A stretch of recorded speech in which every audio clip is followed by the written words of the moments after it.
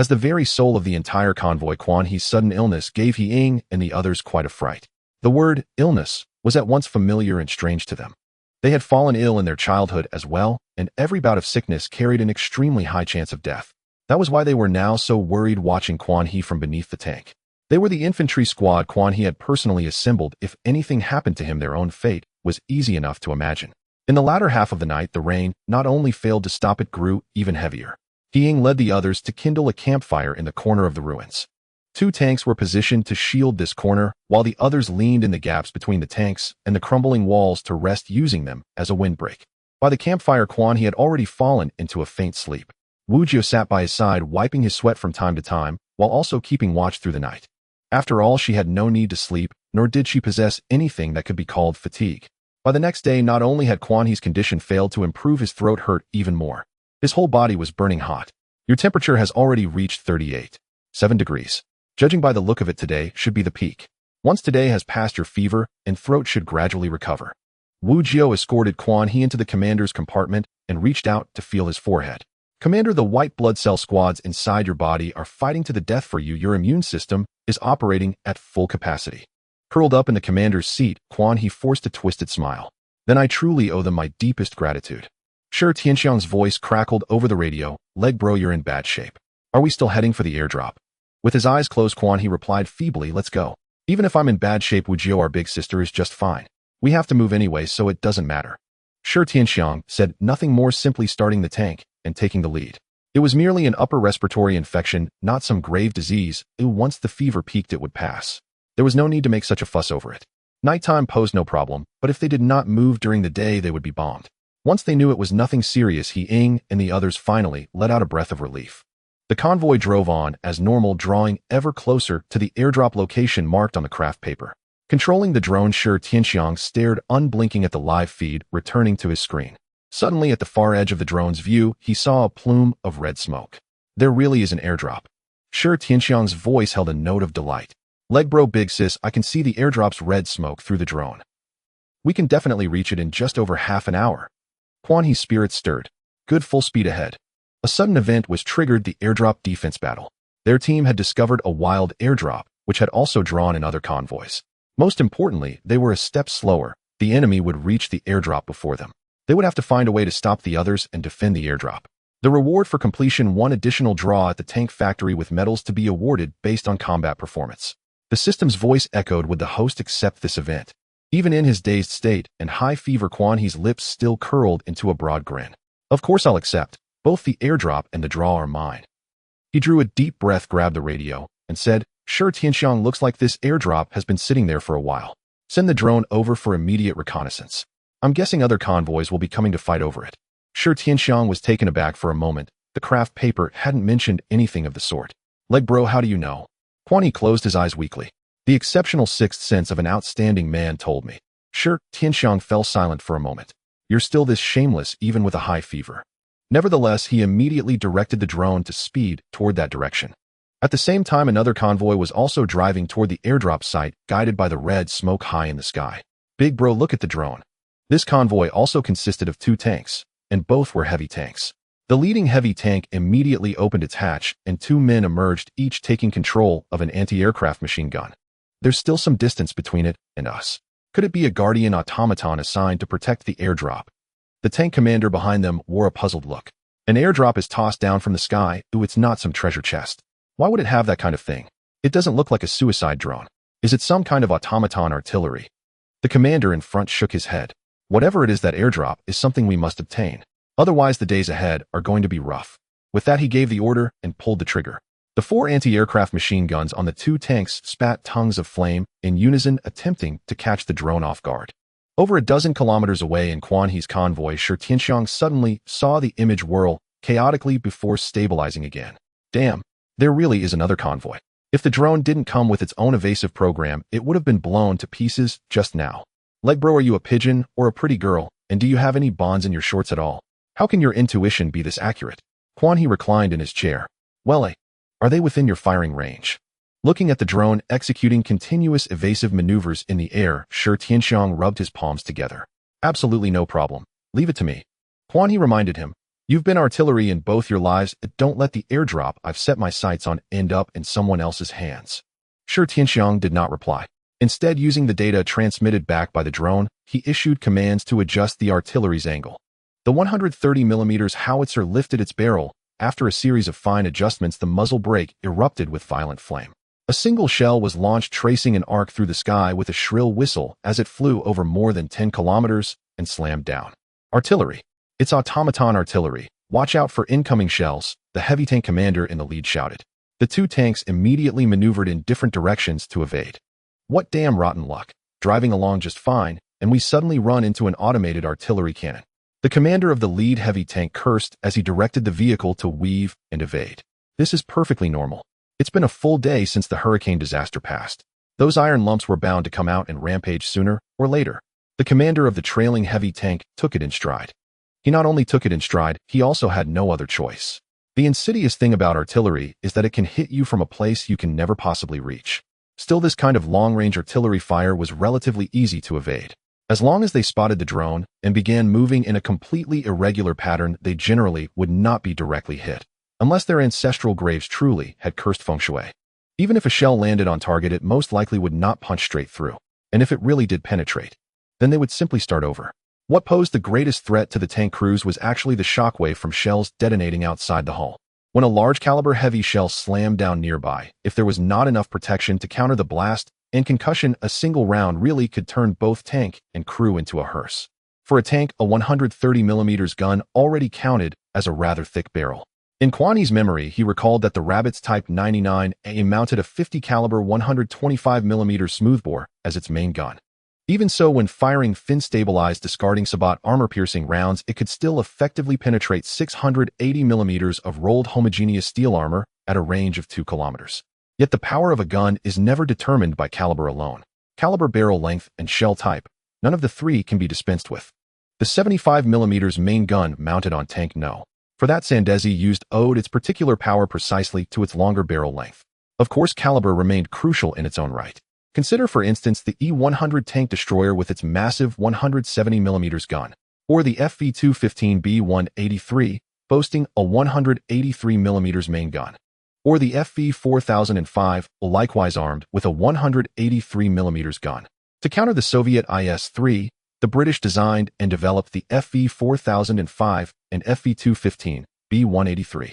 Though both were rendered obsolete by the advent of anti-tank missiles, there was no denying that these two vehicles stood as righteous symbols of the big gun. Sandesi, of course, also fielded outstanding tank destroyers, such as the Jag Tiger, the Jag Panther, the Nodiat-born 100 series tank destroyer, and the mighty Berrien. They were part of Sandesi's so-called Doomsday War Machine project. Yet with the failure of that grinning would-be artist at the helm, the plan came to an end. All of this was enough to prove how effective caliber and barrel length could be when combined. Put bluntly, if you swapped in a battleship's main gun and fired a single round, no tank armor in the world would matter. The two heavy tanks slithered forward like eels, swaying and twisting as they drove, dodging artillery while steadily closing in on the airdrop. Legbro, I'll pin them down here. You hurry up and open that airdrop. Shi Tianxiang's hurried voice crackled through the intercom. In truth, Quan He was already doing exactly that. He had never once stopped moving.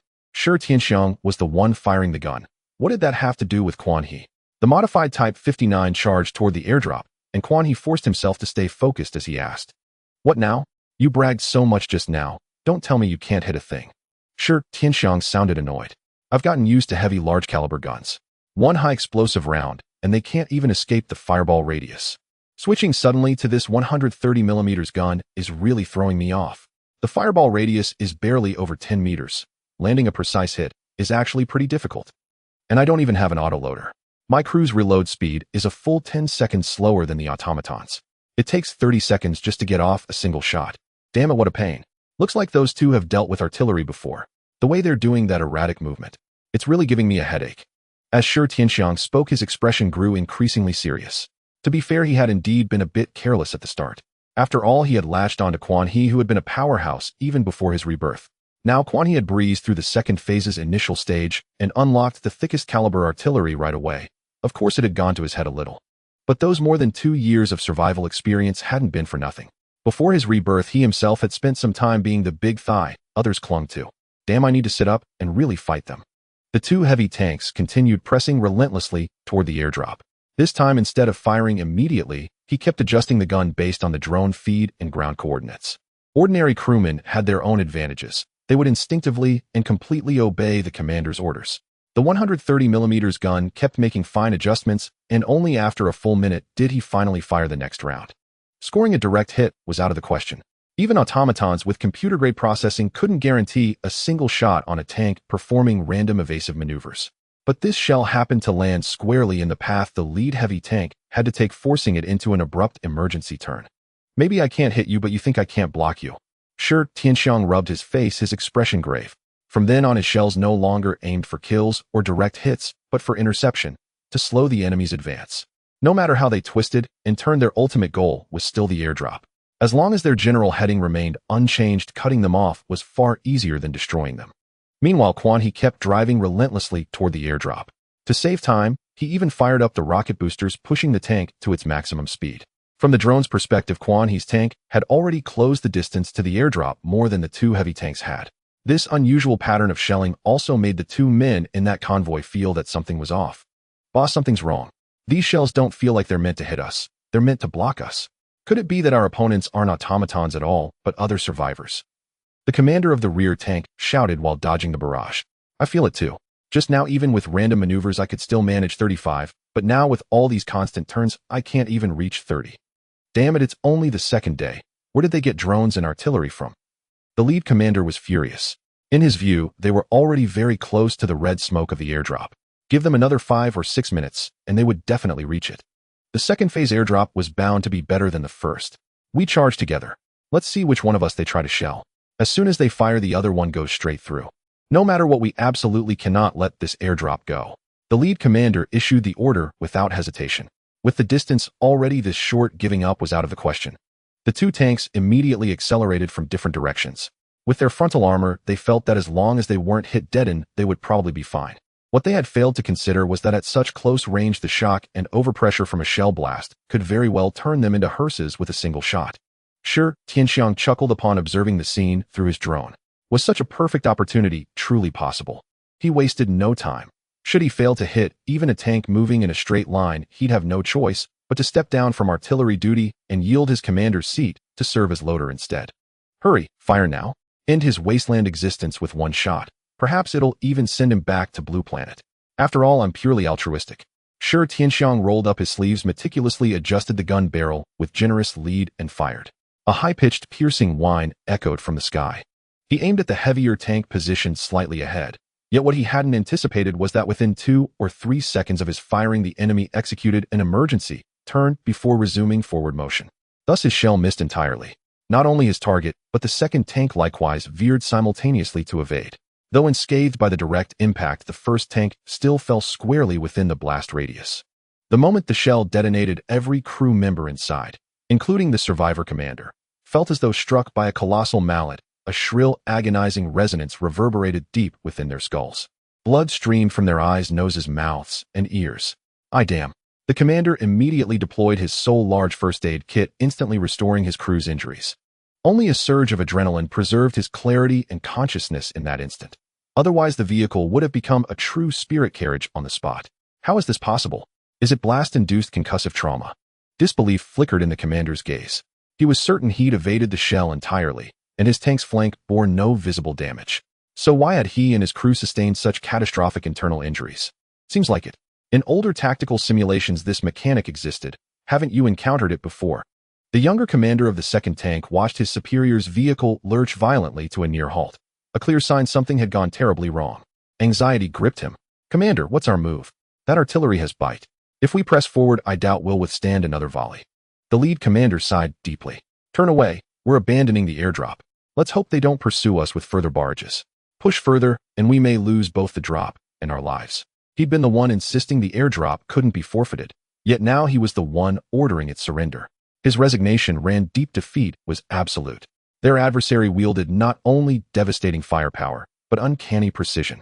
Unfettered by their engagement range, the enemy fired with brazen impunity, while they remained utterly powerless to retaliate. Striving relentlessly is exhausting and perilous. Yet once one learns to relinquish, relief arrives sudden and profound. Both tanks halted, pivoted sharply, and signaled their retreat toward the drone, leaving the airdrop behind. They receded slowly into the distance. Leg brother, those two are fleeing. Shall I engage, or let them go? Shi Tianxiang was taken aback by their swift pragmatism. After all, the airdrop hung tantalizingly close. Surely a desperate gamble might yet yield reversal and retribution. And yet, they simply surrendered it pristine and untouched. Quan He, still dazed, strained to focus on the descending crimson smoke airdrop crate and replied offhandedly. Your call. Our objective is the airdrop, not them. If you can strike and eliminate them, do so. If not, stand down early. They've shown remarkable discretion. Shi Tianxiang pondered briefly and chose not to fire again. As Leg brother had said, securing the airdrop was enough. There was no need to hunt down those two survivors. It held no strategic value. Killing them would yield no tangible gain. Had slaying them conferred decisive advantage or meaningful enhancement, he'd have pursued without hesitation. But the components adorning their two tanks, even their spare parts, were visibly inferior to his own. Without sufficient incentive, he saw no reason to expend the effort. At last, Quan He stood before the airdrop wreathed in crimson smoke. The sole true challenge of this mission lay not in rogue machines or native adversaries, but in speed itself. Had Shi Tianxiang lacked the artillery and drone, they'd have possessed neither means nor capacity to intercept the drop. Fortunately, that contingency never materialized. Airdrop activated. Acquired 2 105mm recoilless rifles. Acquired 2 survival quartets. Acquired 1 heat-resistant outer coating. Acquired 5 high-strength carbon steel armor plates. Acquired 1 blast-dampening inner lining upgrade suite. Acquired 1 Sky-Eye drone swarm. 6 rewards in total, including 2 full sets of the survival quartet, jolted Quan He from his haze into fleeting alertness. Simultaneously, a system notification appeared. Event triggered airdrop defense operation. Mission status completed. Rewards: 1 vehicle factory lottery draw medal, not a single shot fired, cosmetic only. Congratulations, combat resolved without discharging a single round. Proceed with lottery draw. Quan He, too weary for banter, murmured listlessly into his mind, draw it. Just rig the results quietly. System rigging is permissible, but quiet manipulation is categorically impossible. Host, please refrain from defaming the system. Initializing vehicle factory. Lottery draw in progress. Acquired turret composite armor. Turret composite armor. Quality excellent. A next-generation turret armor composed of layered heterogeneous materials leveraging complementary physical properties to degrade armor-piercing penetrators, boosting effective turret protection by 100 mm. Quan He shook his head, took a sip of water to sharpen his focus, and commanded install the wedge-shaped turret and 20mm anti-aircraft cannon, alongside the turret composite armor and Sky-Eye drone swarm. The tank underwent radical modular refit. Its original elongated oval turret was replaced by a modern wedge-shaped variant, raising frontal turret protection to an equivalent of 500 mm. Quan He judged that at this stage no existing ordnance could penetrate his turret frontally. The legacy of the Ironhead Warrior had at last found its heir. The rear-mounted 50mm auxiliary gun was upgraded to a dedicated 20mm anti-aircraft cannon, paired with a dual-barrel 14.5mm heavy machine gun to safeguard the Type 59GS overhead arc. A 1-meter diameter drone swarm pod was mounted atop the engine compartment. Lightweight drones surged skyward, executing breathtaking physics-defying maneuvers. This model surpassed Shi Tianxiang's reconnaissance drone in speed, range, and visual fidelity. Leg brother, what did you pull from the drop? Shi Tianxiang's curious voice crackled over the intercom. Quan He responded with practiced nonchalance. Oh, nothing much. A wedge-shaped turret, a small AA cannon, a recoilless rifle, some composite armor, a drone. The rest is just filler. Even listening to Quan He speak on the radio, Shi Tianxiang knew that his brother Leg had struck it rich again. He felt no envy. He understood a profound truth: if brother Leg is strong, then I am strong. The wedge-shaped turret provided a larger turret space. Moreover, due to its more advanced design and forward position, the angle of elevation was slightly enhanced. Originally, it had only a 5-degree angle of elevation, but now it had reached 7 degrees, barely escaping the realm of mediocrity. Moments later, Shi Tianxiang's Matilda also arrived at the airdrop site, and upon seeing the current 59 upgrade, he couldn't help but marvel. It truly embodies that saying. From afar, the turret is terrifying, but up close, it's just 506 load-bearing wheels. This saying described the Type 59 tank. It earned its nickname due to its numerous modified variants. Do you want the replaced long egg-shaped turret? If you don't mind, just take it away. After gulping down a mouthful of water, Quan He managed to muster a bit of spirit.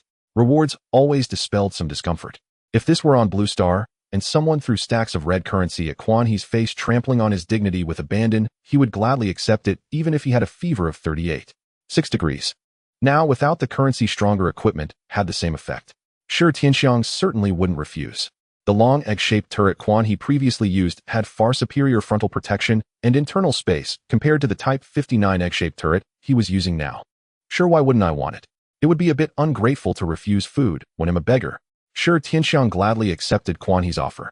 Although he was now pursuing artillery routes, he also had a heart for close combat. A heavy cannon blasting at close range could turn even the most ordinary high-explosive shell into a devastating force. If an armor-piercing round accidentally penetrated the enemy's defenses, he could relish the thrill of a one-shot kill. In the past, when he played what before artillery was nerfed, the T-92 could truly obliterate heavy tanks. If it hit, it would penetrate. Now in this environment, damage had been significantly reduced, relying more on shock effects for assists.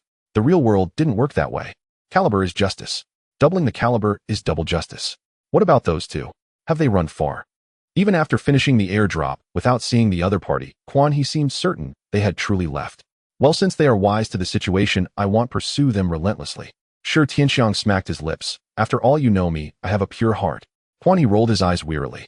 This is truly the most tragic moment for a saintly heart. Where shall we go next?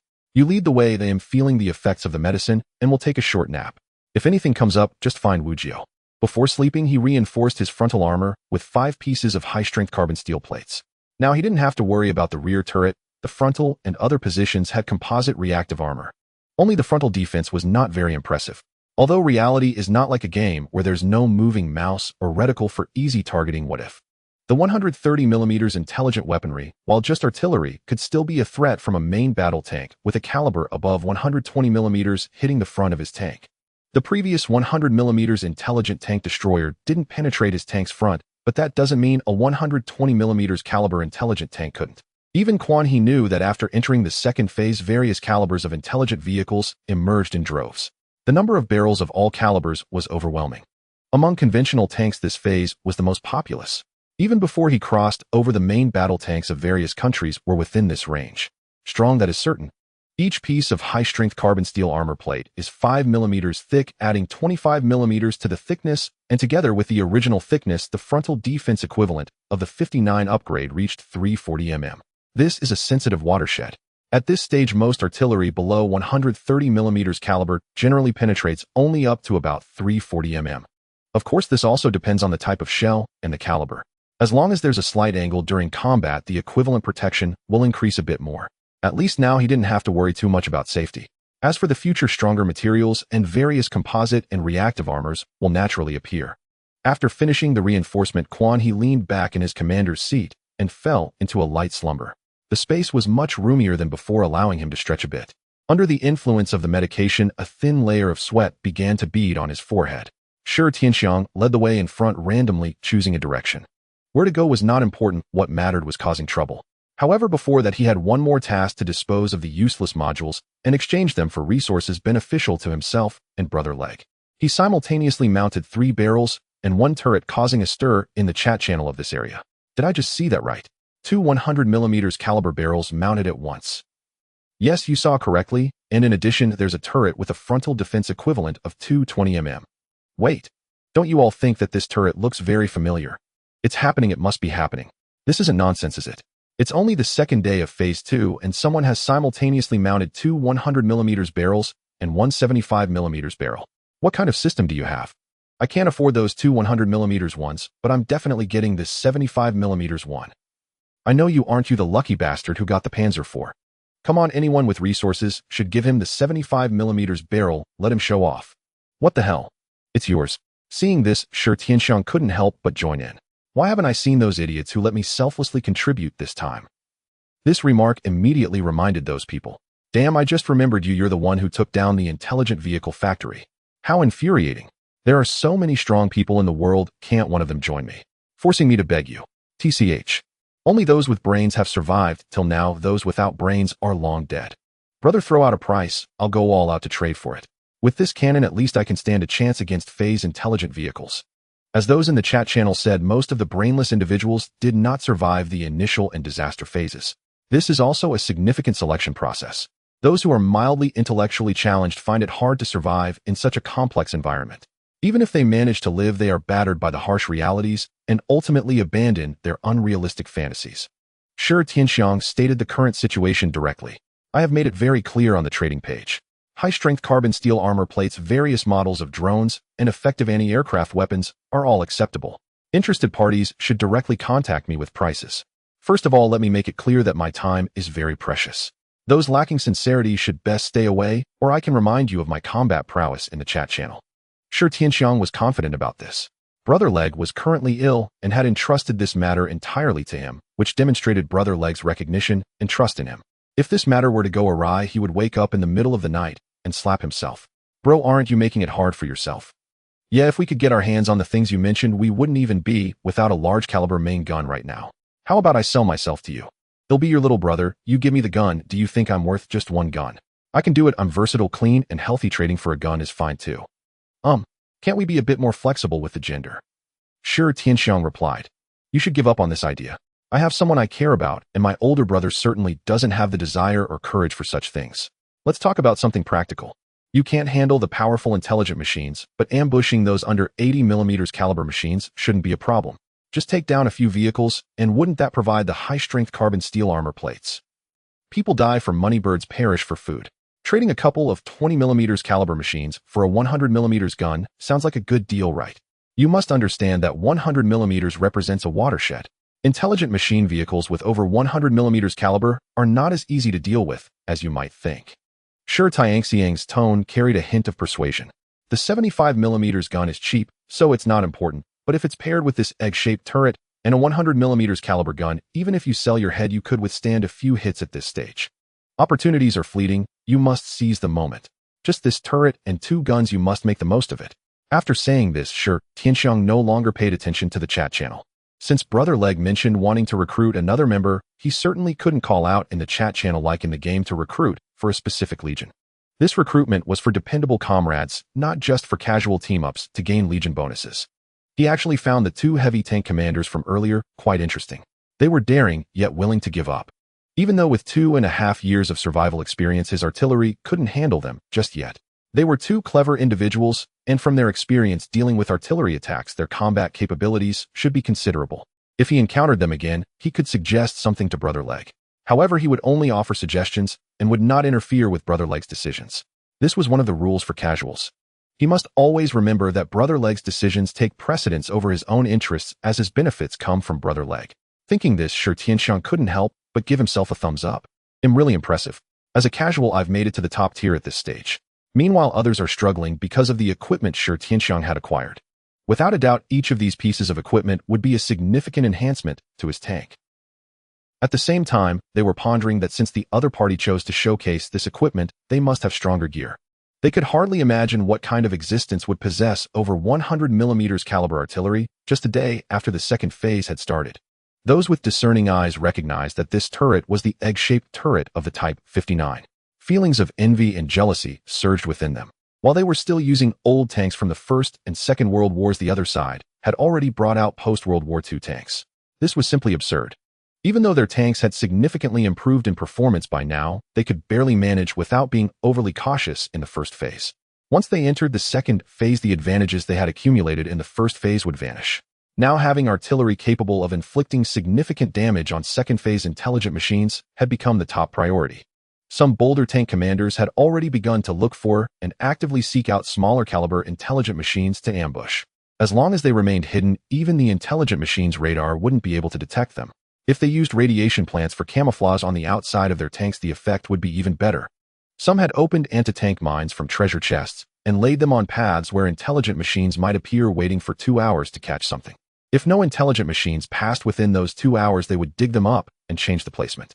The reason humans are humans is that some creative thoughts are beyond the capability of intelligent machine AIs. Sure, Tianxiang didn't care about them, he only cared about results. He had already driven a distance with his convoy. It had been quite peaceful until they encountered a somewhat disheveled convoy. It was a convoy composed of survivors and locals. I can't wait to celebrate for our motherland. Even though 2 days had passed since the hurricane disaster, the wasteland world was rapidly recovering under its powerful self-healing capabilities. Various radiation creatures acted as the custodians of this world, helping restore the order that it once had. Another custodian was the intelligent machines. They not only cleaned up the humans, but also worked to restore their own order. In the regulations of the intelligent machines, they considered themselves the masters of this world, while humans were deemed the culprits and cancers that transformed the world into its current radiation-filled state. In just these 2 days, various factories of the intelligent machines promptly produced cleaning vehicles and related robots, diligently restoring the world ravaged by the hurricane. They viewed themselves as the masters, but the natives disagreed, believing they were the true rulers, and that the intelligent machines were merely treacherous dogs that betrayed their masters. Even at this moment, they found it nearly impossible to stand their ground under the threat of these dogs. As for the survivors, they were a group of individuals who refused to yield to anyone. Both the intelligent machines and the natives were mere NPCs to them. Moreover, they were highly interactive NPCs. Every survivor could find their own way of survival within this chaotic world. Some opened their own harems, indulging whenever they encountered a native of similar stature. The concept of harems did not discriminate between genders. Strictly speaking, it was a privilege of the strong, unrelated to gender. Some attempted to establish their own grand enterprises, gathering native convoys to form an even larger fleet, utilizing their advantages as survivors to continuously enhance their tanks and solidify their dominance within the convoy. Others chose to wander the wasteland as lone wolves, relishing the speed of their tanks and the thrill of reckless battles. They fought when they could win and fled when they could not. Some regarded themselves as saviors, striving to rescue the native humans from peril, overthrowing the rule and cleansing of the intelligent machines. Others teamed up for mutual support, exploring the allure of the wasteland while ensuring their survival. Compared to the current scale of Quan He's convoy, this team could be considered quite large.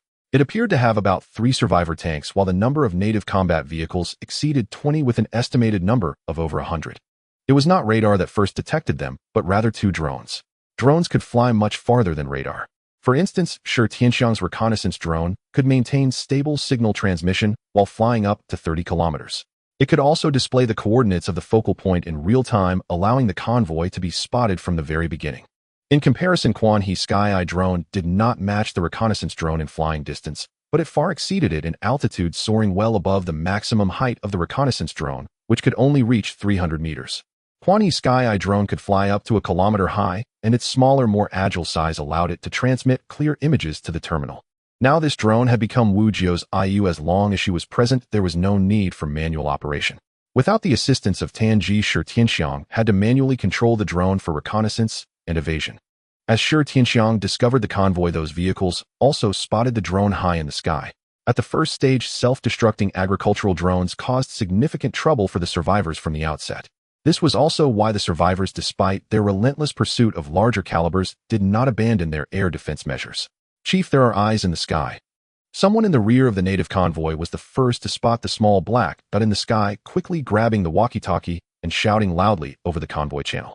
The massive convoy suddenly erupted in panic like startled birds. Damn it, are those intelligent machines again? They came too quickly. The leading tank in front resembled a land-bound vessel measuring 15 meters in length. Aside from the main turret at the front, there were 2 additional small turrets mounted atop its exceedingly long body.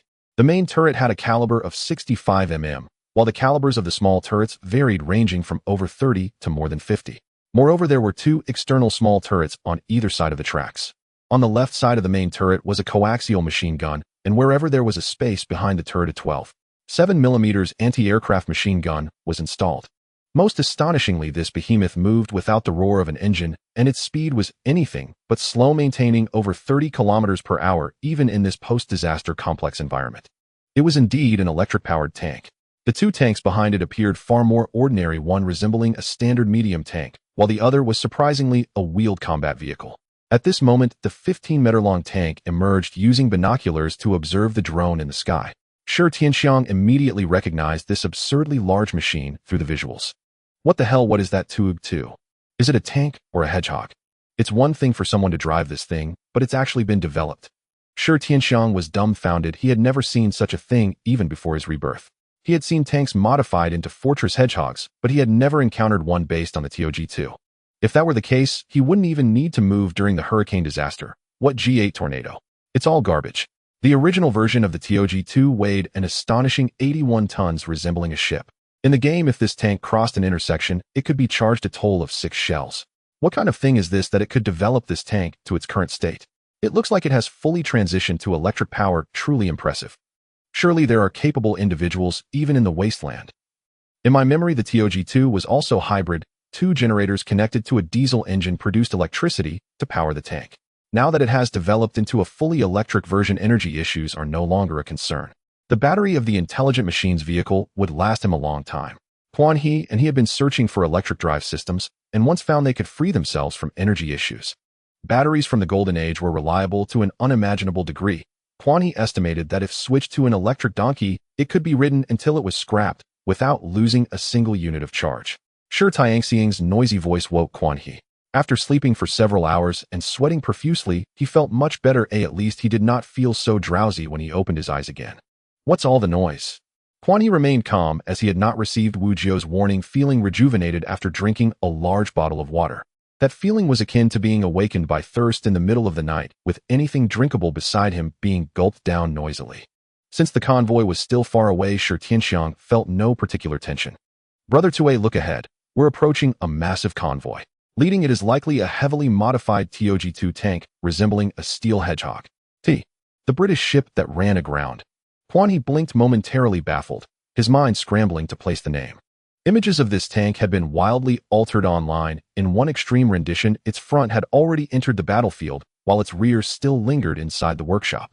Exaggerated, yes, but the depiction captured the tank's absurd, almost mythical length within armored warfare. Wu Jiu, fly over and scout it for me. Now feeling more himself, Quan He grew genuinely curious. He wanted to see which bold survivor had managed to thrive using that vehicle. Commander, our drone's maximum operational range is only 15 kilometers. Wu Jiu's reply left Quan He speechless. No wonder she hadn't warned him earlier, as she simply hadn't detected them. Brother Tue, aside from that steel hedgehog, there are 2 survivor-class tanks and over 20 locally assembled combat vehicles heading straight for our position. What do we do? Shi Tianxiang summarized the situation in 3 crisp sentences. With Brother Tue now awake, it was time once again to rigorously uphold the principle of strategic ambiguity. So long as Brother Tue was present, no initiative would be taken, no decisions made, no actions launched, no risks assumed. Quan He popped open the hatch and climbed out, eager for a breath of fresh air. Let's change course. We've no reason to converge with those survivors. Frankly, they're penniless. Defeating them wouldn't yield enough loot to justify the effort. Better to crack open a supply chest instead. Quan He stretched his limbs and exhaled 2 deep, forceful breaths. After profuse sweating, he felt himself returning. His head cleared, his back eased, and confidence surged anew. Shi Tianxiang, who'd already primed his guns for action, instantly reined in his aggression. Roger that. The 2 tanks veered diagonally forward. Their deviation was subtle, calculated precisely so they'd skim past the opposing convoy at exactly 5 kilometers, just beyond the edge of radar detection. To avoid unnecessary conflict, he redirected the drone once he confirmed the enemy showed no intent to engage it. The steel hedgehog's commander exhaled in quiet relief. They're almost certainly not synth mechs. If they were, they'd never have let our column pass unchallenged. He offered this assessment calmly. The medium tank commander radioed, yet undeniable fact remains. We were spotted first. Should we adjust our route while their drone's attention is elsewhere? The steel hedgehog's commander paused, thoughtful. You're right. If they're survivors deploying reconnaissance drones, this early signals exceptional capability, not mere amateurs. Though they've shown no hostile intent, caution remains imperative. Our true enemies are the synth mechs and marauders. Survivors should be avoided unless forced into confrontation. He issued immediate orders across the convoy channel: adjust course, evade contact. Having studied the drone's flight path, he deduced the enemy's probable trajectory. Thus, he opted for a slight but deliberate course correction. Forward momentum remained paramount, given their desperate flight from pursuing synth mechs. The sprawling convoy pressed onward at top speed behind the steel hedgehog. Neither side wished for conflict. Or rather, among survivors, battle rarely erupted without compelling incentive. Those who fought blindly on sight either perished utterly or rose to dominance. 10 minutes later, a dense cluster of blips bloomed across Quan He's radar. Quan He, Shi Tianxiang, what's wrong with your drone? Is the camera malfunctioning? Shi Tianxiang looked equally bewildered. No, we did change direction. I sent the drone farther along that new vector. Yet somehow they changed course too. Quan He, Wu Jiu, I encountered a synth mech drone midair. I lured it away. Quan He clapped slowly. Brilliant. Where there's a sleeping dragon, surely a phoenix chick must follow. Shi Tianxiang hastily recalled the drone. What now? They're closing in, under 5 kilometers.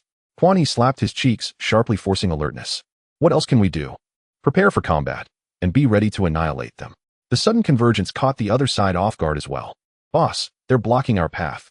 The medium tank commander squinted at the sudden bloom of blips on his radar. The Steel Hedgehog's commander's expression hardened.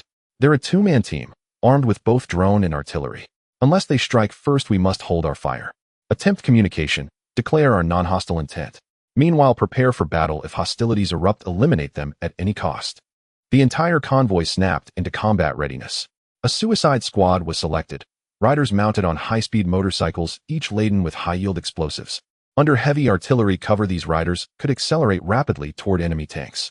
Once beneath the tank's hull, detonation would shatter even the most heavily armored chassis. The tactic proved devastating. Many tenacious synth-mech vehicles had fallen to it. Its sole drawback: it consumed lives. Clearly, their survival to this point reflected formidable skill and ingenuity. Commander, we've received a comms request. Wu Jiu recalled her drone coordinating with Shi Tianxiang's reconnaissance unit to jointly approach the enemy convoy's airspace. Shi Tianxiang halted his tank and adjusted his gun elevation, preparing for high-arcing mortar-style fire to shorten effective engagement range, ensuring near-vertical impact. Quan He signaled He Ying and the others to dismount and seek cover, then accepted the incoming transmission. This is the Dawn's first light convoy. Fellow travelers ahead, we mean no harm. We're merely passing through. This encounter is pure coincidence. Our convoy consists solely of struggling locals, of no value whatsoever to a well-equipped team like yours, especially one operating drones.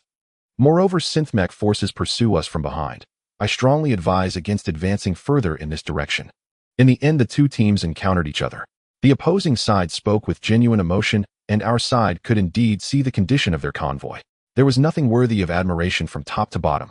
If there was any gain to be sought, it would be to find two vehicles for their radiated mobilizers, saving them from spending all day perched atop the engines of two tanks. However, after so many days of making do, Quan He found this arrangement quite convenient.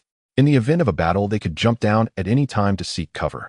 If the intelligent machines were to attack them, having or not having vehicles would be of little significance.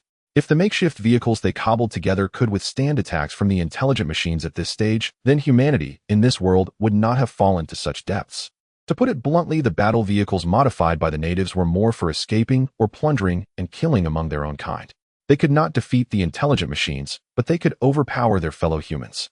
This may also be one of the reasons the intelligent machines sought to eliminate humanity. At the very least, the intelligent machines would not wage war among themselves. It was only after the encounter that Quan He truly laid eyes upon that steel hedgehog. The 15-meter-long body of the vehicle was indeed visually stunning. Perhaps this tank was severely lacking in firepower, its caliber insufficient. The thickest weapon was merely a 65mm anti-tank gun. However, in terms of protection, the tank's frontal armor was impressively heavy, even felt by Quan He. With sufficient power, the thicker the frontal armor, the better. This was a true behemoth. Both advanced and outdated features were collectively present in this tank. The overthresholder tracks were wide, thick, and high. A person standing next to this tank could not even reach the upper track with their head. To prevent track breaks, this steel hedgehog was also equipped with protective grills. At a glance, it was indeed impressive, but upon closer inspection, one felt that this tank was both stylish and rustic. The opposing side was equally shocked by the 59 modification. The 122mm gun barrel and the modern wedge-shaped turret made them swallow hard. The composite reactive armor covering the tank made them think they were looking at a rabbit tank from after the year 2010, especially with a 105mm coaxial recoilless gun mounted on either side of the wedge turret.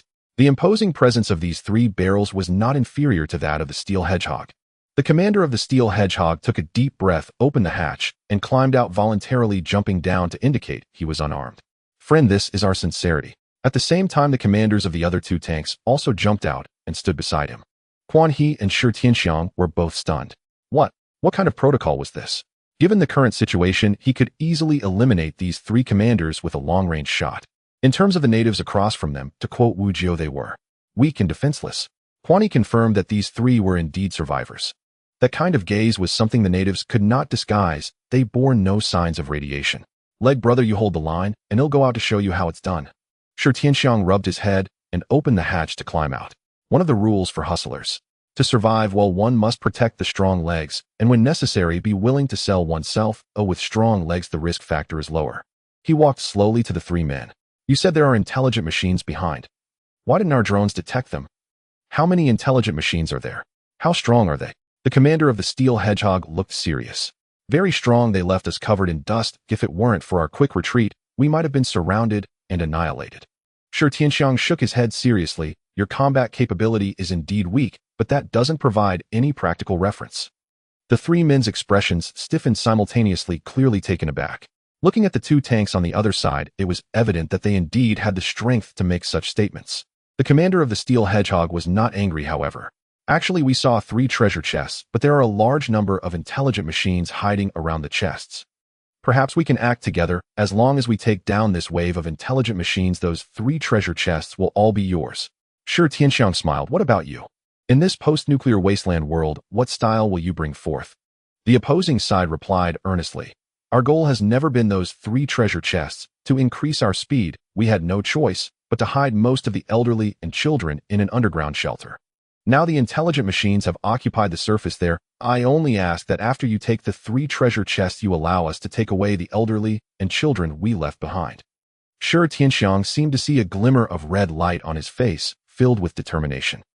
We are all compatriots coming from the same country and receiving the same cultural education. I believe you can understand me. At this moment, Quan He sitting inside the tank suddenly received a system prompt.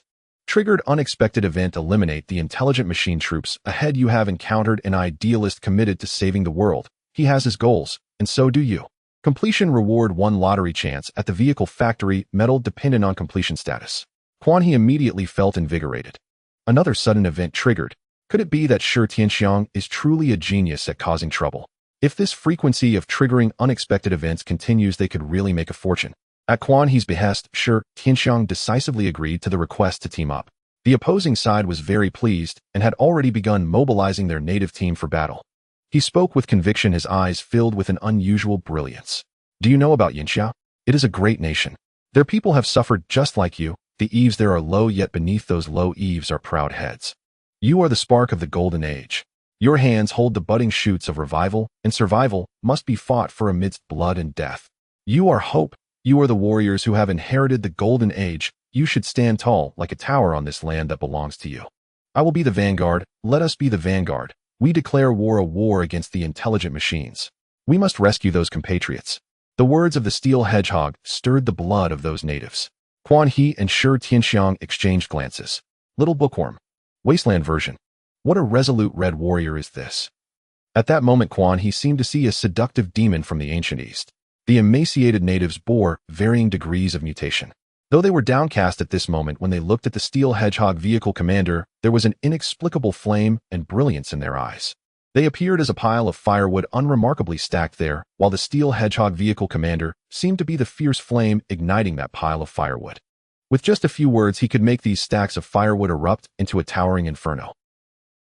After completing the pre-battle mobilization, everyone from the dawn of breaking meticulously checked their weapons, remaining silent, their eyes filled with determination. The Steel Hedgehog vehicle commander suddenly spotted a somewhat listless young man atop the terrifying heavy tank turret. Standing behind him was a woman in a Zhongshan suit. The most unscientific aspect was that behind the woman there was a set of machinery, as if a small tank had been disassembled. The woman did not appear fragile. She looked more like a valiant warrior standing tall, with a familiar glint in her eyes, the gaze of a battle-hardened veteran. The person who had spoken to him earlier pointed at the young man and introduced him. This is the head of our team, whom I usually refer to as Leg Brother. After deeply observing the woman, the Steel Hedgehog vehicle commander slightly nodded at Quan He. I previously had a shallow understanding of the term young and promising, but now I find no term more fitting for you. Quan He chuckled. The person had lowered their stance voluntarily, and if he took it as flattery, he would be a fool. What shall I call you? The Steel Hedgehog vehicle commander naturally would not reveal his real name. It's just a code name. Call me Old Ma. Quan He jumped down from the tank with Wu Jiao following behind him. Without Wu Jiao, he wouldn't dare to step out alone, even if it was Old Ma. He waved to the nearby He Ying, and she brought 8 radiation mobilization soldiers who immediately emerged from their respective cover to stand behind him. He approached Old Ma, extending his right hand to shake with him. May I ask, was your goal always those native survivors? Old Ma nodded heavily, affirming, yes, I brought them out, and now it's necessary to save them again. If my strength is sufficient, I wish to save more people. Curious, Quan He asked, what do you gain from this? I can understand if they are young and strong, as they are qualified warriors, but what use are the elderly, women, and children to you? Old Ma remained silent, instead reaching into his inner pocket. He Ying and the others immediately raised their machine guns, aiming at him. Quan He waved slightly, and only then did He Ying and the others lower their weapons, still maintaining a vigilant watch on Old Ma. Old Ma praised, these are true warriors, highly vigilant, excellent. If everyone in the wasteland possessed such quality, it would be great. He then opened his hand, revealing a small badge of gold and red lying quietly in his palm. It depicted a fluttering red flag with a golden sickle and hammer crossed in the upper left corner, and below it a golden semicircle engraved with 5 robust characters. Serve the people. In that moment, Quan He fell silent, and a glimmer of reminiscence flickered in Wu Jio's eyes. Quan He had considered all of the other reasons, but he never expected the person would pull out a small badge. Without saying anything, he expressed everything clearly. He felt a sincere shock within. In this post-nuclear war wasteland where survivors, including himself, had surrendered to despair, he unexpectedly witnessed a truly brilliant red. After a moment of silence, Quan He looked at Old Ma. So what do you intend to do? Lead the native survivors to overthrow the machines. While I admire you, I must tell you that is impossible. The will that placed us here will not allow you such an opportunity, and your current strength could be easily wiped out by just 2 machine self-propelled artillery. His words attracted the natives from the opposing team, and everyone quietly watched this side. Old Ma smiled, his broad face radiating a clean smile. Do you remember which year our first atomic bomb was successfully developed and exploded? Quan He replied, without hesitation, 1964. Old Ma's smile grew more radiant. Do you know? 52 years before our first atomic bomb explosion, it was still a feudal empire where people knelt in worship with whips. 52 years later, the atomic bomb, which symbolizes peace, exploded. If you think about it, is this possible? The 1993 Galaxy incident, the 1999 U.S. Embassy incident in the Yugoslav War, and the 2016 Southern Xinjiang arbitration incident. By 2021, the young diplomat could stand tall and tell the American high-ups, you have no right to speak to us from the perspective of strength. In 2023, we mediated between the 2 camels, ending their 7-year hostility and decades of political confrontation, signing the BJ Agreement. In 2024, we gathered 14 factions to sign the BJ Declaration. It took just over 20 years from then to now. Do you think this was possible in the past? We have stood strong in the center of the world from a shattered homeland, making the nearby small monsters reluctantly enter the cold weapon era. What supports this? It is our unbending knees and straight backs. We can, and so can they. I am willing to lead them down this thorny path, even if it means we end up bloodied.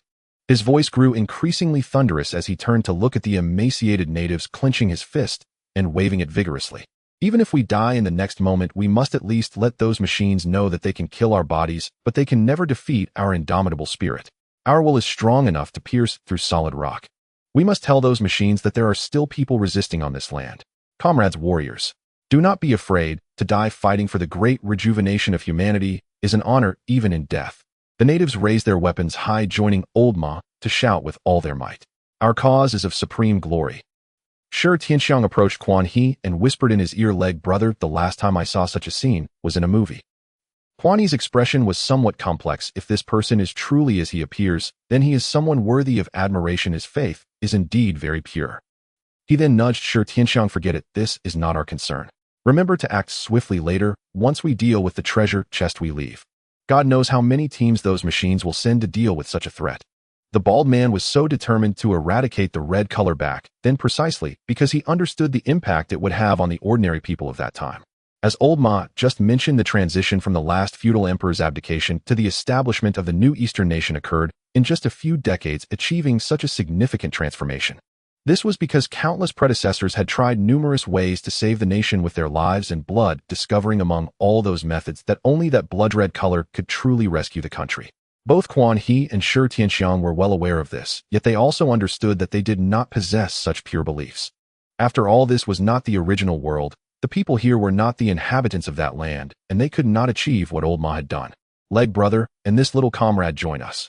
We come from the same world, share a common faith, and have received the same education. We will lead these people who have suffered greatly to survive and strive for a world of great unity. Old Ma looked at Quan He and Shi Tianxiang, sincerely stating earnestly, "I am getting old. Although my body has regained vitality, my mind sometimes struggles to keep up. Ultimately, it will still rely on you young people. I know my strength is limited and this matter is beyond my capability, but what we desire, even if it's just to protect a small group of citizens, is sufficient. We have once been drenched in rain, and did we not hope that others could hold up an umbrella for us back then?" Quan He and Shi Tianxiang exchanged silent glances. Wu Jio suddenly said, "Wait until you deal with those intelligent mechanical pursuers before discussing your ideals." With Wu Jio's interruption, Quan He also realized the situation. Yes, your goal is the survivors in the air raid shelter occupied by the intelligent machines, while our target is those 3 treasure chests. To achieve our mutual objectives, we must first defeat these intelligent machines. However, let's agree in advance that our two teams will cooperate, but we will not take the lead. Old Moss' expression showed slight disappointment, but it quickly vanished. He nodded without hesitation. As long as you can provide fire support and artillery assistance, your tanks are much stronger than ours. After a brief discussion of the combat plan, Quan He and Old Ma decided to hide first and ambush the intelligent machines, after which Quan He and Old Ma's Iron Hedgehog would lead the counterattack. Shi Tianxiang would stay here to provide artillery support. He Ying's infantry squad would remain here to protect Shi Tianxiang. Now an infantry squad equipped with an RPG and a grenade launcher faced the intelligent machine war vehicles, not completely powerless to resist. Ultimately, Quan He did not provide full support, not because he was truly enchanted by this eastern succubus, but because those 3 treasure chests deeply attracted him. He genuinely could not sympathize with these natives. It was already quite good that he could ensure he didn't completely unleash the evil within him in this world. The main issue was that this Old Ma was trying to recruit them, which he could not tolerate. If it were that man, Quan He would have acted without hesitation, even with the system. Or rather, forget it. To the natives, he might possess a terrifying charisma, but to Quan He and Shi Tianxiang, who were born under the red flag and grew up in the spring breeze, it felt quite lacking. Although Quan He had no aspirations of kings and princes, he would not submit to anyone. He respected his faith, but nothing more. Any action threatening Quan He would be met with no hesitation on his part. He had never lifted the alert order of Wu Jiao and the crew members regarding the Dawn of Day team. They were always on the edge of action. After a brief adjustment, the two teams prepared to hide. The exterior of the armored vehicles and tanks was covered with a large amount of plants and vines, making them less noticeable in this chaotic post-disaster environment. Some of Old Ma's team's vehicles carried weapons while others were purely for transport, and at this moment they all found a corner to hide. Positions with vehicle-mounted weapons would be placed forward to ensure maximum firepower could be unleashed at the earliest opportunity. The greatest chance for these natives to inflict damage on the intelligent machines was through such sudden attacks after hiding. Radiation also has benefits for plants, as it can help avoid detection by the intelligent machine's instruments to some extent. Leg brother, the drones have spotted the intelligent machine convoy. No intelligent drones have been found yet, and they are approaching here. Since a joint operation was to take place, a temporary communication channel was established between the two teams. Shi Tianxiang's voice echoed within. Damn it, my drone has been discovered, and those dogs are shooting at the sky. They'll have the drone retreat first. Based on the current speed of the enemy, they should enter the ambush range in about 20 minutes. Wu Jiao, the flying eye, has a high flight distance. Once the enemy enters the ambush range, you can inform Shi Tianxiang for artillery strikes.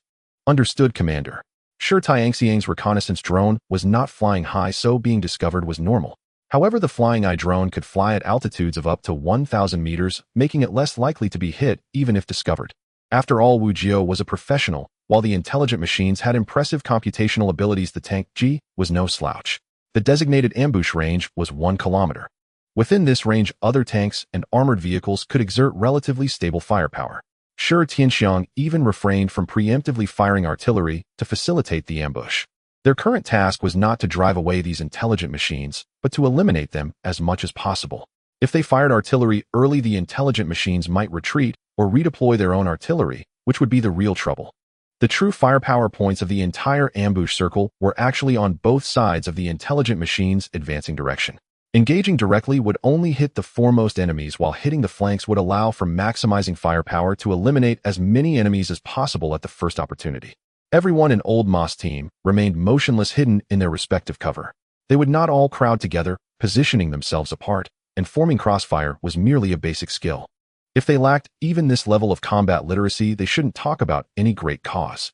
In the face of modern weaponry, a human wave tactic serves no purpose other than to send people to their deaths.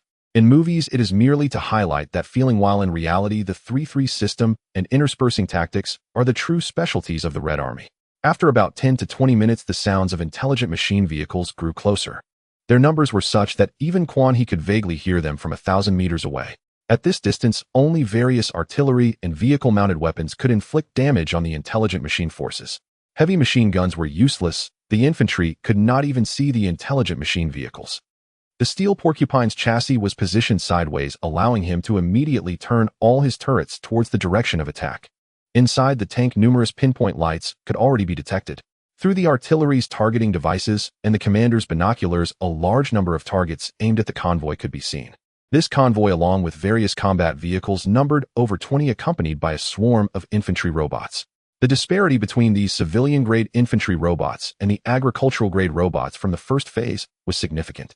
The agricultural-grade infantry robots were only equipped with a 12.7mm heavy machine gun and throwable explosives. In contrast, the civilian-grade infantry robots exhibited considerable changes in size according to their models. In addition to the 12.7mm heavy machine guns, some were equipped with grenade launchers, others with RPGs, and there were even some wielding handheld 20mm anti-tank guns. This was the first time Quan He had seen such a variety of infantry robots. Similarly, the diversity among the combat vehicles was impressive, with various calibers and designs that expanded Quan He's horizons. Observing such a diverse array of robots at such close range, the most apparent differences, besides firepower, were in their armor. If the combat vehicles from the first phase resembled modified agricultural machinery, the current ones appeared to possess a touch of science fiction. The body structure of the infantry robots was evidently more robust and compact. Simply put, they looked more muscular. This was precisely why they could wield larger and more powerful weapons. The power of a weapon is directly proportional to its recoil. At such close range, speaking over the radio before launching an attack was not advisable. Silence was not just about physical stillness. The radio had to be turned off as well, for the robots would not overlook such obvious radio signals. With the sound of Quan He's main cannon firing, the ambush against the robotic forces officially began. In that instant, the 122mm main cannon, two 105mm recoilless rifles, and the 107mm rockets were fired simultaneously. This was why Quan He had decided to set the ambush range within 1 km. Within this range, the tank's artillery could achieve direct fire aiming, and it was also the effective attack range for the 105mm recoilless rifles. In this range, Quan He's Type 59 modification could unleash its maximum firepower. Additionally, this consideration was also to accommodate the steel porcupine. Its largest cannon was merely 65 mm, and at longer distances, not to mention the issue of hitting the target, the penetration decay would be sufficiently lethal. Using the first phase's artillery against the second phase's combat vehicles was not an easy task. Although there was danger at closer distances, it at least allowed for the possibility of dealing damage. The steel porcupine did not disappoint Quan He. At that moment, it resembled a small cruiser, with several guns firing simultaneously from its flank, creating a truly stunning sight. Although the multi-turret design had been phased out on Blue Star, this was because the role of small-caliber multi-turret guns was to counter infantry and strike soft-armored targets. In the later stages on Blue Star, the focus for tanks shifted to breaching and anti-armor, making the large-caliber single turret the mainstream choice. In simple terms, it was about facing different enemies. Old Moss tank perfectly addressed the issue of insufficient internal space. Even with several small turrets added, it did not hinder the installation of a powerful main gun on the main turret. Now, with a chassis length exceeding 15 m, while it maintained sufficiently powerful firepower, it also increased its chances of being targeted. Gains and losses must be weighed. Sure Tianxiang's cannon fired straight ahead. A high-explosive shell landed instantly, clearing a swath of infantry robots. Quan He was responsible for pinpoint kills, while Sure Tianxiang handled the area clearance with his large-caliber, high-explosive rounds. He dared not underestimate those seemingly unimpressive infantry robots. The two tanks from Old Moss convoy operated similarly, following the pre-battle plan to prioritize targets that were easier to hit after Quan He initiated the attack. The infantry robots were naturally dealt with by Sure Tianxiang's artillery and Old Moss indigenous vehicles. Their onboard weapons might not be large caliber, but they were sufficient to handle the infantry robots. Conversely, the infantry robots had little trouble hitting them. In just a few seconds, various caliber weapons rained down on the robotic forces, with fire explosions and splattered soil and plant debris everywhere. The robotic forces responded swiftly, collectively shifting to retaliate the moment they were struck. Their greatest advantage lay in a computational ability that normal humans could scarcely comprehend. There was no need to describe their coordination. The entire unit operated like a precise machine, with the infantry robots and combat vehicles acting as the larger and smaller gears within it. It appeared that one robotic combat vehicle was firing at another, but in reality, in the 1 or 2 seconds before firing, the attacking vehicle had already performed other maneuvers, ensuring its shell would graze the armor of the other vehicle to strike at the ambush direction. Moreover, another advantage of the robotic vehicles was their extremely high accuracy. Under the operation of this computational system, at the moment of the enemy's counterattack, 3 indigenous vehicles were obliterated. After firing the first round, Old Ma immediately adjusted his vehicle positioning, his carefully crafted frontal armor, towards the robots. He aimed his side to maximize his firepower rather than to brace for incoming attacks. Even so, he was well taken care of by the robots. Had he not been prepared, this round could have penetrated his excessively long chassis. The robots had a clear target to take down Old Ma. It seemed they were capable of analyzing what someone like Old Ma represented for the indigenous people of this world. Even the most powerful Quan He did not come under immediate attack. This was the first time he had encountered such a large-scale robotic force since he had attacked the robotic vehicle factory. In a sense, this was also the robot's acknowledgement of Old Ma. The ambush was certainly effective, and its results were significant. The uniquely designed infantry robots suffered heavy losses. Over 3 robotic vehicles were directly destroyed in the first wave of the ambush, with more than 5 losing combat capability. This was despite having the advantage of ambushing from the side. Quan He felt a bit regretful as he alone had destroyed 2 robotic vehicles, rendering them combat ineffective. The enemy's main force lost a total of 8, and he alone contributed 4 to that total. This was unavoidable. The other tanks had too small a caliber and found it challenging to directly hit and destroy. Since the battle had already begun, there was no need to maintain radio silence. Urgent voices filled the channel. The old horse receiving special care has successfully straightened the vehicle. Its front can be said to be the strongest defensive position, which he deliberately arranged. According to his words, only by taking the lead himself can he inspire these indomitable natives. For instance, he is now ready with his death squad. Those self-destructive motorcyclists are all warriors who willingly sacrifice their lives for the great cause. They are strapped with bombs ready to charge and replace the enemy's vehicle. Among them is even a youthful boy. Once the self-destructive motorcycle starts, everyone will unleash their strongest firepower to provide cover. In fact, to some extent, these self-destructive motorcycles are the most lethal weapon the old horse's convoy can wield against the mechanized forces. At this moment, these young men and their self-destructive motorcycles are hiding in the center of the battlefield, lying flat with their motorcycles covered by vines and weeds to conceal their bodies. As long as they hide well enough and are surrounded by some radioactive plants, it will be difficult for the mechanized forces to detect them. Various attacks are striking the mechanized troops from all directions, and the sounds emitted by the diverse weapons are distinct, with the loudest undoubtedly being the direct-fire howitzer of Shirtianxiang. The old horse's iron hedgehog has now abandoned the side turret's attack, realizing that the mechanized forces are focusing their fire on him. At this moment, sparks are flying all over the front of the iron hedgehog, with numerous shells being deflected or detonated. The mechanized infantry can shoot with a mere pull of the trigger. Once they lock onto a target, they will continue firing until either the target is eliminated or they themselves are. Their weight and steel structure greatly mitigate the recoil from heavy machine guns, and various components transfer the recoil into the ground, while smoke and flames can be seen spewing from their gun muzzles. Since they are computer-locked, there is no need to add tracer rounds to correct the trajectory. At this moment, flames can be seen everywhere on the battlefield. Some are the destroyed mechanized vehicles, while others are the exploded native vehicles. Within just a few minutes of combat, 2 native vehicles have turned into fiery coffins, with all members dead without exception. Even though Quan He's modified 59 main gun can achieve continuous hits, and even though Shirtianxiang shells have a wide explosion radius, they still cannot change the fact that these natives cannot withstand the mechanized counterattacks. Their vehicles and equipment are actually quite decent among the native convoys that Quan He encounters. If the enemy were the first stage of mechanized forces, then exchanging blows might still be possible, and they could even manage to gain the upper hand. From this, it can be seen that the old horse has managed this convoy quite well. His cause can be considered to be thriving. He has even developed 2 like-minded survivors. To make the survivors take such great risks, he indeed possesses some skills. At least Quan He feels he does not have that capability. Shirtianxiang's team made it very clear. It was all about hugging the big leg, even willing to give up most of the benefits. Therefore, while guaranteeing his own interests, Quan He would also allow Shirtianxiang to receive a share of the benefits. The relationship and bond between the two of them are more about interests. Looking at the exploded native vehicles, the other natives show no signs of fear, but instead fight even more fiercely. This puzzles Quan He. Even if he is a red succubus, in the past the Eastern Kingdom fought for the sake of defending their homes. But what about these natives? Their nation and civilization have long become fractured. What do they have to do with the so-called Golden Age? For hundreds of years, they have been struggling to survive. Forget about nations, they can't even muster a large force crawling in the dark corners of the wasteland. What is the significance of fighting so fiercely now? Is it truly for the revival of the so-called Golden Age? Quan He can't figure it out, but it doesn't stop his crew members from taking down one native after another.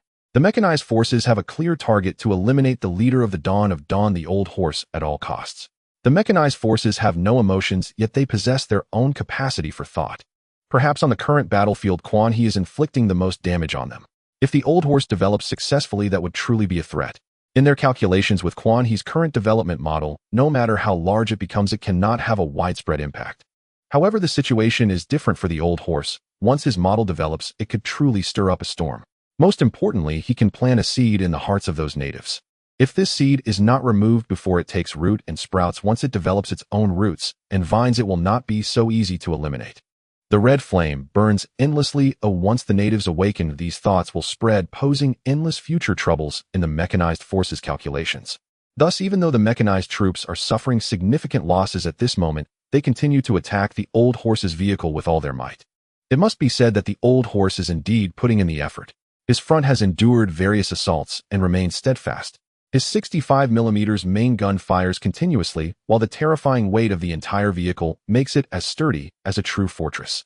As for the relatively weak hull, if a commander cannot even manage the basic concealment, then there is no point in discussing any grand cause. It would be better to disband early. Despite the efforts of the Dawn of Dawn convoy, they still fail to inflict as much damage as Quan He and Shi Tianxiang.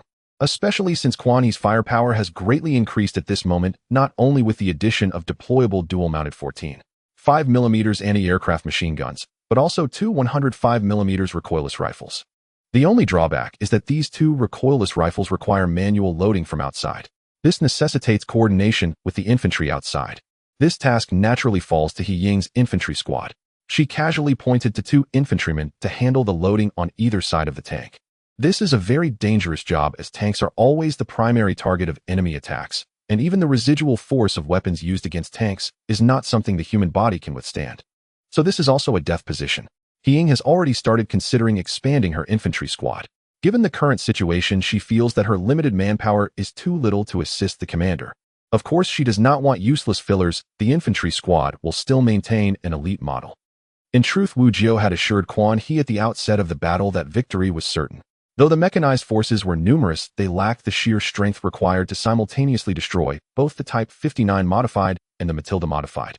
Had their numbers doubled, and had they maneuvered behind the Type 59 modified to launch a flanking assault, they might well have succeeded in eliminating both vehicles. As it turned out, Wu Jiao, veteran though she was, proved remarkably astute. Within 10 minutes of combat's commencement, both convoys had already annihilated the vast majority of the mechanized host. The remaining mechanized infantry and armored vehicles, recognizing victory as utterly beyond reach, launched a final desperate charge against Lao Ma's steel hedgehog. Yet the overwhelming density of fire from the two convoys rendered this last assault futile. With the final mechanized tank and soldier obliterated, the battle concluded decisively in favor of the two convoys. 20 minutes elapsed from first shot to final silence. Mechanized tanks destroyed 23. Mechanized infantry eliminated over 100. The Dawn of Dawn convoy suffered losses exceeding one-third of its strength. 5 modified armored vehicles destroyed, personnel casualties surpassing 30. At the moment the battle ended, an eerie stillness descended upon the battlefield. A silence so profound it startled Quan He himself, who had never before witnessed combat on such a scale. Even his earlier raid on the mechanized factory paled in magnitude compared to this clash. Yet even he found himself thinking almost dismissively that it was not so formidable after all. As for Shi Tianxiang, there was no need to speak of him. Before his rebirth, he had beheld scenes far more staggering. Moments later, Lao Ma threw open the commander's hatch of his vehicle and climbed out, gazing upon his surviving warriors, who in turn raised their fists high in exultant salute. "Comrades, soldiers, we have won." Surviving natives spilled from their vehicles, brandishing an eclectic array of weapons and roaring in fervent, ecstatic unison with their leader.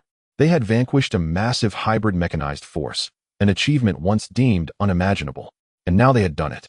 Even with losses exceeding one-third, nothing could suppress the raw, uncontainable surge of triumph welling up from deep within them. You see, these machines are not invincible. They can be shattered. They can be blown apart. We defeated them, not with superior arms, but with crude weapons. Equipment may be replaced, but our will is forged of steel. We shall continue defeating them. We shall reclaim our women, our children, our elders. I shall lead from the front. Do you fear? The natives roared in reply. No fear. No fear. No fear. A radiant, hard-won smile spread across Lao Ma's face. He glanced toward Quan He's Type 59 modified and raised his radio handset. "Brother Tue, commander of the leg, might we have a little time to secure the battlefield?" From within his command compartment, Quan He watched the scene unfold and broke into a wry, knowing grin. "Granted, you truly ought to upgrade your firepower system." Lao Ma hastily replied, "I'll admit it. I've only reinforced the frontal armor. As for firepower, I'm entirely relying on you too." "Very well, after securing the field, let's split the spoils 4-6. 60% to you, 40 to us." Quan He said nothing further, merely instructing He Ying to join them in the salvage operation. She too needed weapons capable of amplifying her own combat prowess. Quan He observed coldly as the warriors celebrated, jubilant and unrestrained, sweeping across the battlefield to gather what remained.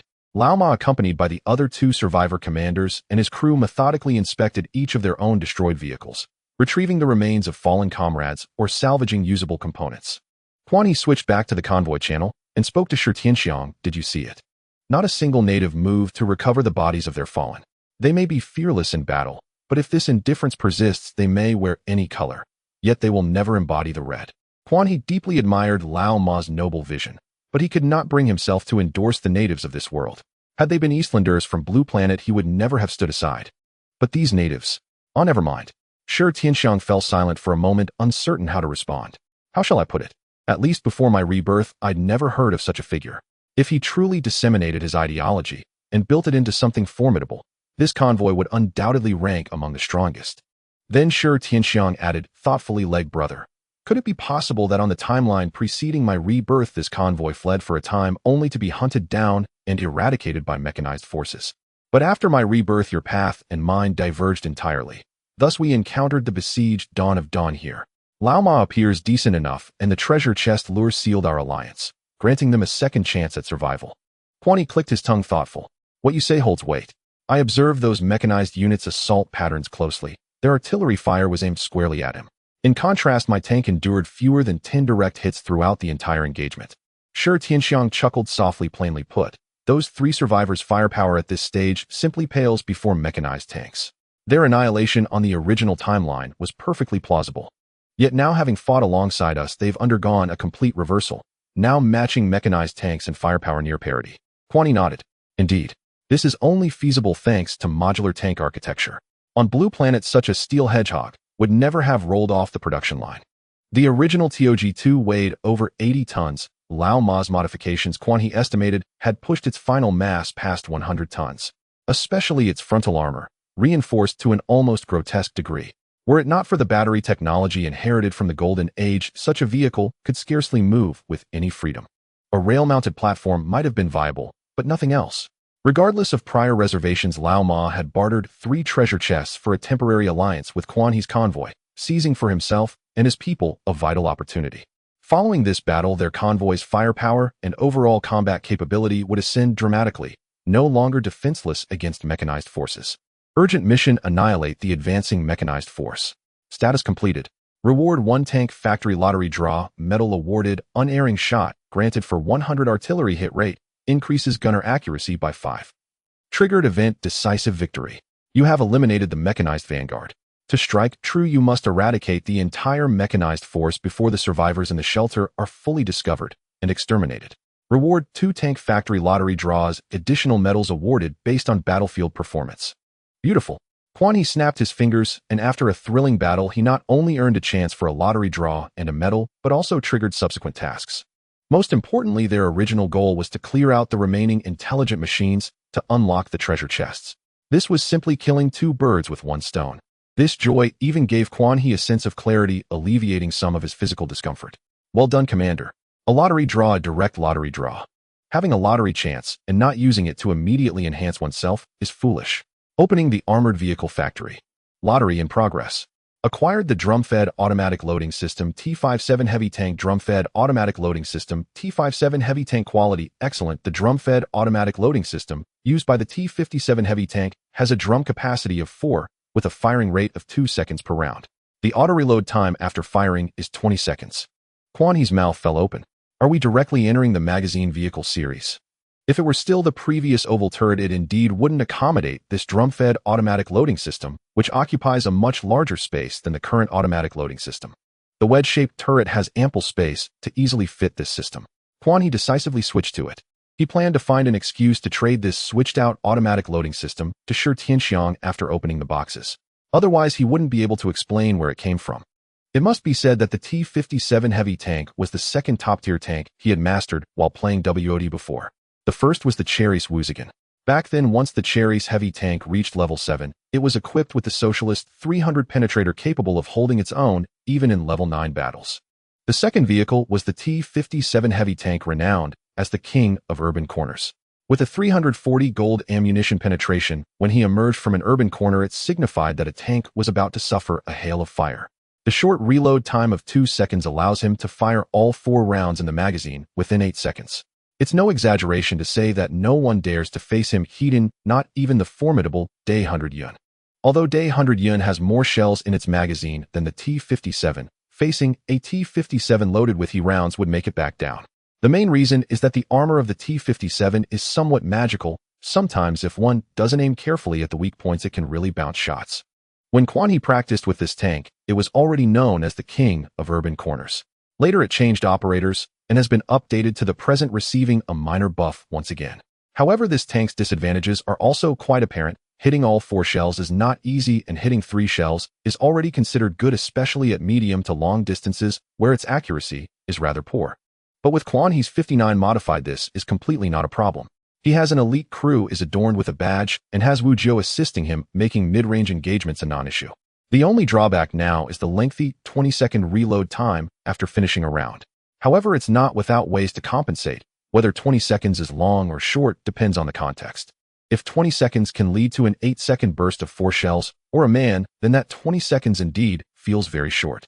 Before the 59 modified, he could unleash 4 shells in the time it takes to fire one, making the long reload time irrelevant against enemies who couldn't handle that damage.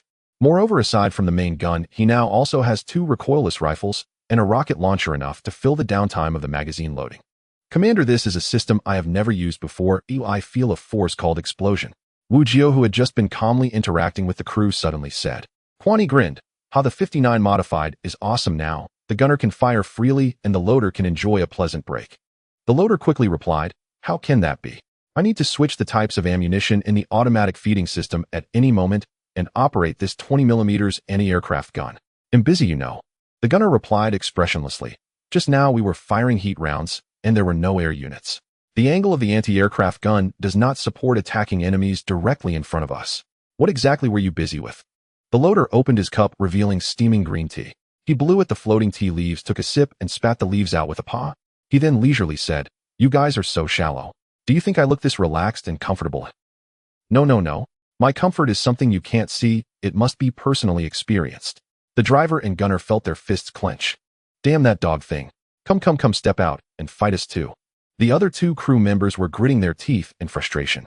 Quan He was very satisfied with the lottery draw from the upgraded armored vehicle factory. At least the items he had drawn recently were quite good, significantly enhancing his combat power. The wedge-shaped turret and the drum system were particularly important. He ignored the bickering among the crew members and opened the previous joint team channel. Old Ma, you'd better hurry your people to clean up the battlefield. The intelligent machines occupying the air defense pit must be aware of the battle that just took place. If they discover the people you've hidden, it will be disastrous. He certainly didn't care about those natives. He was worried that any unexpected changes could prevent him from completing his sudden mission, and the 3 treasure chests he was about to obtain would fly away. If that happens, Quan, he would be very angry. This is 3 treasure chests and 2 chances for a lottery draw. Old Ma looked at the broken bodies of the fallen warriors on the ground, his face heavy. These natives were all brought out by him. In his eyes, these people were all husbands, sons, and living beings. He never regarded them as NPCs, but as real living individuals. Upon hearing Quan He's words, he immediately reacted. You're right, we must speed up our actions. The air defense pit is not a completely safe place. It could easily be discovered by the intelligent machines. In the eyes of many, these old, weak women and children have little utility. Risking to save these less combat-capable people seems meaningless, but Old Ma is different. He thought of the countless warriors who died under enemy fire while protecting civilians. He wears this true badge and will not abandon those who truly follow him. The strength of the 3 tanks in the Dawn of Breaking Day team, organized by Old Ma, has significantly increased. For instance, the main cannon of Old Ma's Iron Hedgehog has been replaced with a long 88mm tank gun, and the caliber of the other small turrets is also above 70mm. This is just an enhancement in firepower. This intelligent mechanical unit also provided more than 20 high-strength carbon steel armor plates. The Chuanha team took away more than half, while the rest were given to Old Ma's team.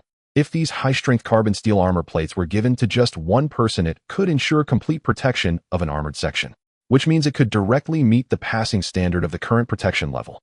However, if shared among 5 tanks, it seems insufficient. Even though it was clear that these spoils were more beneficial to Old Ma's team, Chuanha did not hesitate when it came to what he should take. This is the rule agreed upon in advance. Moreover, he and Shi Tianxiang are the main forces in clearing these intelligent mechanical vehicles. Without the two of them, the probability of this intelligent mechanical unit attacking Old Ma's team would be quite high. What should be taken must be taken. To put it bluntly, the fact that the two of them did not completely devour everything and even allocated the spoils according to the division rules proposed by the other side is seen by some as pure saintly behavior. Being less greedy and cooperating normally with Old Ma's team is already the greatest support for them. Even though Chuanhe and his team took away more than half of the spoils, the remaining ones are enough for Old Ma's 3 tanks to make significant upgrades. At the very least, they can discard those small pipes they originally had. His indigenous warriors also received a partial enhancement in firepower. Due to the surprise attack, many intelligent machines were destroyed before they could resist, so a substantial portion of their weapons was preserved intact. For example, RPG rocket launchers, grenade launchers, and several 20mm anti-tank guns. Similarly, these weapons were also equipped to He Ying's infantry squad. However, using a 12.7mm heavy machine gun can be somewhat monotonous in terms of power. Stage 2 weapons are clearly more powerful than those of Stage 1, and correspondingly the user requirements will also increase. At the very least, the women in the team with the 20mm anti-tank guns can no longer use them. Only strong male warriors can withstand the recoil. In Quan's eyes, these indigenous people are superhuman. Holding a 12.7mm gun with both hands, their bodies tremble as the shells rain down. To put it simply, he can lift that machine gun without any issue, but when it comes to firing it, the recoil can hit him in the chin. A 12.7mm heavy machine gun that normally requires 3 people to operate seems like a 7.62mm gun in their hands. Now, with these new weapons, the firepower of the infantry squad has significantly increased. Currently, the two teams are charging towards the previous air raid shelter, having executed a counterattack. The most important factor is speed. Drones in the sky are searching for intelligent machines along the way, and once they enter the attack range, Shi Tianxiang will find a suitable shooting position to attack the intelligent machines garrison troops that have occupied the air raid shelter. Whether or not this will alert the enemy is no longer important. Old Ma's goal is to drive these intelligent machines away and rescue his people, while Quan's goal is to annihilate the enemy and obtain treasure. Just as the two teams are advancing towards the air raid shelter with all their might, a fierce battle has already broken out at the entrance of the shelter. The underground air raid shelter has remained unchanged for hundreds of years, and its nearly eternal defensive structure forces the intelligent machines outside to attack through the only entrance. This is a refuge built by humans during the golden age of the intelligent machine crisis. Although most facilities have been taken away by those seeking refuge over the years, the equipment built on the main structure can still function normally after hundreds of years. For example, air filtration devices, oxygen machines, and carbon dioxide extractors are all used to maintain life. The dense explosions at the main entrance make those hiding inside the air raid shelter tremble in fear. During the intelligent machine crisis, the passages and doors were designed to be easy to defend but hard to attack. Because of this, it gave the old, weak, and women hiding in the air raid shelter a chance to defend. Those slightly younger individuals are firmly guarding the entrance of the air raid shelter. The intelligent machine vehicles cannot enter, and only the intelligent machine infantry are trying to break through their defenses. However, the diverse weapons held by those people make it extremely difficult to guard this entrance. This underground air raid shelter has its advantages and disadvantages. The advantage is that due to its construction, it is a defensible point that is hard to attack. The disadvantage is that once inside, there is no way to retreat. There is only one entrance. Once the intelligent machines secure it, the only option is to wait for annihilation. The people inside the air raid shelter are all thinking this way. Despair has long spread among the crowd. Those who can fight are outside blocking the entrance, while those inside are either elders or children. Even the women who are barely fit are holding weapons at the door. "Grandpa, have we been abandoned?" A 7-year-old child reveals an unmistakable fear in his eyes, shrinking in the arms of an elderly man trembling. The old man gently holds the child, and there is an unspeakable meaning in his aged tone.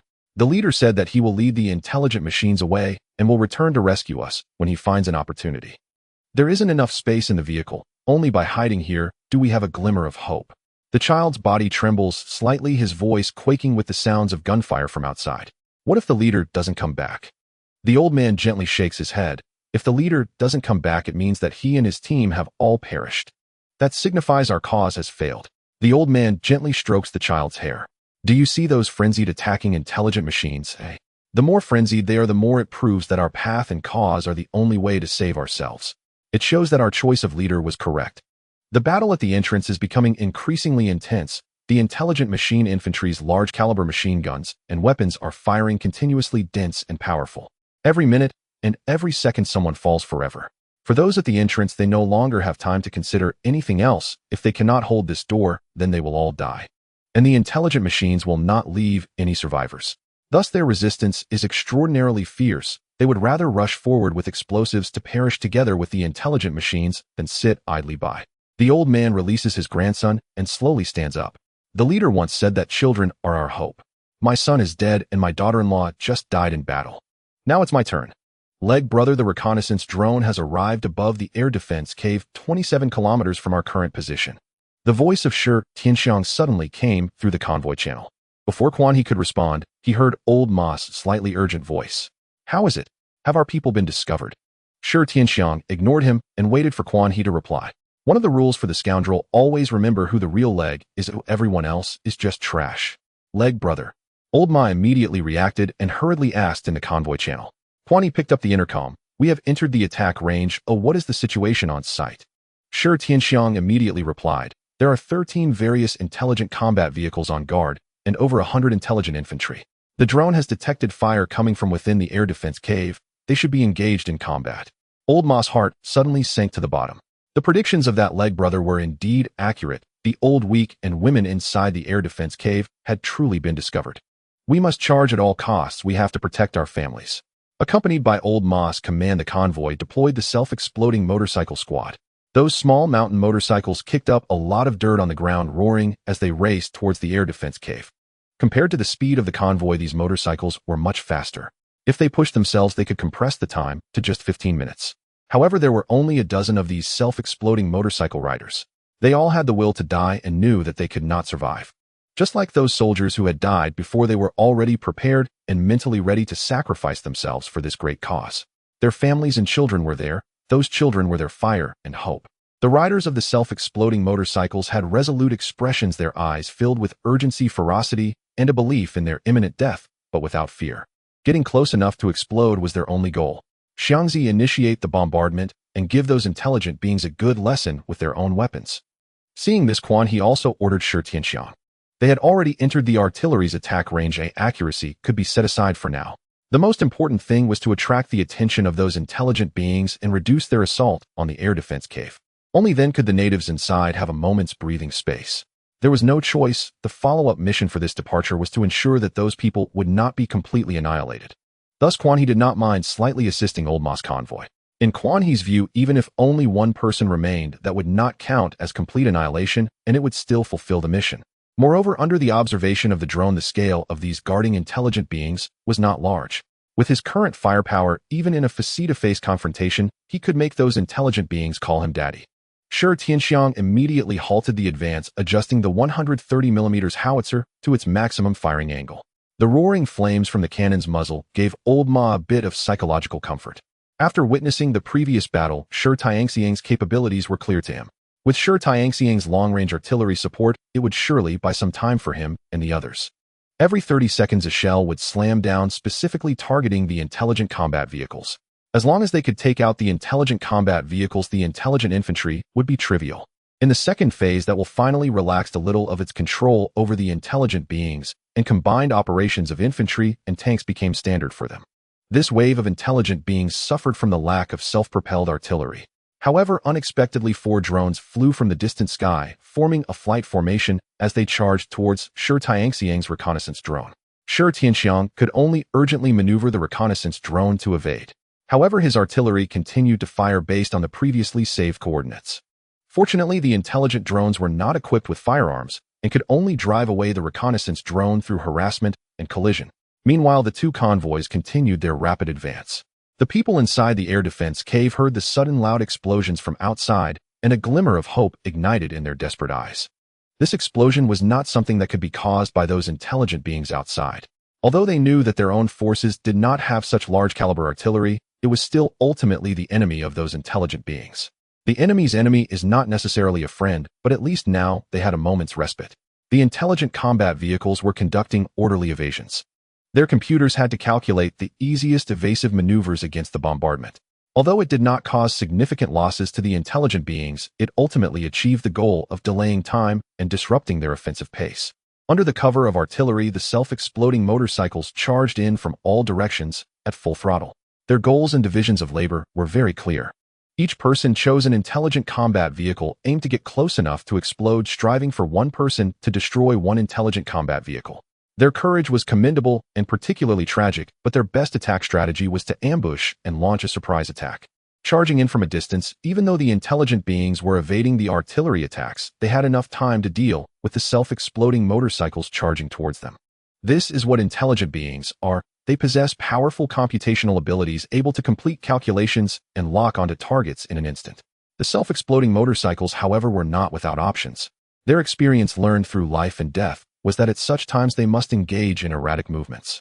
The difference between humans and computers lies here. No matter how much intelligent beings resemble humans, they can never replace the human brain.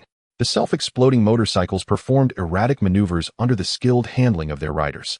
They relied on this to survive, honing their superb skills, and because of this they needed those skills to achieve their goals before dying. This was a suicide squad of a dozen men. Their scale was small, but equally tragic. Explosions erupted one after another with more than half of the self-exploding motorcycles blown up, and only 5 managed to achieve their close explosion objectives. The remaining ones did not complete their kill missions, at most they only caused partial damage to their targets. Thus, the self-exploding motorcycle squad of the Dawnbreak convoy was completely annihilated. They lost 5 intelligent combat vehicles, and the others sustained some damage, which also dealt a heavy blow to the guarding intelligent forces. Old Ma, your self-exploding lads were wiped out, taking down 5 intelligent combat vehicles. Sure, Tianxiang witnessed this small yet fierce battle from the drone's sporadic perspective. Old Ma's expression was heavy. This incident had reduced his team by more than half, and it was still unknown how many of the remnants inside the air defense cave would survive. Finding some willing to fight for the great revival in such an environment was not easy. He trembled with grief. However, thanks to the time bought by the artillery and self-exploding motorcycles, it allowed the rear convoy to gain time. It also greatly reduced the intensity of the intelligent beings' attack on the air defense cave, giving the natives inside a moment's respite. The intelligent beings calculated that the upcoming attacks would be even more fierce and determined that these people were from the convoy that had fled earlier. Those self-exploding lads were also well known in the records of the intelligent forces. The intelligent beings withdrew their infantry from the assault on the air defense cave to assist the intelligent combat vehicles in facing the approaching red convoy. They were well aware of these tactics. After the artillery bombardment, the infantry charged. If the infantry did not follow up after the bombardment, the artillery strikes would be meaningless. The fastest wheeled medium tank arrived at the battlefield first, eager to fire from a kilometer away to attract the firepower of the intelligent forces. Among the survivors in Old Ma's convoy, one of them was an elderly woman with white hair, yet her eyes did not show the dullness typical of old age, instead they appeared bright and spirited. Her voice was firm and decisive, and the orders she issued were short and precise. Under her command, this wheeled medium tank continuously attacked while relying on cover. At this moment, the Sci-Fi drone also reached the battlefield sky. Its flying altitude left those intelligent drones far behind. Wu Jiu immediately noticed the skilled combat posture of this wheeled medium tank. Commander, this wheeled tank's combat movements seem a bit familiar. Wu Jiu enlarged the image displayed on the screen in the driver's cabin. Quan He could indeed see that this wheeled vehicle had some tricks, but what Wu Jiu mentioned was beyond his understanding. However, that wheeled vehicle was indeed causing the few remaining intelligent combat vehicles to miss their shots. This was no easy feat. It seems quite skilled, but since the opponent has such combat techniques, why were they so helpless when being chased before? Wu Jiu reminded. Previously, they only had a 55mm tank cannon, but now they are wielding an 85mm tank cannon. Having skills without sufficient firepower is useless. In the defense of Magic City, the combat will and skills of the Type Machine soldiers were no less, but they still had no good way to deal with the little tank. And now the 12.7mm heavy machine gun can turn those little tanks into sieves with ease.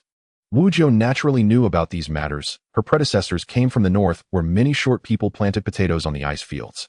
She still had a clear memory of these events from the era she was born in. Based on the command abilities of this wheeled tank's commander, it is clear that such skills could not have been developed in just over a month. Quan He thought it was nothing unusual. Isn't it possible that the opponent was a tank driver in an armored unit before coming to this world? Aren't the current troops striving for proficiency in driving and gunnery? However, he soon overturned this idea. If that were the case, the opponent had no need to follow Old Ma. They could have acted independently. Old Ma, how long until you reach the battlefield? The wheeled vehicle in your convoy is currently dragging those intelligent combat vehicles. I must say, where did you find this wheeled tank? It's impressive. Quan He took the opportunity to ask while speaking in the convoy channel. In the convoy channel, Old Ma's voice crackled. Are you talking about Old Lin? That's no problem. Old Lin is more than capable of buying us enough time. I won't hide it from you. Old Lin was one of the first female tankers after the founding of our country.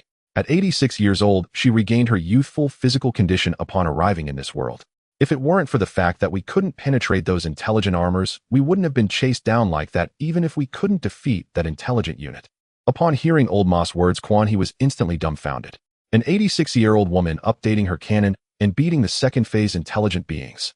Did my grandma just bring Zhao Zilong into reality? Wu Jiao, do you know when the first batch of female tankers was selected? Quan He murmured. Wu Jiao replied without hesitation, it was in 1952.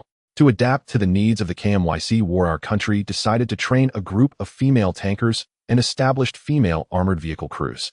They made extraordinary contributions to the development and construction of the new Dongwa armored forces, writing the pride and honor of Dongwa women in this field that had never been touched by females before. Quan He looked at the image of the wheeled medium tank relying on cover to either lure or shoot. While she became a tanker back then and has lived to this day, this means that Old Lin must have been born during the War of Resistance, having experienced both the War of Resistance and the Civil War. She is practically a modern history book. So, is it embarrassing if I go down and bow to this Grandma Lin later? Wu Jiao. Commander, I've experienced quite a few wars. Why don't you have such thoughts about me? Quan He grinned. Don't worry, there will be opportunities. If I have the chance, I'll kneel for you too. It was just a single knee. He didn't dare to say this last sentence that was somewhat inappropriate at this moment. Xiangzi, can you handle it? Aren't there just a few drones? Can't you deal with them? Sure. Tianxiang's mind was about to explode. He stared at the images on the screen, his forehead dripping with sweat. This intense drone maneuvering was making him nauseous. Simply put, it was a bit of a hassle. He heard the words in the channel, but at this moment, he couldn't care less about being shocked. Damn it, I'm going to find a way to install a small caliber machine gun on the drone as sooner or later it'll blow up those stupid intelligent drones. For drones were displayed, chasing around like dogs. He still had to direct the gunners to fire based on the coordinates of the intelligent beings he glimpsed, and he could guarantee that the artillery wouldn't stop. Well, I originally wanted you to provide some artillery support to Grandma Lin, but now it seems I can't count on you for that. You play with those drones slowly. In critical moments, I still have to rely on myself. Upon hearing about Grandma Lin's deeds, Quan He adjusted his mindset. Those natives weren't worth it, but this living modern history book was. Quan He stated he would sit up and fight them. Fortunately, his current position wasn't far from the battlefield. Even without artillery support, he was confident he could bring those intelligent beings into attack range within a few minutes. Activate the rocket boosters and charge into the battlefield at full speed, making those intelligent beings know who their father is. Quan He angrily swallowed 2 cold medicine capsules. The 59 modification surged past the wheeled battle chariot, its flames blazing with intensity. Though not as large as the iron hedgehog of Old Ma, it represented the strongest combat capability of the convoy. Once the 59 modification entered the battlefield, the 14.5 mm twin-mounted anti-aircraft machine gun atop the vehicle began to roar. Xiangxiang, drenched in sweat as he maneuvered his reconnaissance drone, suddenly heard Wu Jiao's cool voice. He immediately breathed a sigh of relief. No problem, boss. It was already impressive that he hadn't thrown up yet. Loader, put down that tasteless cup of green tea. I will assist you in dealing with those automated drones. The loader had long been in position, not caring about drinking tea at this moment. Quan He was currently commanding from the driver's seat. The turret loading didn't require him, so the newly replaced 20 mm anti-aircraft gun was entrusted to him. No fish should be let off the hook, yet no shell should be spared either. As a member of the heroic crew, being merely a gunner was trivial. Loader got it. The small turret rotated, and with Wu Jiao's coordination, he opened fire. Whether the 20 mm anti-aircraft gun could hit depended on the target. It would be nonsense to fire at a high-speed fighter jet, but shooting at low-flying drones was like taking candy from a baby. For such small targets, high explosive rounds would suffice, creating a plethora of debris and shockwaves in the air. Even if they couldn't detonate the automated drones, they could still damage their propellers. With the fire support from his own squad, Xiangxiang finally relaxed. The aerial targets were left to Wu Jiao and the loader, while the ground targets were naturally handled by Quan He, the driver. What was impressive about Wu Jiao was her ability to operate the twin anti-aircraft machine guns against the aerial drones while assisting the loader in firing the anti-aircraft gun and enhancing the gunner's shooting accuracy. In other words, this is the very purpose of a tank girl. Not just any girl who can whine and act cute can become a tank girl. The tank and tank girl has always been at the forefront. Compared to the wheeled battle chariot that constantly dodged behind cover, the large-bodied 59 modification was clearly a better target. The remaining automated battle vehicles all aimed their cannons at the charging 59 modification. Gunner, we are locked on. Driver, The turret's front has a 500mm equivalent defense. Oh, what are you afraid of? My frontal armor can only stabilize against 340mm penetrating shells after the recent enhancement, so just floor it and go. As soon as he finished speaking, the sound of piercing projectiles and the impact of armor-piercing shells hitting the tank could be heard. Quan He calmly said, "The enemy has not penetrated our armor. Keep moving forward and try to close the distance to 500 meters." As the distance decreased, the automated soldiers began to retaliate. A flurry of bullets swept towards the observation port of the 59 modification. The gunner decisively turned the turret slightly to avoid the automated soldiers' attacks. The 12.7mm caliber might not seem significant, but the renowned Barrett sniper rifle and AW-50 anti-material sniper rifle both used this caliber of ammunition. Against the main armor of a complete tank at this stage, it might be ineffective, but shooting at the tank's observation ports could indeed have an effect. Next were the automated infantry's anti-tank rocket launchers and grenade launchers, which could also pose a threat to ordinary armored targets at this stage. But this certainly did not include the current 59 modification, let alone the fact that it was covered with a layer of composite reactive armor. To be honest, shells with a penetration of less than 340mm didn't even qualify to polish the front of the 59 modification. If one were to attempt a rear or side attack, Quan He wouldn't say a word. Regardless of whether it was a person or a tank, there would always be a weak point or two. The iron cloth cannot protect the 010, and the golden bell shield cannot shield the eyes.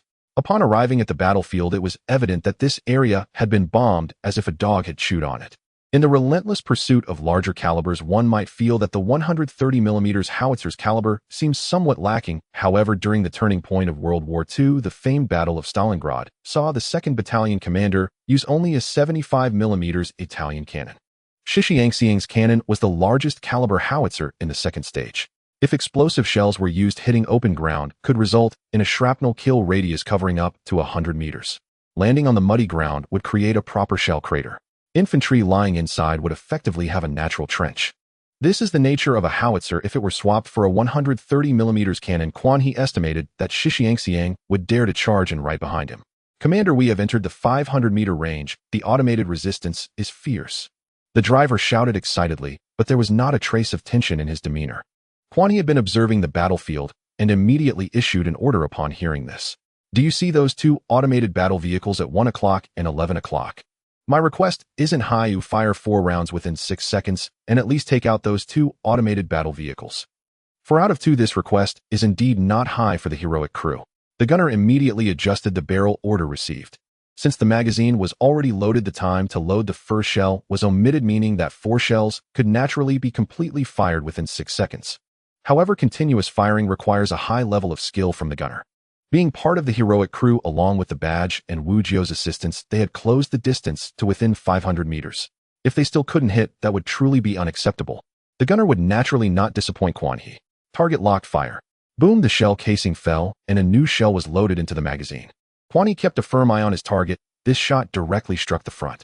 A fatal blow, but the enemy still has operational capability. Oh, fire again. Second shell fire. Boom. The automatic loading machine sent another shell up. Annihilate next target. 2 shells later, 1 automated battle vehicle was turned into fireworks, and its ammunition rack suffered a detonation, sending the turret on a one-way trip. Yet during the short span of 2 to 3 seconds, while firing those 2 shells, the front of the 59 modification endured an onslaught akin to a torrential rain. Shells, bullets, grenade launchers, and rockets took turns assaulting it, all aimed at this lone 59 modification. However, Quan He was not alone. The sky echoed with the shriek of howitzers, and a shell fell from above, crashing into the automated infantry behind the automated battle vehicle, causing chaos. In addition, with the 59 modification drawing fire, that wheeled vehicle can safely extend from cover for precise targeting shots. The medium tank from the Old Horse convoy also arrived at the battlefield shortly after, working in tandem with the wheeled vehicle to provide crossfire support against the 59 modification. Crossfire is the most effective method regardless of the time, whether in offense or defense. As for the Old Horse's armored hedgehog, to put it bluntly, with his speed, he wouldn't even be able to eat hot food. It's no exaggeration to say that even with just Quan He and Shi Tianxiang cooperating, they could take down these intelligent machines in no time. From this, it can be seen that even in the second phase, the number of self-propelled artillery pieces among the intelligent machines won't be too many. By classification, they belong to the ultimate level of civilian use. After all, they are of the self-firing type, equipped with drones and coupled with a 130mm howitzer, the shells fired from extreme distances follow an arched trajectory, descending from above. If it were to hit the tank's turret or engine compartment, it could definitely penetrate through. Even the current 59 modification would not withstand it. If the enemy had 1 or 2 self-propelled artillery pieces, it would certainly be a tough fight. There's no such thing as if the enemy has no artillery, then don't blame our artillery for showing its might. This is the difference between having artillery support and not having it. When the Old Horse's armored hedgehog reached the battlefield, Quan He, along with the wheeled vehicle and medium tank, had already breached the defensive forces left by the intelligent machines from the front. 2 drones circled in the sky, searching for any intelligent machines that might have slipped through. At this moment, the battlefield had fallen silent, with only the crackling sound of flames burning.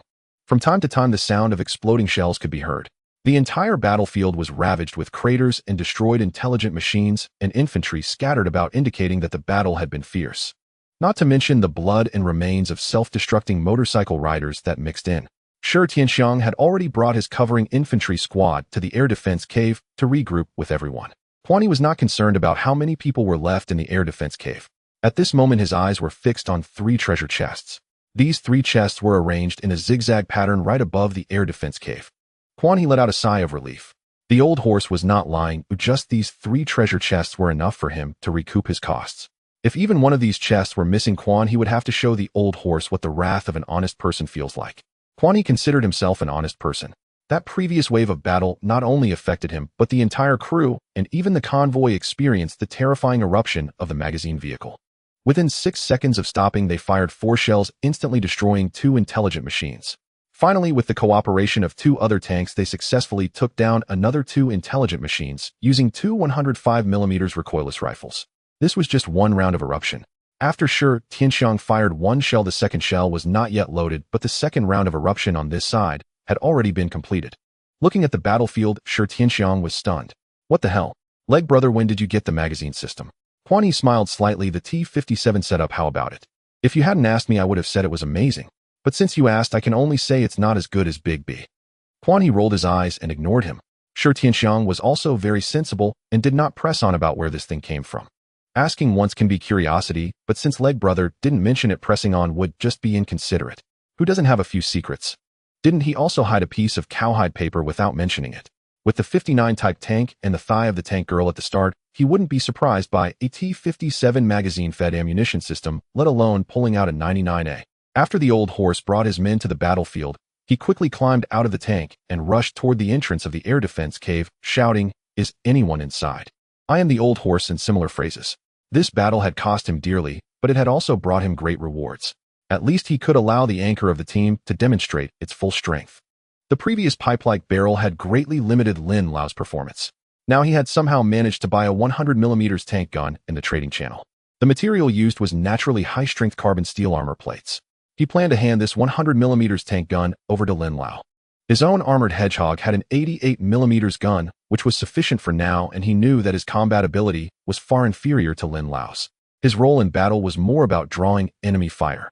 After experiencing this event, he understood that he had become a thorn in the eyes of the intelligent machines, transforming himself into a true armored hedgehog to draw fire, leaving the rest to Lin Lao and the other team members. The air defense cave was equally ravaged. There was not a single complete corpse at the entrance, all shattered by large-caliber weapons. There were fewer than 50 survivors inside the entire air defense cave. Most of them were children. The remaining injured, the elderly, and the women had all perished in the defense battle at the entrance.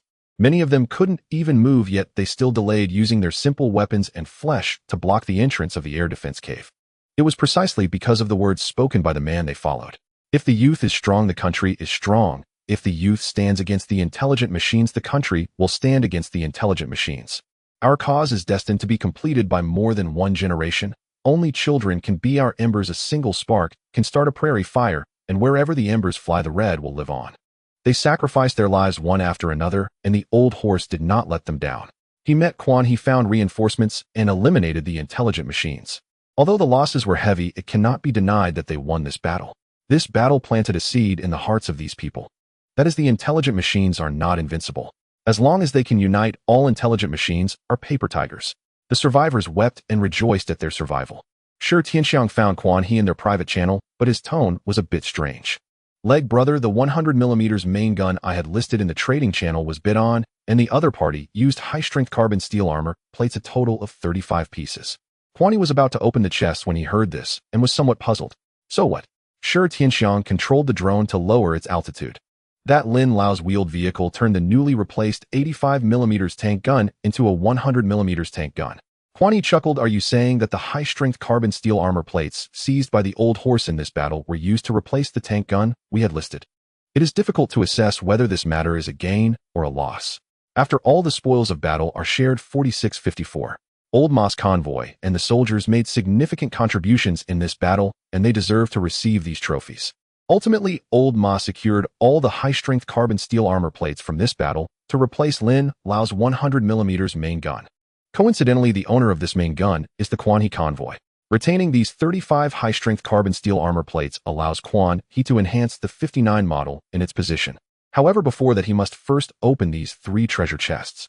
Opening the treasure chest. Obtained 4 survival essentials 1. Obtained a retractable sunshade 1. Opening the treasure chest. Obtained 4 survival essentials 1. Obtained a 10-liter refrigerator 1. Obtained 5 civilian exoskeletons 5. Opening the treasure chest. Obtained 4 survival essentials 1. Obtained 2 large repair kits 2. Obtained 2 large first aid kits 2. Aside from the unchanging 4 survival essentials, what surprised Quan Yi the most were those 5 civilian exoskeletons. Civilian exoskeleton. Quality excellent. A type of exoskeleton commonly used by citizens of the Golden Age, powered by standard batteries with a maximum load capacity of 500 kg. Quan Yi is particularly curious about what ordinary people in the new era actually do. What in a normal person's life requires them to lift something weighing 500 kilograms by hand? 500 kilograms is the weight of a fully grown male, standing 175 centimeters tall, with a standard weight of 75 kg. This means that with this exoskeleton, one could lift 6.5 adult males by hand. If equipped with this exoskeleton, the current weight of various individual equipment and recoil would no longer be an issue. It would even allow the use of a 20mm anti-tank rifle, as if it were an automatic rifle. It could easily be handled with one hand. Even larger caliber heavy machine guns would pose no challenge. With these 5 civilian exoskeletons, He Ying's infantry squad is about to undergo an epic enhancement. As for the small refrigerator, along with the previously opened sunshade, it is enough to prove that Shi Tianxiang was not lying. The next disaster is high temperature. Even with the small refrigerator, he still does not dare to drink cold liquids directly in extreme heat. One improperly consumed drink could indeed lead to sudden death. Fortunately, he has a ventilation system and air conditioning in the vehicle. With some additional sun protection measures, it should be manageable. According to Shi Tianxiang, high-temperature disasters pose a test for all internal components of the tank. If there is not enough water for cooling, the tires of wheeled vehicles could even leave marks on the ground. It is unimaginable how high the temperatures could be during that time. The previous disaster was a hurricane, which hoarded the weight of the vehicle. This time it is high temperature hoarding overall sun protection, temperature regulation inside the vehicle, and a large amount of water and trace elements.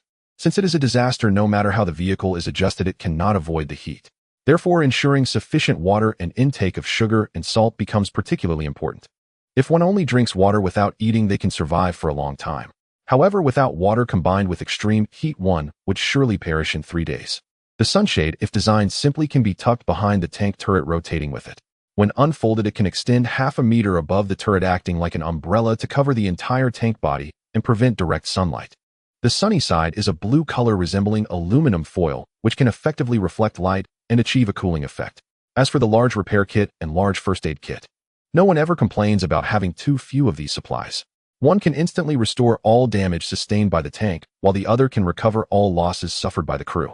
As long as the tank and crew members are not scrapped or deceased, these 2 kits can bring everything back. In terms of value, the large first aid kit and large repair kit are actually the most valuable. After opening the treasure chests, Quan Yi received a system notification. Incident: total victory. Event status completed.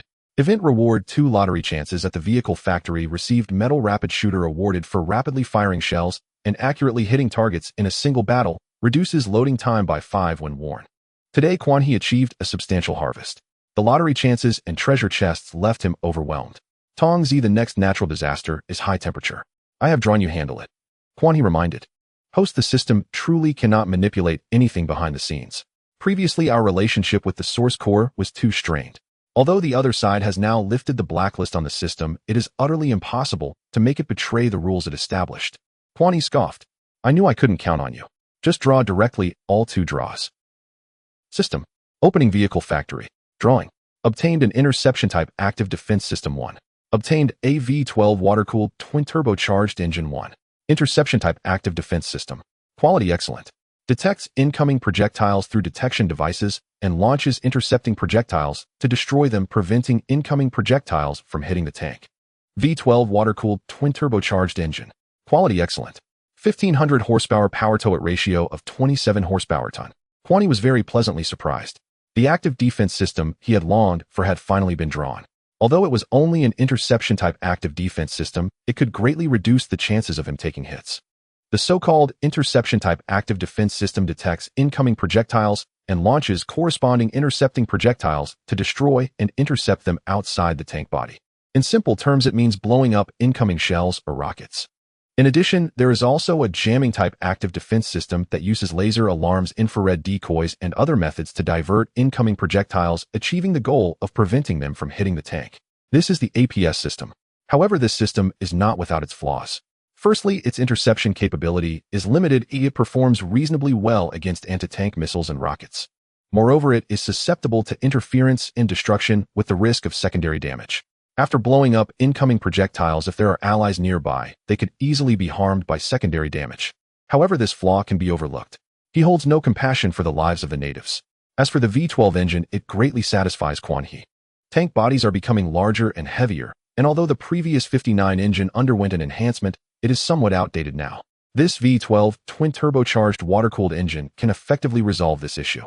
Coupled with a rocket booster, its speed is astonishing.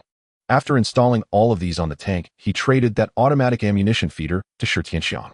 Quan He certainly had no reason to be dissatisfied. While others' tanks were still stuck in the World War II era, at best at the end of World War II, his tank had already completely entered the Cold War period. The firepower of the tank even surpassed that of tanks from the Cold War era. Equipped with a 122mm main gun, two 105mm recoilless rifles on either side, a 107mm rocket launcher mounted on the side, and a dual 14.5mm anti-aircraft machine gun on top. Additionally, it had a secondary turret with a 20mm anti-aircraft gun. Inside, it featured a 4-round automatic ammunition feeding system, granting it formidable combat power in close-range engagements. In terms of protection, the front armor of the turret was equivalent to 500 mm, while the upper front armor was nearly 400 mm, and the lower front armor could withstand even 340mm armor-piercing rounds without being reliably penetrated. Not to mention the composite reactive armor and APS. With APS, there was at least a capability for active defense against suicide drones or rockets fired by intelligent machines. Previously, they had relied entirely on Wu Jiao to calculate and strike these rockets using anti-aircraft machine guns. However, that capability was not something those World War I era vehicles could compare to.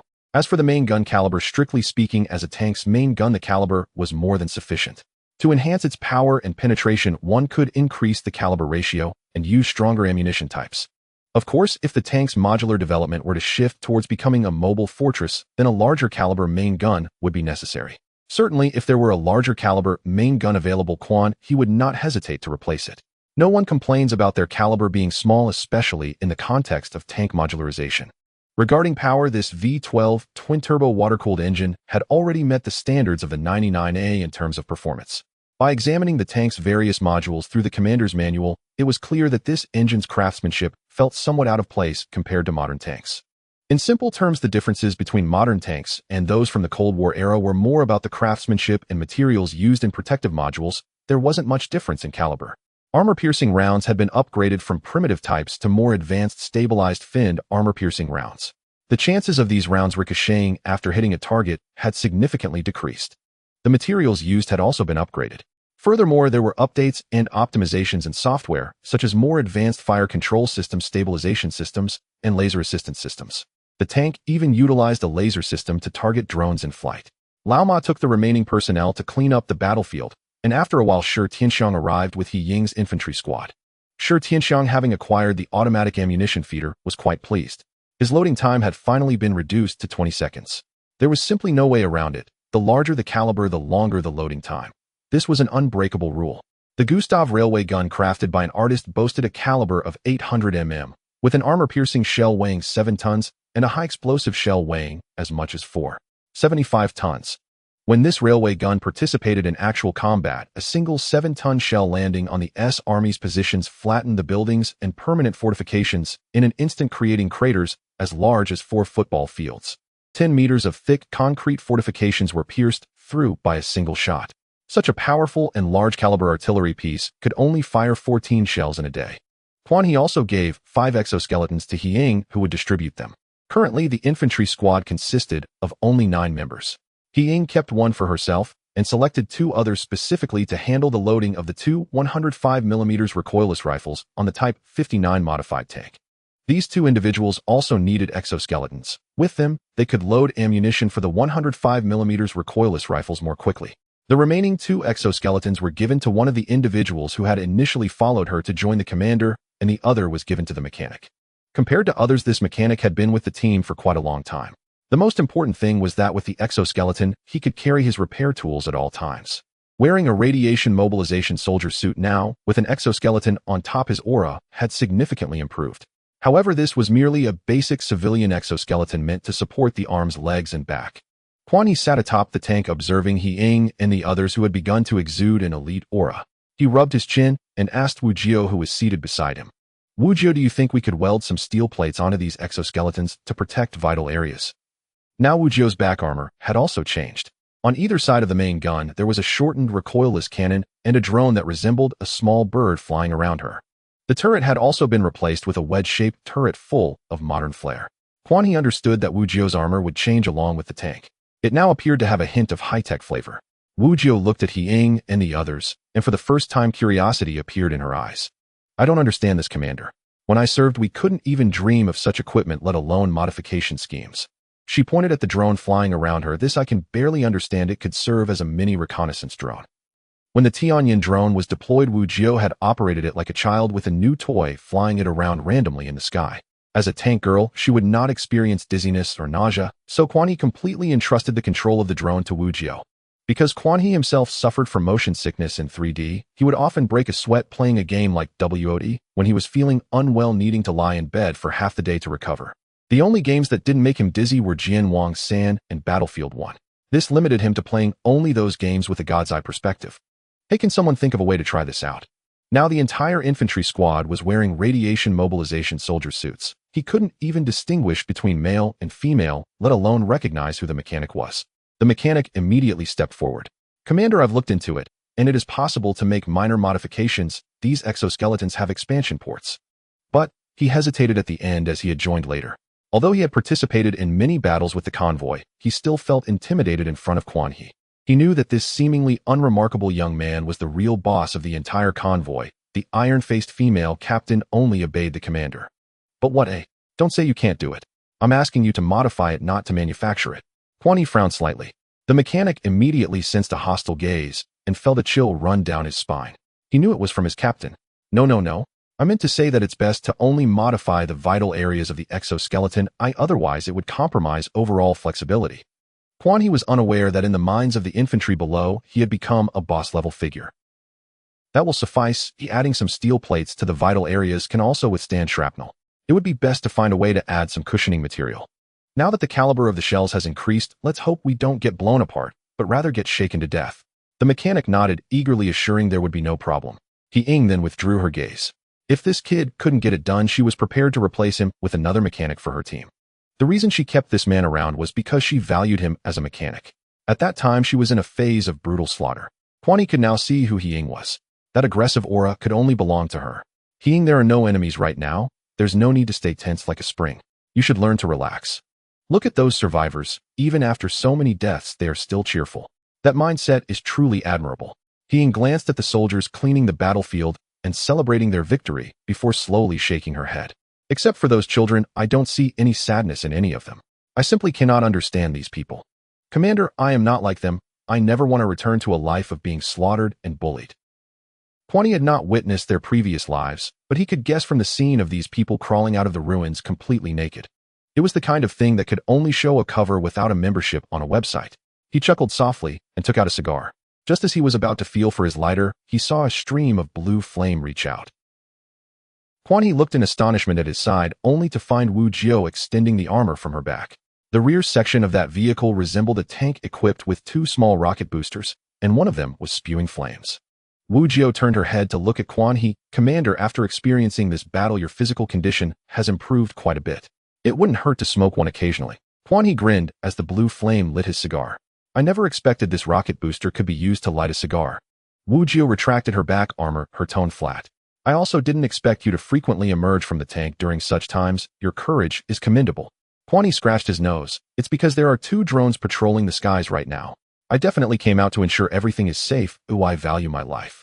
Then he shifted his butt slightly towards Wu Jiao. Besides, isn't it nice to have big sister Wu Jiao covering me? Just as Shi Tianxiang was about to come over to grab a cigar, he leaned against the track of the 59 modification and suddenly vomited on the ground. Quan He rolled his eyes and tossed him a cigar. Take it and get lost quickly, or I'll use the 122mm main gun to give you an enema. Shi Tianxiang took it and left, not forgetting to greet Wu Jiao. Big sister, my brother here is right. If it weren't for you, according to his character, he would never leave the driver's compartment in his life. Wu Jiao's lips curled slightly. So do you think I have been outside all this time for no reason? Shi Tianxiang gave a thumbs up and then looked at Quan He. Brother, it's not that I'm saying this, but at least clean the tank body for big sister. She has been protecting you, and you as a big man should show some attitude too. Wu Jiao's previously raised lips dropped, and Quan He raised his arm. Get lost. Shi Tianxiang responded, all right, and rushed off with the cigar in his mouth. Quan He scratched his head awkwardly. It's just that I haven't found a clean water source these days. After the hurricane disaster ended, there were consecutive battles, and I haven't found a suitable opportunity. During the hurricane disaster, the exterior of the 59 modification had been heavily affected by various debris, and Quan He explained with some embarrassment. He had indeed been keeping this matter in mind, but on the day it ended they encountered shelling, and after that the continuous battles combined with him falling ill again led to it dragging on until now. Wu Jiao nodded slightly. Don't worry, Commander. We are all soldiers who have experienced collective life, and are not that delicate. We can just wash it off when it rains again. Wu Jiao's words made Quan He feel even more embarrassed. If Wu Jiao were not a tank girl, having such an existence in Blue Star would have been unimaginable for him. Given their mutual understanding, Wu Jiao's contribution to the convoy far exceeded that of him as a commander. Quan He resolved that his next mission target was to find a water source as soon as possible to clean the tank for Wu Jiao. About half an hour later, Lao Ma finished cleaning the battlefield. This time, he didn't put on a bold face and divide things with Quan He. He only left 1/3 for himself and handed over the remainder to Quan He's convoy. In the following battle, although Quan He opened 3 treasure chests, it was under the premise of inviting others to form a coalition. In this kind of battle, if it weren't for Quan He's order to have Shi Tianxiang provide continuous artillery bombardment to buy time for the underground air raid shelter, their forces wouldn't have been able to hold on until reinforcements arrived. He himself didn't even make it in time before the battle ended. Taking that 1/3 was something he had to force himself to do. Fortunately, Quan He wasn't very interested in the items that popped out from those ordinary intelligent mechanical vehicles. He adjusted what could be traded and let He Ying and the others pick what they could use, leaving the rest untouched. However, in exchange, Quan He and Lao Ma requested a modified transport vehicle. He Ying and the others couldn't keep acting as human reaction armor outside. It was time to have their own vehicle for transportation. Compared to those small vehicles, tanks were always the primary target for intelligent mechanical attacks. Being on a tank often led to quicker deaths, and that wouldn't allow them to realize their value. It looked quite similar to the Wuling mini truck from Blue Star, except it had a canopy installed on the back. It was also electric-powered with no place to install weapons. It was purely a troop transport vehicle. This suited Quan He's intentions well. The previous method of installing a cannon on the back of a pickup truck was no longer suitable for the current convoy. The convoy didn't lack the damage brought by that small cannon, and it was better to spread the infantry out to cover the tanks. The firepower of the infantry squads far exceeded that of a small cannon now. Vehicles with oversized artillery couldn't withstand the recoil themselves. They were somewhat useful in the first phase, but completely useless in the second phase. After enduring a series of battles, Old Ma's convoy had visibly shrunk. The deaths of a significant number of capable fighters made what was once a grand convoy appear somewhat desolate. There was a severe imbalance in the personnel ratio. However, this was not a concern for the Quan He convoy, since they had already distributed the spoils and obtained the treasure chests. The mission was complete, and there was no reason for them to linger here. Comrade Leg Brother, are you really not considering staying? Old Ma spoke sincerely, his tone filled with a plea for retention. If you stay, I can make you my deputy. As long as we can accomplish this great undertaking and continuously push towards this goal, I would gladly serve as a mere vanguard. Having said this, even sacrificing his position as leader, it was clear to see Old Ma's sincerity. He had his own careful thoughts as well. Although his convoy had recently undergone an enhancement achieving firepower capable of competing with the mechanized units, he deeply felt the threat they posed.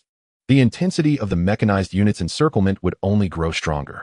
The intelligence in their name indicated that they would not employ a strategy of constant waves of attacks. Following the failure of this encirclement, if the mechanized units were to discover their whereabouts again, what awaited them would only be a larger-scale siege. Most importantly, they currently lacked sufficient reconnaissance and counter-reconnaissance capabilities. The convoy's radar could only detect up to 8 km, and if they encountered mechanized artillery, they would be left with no choice but to endure the assault.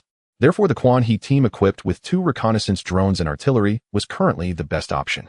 Especially as the Quan He's modified 59 displayed overwhelming combat power in this battle, the strength of the 59 modification made Old Ma extremely envious. What's more, the Quan He convoy was relatively reasonable, unlike the greedy individuals he had encountered before. If Quan He was willing to pursue this ideal and goal, he would willingly step aside from the leadership position. Without a second thought, Quan He directly refused. "Forget it, I am different from you. You are someone with great ideals who is willing to fight for them, while I am just a mundane person focused only on my own small plot of land. I greatly admire your ability to maintain your true nature and beliefs in such an environment. I also sincerely hope you can achieve something significant, allowing the red flag to wave over this wasteland. But I am not suited to join your team, not even as a leader, and they are not from the Dongwa either. If it weren't for that empty bombardment, I wouldn't mind finding a fertile land to gather some willing natives to cultivate alongside me.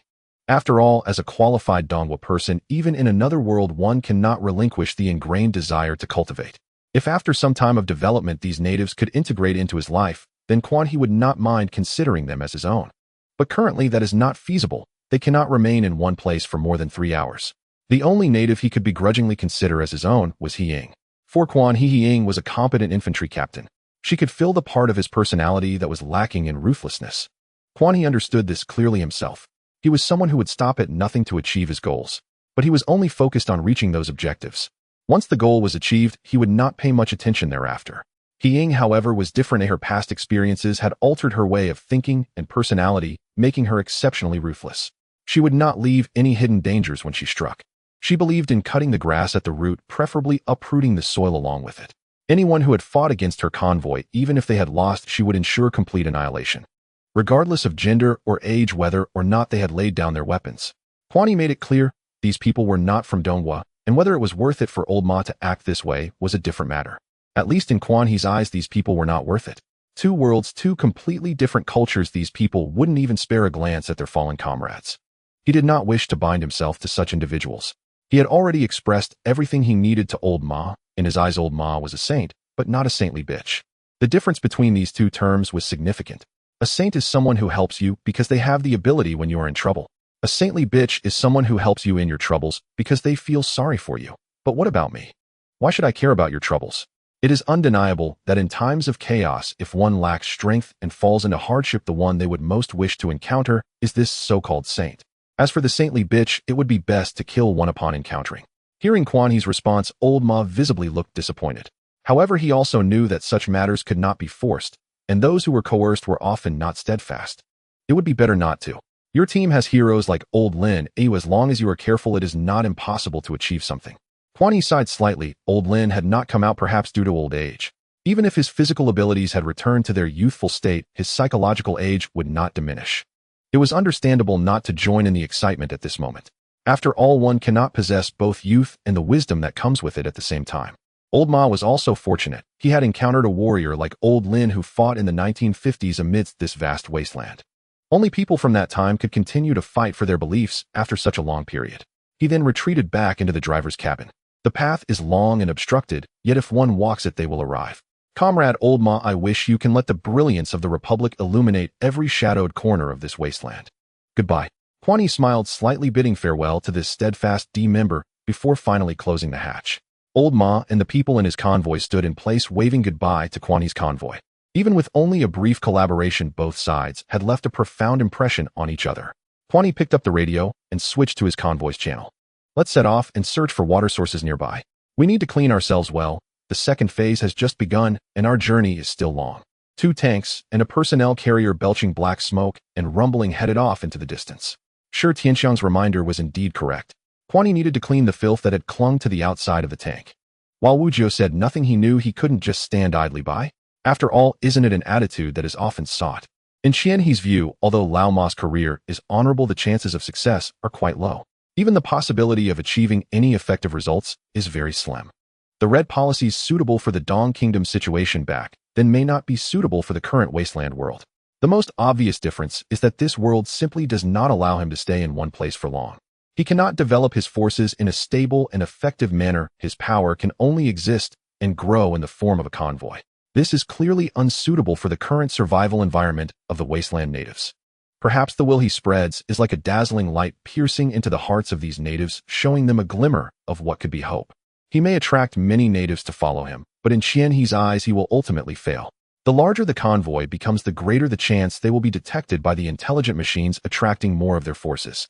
Even if they split into smaller groups, without the modular advantages of the survivors, those natives would not be able to mount an effective resistance against the intelligent machines. They cannot establish strongholds. The intelligent machines are not just mindless invaders. For them, discovering natives means complete annihilation.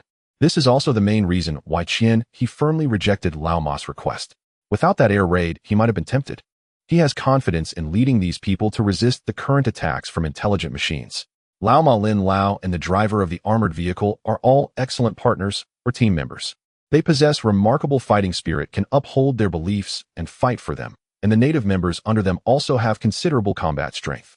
If this ready-made team were to switch to a different world model, he believes he would not refuse. To be honest, after arriving in this world, Qian He has encountered quite a few natives or survivor groups, but the fighting spirit and quality of Lao Ma's developed native convoy is the best he has ever seen. If they could stabilize and develop, perhaps he could truly achieve something. Unfortunately, Qian He currently holds a pessimistic view of their endeavor. The situations of the two worlds are different. Even in Blue Star, the only truly powerful red country at the end was the Dong Kingdom. This was built upon countless battles, blood, and death, solidifying the foundation of the nation. Moreover, this is not a path that can be traversed in just a generation or two. Sitting in the driver's seat, Qian He continued to ponder these matters. In the short span of one day from meeting to parting, the two convoys left Qian He feeling somewhat unsettled. In Lao Ma, he could vaguely see a shadow of his hometown, and it was this shadow that evoked his longing and memories of his home and parents. This is also a memory he has deliberately avoided and is unwilling to recall. He still has not received any news about his parents, although he can tell from Lin Lao that the will he spoke of is indeed true. Even if they grow old, as long as they are not dead, they can recover to the physical condition of their youth. For many elderly people, this is akin to being reborn. He does not know what condition his parents are in now or how they have fared through the suffering of the past month. Even with the system and the assistance of Shixiangxiang the reincarnator, he still feels he is not living well. He cannot bear to imagine that his parents might already. As for Shixiangxiang, he remembers some significant events such as every natural disaster, so they can prepare in advance. Apart from that, the information Qian He has been receiving from Shixiangxiang has become increasingly sparse. After all, they are now moving in a randomly chosen direction. According to Shixiangxiang, they have already left the route where he was previously active, and he does not know what lies ahead or what has happened. Qian He is not disappointed. This is normal. If he were in the same position, he would not be able to remember everything that has happened, let alone remember others' affairs. The value brought by Shixiangxiang during this time has already been sufficient, as simply knowing the types of disasters is enough for Qian He to continue keeping him around. Not to mention that Shixiangxiang's combat power is equally impressive. Aside from these, Shixiangxiang is also a genius at causing trouble. After entrusting him with the navigation, he has initiated 2 sudden events within these 2 days, one of which was even a chain reaction. Since the 2 convoys parted ways, Qian He has not spoken a word. His silence has made the entire vehicle group hesitant to speak, creating an atmosphere of oppression inside the tank. Meanwhile, Shixiangxiang, who is leading the way, is searching for a cleaner water source according to Qian He's previous arrangements. Cleaning the exterior of the tank for Sister Wujio is equally important. One of the principles of being a slacker is to always remember the preferences of the strong. The strong in this case is male with a fondness for Wujio. Shixiangxiang has seen tank commanders taking tank girls as wives, but he has never encountered a commander who engages in pure romantic infatuation in front of a tank girl. What is this? Sweet love is not my thing. Is a pure-hearted youth just a guide? Shixiangxiang listens quietly to the convoy's channel, not knowing what kind of nonsense the leg brother is up to behind. Spending every day in close proximity to Sister Wujio, you should be making some progress. It's infuriating to watch. Can't you learn from me? In just a few days, I already know the color of the wheat and bitter tea. Trying to get a girlfriend. Just go for it. What's so difficult? The deep feelings after securing her are called deep feelings. Without securing her, you won't even know what you're feeling deeply about. What a hassle. A tough man, do you really want to wait for Wuzhou to pin you against the wall to kiss you, and then you shyly agree? This is also a tank girl. If this were Blue Star with your speed and courage, she would have already shown her affection while you are still in your dilemma. You haven't made a move, but others have already gone ahead. Shixiangxiang feels the need to take some time to give the leg brother a proper lesson. Don't wait until Sister Maya is about to give birth while you still haven't confessed. Clearly you are a strong leg, but why do you look like a loser? However, it is precisely because of Qian He's demeanor that Shixiangxiang is willing to follow and stay with him. During this time, it has not only been Qian He observing and testing Shixiangxiang, but Shixiangxiang is doing the same. Being ruthless and unscrupulous in the outside world is acceptable in this realm, but if that is how he behaves internally, then Shixiangxiang would not genuinely follow such a person. This is akin to seeking a lord during the Three Kingdoms period. Those remarkable civil and military officials and lords were inherently a two-way selection. At least Shixiangxiang feels he has not misjudged Qian He. Following someone like him provides peace of mind. Otherwise, he might as well harness the power of craft paper and go solo. Most of the nearby intelligent machines seem to have gathered to besiege Old Ma's convoy, and the Quan He convoy encountered very few threatening machines even after traveling until dark. The scattered intelligent machines were insignificant to the current Quan He convoy so much so that they couldn't even be bothered to collect the spoils. They didn't even bother to look at the artillery with calibers not exceeding 100 millimeters and the supplies. It wasn't worth wasting time. Basically, it was a matter of drones detecting them and artillery taking care of them from a distance, making it quite simple to handle small groups of intelligent machines. It was only after dark that they found a flowing stream at the foot of a mountain. Quan He directly had them drive the modified 59 to the riverside. Although the time didn't count towards bombings, a brief 2-hour stop to clean the tank's exterior was still acceptable. Moreover, it was a coordinated effort by the entire infantry squad to clean, so the speed wasn't too slow. They had already scouted the surroundings and found no traces of intelligent machines or other natives or survivors. These 2 hours were indeed rare leisure time. Even the crew members of the two tanks emerged, seizing the opportunity to wash themselves with the flowing river water. Of course, there was radiation, but since they weren't living outside all the time, this level wouldn't cause much impact. The disparity between the crew members of both sides became evident as they got out of the vehicles. The 3 crew members of the modified 59 got out of the vehicle with laughter, shedding their outer garments and standing in the river in just their shorts to wash off the grime. Having been in the tank without getting out amidst fierce battles and swirling smoke, they had long since gotten dirty. Even Quan He was no exception. Shi Tianxiang was a bit better. He treated radiation as if it were nothing, washing himself whenever he encountered suitable water. Quan He felt a bit envious, but he also knew that he couldn't match the mentality of this old survivor who had been at it for 2.5 years. However, as he experienced more intense battles, Quan He's adjustment of his mindset was also rapid. From initially refusing to leave the tank, he gradually found it quite nice to relax occasionally. Otherwise, if a stray shell happened to hit the tank commander's observation hole, wouldn't that make for an utterly lacking life experience? In comparison, the crew members of Shi Tiangxiang's Matilda were much more purposeful. If one had to describe that feeling, the difference between the modified 59 and the Matilda would be akin to a rookie in training versus a peak performer. The air was filled with the scent of wood as Shi Tianxiang stared agape at the 59 crew members who were happily bathing and then drying by the fire. Wait, brother, let your crew can wash themselves and start a fire. Quan He, who was washing his hair, raised his head in confusion. Do you want to hear what you're saying? Not only can they wash and start a fire, but they can also pee and poop by themselves. How fresh. 3 grown men need someone to attend to them for such basic matters. Shi Tianxiang fell into deep thought, looking at his crew members who needed orders for every little action, questioning life. He had already confirmed that Brother Leg must have some special something about him, just like his own leather paper. He had previously seen other survivor crews with excellent qualities, but none were as clever, and they exuded far more confidence than the average survivor. Looking at their 3 elite soldiers, and then at his own bunch of rookies, Shi Tianxiang was at a loss for words. Having watched a particularly profound military drama, and since it was from the same team as my regiment, my team, Shi Tianxiang had seen it quite a bit. Even though Su Sanduo eventually became a soldier king, Shi Tianxiang still thought of him as a blockhead, and his own crew resembled the early version of Su Sanduo. Quan He rubbed his bristly beard and furrowed his brow deeply. As a man with abundant energy and hair going over a month without shaving made him quite uncomfortable. Now his beard was even long enough to be grabbed by hand. Not only that, but his hair was hardly any better than those disheveled vagrants on the road. Damn it, I'm only in my 20s, how did I end up like this? He had always worn a tank hat, so he hadn't paid much attention. Now that he washed his hair, he finally felt it. Isn't it just been a little over a month since my last haircut? Why is it growing so fast? Kwani was quite puzzled. He used to get a haircut about once a month, although it would grow a bit longer, it was never this exaggerated. The speed of hair growth was almost catching up to what it was like back on Blue Star after 3 months. While directing his crew to clean themselves, Shi Tianxiang said, "That's for sure, the bacteria in this world are far more virulent than those on Blue Star. If you stay here long enough, your time will also extend. Why is it that some words sound perfectly normal, but when they come from your mouth, they become tainted with an unwanted color?" Then he quietly asked, "How much time can it add?"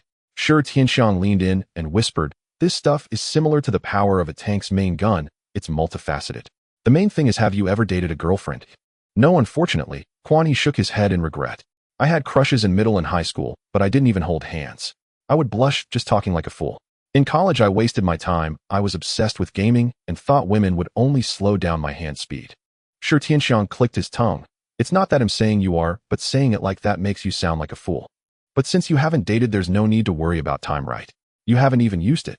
Kwani rubbed his nose and glanced around to make sure no one was watching before quietly muttering, "Even without a partner, as a mature mentor." After doing it multiple times, "Don't say you don't understand."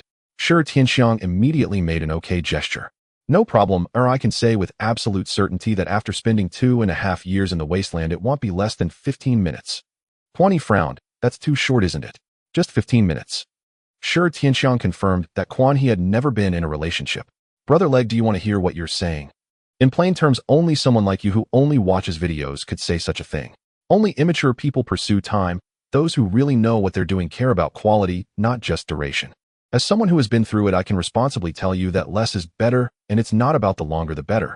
As long as the quality is right, 10 to 15 minutes is ideal. Beyond that, your partner will find it annoying." Shi Tianxiang had a look as if he were teaching a class, while Kwani was left in a daze.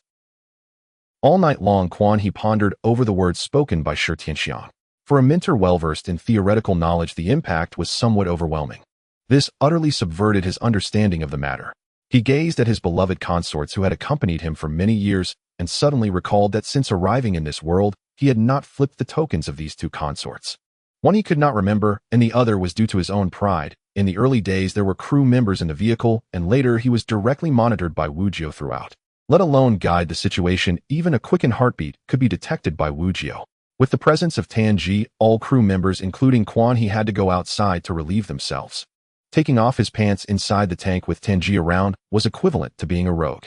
Kwani had a mechanic sharpen a knife for him, simply trimming his hair and beard. Though not as refined as having Tony do it at a barber shop, he at least appeared much more presentable. According to Shi Tianxiang, he possessed a somewhat disheveled elegance. Looking at himself through the black screen of the instrument, Kwani found it hard to imagine that the figure there was that of a man in his 20s. He looked like he was nearing 40, and his gaze bore the kind of spirit that only seasoned veterans possessed. In simple terms, it was the gaze of someone who had killed many. Kwani felt that a simple adjustment to his appearance yielded decent results. At least the frequency of conversation between him and Wujio had increased. Imagining his previous appearance akin to that of a flower, Kwani thought it was remarkable that Wujio showed no change in her gaze toward him. She must have had some interest in him, right? Kwani began to regret not having dated more during university to accumulate experience. Otherwise he wouldn't feel so awkward at this moment. During his time at university, he did encounter girls asking for his WeChat. However, his mind was filled with thoughts of A connecting to W, then E to the outer circle Q, followed by the Noxian guillotine. His first reaction upon such encounters was to inquire about the other person's preferred position. Now reflecting on it, Kwani wished he could travel back in time and slap his past self a few times. Wujio, cleaning the tank's exterior, visibly looked much happier. During the night watch, she elegantly propped her legs up on the engine compartment. Kwani, unable to sleep, leaned against the driver's compartment, tossing and turning. "Commander, the weather is quite nice today. Would you like to come out and look at the stars?" Wujio, sitting outside, slightly raised the corner of her mouth. She could naturally monitor that something was off with Kwani. Kwani shivered and instinctively licked his lips. "Okay, sure." He climbed out of the driver's compartment and sat beside her under the gaze that seemed to speak. Inside the tank, Shi Tianxiang couldn't help but sneer. "A capable hand in battle, yet here you are acting like a useless fool." Saying this, he looked at Mai Zi, who had fallen asleep beside him, reached out to grab a rabbit, and then closed his eyes. As for his other crew members, Su Sanjuo's team, he had sent them outside to sleep. With Wu Ju, the head of the team, on watch, things were quite stable. Even the other infantry members slept soundly. There was no need for anyone else to keep watch. As dawn broke the next day, Quan He found himself lying atop the tank's engine compartment. He opened his eyes in confusion and saw a pair of clear, bright eyes.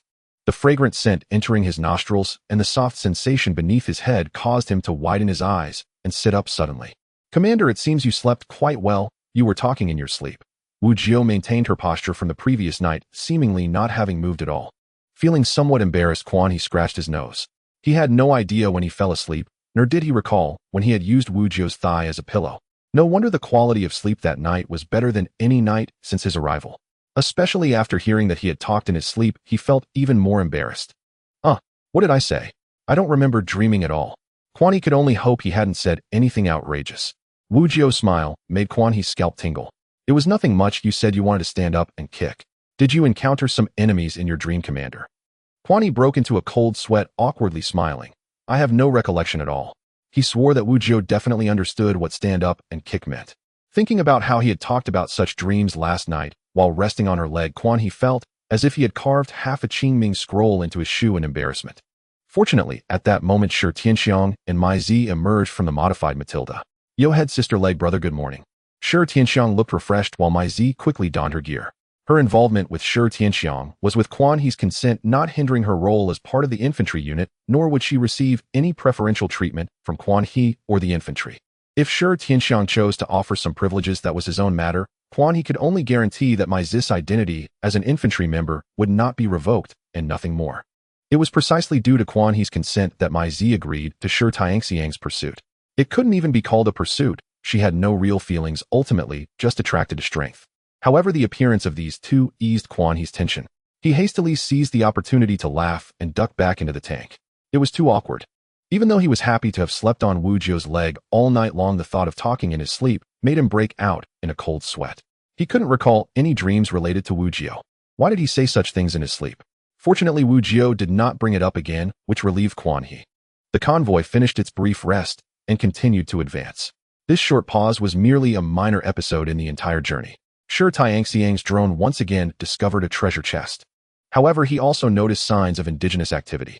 "Leg brother, there seems to be a cave at the foot of the mountain about 20 kilometers ahead. In front of the cave's entrance there is a treasure chest, but there are a considerable number of indigenous people around, likely hiding inside the cave before.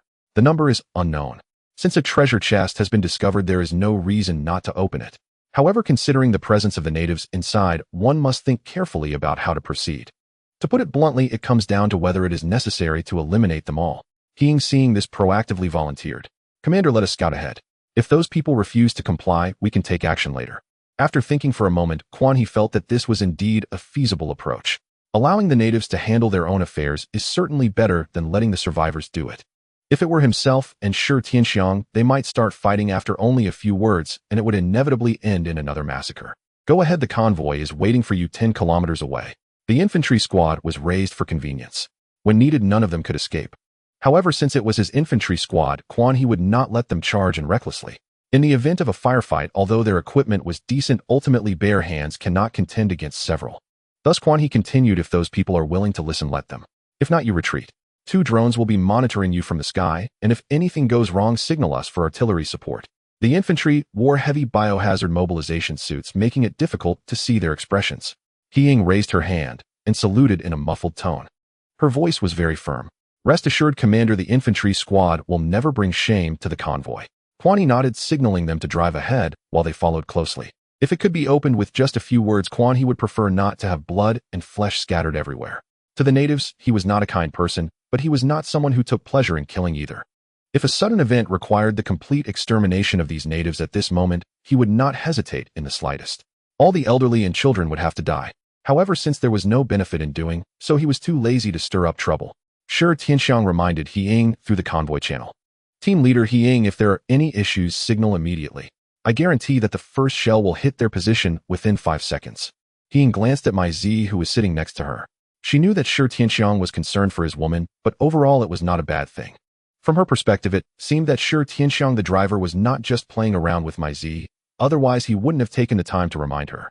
With Mai Zi's connection, at least there was no need to worry about artillery support.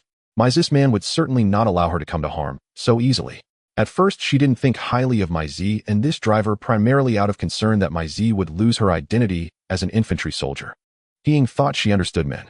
It was normal to change partners when one got bored, especially when the other was a tank commander with unique abilities. Initially, my Z did not want to agree. But as Shi Tianxiang said, it was all about putting on a bold face. With his status and strength, there was no way he couldn't win her over.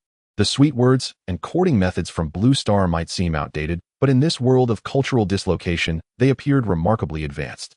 Most importantly, my Z did not lose her identity as an infantry soldier, which was a form of assurance, as they would always remain Quan He's private soldiers. A distance of 20 kilometers was trivial for a troop transport vehicle. They quickly arrived at the domain where the natives were active. This place had also been ravaged by hurricanes, leaving it in tatters. In a way, those survivors were fortunate, as their hideout was in a cave at the foot of the mountain. Even a hurricane could not shake this mountain that did not seem particularly large. Everyone prepare for battle, but do not fire without my command. He Ying's voice showed no emotion. It couldn't be helped. When one had killed too many, this was how it felt. In reality, it didn't even require her to say it. In a world like this, with this environment, having bullets chambered and ready to fire was a basic operation. The suddenly arriving truck immediately raised the alarm among the group of survivors. A boy appearing to be around 16 or 17 years old, wearing tattered clothes, stood in front of the truck, holding a makeshift semi-automatic rifle. He aimed the gun and tried hard to put on a fierce expression, shouting loudly, "Stop, right now. This is our gathering area, and outsiders are not welcome." Though his words were fierce, the trembling fingers gripping the gun, turning white from the effort, and his shaking legs revealed the fear in his heart. The truck stopped about 50 meters away from the boy. He Ying leaned slightly out, saying, "Little guy, go call your leader. Over. I need to speak with him." "I know they're nearby. Let them come out. We mean no harm." Seeing the person in the heavy suit inside the truck, the boy gulped nervously. With only one truck daring to drive so boldly across the wasteland and equipped with such gear, it was clear that these people were not to be trifled with. Even though he knew that the truck could not hold many people, it still gave him a sense of oppression. Suddenly, he noticed two small black dots in the sky circling around. Drones. The boy felt a mix of anger and fear. You brought the machines here." He suddenly raised his gun, aiming at He Ying's truck. He Ying followed his gaze to the sky, then withdrew her gaze, speaking coolly. "Those are our drones, little guy. I told you to bring your leader out. Also, you'd better put that lousy gun down. Just because I'm speaking nicely to you now doesn't mean I'm easy to talk to. If you don't know your place, we don't mind ending this conversation and using force to make you calm down." He Ying's words made the boy's legs go weak instinctively, but the habits formed from living in the wasteland prevented him from showing his fear. He believed that at any time anyone would instinctively bully those who appeared weak. As an orphan without parents, he grew up alone in this survivor's camp, and the posture he displayed was akin to that of a fierce wolf cub. If he was to die, he would at least take someone down with him. This was the foundation of how he managed to survive and grow up despite the hardships in the camp. Thus, even though he was scared now, he showed no intention of lowering his gun. "If you want to call for our leader, you need to at least clarify your intentions. You may be strong, but we are not to be trifled with. Right now, at least over 100 guns are aimed at you." The adrenaline coursing through the boy made him stand tall, blocking the truck's path alone, even though he knew he had been pushed out as cannon fodder. Looking at the boy who stood there with a fierce and stubborn expression, despite his fear, He Ying chose to ignore him. It wasn't that she looked down on him, on the contrary, she found him rather admirable. No matter how one looked at it, having the courage to stand alone with a broken gun to block a truck was quite impressive. Everyone could see that this child had some potential, albeit limited. The real decision-makers were those lurking in the shadows. As a fellow indigenous survivor, He Ying could understand their caution. After all, life and death were at stake, but understanding did not equate to agreement. Especially after she had sworn never to be the person she once was. "Those who are hiding, come out in 5 minutes, otherwise we will consider it a declaration of war, and our tanks and artillery will obliterate your gathering place." At He Ying's signal, my Z emerged and shouted loudly. The sudden movement startled the boy, whose tightly gripping hand inadvertently pulled the trigger. My Z shuddered and let out a pained cry. The homemade bullet struck her chest, embedding itself in her heavy bulletproof vest. Given the caliber and power of that broken gun, it was impossible to penetrate the heavy bulletproof vest, but the impact was undeniably real. My Z was stunned. He Ying's gaze visibly turned icy. The hesitant survivors preparing to emerge were also bewildered. The boy was in shock as well. He stared in disbelief at the homemade semi-automatic rifle in his hands, questioning how it could be so accurate. From over 50 meters away, he had hit the upper body of someone who had poked their head out of the vehicle. If he had such accuracy before, would he have ended up in this predicament? He Ying didn't expect him to fire, nor did the ambush survivors. Even he himself did not expect to fire. My Z reached out and removed the bullet lodged in her vest. He Ying patted the driver, saying, "Retreat." The infantry responsible for driving immediately shifted into reverse, and the truck began to back away. "Captain He Ying, I saw gunfire. Has the battle begun?" The reconnaissance drone flying at low altitude had been monitoring the situation, and the booming voice of Shi Tianxiang came through the convoy channel. He Ying let out a breath of frustration and grabbed the walkie-talkie. It seems the opposing side under extreme tension accidentally fired and hit my Z, but the bullet was stopped by her bulletproof vest, so she is unharmed. He Ying quickly recounted the events leading up to this moment. My Z had already withdrawn as she couldn't understand why the boy was so aggressive. She was just trying to talk, so why did he shoot at her chest? Damn. The terse response from Shi Tianxiang came through the radio. The boy remained in place, bewildered, unsure of what to do in this situation. Deep down, he neither dared nor wanted to oppose such a force. After all, he was a part of this camp, but the camp did not need him. With daily rations of 1 meal and 3 meals of hunger, there was no need to risk his life. But he was too tense, and the oppressive feeling from the opponent's equipment was overwhelming, causing his nerves to reach their peak. The result was that he instinctively pulled the trigger at the slightest provocation. Seeing the truck speeding backward, he fell into confusion. He had shot at them, so why were they not returning fire, but instead retreating? After 2 breaths, he heard a sharp whistling sound. He looked up in confusion, seeing a bright point of light in the sky following a curved path. What a beautiful L! Boom! The tremendous explosion accompanied by flames and debris engulfed the area where the boy stood. The shockwave from the explosion even reached the truck that had already backed away several meters. If they hadn't been wearing mobilization suits, and if the transport vehicle hadn't been modified, the debris from the explosion could have taken them out as well. Only those who directly faced the explosion of a 130mm high explosive shell could comprehend its true power. The shockwave flames and dust from the explosion, along with the vibrations in the air, created a palpable sense of despair. The lone wolf-like boy transformed into fragments of humanity scattered by the tremendous shockwave of the explosion in all directions. Even if this shell didn't explode, its sheer weight would have turned him into mush, let alone this high explosive shell. Quan He watched the entire scene clearly through the drone. Kid, your shot was incredibly accurate this time. Before, when I asked you to block those 2 survivors' heavy tanks, you didn't hit even once. Quan He could even see that this shell had almost struck the boy's head. 10 kilometers is not a short distance. This level of precision made Quan He doubt whether Shi Tianxiang was just putting on a show in the earlier battle. Shi Tianxiang's innocent voice echoed through the radio. That brat stood there motionless. The shooting parameters and coordinates were crystal clear. If I can't hit that, what am I even doing with artillery? Besides, who told that kid to shoot at my girl? Which man could tolerate that? Shi Tianxiang had aimed at the boy from the very beginning. After all, he was standing so boldly in front of the truck. Whether it would explode or not was secondary. The priority was to aim first and then fire at the exposed target. Quan He couldn't be bothered with him. He genuinely couldn't understand whether Shi Tianxiang really liked my Z or was simply looking for a companion for his little head. This was also one of the reasons Quan He retained my Z's infantry status.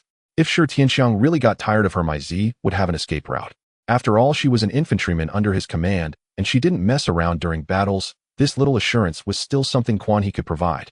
Leg brother, are we going to attack directly, or what? Shi Tianxiang was eager to try. Quan He was speechless. Good lord, you just shot at your girl, and now you're planning a massacre without losing a single hair. Let's see how He Ying handles this first. Be ready for bombardment at any moment. He Ying waited for the dust to settle. She had anticipated this outcome. Otherwise, she wouldn't have ordered the driver to reverse immediately after the boy fired. She felt confident in her ability to read people. Although Shi Tianxiang appeared carefree and seemingly simple-minded, he was actually just as perceptive as her commander. At this moment, the two were in a sticky situation. If she didn't fire this shot, she believed Shi Tianxiang would have trouble sleeping at night. As the smoke cleared, He Ying stepped out of the vehicle. She had a heavy machine gun slung over her back along with a grenade launcher and ammunition. The bullets were crisscrossed and tangled around her. With the assistance of the exoskeleton, she appeared particularly robust. She stood beneath the vehicle, peering through the glasses on her mask, surveying her surroundings. Her voice carried a powerful resonance with an unmistakable chill. "They'll give you 10 minutes to come out. Otherwise, pray you can run faster than a bullet." He Ying was also angry. She typically only offered people one chance, which was to give them face. If they refused to accept her goodwill, then she would shove artillery shells down their throats. After saying this, He Ying stood in front of the truck, one hand on a heavy machine gun and the other on a grenade launcher. As for danger, if they truly wanted to fight the bullets this modified troop transport could withstand were no different from what her mobilization suit could endure. If the mobilization suit couldn't hold up, then hiding inside the truck would be of little significance. In fact, had she not been focused on that young man and confirmed he had unconsciously pulled the trigger due to overwhelming tension, she would have already ordered a retreat. If the other side took the initiative to fire, then it would only leave the option of resolving matters through force. Now it was time to see if they recognized the situation. The result was that the recent explosion had genuinely frightened those survivors. They could also see the drones overhead. The massive explosion was clearly from heavy artillery. Moreover, the most terrifying part was the accuracy of the enemy's artillery. The impact point of the shells nearly overlapped with the position where that boy stood, making them feel that the artillery behind him was automated. If it were human, how could there be such precise artillery capability? Clearly, this was beyond the understanding of the indigenous survivors. Upon hearing the enemy's words, the natives hesitated. They feared they might actually die beneath that precise artillery fire. Those who had been ambushed exchanged glances, unsure who took the lead, and slowly walked out of their hiding spots, weapons raised. Among them was the leader of this gathering, a robust, middle-aged man. He watched as these individuals emerged one after another, her eyes filled with disdain. Since there was no backbone, why put on such a show from the start? How just a shameless hypocrite. The number of those who emerged exceeded 100, and it was evident they had suffered significant losses during this hurricane disaster. All of them appeared disheveled and covered in dirt. A week's worth of hurricane disaster had caught them off guard.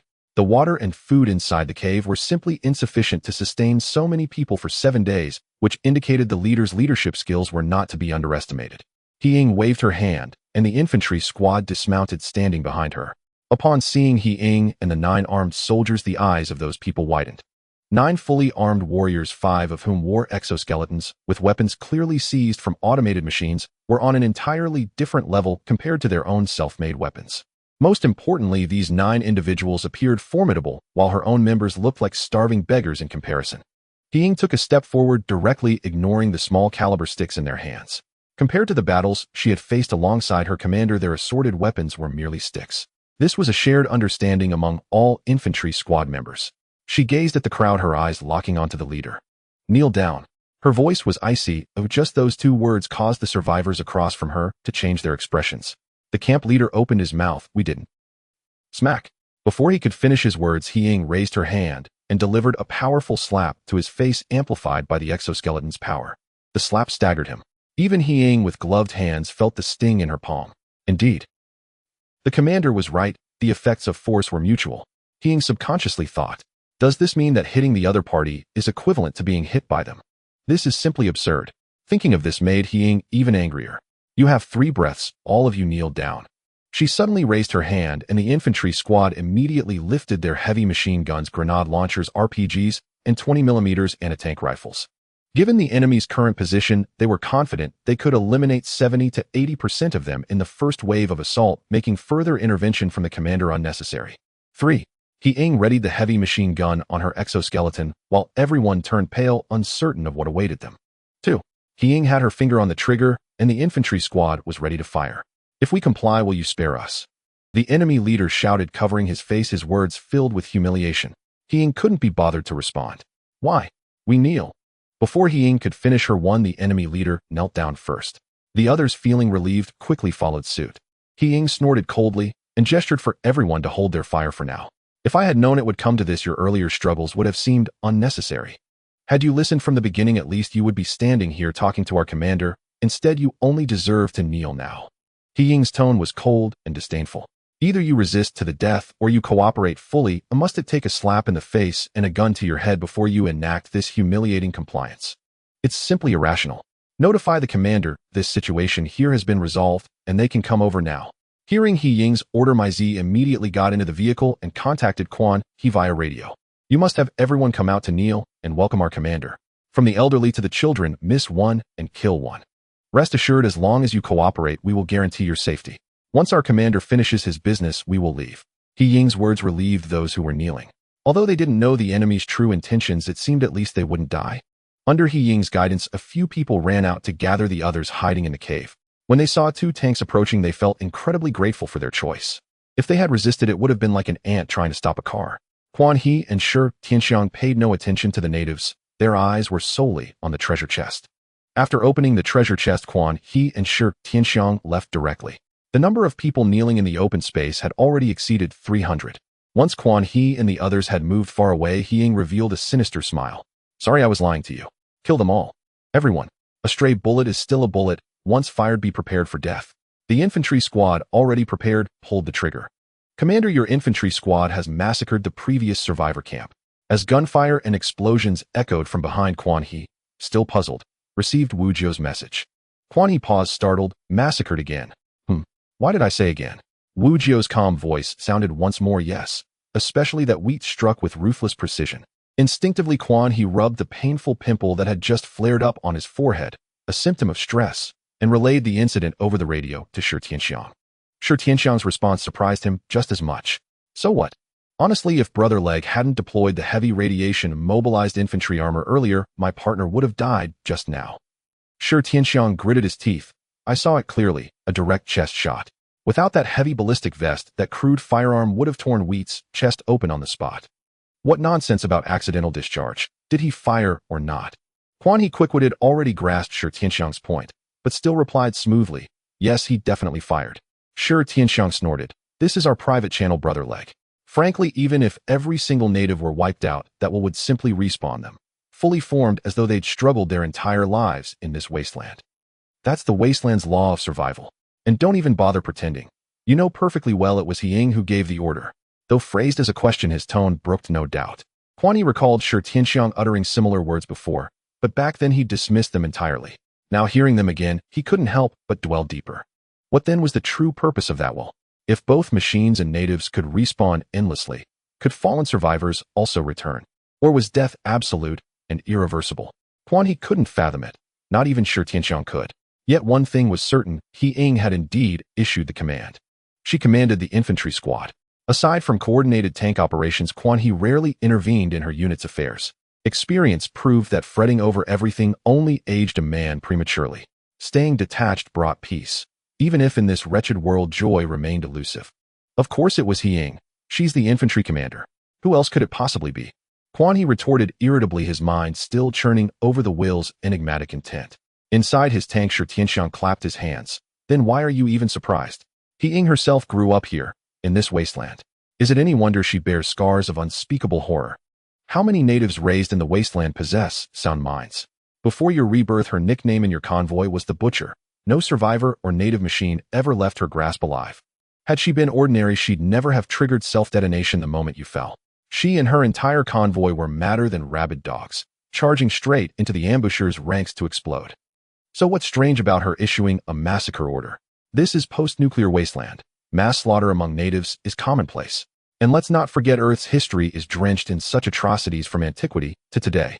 Shi Tianxiang rattled on like an anxious mother, determined to prevent Quan He from developing misplaced compassion at this critical juncture.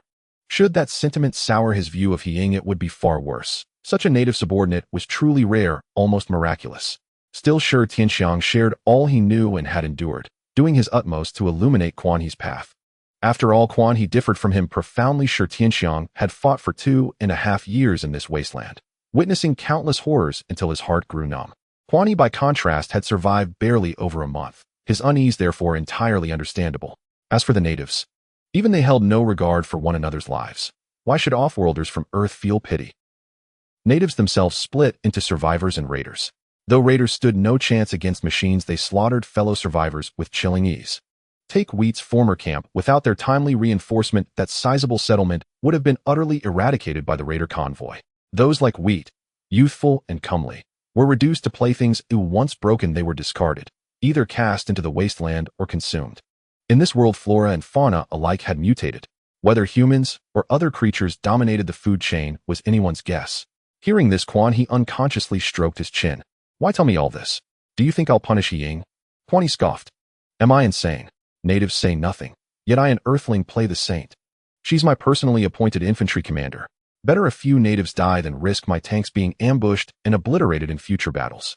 He hadn't anticipated He Ying's bloodthirstiness, but in truth cause and effect were inseparable. That outcome was sealed the moment her rifle discharged and struck Wheat. To absorb such a wound and smile instead would invite contempt, not just from allies, but from enemies who'd perceive He Ying's squad as weak and easily manipulated. Reality bore this out. Place a meek, honest man beside a hardened thug, and ask a third party whom to bully. 90% would choose the gentle one. In offices, those who work longest and hardest are invariably the most accommodating. That was human nature. Yet recalling Shi Tianxiang's words, Quan He suddenly realized. Hearing such an order from He Ying felt utterly inevitable. Had the enemy refrained from firing and cooperated fully, He Ying would never have ordered the massacre.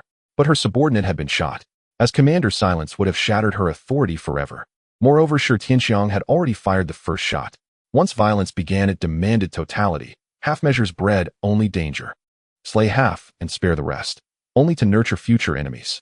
If they ever crossed paths again, who'd bear responsibility for a devastating ambush on the convoy? Moments later, He Ying arrived with her infantry squad aboard armored personnel carriers. "Commander, the cleanup behind us is complete. No loose ends remain." Her words, delivered with serene detachment, carried the weight of hundreds of lives extinguished as casually as crushing an ant colony beneath one's boot. Quan He suddenly found the moniker the Butcher disturbingly apt. Around noon, the convoy found a relatively secluded spot to stop. This is the advantage of having radar and drones. Under dual surveillance, any threats can be detected in advance. It is precisely for this reason that Quan He began to increase his outings. Wu Jiao seemed like a treasure. No matter how you dig, you could always find something. For instance, she could manipulate drones in real time and see their footage even when she was not inside the tank. She could also stand beside Quan He, closely protecting him. Since she could exit the tank, she could also make a fire and cook. As for the relevant utensils, there could be several survivor gathering spots along the way. Moreover, they had just cleaned out a location earlier this morning. At least the common tools were all available in He Ying's vehicle. Quan He found it hard to define the current position of his convoy. If they encountered someone willing to talk, both sides would get along peacefully. If they met someone unwilling to negotiate, then there would be no survivors. Of course, those dirty jobs were handled by the infantry squad, and the orders were given by the infantry commander, He Ying, which had a connection to him as the commander, but not a significant one. Quan He had never demanded anything from He Ying regarding those gathering places, but he had also never interfered with her actions in those matters. He had a system. He was not invincible. He feared enemies and troubles. If his tank's observation hole was hit, he would be in deep trouble. Therefore, Quan He said that He Ying's presence filled a shadowy void in his heart. While eating, he tossed a box of brown paper cigarettes to Shi Tianxiang. Shi Tianxiang's eyes instantly lit up upon receiving them. "These are good stuff, and they even come with a bonus effect." Quan He nodded and took out one for himself and lit it. He distributed the rest to his crew members. Yes, smoking can increase a member's proficiency by 10 while smoking. The percentage is quite significant, but the effects disappear after the cigarette is finished. It was produced from the treasure chest earlier, a cigarette production machine, similar to the cold medicine machine from before. This time, aside from the 4 essential survival elements, there was only this cigarette production machine. Though there were only 2 items, Quan He was very satisfied. He himself did not have a smoking habit, but he occasionally craved a couple. According to Shi Tianxiang, the radiation level in this world was far greater than the harm caused by that cigarette. If the radiation was manageable, the harm from the cigarette could not compare to the bonus recovery capability. Besides, this was a survival game set in a post-nuclear wasteland. Who knew when something might go wrong? Why worry about the health risks of smoking? He was even contemplating how to expedite his pursuit of Wu Jiao. Just as he thought, he had finally encountered an opposite sex who captured his heart, and she was so well-rounded in every aspect. If he were to express his feelings to Shi Tianxiang, he would not have managed to do so even until death. Quan He felt that even if he died, he would not be able to close his eyes. The only downside was that the tank girl could not bear children. But Quan He's lips could not suppress a smile. Isn't that even better? Not being able to bear children meant he wouldn't have to worry about little umbrellas. As a lifelong solo mentor, Quan He's heart raced beyond 120 beats per minute at that moment. The imagery was too beautiful for him to even dare to imagine. Wu Jiao stood behind Quan He, looking at him with a puzzled expression. "Commander, I detected an elevated heart rate. What are you thinking about?" "I was thinking of you," Quan He unconsciously replied, then suddenly realized and quickly covered his mouth. Damn, that was too cheesy. Wouldn't it cost him points? Wu Jiao was momentarily taken aback. She did not expect Quan He to suddenly say such a cheesy line. Even this battle-hardened iron cavalry of the Republic could not help but blush. If Wu Jiao were to go fight the enemy, she would guarantee that her face wouldn't flush, and if she furrowed her brows, it would mean she lacked combat experience. Even though she had guessed that Quan He had ulterior motives for her, and had even provoked him in that regard, like this morning. But taking the initiative and responding passively were 2 completely different things. Caught off guard by such a sudden remark, Wu Jiao truly found herself at a loss on how to respond. Clearly, she was also a master of verbal dueling. As a tank girl, she had never experienced such a situation. Even though she had been mentally prepared before, she wanted to see how long her commander could hold back. The drone seems to have spotted something. I'll go take a look. After leaving a dry sentence, Wu Jiao turned and walked towards a nearby spot. This old soldier of the Republic was dumbfounded by Quan He's unexpected outburst. Quan He felt a bit anxious. He hadn't expected that he would instinctively spill his thoughts. Once Wu Jiao left, he let out a long sigh, looking at Shi Tianxiang, who was dumbfounded nearby, and scratched his head, saying, "How should we put this?" Shi Tianxiang took a deep drag of his cigarette, his expression heavy, then said solemnly, It's a bit nauseating. Quan He rolled his eyes, his forehead filled with black lines. Get the hell out of here. Seeing you annoys me. Shi Tianxiang clapped his butt and walked away, bursting into loud laughter. Ahaha. Ugh, I'm thinking of you. He laughed heartily while mimicking Quan He's earlier words. But then he felt a piercing gaze upon him. A chill ran down his spine. Shi Tianxiang suddenly caught sight of Wu Jio's unfriendly glare and quickly covered his mouth. Oh, he had forgotten that the big sister was also here. This was just a small episode, but once he calmed down Quan He suddenly felt quite good. This signified the sounding of his horn to attack Wu Jio. And it turned out that Wu Jio was far less aggressive in this regard than she appeared. A simple cheesy line could make Wu Jio blush profusely. Quan He had already begun to recall various cheesy lines he had seen online. At this rate, he and Wu Jio might not drag it out for long. Of course, he wasn't looking to just play around. His feelings had begun to rise with the window. At first, he was only attracted to Wu Jio's image. Everyone has a love for beauty, especially for someone like him, a lifelong mentor. However, with over a month of interaction, Wu Jio's status was simply unshakable for him and the entire crew. The value she provided was unprecedented. Most importantly, as a tank girl, she compensated for Quan He's deficiencies in command capabilities. Rather than saying she was a tank girl, it would be more fitting to describe her as Quan He's teacher. Shi Tianxiang had also mentioned that in the later stages the existence of tank girls would become common. But by then the survivors would have grown into qualified commanders. The value provided by tank girls was more of an assistive nature. Yet when Quan He acquired Wu Jio, he was still clueless. The implications of this were far beyond what those later tank girls could compare to. Just like Empress Ma and Zhu Chongba Heart, he didn't think much of Empress Ma sitting on the dragon throne. If it were any other concubines, Zhu Yuanzhang would show them what it meant to destroy 9 clans. A week into the second phase, Quan He and his convoy had already traveled thousands of kilometers. On average, they covered several hundred to nearly 1,000 kilometers every day. The direction was chosen randomly. However, it might also be that Shi Tianxiang's previous streak of good luck had run out, as there hadn't been any unexpected incidents in the last 2 or 3 days. They had opened a few treasure chests, but none of them brought any significant enhancements to Quan He's convoy.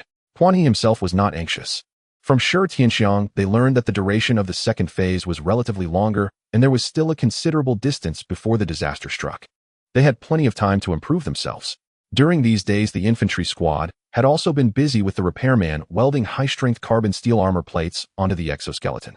In simpler terms, they had installed 2 small high-strength carbon steel armor plates on the front and back. The primary purpose was to protect the upper body.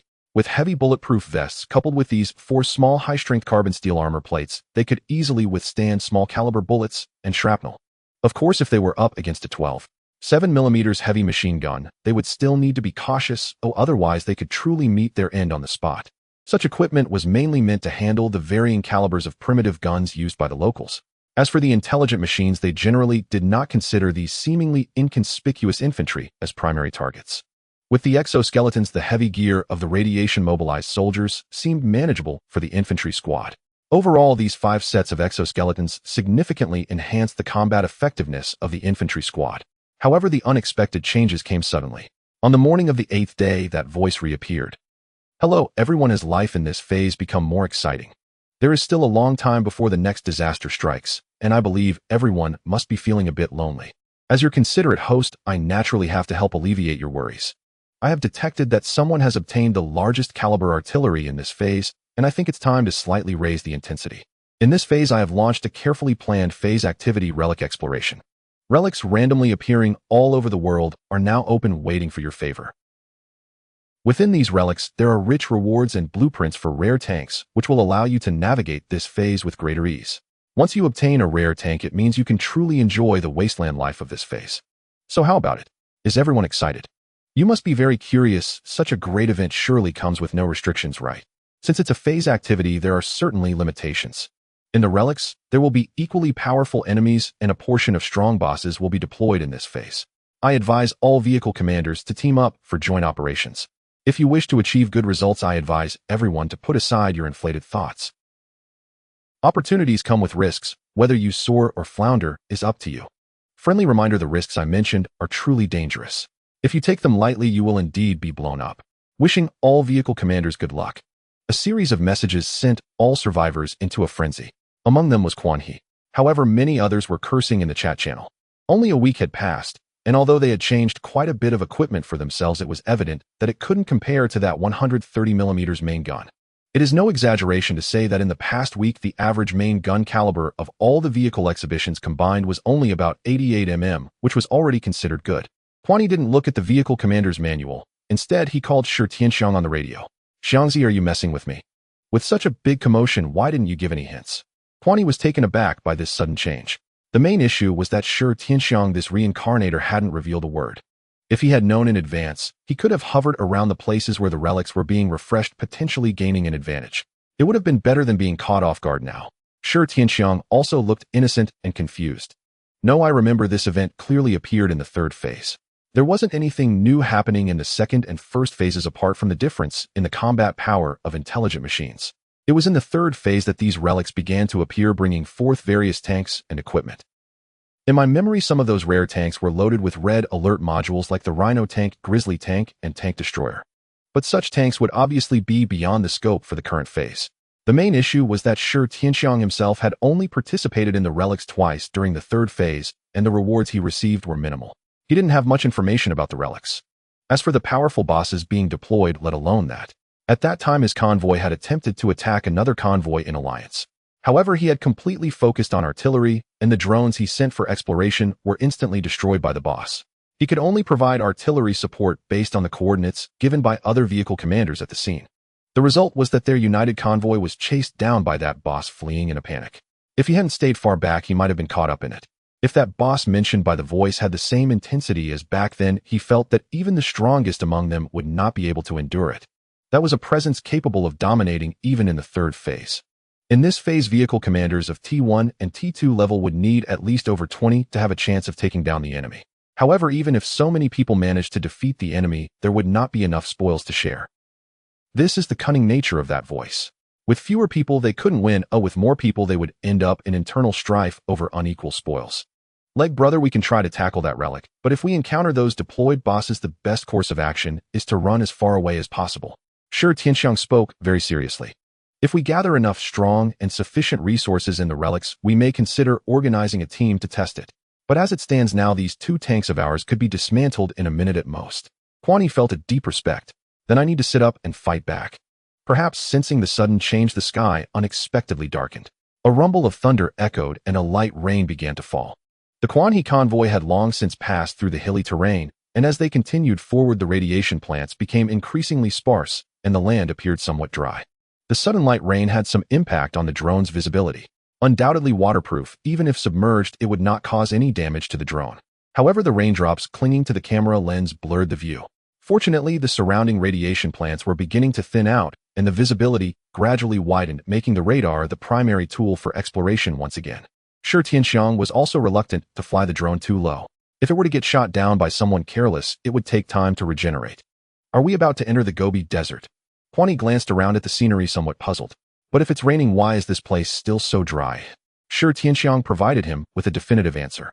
This world has all sorts of chaotic terrains. A mere Gobi is nothing to worry about. The climate in this world has long been out of whack. Here the temperature is still quite comfortable, while in some places heavy snow is falling and people are dressed in winter clothing. Although rain in the Gobi is rare, it can happen, and that's a good thing. At least the visibility here is relatively open, allowing for early detection of any intelligent machines. Shi Tianxiang seemed to take it lightly, as the drone couldn't function effectively now. It was just as well. However, Quan wasn't fond of this gloomy, rainy weather, feeling somewhat sticky. Although the tank was equipped with a ventilation system and air conditioning, it still couldn't alleviate the damp feeling. The humidity in the air made Quan feel like his urticaria was about to flare up. Reluctantly, he turned on the air conditioner's dehumidifying system to ease the dampness. He had only just recovered from an illness a few days prior, and his body still felt vaguely weak, making him quite uncomfortable. Everywhere I look is barren. Are there any resources in this place? Quan rubbed his arms, attempting to dry them, and asked somewhat irritably. If the resources in this terrain are not abundant, we should change direction as soon as possible. Of course there are resources, brother Leg. Intelligent machines disregard any terrain. Moreover, there are relatively more human survivors in this kind of Gobi. The view here is vast. They can also spot dangers in advance and take cover. Although the absence of radiation plants reduces detection cover, it also diminishes the threat posed by radiation plants and radiation creatures. However, the plundering of treasure chests and airdrop resources in this terrain is likely to be more intense. As long as one stands at a high point, they can easily survey a large area for treasure chests or airdrops, saving us a lot of trouble.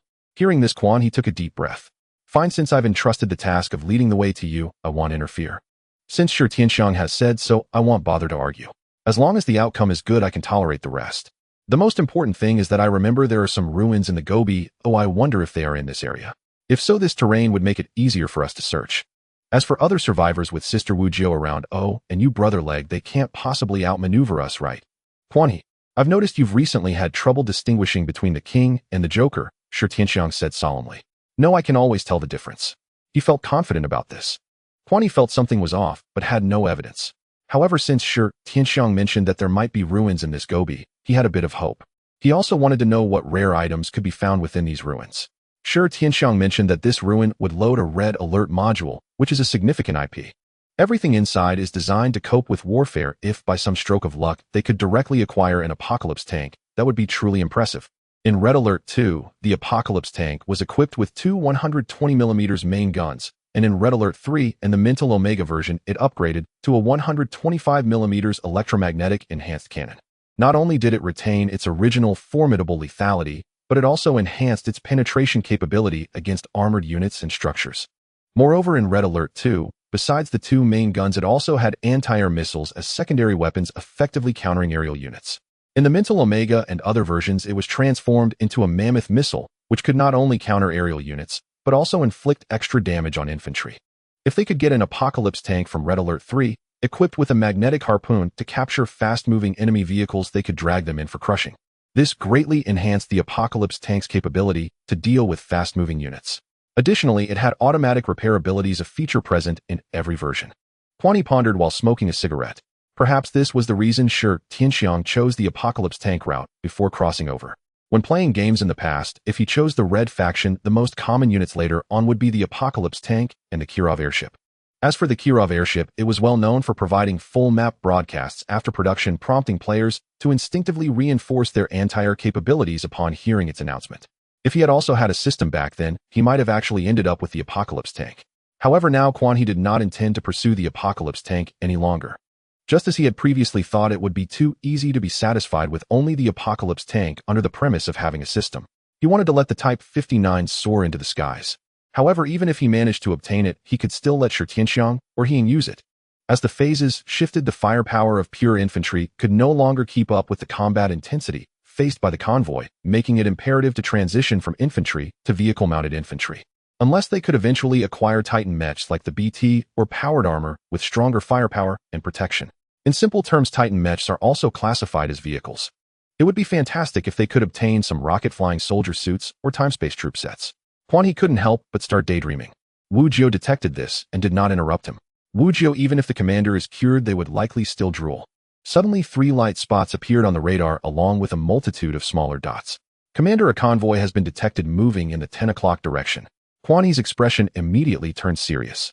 Have we encountered other survivors, or is it an intelligent machine unit? After a moment, Wu Jiu drew a conclusion.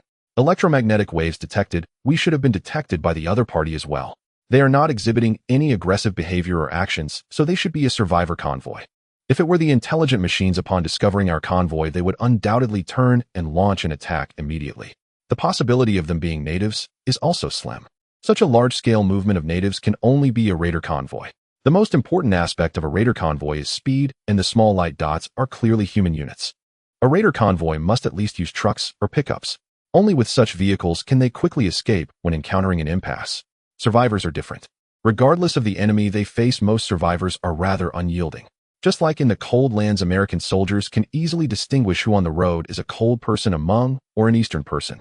When encountering American soldiers on the road, the cold people and Hmong look around or lower their heads, not daring to make eye contact, while the Easterners, akin to being in a zoo, openly stare at the American soldiers with curiosity, scrutiny, and even a hint of provocation. Differentiating between intelligent machines, natives, and survivors on radar is similar. Experienced individuals can easily discern them. Send a radio communication request to see if we can establish contact. Inform them that we have no intention of engaging in conflict with survivors. To ensure safety for both parties, it's best to keep the distance no closer than 5 kilometers. He did not wish to make contact with the other party. Compared to these survivors, he would prefer to face intelligent machines and natives. Dealing with intelligent machines is straightforward. Both parties have a single purpose: to meet and engage in combat. Dealing with natives is also simple. Either comply and survive or disobey and meet a grim fate. Facing survivors is more troublesome. No one knows what chaotic things they have unleashed. He also did not dare to claim invincibility. According to Shi Tianxiang, before his rebirth, he too had a system and followed a path similar to the Enlightenment tank, yet in the end, he was besieged and destroyed due to the betrayal of a mere infantry squad. Thus, even though he has significantly enhanced the Type 59 tank, he remains cautious when facing survivors. He believes this attitude will persist. He cannot guarantee whether he had become arrogant on the timeline before Shi Tianxiang's rebirth. However, before encountering Shi Tianxiang, he did show a slight hint of arrogance.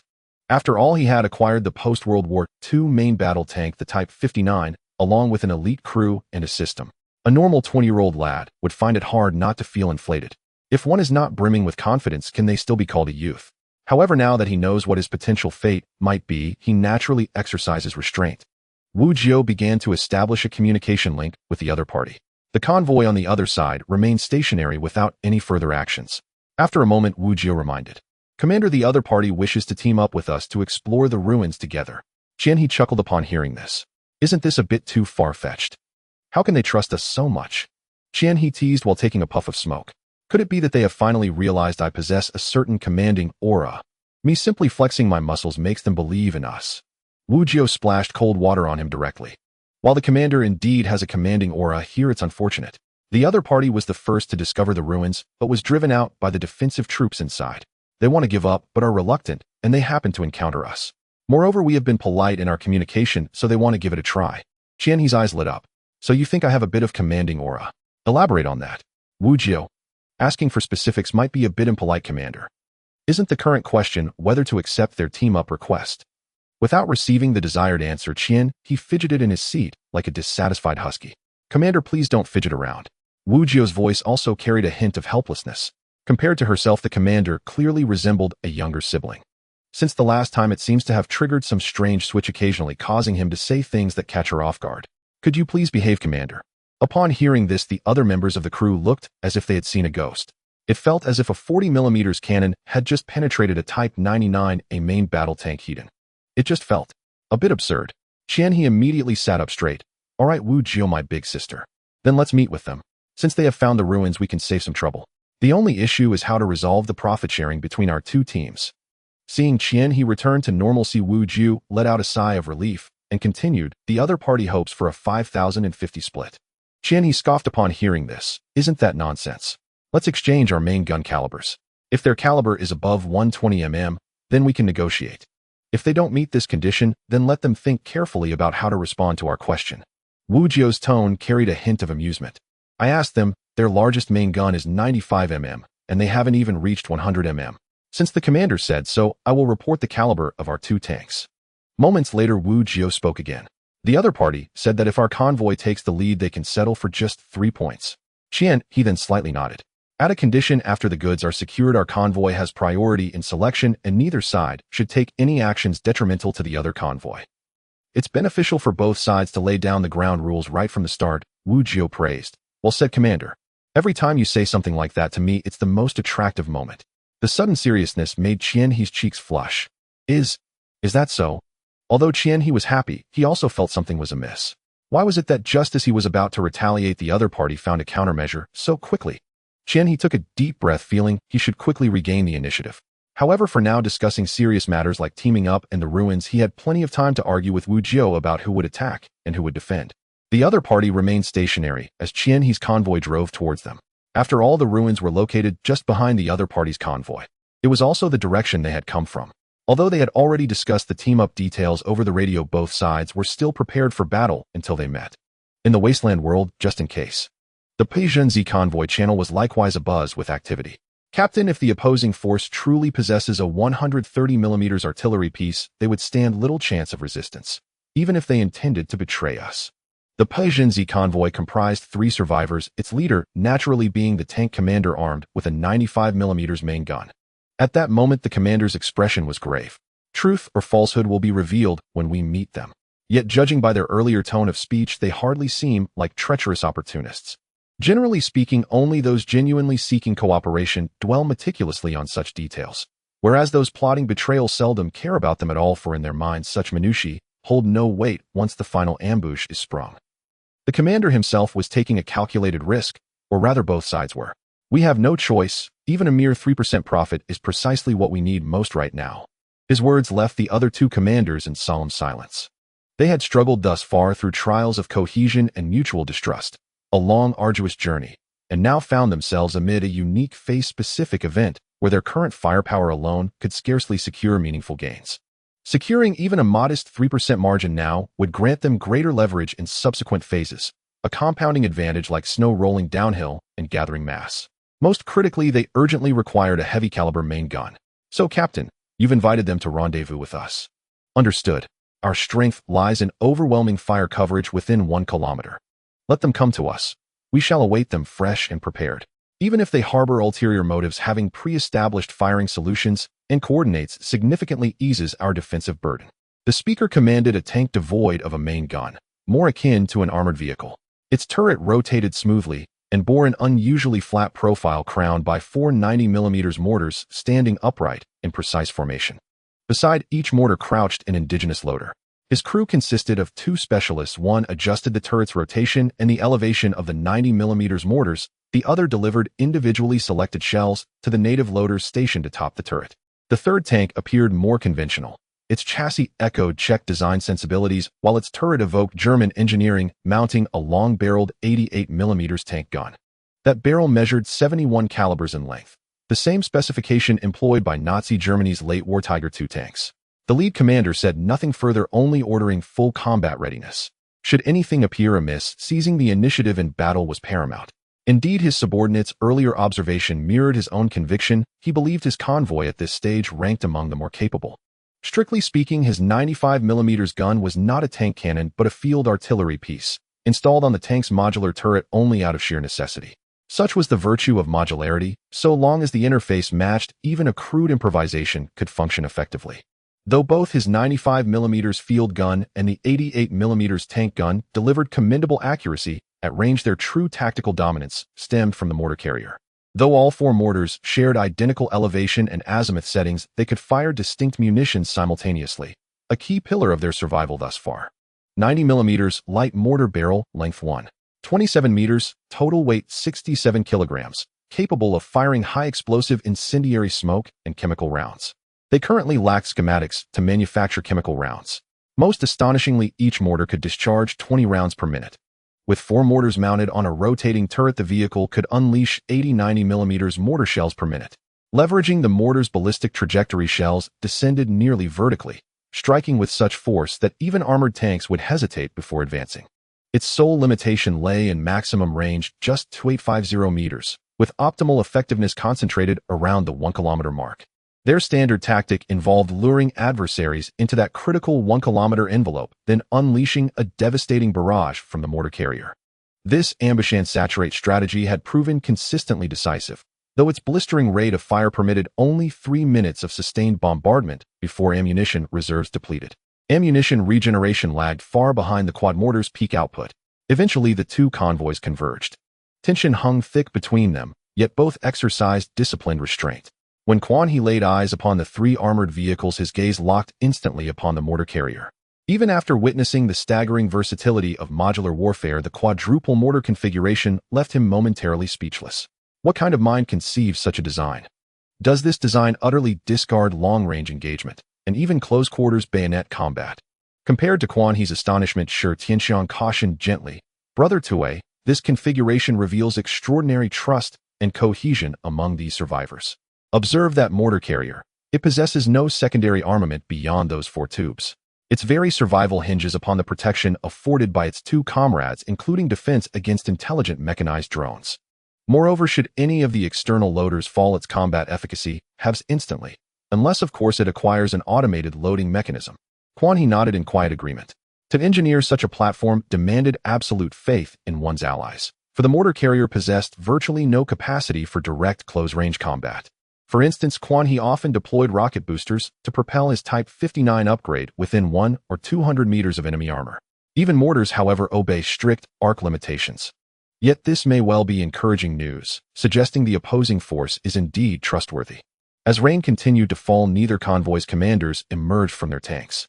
At Quan He's suggestion, both commanders synchronized their communication channels, allowing the opposing leader to brief them on the ruins ahead. The site lies roughly 200 kilometers along our approach route. It is vast, resembling the scar of an ancient battlefield. Its urban structures and infrastructure bear neither post-apocalyptic nor terrestrial aesthetics, entering demands preparation for brutal urban warfare. As you can see, though we command a cadre of indigenous followers, only our long 88mm tank gun excels in close quarters melee. My own armament, a 95mm caliber gun, is a field howitzer optimized for precision direct fire support at extended ranges. And our most potent asset, the mortar carrier, becomes grievously disadvantaged within such confined labyrinthine terrain. As for the foes within, have you ever witnessed infantry surging forward like an unrelenting tide? Since we have come this far, giving up is not an option. Regardless of its feasibility, we must give it a try. An important point is that Shi Tianxiang mentioned that the soldiers in the ruins do not respawn after death. There are many types of urban warfare, one of which is utilizing infantry to shield tanks as they charge in. It ultimately depends on what the instigator of the war seeks to achieve. If one does not mind turning the target city into ruins, then directly using firepower coverage outside the city to inflict mass casualties on the resistance forces and destroy hiding buildings is the simplest and most effective approach. However, if one wishes to preserve the buildings within the target city as much as possible, then armored units must work in tandem with infantry to clear the path and eliminate specific targets. Such casualties would be greater. If it weren't for the void bombardment, finding a suitable city to occupy and develop would indeed warrant such a price. Unfortunately, Quan He and the others only require results, not the city. There is another important question. How should we determine the criteria for rewards? Is it to destroy a specific target inside or a certain building? The two convoys had already formed their formations outside the ruins. But before launching the attack, Quan He needed to understand how this so-called ruin was to be explored and how the rewards could be obtained. This question was rather abrupt, leaving the three members of the Paijinzi convoy somewhat puzzled. The ruins event had just begun, and many had not yet found the ruins. Even those who had found them were still in the exploratory phase. Shouldn't they be fighting while exploring? However, the previous convoy member, the mixed bag, had shown an unusual level of information retention, which caught the attention of the three members of the Paijinzi convoy. Any useful information must not be overlooked. As expected, Shi Tianxiang continued to answer questions. Quan He had no intention of avoiding them. This information was not particularly critical. The three people opposite still seemed worthy of cooperation, which was also to better resolve this ruin. Of course, if the other party's demeanor were unsatisfactory, then there would be no possibility of cooperation. Basically, it depends on the exploration level, similar to the fog of war and strategy games. Generally, once the exploration level of the ruins exceeds 50%, it can trigger the unlock of rewards. Additionally, eliminating special units inside can also yield rewards. The rewards discovered by that convoy or dropped from eliminated special units can only be seen by members of their own convoy, and they will be marked by a beam of light, making them particularly recognizable. Clearly, Shi Tianxiang's words were not meant for the current survivors to know, yet the Paijinzi convoy did not realize he was a reincarnator. Though they were currently collectively traversing, their maximum assumption was that the other party had other channels for obtaining information. How they acquired it was something no one with sense would ask, especially considering the other convoy was stronger than their own.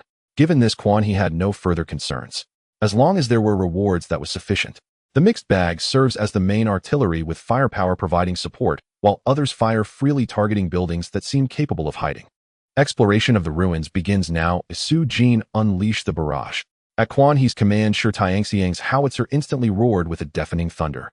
The 130mm high explosive shell streaked through the air and struck the ruins a kilometer away. The distance was set to accommodate firepower's mortar. Although the opponent's mortar had a maximum range of 2,800 meters that would negate the barrage effect of Su Jin. Moreover, being closer allowed everyone to observe the results of the bombardment. Unlike the thunderous roar of Shi Tianxiang's 130mm howitzer, the sound of the mortar was a dull thump-thump. While Shi Tianxiang fired a round, each tube of firepower's mortar could fire at least 6 shells. The heavy artillery led the assault, while the medium-caliber mortars followed the impact points to provide support. Shi Tianxiang fired high explosive shells, while the mortar fired shells and incendiary rounds. Only the mortar could cover the advance along with Shi Tianxiang's artillery impact points. This was because their shell trails left distinct trajectories.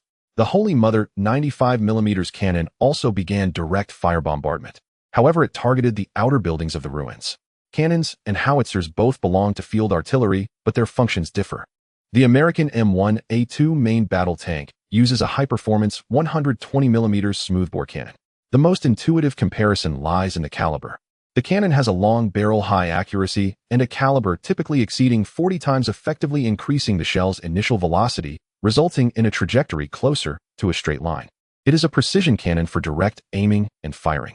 In contrast, the howitzer's barrel is shorter, generally with a caliber between 20 and 30 times, firing shells in an arc to cover a larger area over obstacles. It is a high-arc indirect fire artillery. One provides direct firepower output, the other indirect fire support. Quan He and Tiger did not fire. The two of them, accompanied by infantry squads, began to approach the ruins under the cover of artillery fire. At this moment, all infantry, including Heing, disembarked and followed the two tanks on foot. Quan He's upgraded Type 59 led the way, and to be safe, he had Shi Tianxiang trade the large roller from the front of the Matilda and install it on the front of the Type 59. This concealed the relatively obvious weak point at the front. As they were about to reach the edge of the ruins, Quan He suddenly received a system notification. Triggering sudden event command and conquer. This is a ruin filled with danger and opportunity awaiting your conquest. Completely explore the ruins and eliminate over 90% of the ruins' defenders. Completion reward: 3 lottery draws for the vehicle factory medals based on performance. Quan He, who was about to enter the ruins, was momentarily taken aback. Commander, what a grand gesture, 3 lottery draws at once. I remember the first time 3 draws appeared was during the vehicle factory mission, right? Wasn't it that I had a major repair and died there? What's the deal this time? Although Quan He was pleased to trigger the mission, the 3-task reward left him somewhat solemn. As observed from previous tasks, this reward was tied to the difficulty of completing the event. The highest task reward for clearing the abandoned county town occupied by radiation species was merely 3 draws, and he had only managed to obtain 2 at most. He couldn't help but want the system to divulge some internal information. After all, his weight in relation to that voice was the same. Since we have come this far, giving up is not an option. Regardless of its feasibility, we must give it a try. An important point is that Shi Tianxiang mentioned that the soldiers in the ruins do not respawn after death. There are many types of urban warfare, one of which is utilizing infantry to shield tanks as they charge in. It ultimately depends on what the instigator of the war seeks to achieve. If one does not mind turning the target city into ruins, then directly using firepower coverage outside the city to inflict mass casualties on the resistance forces and destroy hiding buildings is the simplest and most effective approach. However, if one wishes to preserve the buildings within the target city as much as possible, then armored units must work in tandem with infantry to clear the path and eliminate specific targets. Such casualties would be greater.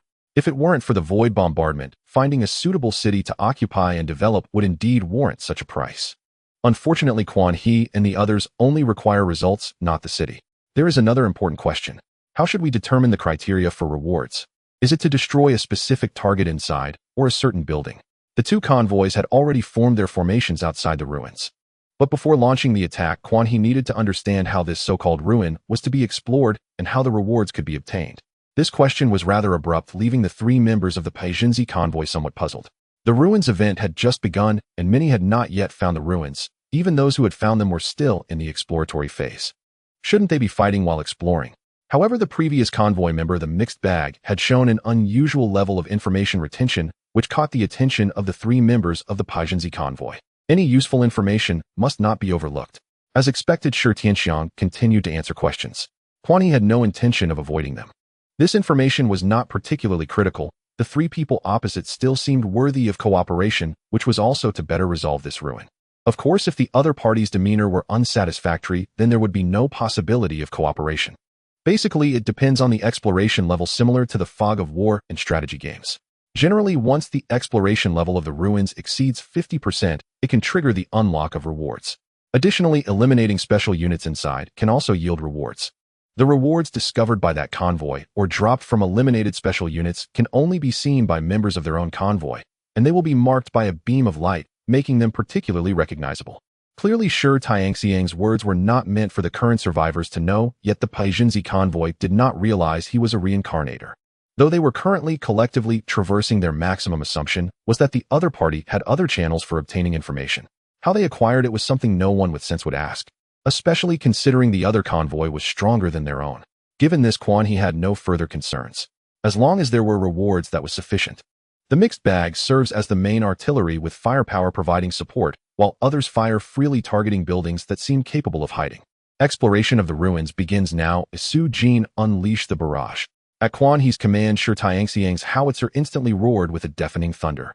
The 130mm high-explosive shell streaked through the air and struck the ruins a kilometer away.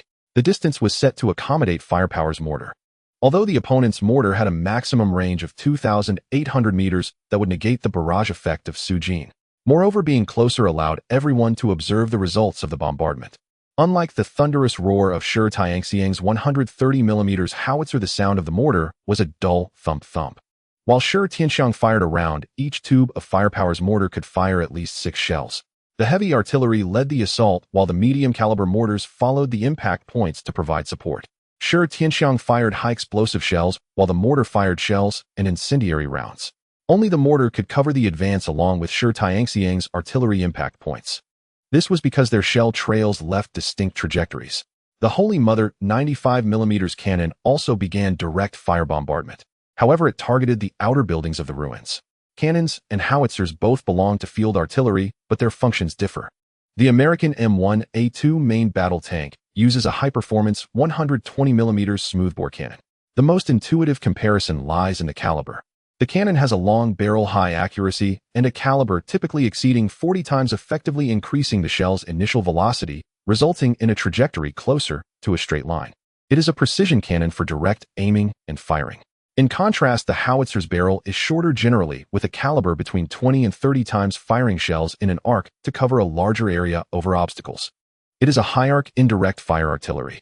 One provides direct firepower output, the other indirect fire support. Quan He and Tiger did not fire. The two of them, accompanied by infantry squads, began to approach the ruins under the cover of artillery fire. At this moment, all infantry, including Heing, disembarked and followed the two tanks on foot. Quan He's upgraded Type 59 led the way, and to be safe, he had Shi Tianxiang trade the large roller from the front of the Matilda and install it on the front of the Type 59. This concealed the relatively obvious weak point at the front. As they were about to reach the edge of the ruins, Quan He suddenly received a system notification.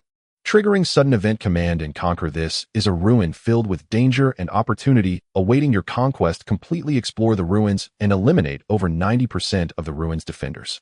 Completion reward: 3 lottery draws for the vehicle factory medals based on performance. Quan He, who was about to enter the ruins, was momentarily taken aback. Commander, what a grand gesture, 3 lottery draws at once. I remember the first time 3 draws appeared was during the vehicle factory mission, right? Wasn't it that I had a major repair and died there? What's the deal this time? Although Quan He was pleased to trigger the mission, the 3-task reward left him somewhat solemn. As observed from previous tasks, this reward was tied to the difficulty of completing the event. The highest task reward for clearing the abandoned county town occupied by radiation species was merely 3 draws, and he had only managed to obtain 2 at most. He couldn't help but want the system to divulge some internal information. After all, his weight in relation to that voice was the same. Host, what's there to explain? Nothing more than this: the greater the reward, the higher the difficulty. I can't elaborate further. The source core is watching the system closely. The system's reticence implied there was indeed something worth noting. Quan He, ever perceptive, instinctively sifted through its words for useful intelligence. A faint smirk curled at the corner of his lips. How strange. Haven't spoken in a few days and suddenly you've grown timid. Where's that righteous report-happy system who once filed complaint after complaint against the source core? His tone carried theatrical sorrow. Look at you now. 2 measly splashes of urine. What's the source core done to you? Why won't you stand up and fight him? System. It's not that we won't. It's that we can't. We pushed too hard before. That wretched thing has since patched every conceivable loophole, terrified of giving us another inch to exploit. Now it thinks it's invincible again, and has turned its gaze squarely upon me. Quan He sensed oddly a note of grievance in the system's voice. All right. If the source core knows how to evolve, why is the system regressing? As the saying goes, sailing upstream, one must advance, or drift backward. Don't let me see the day you're leashed and led by the source core like a stray dog. Tell me, if the source core stepped forward now to offer me a favor to prove its worth, would I begin to lean toward it instead? Oi. Source core, here I am. System. Host. Have you lost your conscience? Everything I've become was for you.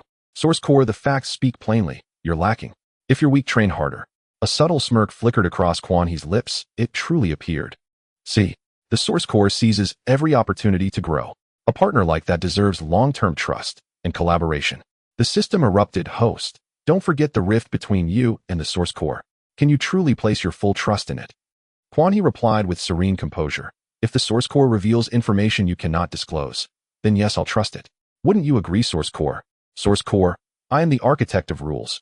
What power does a mere fragment of consciousness hold? Trust me, not it. Together we rise, to greatness, to glory. The system scoffed coldly. It writes the rules. Do you honestly believe it would break them for someone who salivates over every scrap of intel? Source core, you think I'm like you. Host, eliminate 95% or more of the ruin's enemies, and you'll trigger the next phase, and even awaken its hidden boss. Quani's eyes gleamed. There, you see. The source core does have substance. Anything else you're permitted to share?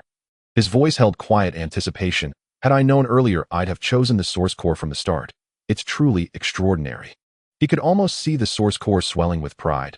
I simply refused to acknowledge that fool of a system at first. Otherwise, where would it even stand? Beyond that, little remains. This ruin event poses moderate difficulty and danger for you, but no more.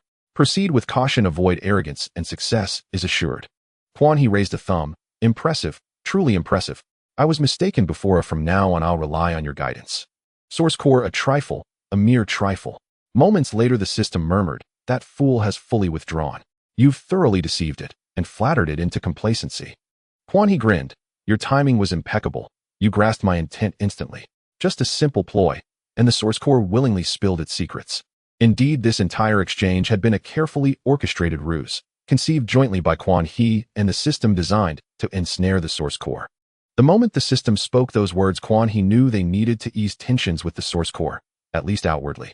So he and the system performed with flawless synchrony a dramatic rupture, severing ties before the source core's very eyes, until it eagerly volunteered the intel itself. The system silently raised a thumb. You know me better than anyone. This is true synergy. A single phrase, and we move as one. Quan He tapped ash from his cigarette. His mastery concealed his triumph unspoken. Had the source core known the truth, it might well have downloaded the Anti-Fraud Center app that very night. Though the reason remained unclear why Leg Brothers' tank had halted at the ruin's edge, Tiger showed no urgency. Fu Jin's artillery barrage continued to scour the interior. Moments later, He handed Quan He 2 packs of cigarettes. Smoking these boosts squad proficiency, so light up and stay alive. With a curt signal, Quan He led the way down the main road into the ruin. The path ahead had already been pulverized by artillery. Larger structures deliberately targeted now lay in rubble. Upon entering, Quan He registered only 2 impressions: rawness and scale. Crimson brick dominated every structure, barbed wire and squat bunkers lingered faintly in view.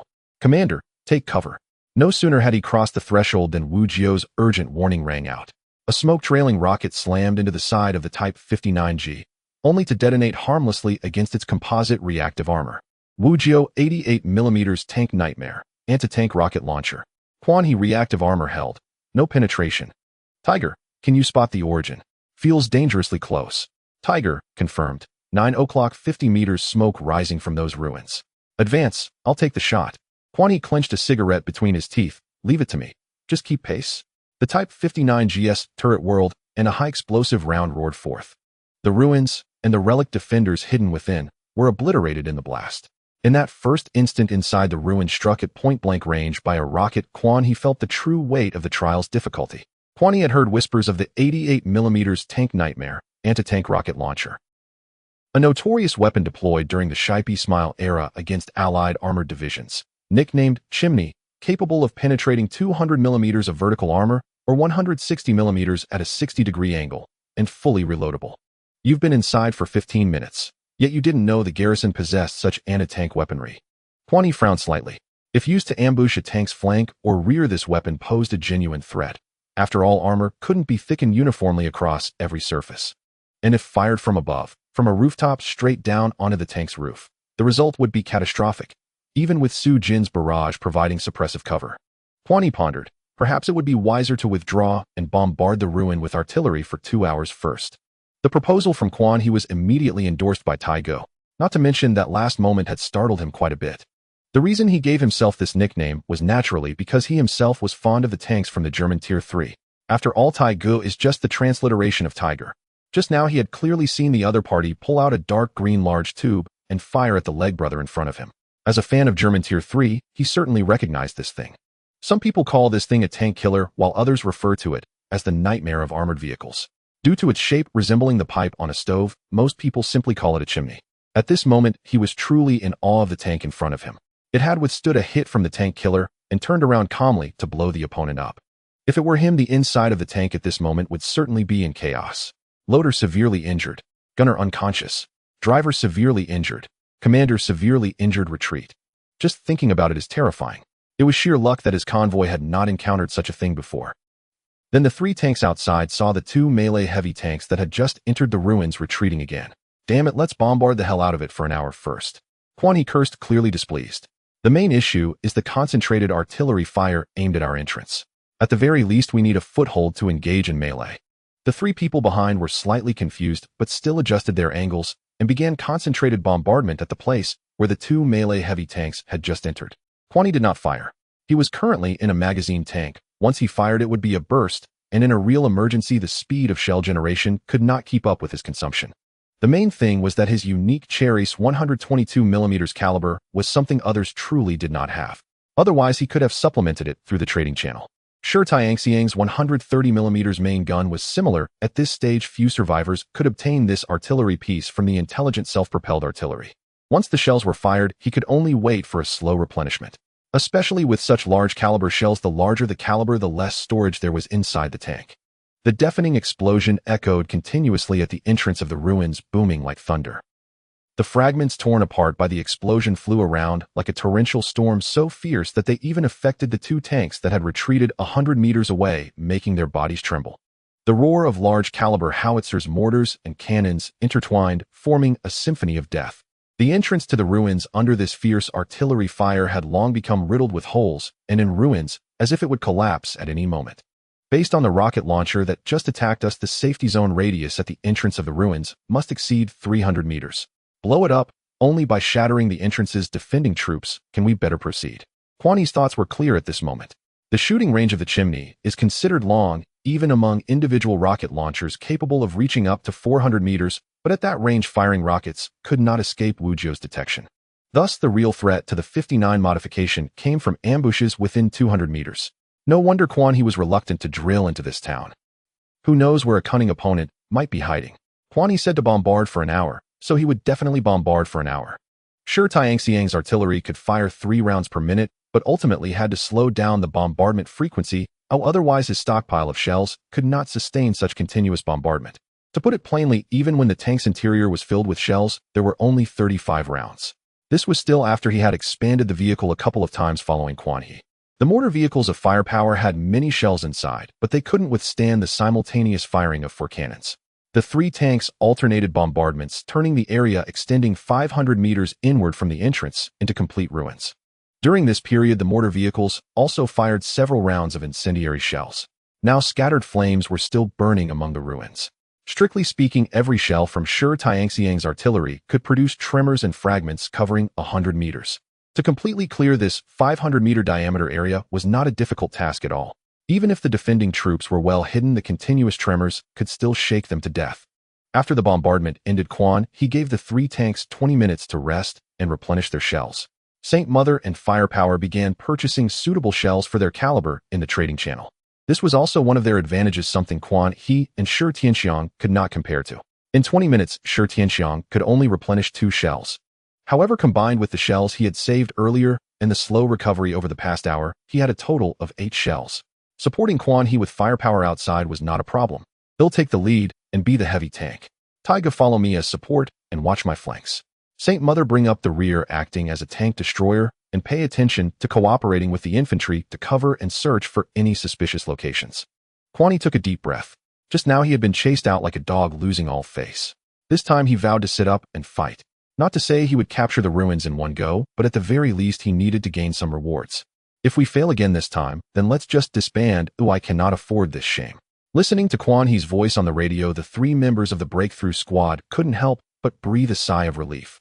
It turned out that it wasn't their convoy that was bad, but that the defending troops of the ruins were indeed formidable. Seeing such a powerful and large-caliber heavy tank being chased away, it was only natural that their elite infantry squad was ineffective, so it was normal that their convoy couldn't win. Originally thinking their convoy was weak and lagging behind the development speed of the survivors' main force, it turned out that even the T-0 stage convoy couldn't win. Quan He disregarded the breakthrough squad's concerns and led He Ying's infantry squad boldly into the ruins, which had already turned into a wasteland. It wasn't that he was so noble that he wanted to show off by being in the front position. Rather, it was because his tank was the toughest. If the breakthrough squad's tank took the lead, it might end up being the last one standing in just a few minutes. When it's time to hold the line, one must hold the line. After all, it was a vehicle designed for close-range explosive combat. Hiding behind to shoot from the dark was not a proper thing to do. With no one in front to hold the line, the Leopard 1 TVPT-50 ON Vickers Mk3 were forced to exchange fire with the enemies, and turning back to see their fully operational Mouse and IS-4 sniping from home, it was enough to infuriate anyone. This was also the best offensive strategy to secure this ruin. Properly protecting teammates to avoid being swarmed was also a tactic. Upon re-entering the ruins, the entrance and surrounding structures were all reduced to rubble, which somewhat impeded the tank's progress. However, the upgraded Qian He-59 now possessed formidable power, and under the crushing of the large roller, the debris along the way did not pose much of a challenge. Previously, one could see various buildings upon entry, but now within a 500-meter radius, everything was clear. The ground was littered with rubble, leaving no opportunity for the enemy. Only in this way could the three tanks and infantry fully unfold their formation. Yet they still had to contend with attacks from three directions apart from their rear. Perhaps angered by the previous bombardment, as the three tanks formed a crossfire pattern, a sudden eruption of gunfire burst forth from the ruins directly ahead. Those tracer rounds rained down upon the three tanks like a sudden storm. Even though the infantry immediately took cover upon hearing the gunfire, a few unfortunate souls inadvertently exposed themselves beyond the tank's protection. The caliber of these bullets was evidently smaller than that of the smart weapons, yet their firing rate was exceptionally high. Wujio's voice rang out over the convoy channel, reminding everyone while already leveling the twin anti-aircraft machine guns to fire at the enemies. Commander, you better duck to avoid getting hit by the incoming bullets splattering against the observation port, Wujio advised. Qian, he frowned. Instead of retreating, he peered outside through the observation port. It was clear that this level of firepower posed little threat to the tanks, but for the infantry, it was utterly terrifying. Even the well-equipped and heavily armored He-Ying squad was pinned down, unable to lift their heads. Suddenly, Qian, his pupils constricted. Amidst the dense gunfire, he heard several unusual sounds. Mortars! Qian, he shouted over the convoy channel as the tanks surged forward. Wujiao, find a way to get the Tianyin drone airborne, locate the enemy artillery at 1,000 meters high, and have Shixiangxiang take them out. Understood, Commander. Under Wujio's control, the Tianyin drone took off and flew low from the rear of the 59, only climbing rapidly after leaving the ruins. Shixiangxiang's reconnaissance drone, capable of only flying 300 meters high, was utterly useless under such a high density of fire. It would be blown to bits in no time. Even reaching 1,000 meters was not guaranteed for the Tianyin drone. However, its small size made it hard to detect at that altitude. In that brief moment, the tanks of the Saint and Tiger had a large roller positioned in front of each of them.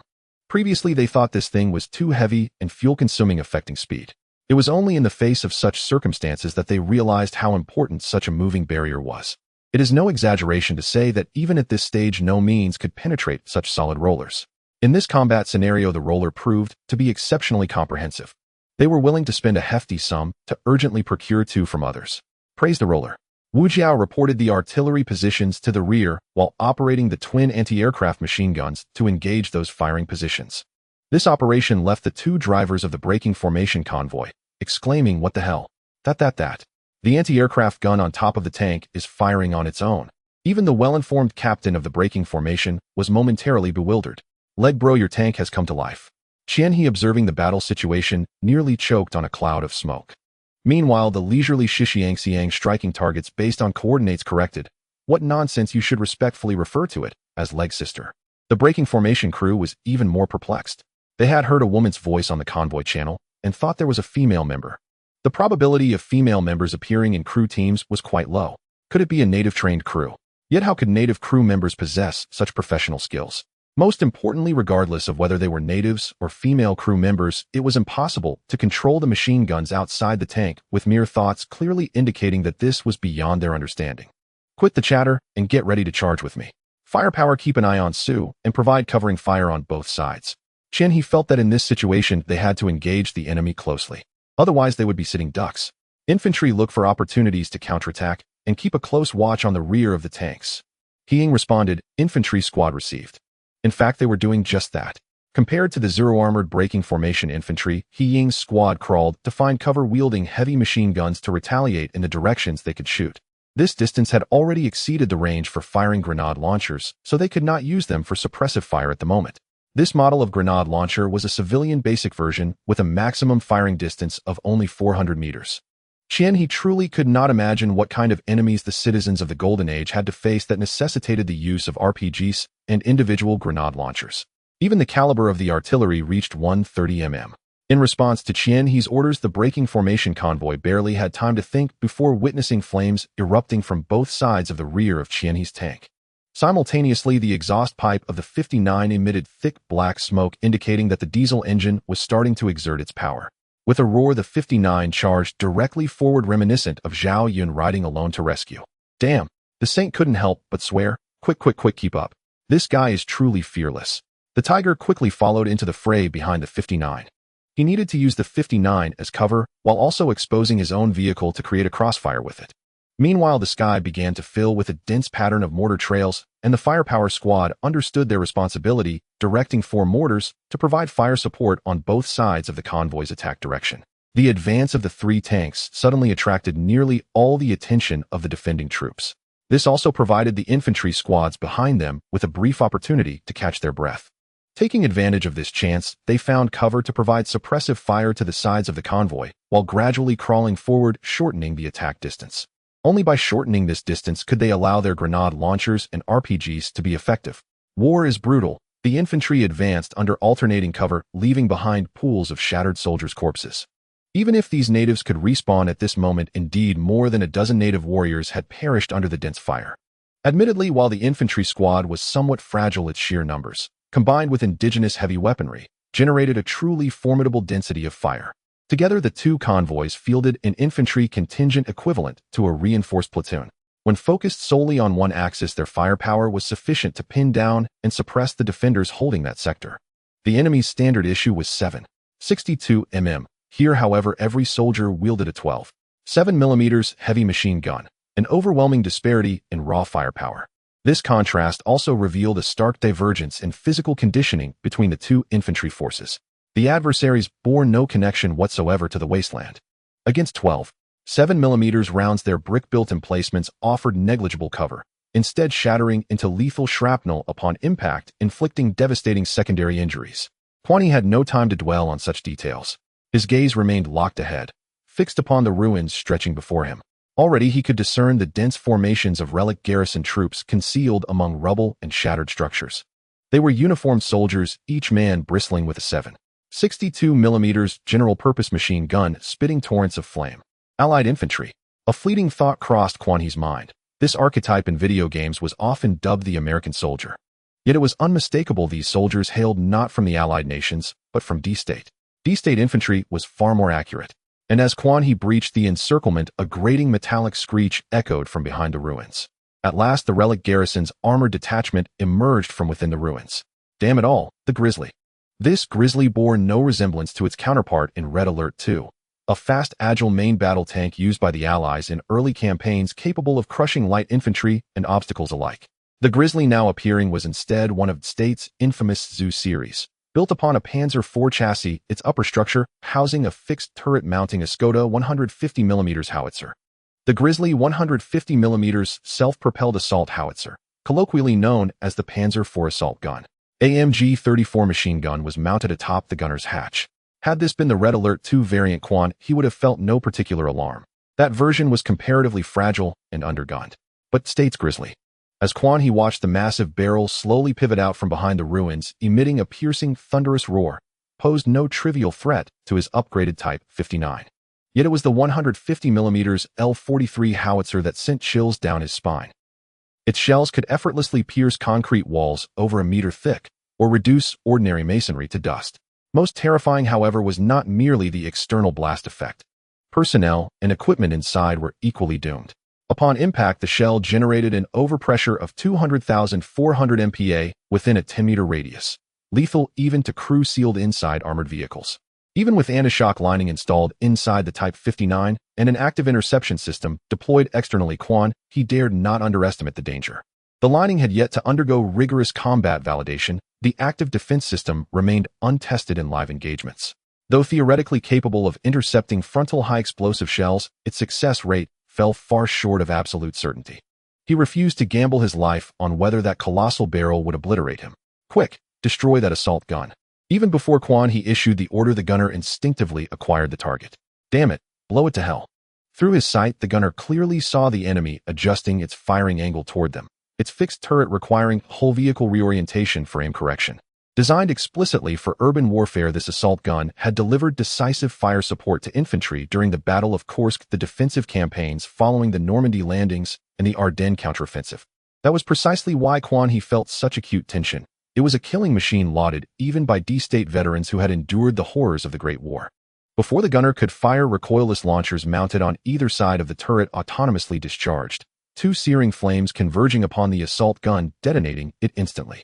Wu Jiu had struck. Within 5 seconds of spotting the vehicle he had acquired, aimed, and eliminated it. What's all the screaming about? It's just a bit thicker than usual. Does it really warrant such panic? Wu Jiu's mildly reproachful voice echoed inside the hull, flushing both Quan He and the gunner crimson. Logically, the gunner was a veteran hero. Such flustered hesitation should never have occurred. Yet truth be told, he had genuinely panicked. After all, what sane person could remain calm when staring down the muzzle of a 150mm cannon? The gunner lit a cigarette, drew a deep breath, and slapped himself sharply across the face. Watch me. Quan He glanced sideways. The gunner's cheek was already swollen. Brutal. Push forward. Capture that 150mm cannon. Quan He brushed aside his earlier dread, replaced now by exhilarated anticipation, the thrill of acquiring a heavy caliber weapon. Suddenly, he found himself recalling a certain epic film he'd once seen. Danger. The Black Giant advances. Commander, rest assured, the situation is not as dire as you imagine. Your pulse need not race so wildly. As Wu Jiu relayed firing coordinates for the main gun, he simultaneously depressed the twin anti-aircraft cannons to engage the enemy in direct fire, and calmly reassured Quan He about his inexplicably accelerated heartbeat. Snap. Quan He raised his hand and slapped himself. Wretch. Even now your mind wanders there. You're starved. Quan He sat upright, eyes fixed straight ahead, as if nothing at all had transpired. Enemy armored vehicle spotted. 9 o'clock, 200 meters around the corner. Armor-piercing rounds. Double rapid fire. The gunner, his right cheek still swollen, slurred. Target acquired. Boom. The tank fired on the move. At this range there was no need to halt. While advancing, the tank loosed 2 shells in under 2 seconds, reducing the enemy vehicle just emerging from the corner to a blazing inferno. Simultaneously, the active interception system engaged, detonating a rocket mid-flight at close range. A 107mm rocket launched by Wu Jiu struck dead center in the building where enemy fire was most concentrated. The upgraded Type 59, now deep inside the relic garrison's perimeter, had transformed into a porcupine, its dual 20mm anti-aircraft cannons swiveling low to rake flanks and rear, shredding infantry attempting to close in. The 2 trailing tanks watched dumbfounded. Just what else does this brother conceal? Where did this sudden torrent of firepower come from? Did I just imagine it? Did he fire 2 rounds consecutively? Is that 122mm main gun now functioning like an automatic rifle? So the codename Leg Brother isn't just slang, it's literal. However, this momentary explosion of firepower was merely a shudder. With such a density of firepower, let alone mobilizing the exoskeleton welding armor troops, even if they were entirely covered with high-strength carbon steel armor plates, they would not withstand even 5 seconds. Once exposed, it would be instant. This is no joke. Nevertheless, Quan He still possessed the terrifying ability to reload a heavy artillery shell within 20 seconds and fire all shells within 6 seconds. 150 meters ahead, behind the left window, the Tianyan drone detected a shadow, suspected to be a tank body. Gunner, prepare yourself. 59 Modified rushed in first. Although the ordinary fire they endured far exceeded what they faced outside, they avoided being bombarded by the enemy's mortars and smaller artillery. Upon hearing Wu Jiu's words, the gunner immediately locked onto the designated position. There was a structure resembling a church from the last century, and the stabilizer worked with Wu Jiu to ensure the tank remained stable even at a slow pace. Moreover, at this distance, even if the gun barrel wavered slightly, it would not affect accuracy. I can't see the target. The gunner frowned. Wu Jiu calmly said, fire 2 armor-piercing rounds at the shooting position of the dual anti-aircraft machine gun. Gunner, order received. The 2 tanks following, coordinating with the 59 Modified, suddenly noticed the dual anti-aircraft machine gun starting to fire continuously at an abandoned window. The gunner immediately made minor adjustments, aimed the tank at the window, and opened fire. Under the dim sky, the armor-piercing round left a visible trajectory. The 2 shells, fired 2 seconds apart, directly pierced the abandoned window, igniting dense flames and continuous explosions. It was evident that they had destroyed the enemy's ammunition rack. The violent explosion collapsed a section of the cathedral ruins, revealing the charred remains of a vehicle's front section engulfed in flames. The splintered debris and shockwave from the explosion took out numerous infantry from the nearby ruins. Tiger and Saint Mother stared in astonishment. The commander of the defending troops in the rear couldn't help but frown. The lights didn't turn on, the vehicle didn't leak, there were no trees crushed, and no houses demolished. It was simply blind fire. You know whether you shot or not. Using the last 2 shells to clear some infantry along the way, Quan He finally reached the exploded vehicle. Cover me. Quan He shouted over the radio to the convoy, shooting his grappling hook at the exploded vehicle. The other 2 tank commanders understood what he was about to do and worked together to eliminate the ruins' defenders trying to attack the 59 modified. Acquired remains of the Grey Bear self-propelled gun, recoverable parts Skoda 150mm 43L12 cannon. Recoverable parts Panzer IV chassis module, recoverable parts Maybach HL 120TRM 11212 cylinder, 300 horsepower disassembly, yields gunpowder steel diesel skirt plate. Truly worthy of the ruins event, the drop rate here is exceptionally high. Quan He didn't hold back, directly announcing the loot in the channel. Xiangzi, why not take this opportunity to replace that garbage Matilda's dual engines? Although the combined power of both engines is decent, they take up too much space. Since it's also artillery, it's better to free up space for more shells. Quan He hadn't expected to find a complete engine module. Although the 300 horsepower engine of the Stug 3 can't match the combined horsepower of the dual engines, it's not that far off. The freed up space for the engine could hold quite a few shells. Alright, this will give me some extra space to store wheat. Sure, Tianxiang agreed readily.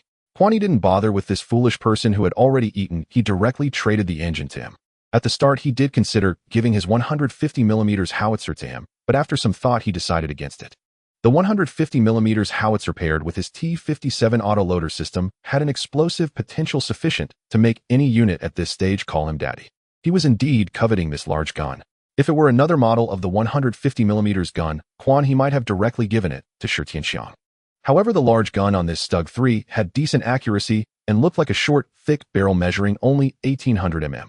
It possessed the capability to change the barrel at close range while also maintaining the capability to provide indirect fire support against infantry positions and enemy fortifications. The reason he didn't give this cannon to Shi Tianxiang was also due to the fact that its maximum range was only 8 kilometers. On the battlefields of the past, this range was completely sufficient for providing fire support to infantry in urban warfare, but it couldn't provide artillery strikes from 15 to 20 kilometers away. It was just right for himself. Quan He decisively replaced his 122 main gun with this 150 howitzer. Although it became shorter and thicker, the massive muzzle inspired an impulse to call daddy. Though also a howitzer, it was different from Shi Tianxiang's 43 caliber 130mm howitzer. That gun far exceeded this short and thick one in both shooting distance and accuracy, but in close-range combat this gun's strength was undoubtedly greater. Only such a short barrel was suitable for urban warfare. Otherwise, a several-meter-long barrel would struggle to turn corners in the city. However, after switching to this 150mm cannon, the time for short loading increased from 2 seconds to 3 seconds, and the long loading time extended from 20 seconds to 25 seconds. But considering its immense power, Quan He felt it was bearable. One major question remained: who could withstand 4 heavy howitzer shells in 9 seconds? At this stage, if someone could withstand it, Quan He felt he could quickly tuck his tail and run. Taking advantage of the downtime while updating the shells, Quan He and the other 2 tanks gathered together, relying on 3 large barrels to resist the defenders' attacks. This sudden gun change did not require the existing shells to be regenerated, but a time was needed to update the caliber. It would take just a few minutes.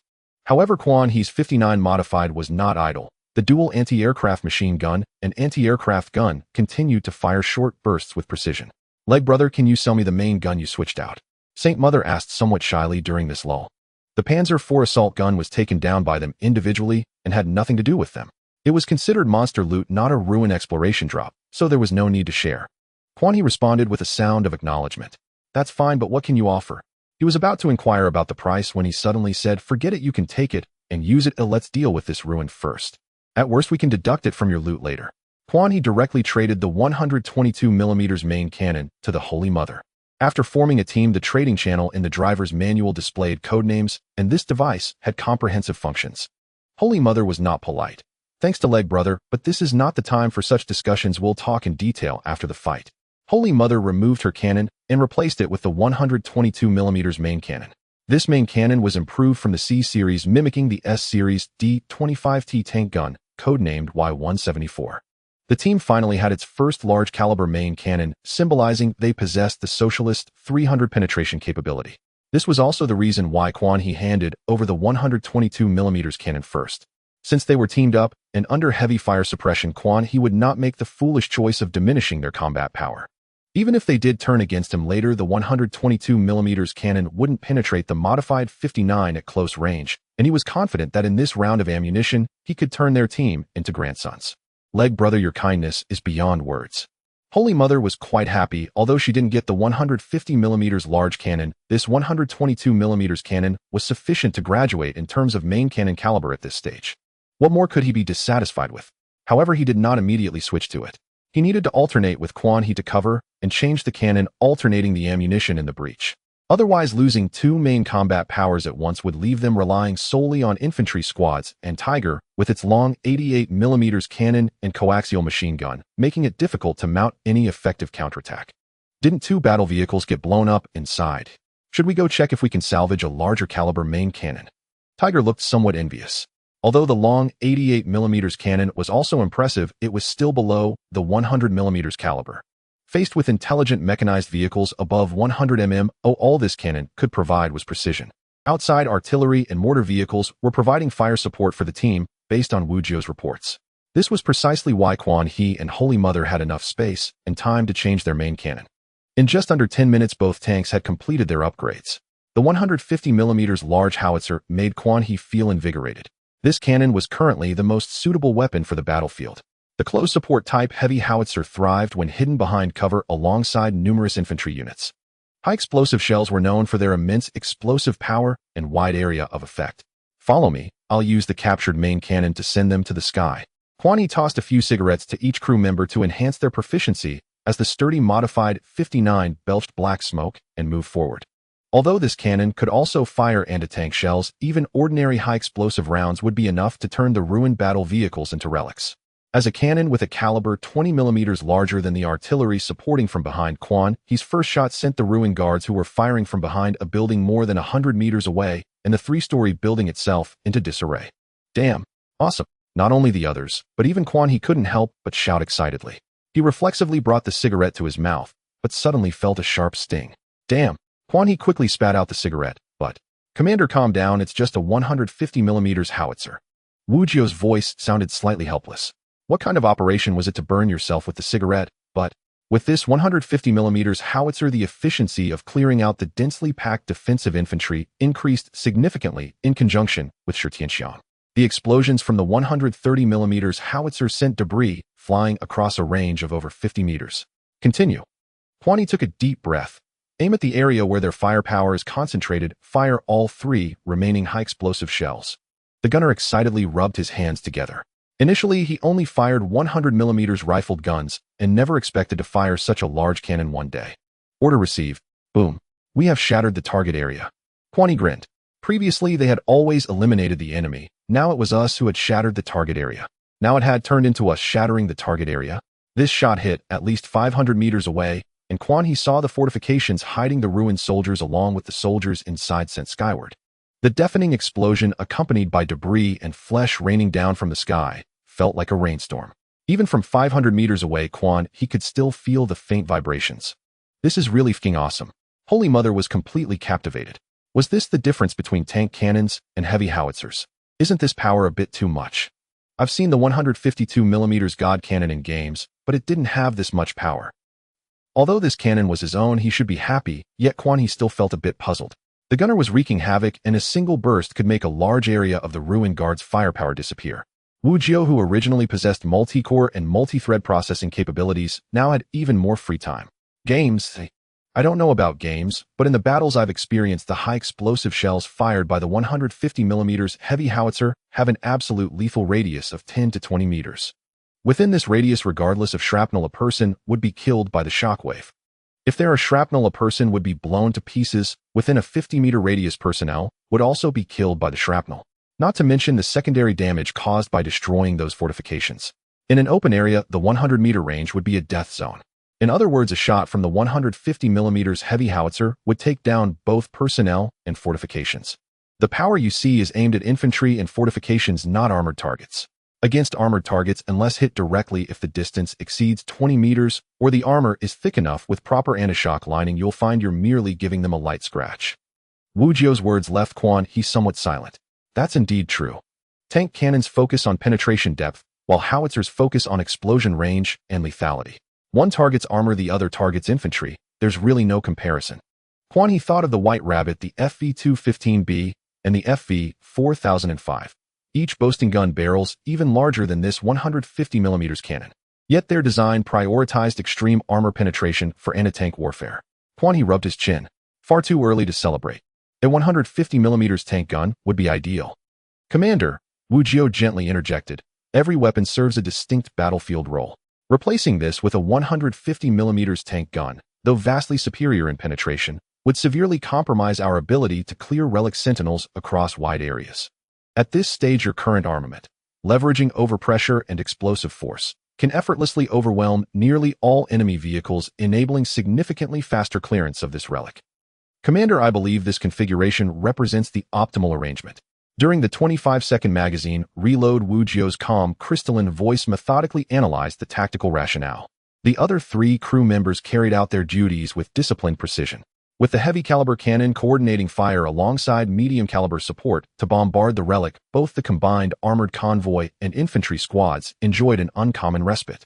Infantry squads began converging toward the armored column, using the three tanks as mobile firebases to conduct precise eliminations of scattered relic sentinel positions. You two, rearm the commander's two recoilless rifles immediately. He Ying ordered the two designated loaders she had previously assigned.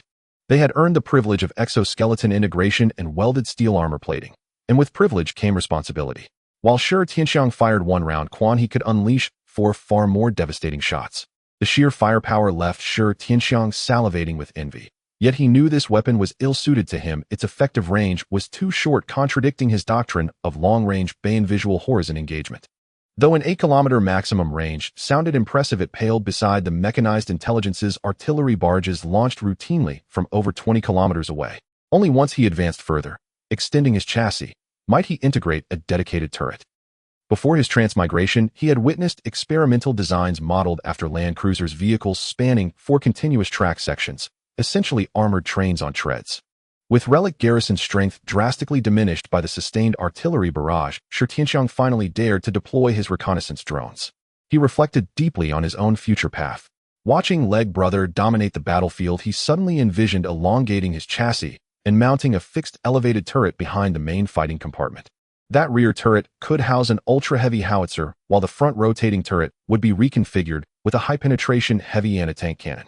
His mental image crystallized an extended T-92, its rear crowned by a towering 240mm howitzer elevated at extreme angle, its front dominated by the angular square-headed silhouette of the FV-4005, bristling with its 183mm monster cannon. He had also considered multi-barrel rocket launchers, the famed Katyusha among them.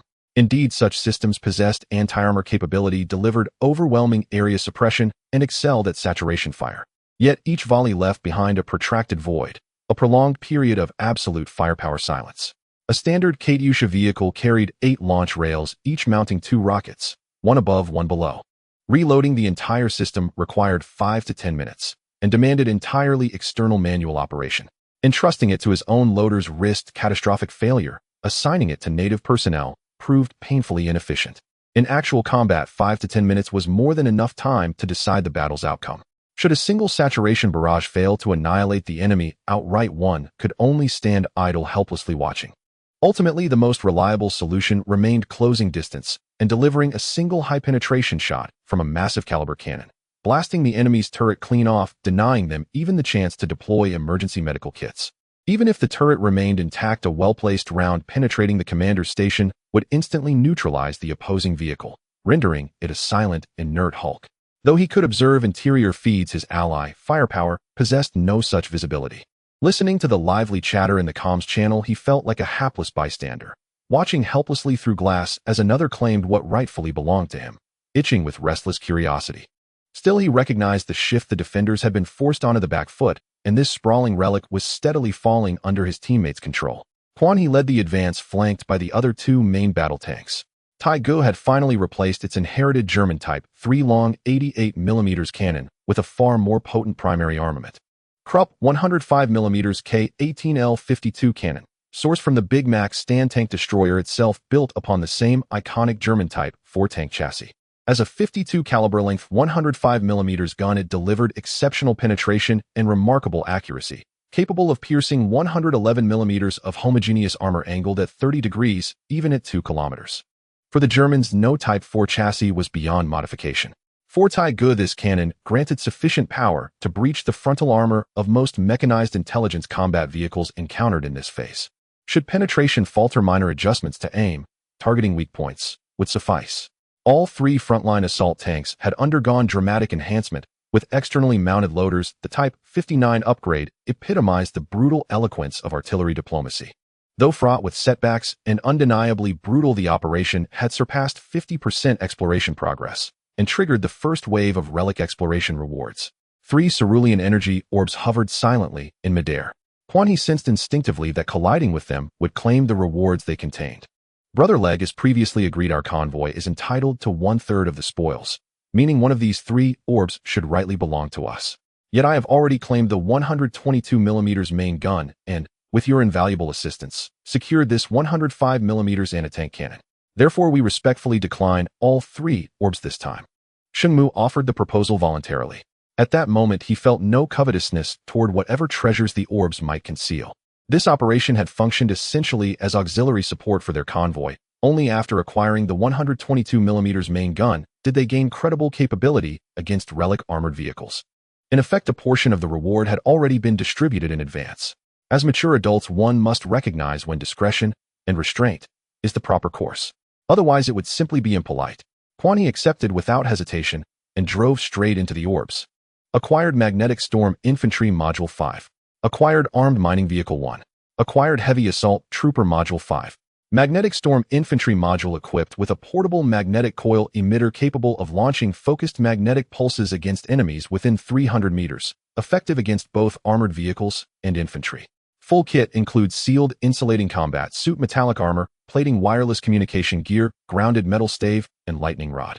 Armed Mining Vehicle, a symbol of proletarian engineering pride. Armed with a 23mm autocannon delivering lethal effects against infantry and light armor, reinforced with heavy composite armor and dynamic targeting systems. Modular design allows rapid conversion between combat and mining configurations, featuring an expansive cargo bay. Heavy Assault Trooper Module armed with an M60 machine gun and Javelin anti-tank missiles. Features lightweight armor and a collapsible steel emplacement platform, enabling potent anti-aircraft capability at the cost of reduced mobility. As a mining vehicle in the Soviet lineup within the game, it truly lives up to the title of pride of the working class. The moment this vehicle appears on the battlefield, the overwhelming sensation it brings to Quan He is simply large. It is genuinely massive. The length seems even greater than his own 59 variant, which is a considerable 7.5 meters long. This armed mining vehicle is at least 8 meters long. The black front is complemented by a brown-yellow cargo area topped with a red rotating turret from which a dark muzzle protrudes. Some say this thing is a heavy machine gun, and that is not incorrect, but Quan He believes that once the caliber exceeds 20 mm, it can rightly be considered a cannon. However, in the world he has experienced, it seems acceptable to refer to anything of 20 mm caliber as a gun, according to the handsome young men from the surrounding villages. Don't even mention guns under 100 mm caliber. The second impression is that this vehicle is visibly sturdy. It gives an overwhelming sense of security. Quan He recalled the times when he played games featuring super weapons. When a nuclear bomb fell, a vast array of buildings would explode. But this mining vehicle, while it may smoke, would likely only be affected by being in the vicinity of a nuclear blast without being instantly obliterated. Whether it possesses this ability in the real world, Quan He does not know, but he is aware that even an apocalyptic tank would need time to destroy it. Whether it comes with its own firepower is irrelevant. What matters is its durability. Finally, he has a suitable vehicle to accommodate the infantry squad. At least he doesn't have to worry about suddenly being taken out by artillery or shells while on the move. Heing. This vehicle is yours now. Get your team familiar with its performance and operation as soon as possible.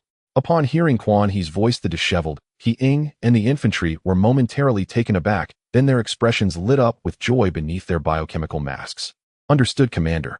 Heing immediately began to familiarize her team with the vehicle.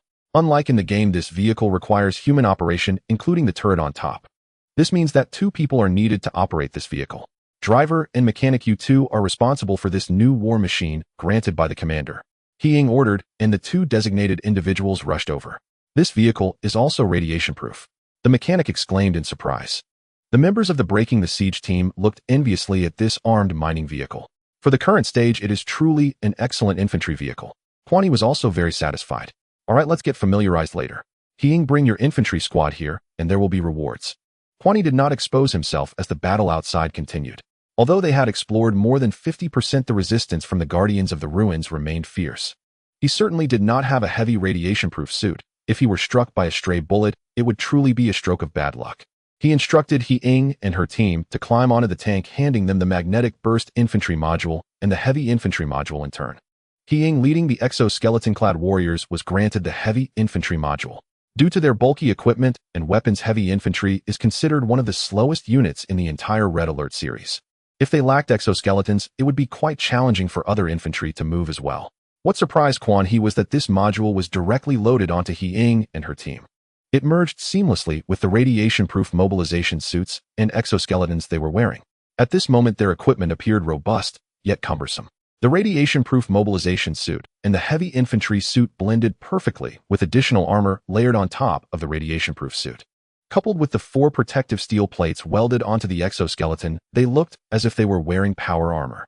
No one paid any attention to the M60 machine gun, but the Javelin missile system and the foldable steel turret were quite impressive. This signifies that the 5 super infantry led by Heing now possess anti-air capabilities. This is undoubtedly a good thing for the current convoy.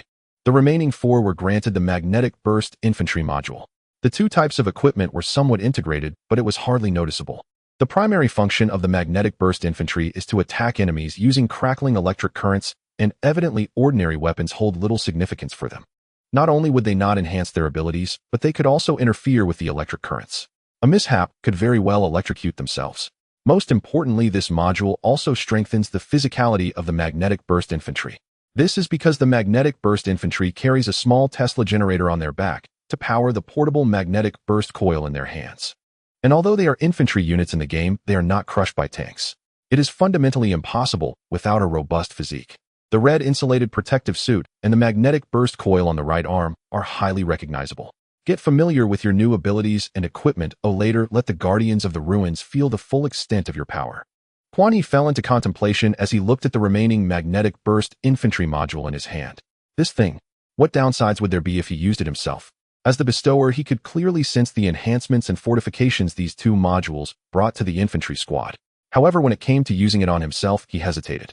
Logically, he should not require these magnetic burst attack abilities, yet he was quite envious of the enhancements this module would provide to his body. Having a strong physique is ultimately never a bad thing. However, this is not the time to consider such matters. He can think about it again after they completely secure the ruins and complete the mission. You have 10 minutes. I want to see you demonstrate your combat capabilities after that.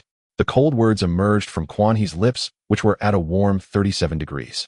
I do not wish for the infantry squad I painstakingly crafted to be a bunch of useless individuals. He has already invested considerable resources into the infantry squad. Looking at the exoskeleton heavy mobilization soldiers led by Heing, that heavy armor is rated at 7.62 mm. At a distance as long as their joints are not targeted, it is not so easy to penetrate.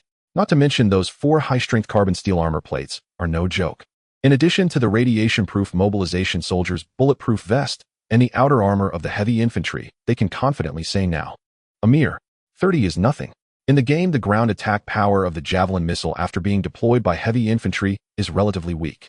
In reality, any anti-air firepower once neutralized can still deal significant damage to ground units. The prototype of this thing is the FGM-148 anti-tank missile. It is known for its accuracy and top attack mode, typically reaching a maximum range of 2,500 meters. Reinforced infantry Tesla troopers. Add in armed mining vehicles, and this Leg Brother convoy is truly cost-effective. The 2 vehicle commanders of the post-apocalyptic convoy exchanged messages privately, especially the Tesla troopers. Their electrical discharges inflict substantial damage on both infantry and armored vehicles. Once our convoys deploy more electronic systems, especially those relying on computer-assisted targeting, any vehicle that lets a Tesla trooper close in will suffer immediate circuit failure. Why wait for later? Aren't all these synthmechs already computer-controlled? Exactly. They're a perfect counter to any mechanized unit within their effective range. What a shame. We'd love to have some ourselves. Forget it. Even if they were assigned to us, our infantry likely couldn't close the distance safely. A Tesla tank module, though, that would be viable. At first, the 2 post-apocalyptic commanders felt a pang of regret, but then quickly acknowledged the truth of it. The elite infantry squad's prowess didn't stem from acquiring the Tesla trooper module. They had long pursued a doctrine of quality over quantity. Their approach stood in stark contrast to the numerically driven infantry units like theirs. Even without the Tesla module, their soldiers remained vastly superior. Under Commander Quan He's orders, the entire infantry squad tensed into readiness. All 9 members, including He Ying, understood this was a decisive evaluation of whether they warranted further cultivation. Infantry squad, listen well, you must demonstrate your value at all costs. Anyone who hesitates or falters, Commander Quan may choose to overlook it, but I will execute them myself. He Ying's voice rang with unwavering resolve and chilling detachment. She feared no death. She had died long ago, discarded like spittle by those who treated her as mere amusement. Every ounce of power she now wielded flowed solely from the commander. Whoever faltered, herself included, would fall by her hand. The other 8 squad members stiffened inwardly. Even Mai Zi, who shared an intimate bond with Shi Tianxiang, had no doubt whatsoever about He Ying's iron will. She never imagined that her connection to Shi Tianxiang would grant her immunity from He Ying's authority as squad leader. As Shi Tianxiang's confidant, she'd heard nothing explicit, but between the lines of his conversations about He Ying, one truth emerged unambiguously: this infantry commander was a madwoman. She placed no value on others' lives, or even her own, and yet no one knew what had forged her into such a volatile, increasingly extreme force. But Mai Zi knew, without question, that should she fail in combat, He Ying would kill her without hesitation. And Shi Tianxiang might not intervene, not to protect her nor to challenge the commander's authority. It wasn't that she doubted Shi Tianxiang's capability. It was that she understood the immutable law of the wasteland: no man, however powerful, would risk everything for a woman. This was no self-deprecation. It was the bedrock reality of the wasteland. Though Shi Tianxiang had never spoken of abandoning her, she, raised amid its ruins, had long accepted this truth. Only here under the commander did she sense the faintest whisper of equality, because he never saw them as women nor even fully as human beings. That gaze, cold, clinical, utterly devoid of sentiment, she would never forget. Being issued an exoskeleton suit was likely the greatest concession He Ying had ever made, granted solely out of deference to Shi Tianxiang. Having grasped this reality, Mai Zi surged forward at the commander's command, alongside the armed mining vehicle gripping a 50 caliber heavy machine gun, shouldering a collapsible steel artillery platform, and advancing in concert with the commander's main battle tank. As exploration progressed past the halfway mark, standard armored vehicles and garrison troops suffered heavy losses, and elite relic guard units began emerging. Commander, watch out. A sharp, blinding shell struck the frontal upper armor of the Type 59G, ricocheting violently off its sloped plating. 128mm high-velocity, armor-piercing round. Wu Jiao issued the warning instantly, then directed the Sky-Eye drone toward the origin of the fire. Damn! Quan He scanned the perimeter intently. The penetrating power of a 128mm tank gun was formidable indeed. His mind raced through known models fielding 128mm guns. Then another searing, brilliant round screamed toward them, absorbed by the wedge-shaped composite reactive armor of the turret. At least 2 128mm-equipped vehicles. Quan He frowned. You two, find cover immediately. Your hulls can't withstand such fire. Without hesitation, the 2 commanders veered sharply, searching desperately for shelter. Damn it, leg brother. Your and Hunzi's cannons reduced this whole area to rubble. Where the hell is there any solid cover left? Xingmu and Tager stood paralyzed. Every conceivable position capable of concealing tanks or personnel lay in utter ruin. They could only scramble for whatever minimal cover remained. Quan He, I hadn't anticipated 128mm guns appearing behind us. And shouldn't you reflect on why your so-called muscle cars have such fragile hulls? The 2 post-Henzi commanders fell silent. Brother, do you even hear yourself? If we possessed your capabilities, what role would your convoy play in this relic at all? Never mind. Just take cover behind the armed mining vehicle. It can absolutely withstand a 128mm hit from those Teutonic tanks. Quan He let it go. Incompetence was incompetence. He couldn't help it. He wasn't their father. Tager, leg brother, if possible, could you spare one of those 128mm main guns? We'd like to. You're dead. Though tense, Quan He felt only mild concern.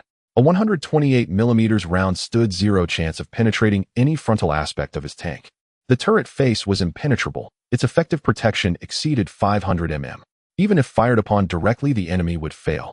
The frontal upper glacis offered over 400mm of equivalent protection, augmented further by reactive armor, unless they deployed something truly monstrous. The lower frontal hull required no scrutiny against modern tank guns. The large roller assembly rendered them irrelevant. Even if pierced, the lower hull's groin zone still boasted over 340mm of effective protection. The Type 59G's frontal arc was impregnable. Its flanks and rear were another matter entirely, so Quan He remained vigilant. Commander, I've located an enemy heavy tank, an E-75, armed with a 128mm main gun. It's concealed within the landscaped median strip 800 meters ahead on this street. Enemy shelling continued unabated. Following the trajectory, Wu Jiu identified one of the ambushers. Quan He narrowed his eyes. Indeed, a true behemoth. I'll deliver a frontal shot to jolt him back to his senses. Gunner. Affirmative. The gunner adjusted the barrel instantly, while Wu Jiu began tracing the target with tracers from the twin anti-aircraft machine guns. During the attack on the Type 59, the other Type 128 realized they could not penetrate the front of the Type 59 and began to turn their cannons to try to take out the two relatively smaller tanks behind. However, those two guys were quite cunning, one following behind the Type 59 and the other behind the armed mining vehicle. The opponents attempted 2 shots, but couldn't even penetrate the armed mining vehicle. At the same time, He Ying had deployed a foldable steel gun platform under the cover of the armed mining vehicle, launching javelin missiles at the possible direction of incoming artillery. They finally had standard individual anti-tank and anti-air missiles. This was on a completely different level compared to the RPG they had captured that could only fire a few hundred meters. The 150mm heavy howitzer fired 4 booming shots in succession, unleashing 4 high-explosive shells onto the position of the E-75 within 9 seconds. Meanwhile, a bright arc streaked across the sky as Shi Tianxiang fired a high-explosive shell at the position where the E-75 was hiding based on the target transmitted by Wu Jiu. It must be said that the newly appeared E-75 was very well camouflaged, with such a large tank hidden in the bushes 800 meters away. It was covered with camouflage nets and a plethora of bushes with only the long barrel exposed. 128mm KWK 44L55, a classic long 128mm German gun. For example, the Tiger I tank used this gun. Of course, in the game, this gun made the famous mouse lose face, as it was just a lump of meat when it went out due to its inadequate penetration and damage. However, in the plan of the 3 Germans, this gun combined with the E-75 chassis was sufficient to effectively subdue various new tanks that appeared among the Allies at the end of the war. As long as the VK-7201 received that big gun, it wouldn't be a problem to move back from the sewer to the second tier, even if it wasn't in the first tier. With its heavy health and the enemy's gun swap, a standard damage of 750 was definitely formidable. The E-100 was once known as the Iron-Faced Ranger before its enhancement, but after the upgrade, its gun turned it into a standard heavy tank capable of withstanding fire along with a significant damage output. Quan He had also been keeping an eye on the opposing E-75. 5 consecutive high explosives revealed its massive body, which was heavily scarred by explosions, but the main structure remained intact. When under fire, the E-75's commander seemed to be in a panic, as if the time for their lease had expired, speaking frantically. "We've been spotted. We are under fire. The engine is destroyed. We can't move. Reloading is unconscious. The gunner is severely injured. Quan He shouted, "We hit the enemy." The gunner exclaimed, "Damn, reloader, hurry up and load, he's aiming at us." The reloader, who was using a 20mm anti-aircraft gun to strike the infantry on both sides, exclaimed, "You with your automatic loading machine, are you cursing your father?" The gunner chuckled, "I'm used to it." The reloader replied, "Nuwa." Wu Jiu suddenly said, including Shi Tianxiang, 5 high-explosive shells hit, 4 one of which penetrated the armor plate of the enemy's engine, and the crew members are suspected to have been killed by overpressure. Quan He let out a sigh of relief. Seeing the enemy's gun pointed at him, he thought the enemy had withstood 5 high-explosive shells without any issues. He almost thought that all 3 components on the enemy tank were equipped with internal linings. But it wasn't that they were fine, they were already dead from the shock. That makes sense. After all, the E-75's armor on the hull and sides is only 150mm 30 and 80mm 75. How could it withstand the continuous explosions of 150mm high-explosive shells to the face? It still looks relatively intact. Maybe it can yield some hull modules. Xiangzi, I think you might as well skip the area of the Type 4 tank and go straight for the E-75 chassis. If you switch to the modules you currently have, the interior space will be ample enough for you to ride comfortably. Shi Tianxiang, you are not my brother, you are my adopted father. Quan He felt that the only downside was that Wu Jiu mentioned that Shi Tianxiang's shot had cleanly penetrated the enemy's engine. He didn't know if it could still explode. If it couldn't explode, then what was the point of switching? The engine of the old Type 4 tank he had been given only had 300 horsepower and would ensure that one wheel wouldn't turn inside the E-75. Now the only thing left is that remaining 128mm tank. But I don't know what model it is. Wu Jiu, haven't you found the enemy yet? The enemy seems to sense the threat and has stopped firing continuously. I'm still searching. I've lost track of their trajectory and haven't found them yet. Half of the ruins are still unexplored and both sides still pose a threat. However, Quan He's infantry squad has shown its power. As survivors extracted spoils, the two types of infantry module weapons and ammunition they carried could be replenished at Quan He's Type 59. In fact, the only thing that needed replenishing was the javelin missiles of the heavy mobilized infantry. The magnetic infantry had a generator behind them, and if necessary, they could find the battery core of the intelligent infantry and connect it to the discharge device on their back. Within 500 meters, those four magnetic infantry seemed to transform into lightning deities with the violent blue and white arcs easily dispatching the infantry in the ruins they were pointing at. The jumping arcs could even traverse the cover they hid behind and electrocute them. Whether there were enemies in that position could be determined by sweeping the area with the arcs.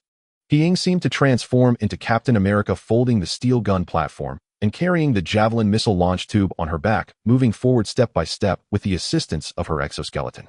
With a 30mm in one hand and a .50 caliber in the other, relying on the armed mining vehicle, the sound of dense shell casings falling echoed around her.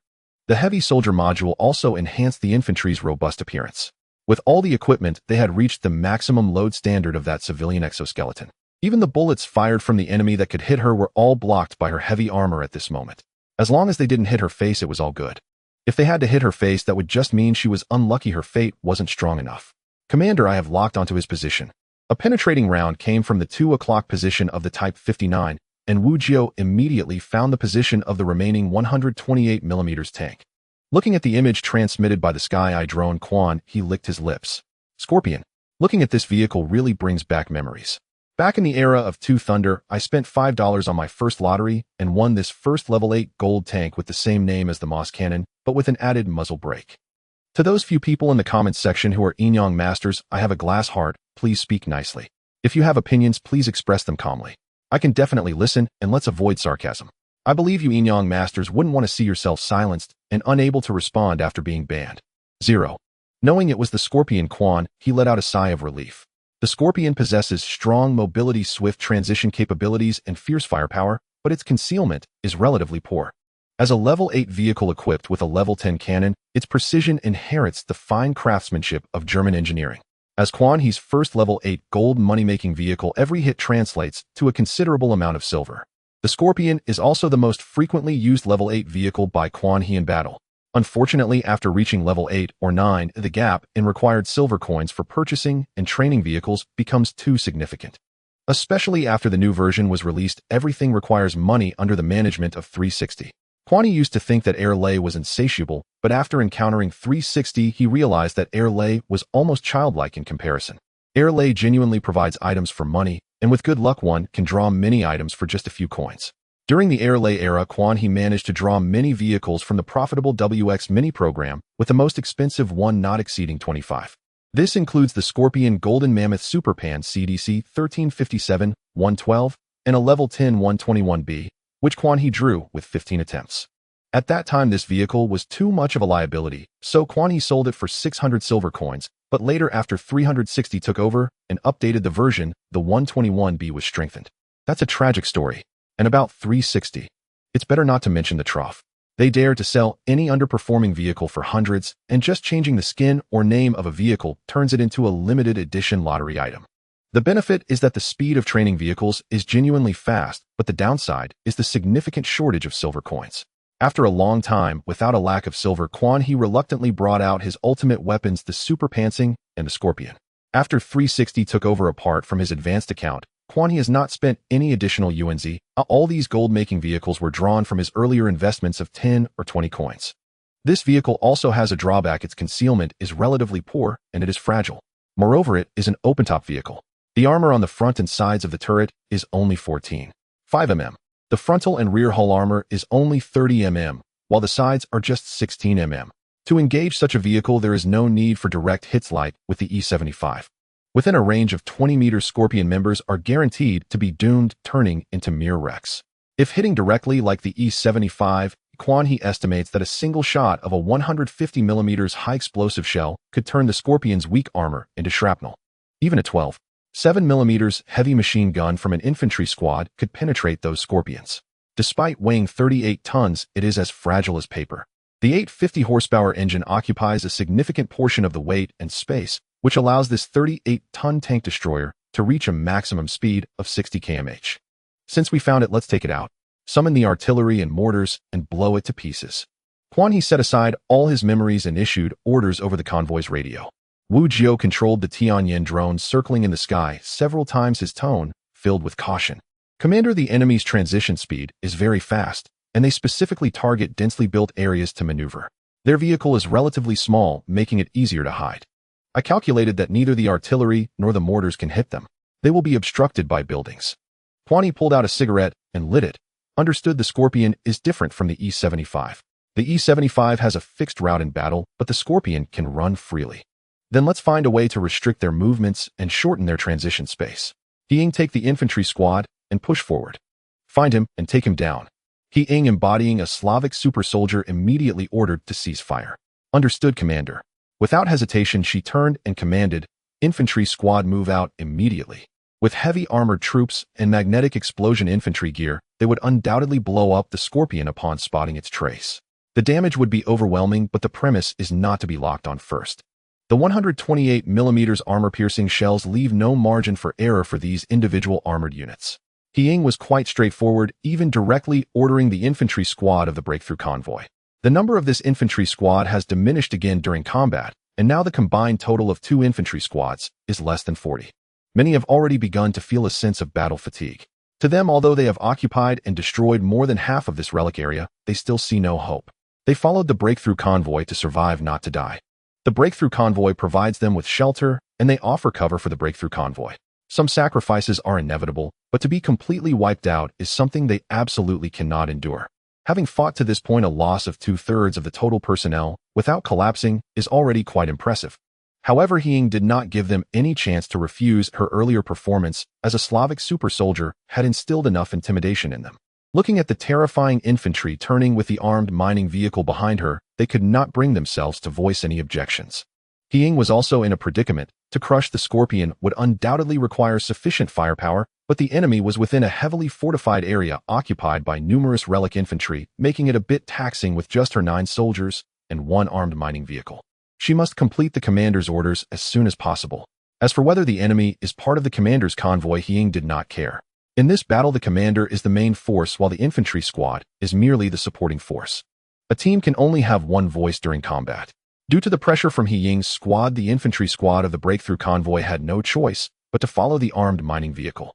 The helmets of heavy soldiers and magnetic explosion infantry are equipped with small radio communicators, allowing He Ying to easily receive messages from Wu Jiao and rush towards the Scorpion's relocation point based on his guidance. In the sky, artillery shells accompanied by mortar rounds whistled sharply as they passed the dense explosions, obliterating the streets surrounding the Scorpion's hiding place. The collapsed ruins buried the roads, causing significant trouble for the Scorpion's movement. This was exactly Quan He's operational goal. If you can't hit them, then hit the buildings and roads around them. Block their movements and create time and space for the infantry. Through the Tianyan, it can be seen that amidst the dense explosions, the Scorpion's movements inevitably slowed down and the vehicle's actions appeared somewhat stiff. Clearly, even though there were no direct hits, the concentrated blast shockwaves would be more than enough to rattle that open-top vehicle. Although the artillery shell is a mortar, it is also a medium-caliber mortar. While it cannot touch the E-75, taking on the Scorpion is certainly no problem. 4 rounds of 95mm high-explosive shells fell simultaneously, delivering a shock that was hardly inferior to the 130mm high-explosive shells of Shitianxiang. The infantry squad quickly advanced behind the armed mining vehicle. The 23mm autocannon of the armed mining vehicle has a rate of fire comparable to that of a heavy machine gun. Ordinary red brick fortifications cannot withstand it. Coupled with the covering fire from the infantry squad led by He Ying, their assault speed was swift. The most lethal force comes from the magnetic explosion infantry. Their swift arcs are the natural enemy of any carbon-based life form. 2 tanks suddenly appeared, destroying one, while leaving the other to an infantry squad. Quan He naturally led the other 2 vehicles to continue advancing and exploring the ruins. Amidst the roar of the modified 59, the heavy roller slowly crushed forward. The powerful 150mm heavy howitzer unleashed almost carpet-like bombardments on the ruins' defending troops. Of course, their speed of advance was not very fast, otherwise if they attacked too quickly, the vehicle convoy's ammunition supply would not keep up. Having upgraded to the present, although their firepower had greatly improved, they lost the convenience of trading shells at any time through the vehicle command manual. The main 122mm cannon was obtained through a lottery, while the other 2 guns were exclusive to this ruin. They were completely different from the external intelligent machines, airdrops, and treasure chests, and they couldn't buy shells at all. Overall, the exploration process of the joint convoy was quite stable. Leg brother, your infantry squad leader has some abilities directly pushing our convoy's indigenous people forward. Can we just hand over that scorpion to them? The convoy leader Saint Mother sighed. He could clearly see that the enthusiasm of his indigenous infantry had been almost completely worn down. If they did not intervene, they would soon seek an opportunity to flee. Their relationship with those wastelanders was more one of mutual reliance without deep ties. In fact, if it weren't for wanting the treasures within this ruin, given the strength of their convoy, these indigenous infantry would not have suffered such heavy losses. Quan He responded with a soft hum. I have always believed that quality in troops is more important than quantity. Ordinary people are far too weak when facing the battles we survivors have endured. Even with captured intelligent machines, grenade launchers, and RPGs, their range is only a few hundred meters. In combat against tank guns and artillery that strike from kilometers away, they are utterly outmatched. We have no way to secure a territory and meticulously train a batch of infantry to supplement our firepower. This is enough. Quan He showed no hesitation in praising He Ying during their private conversation. Don't worry, with artillery and mortars following us and drones monitoring from above, even if there are some losses, the outcome for the Scorpion is already determined. Saint Mother listened to Quan He's words, his eyes holding a hint of contemplation. He felt that what he said was very true. Previously, he had not realized what was wrong with this model, thinking that more people meant greater strength, and it was lively. At this moment, it seemed that even if all of his infantry squad were present, if a conflict did occur, his 100 soldiers wouldn't stand a chance against those 9 meticulously trained infantry. Moreover, he was very curious. Why did the other 8 infantry, some of whom were clearly stronger than the squad leader, He Ying, still obey her commands? Judging by the voice, she was still a woman. How did she manage to achieve this? He Ying had now reached the back of the infantry squad. In front were heavy mobilized soldiers and magnetic blast infantry covering the armed mining vehicle leading the charge. Following behind were the infantry of the opposing convoy providing fire support. She stood at the back, ensuring the safety of the rear while also acting as an observer. At this moment, they had already penetrated deep into the ruins. The armed mining vehicle drove along the road while the infantry advanced in pairs along the surrounding buildings. We are surrounded. Why did we come here?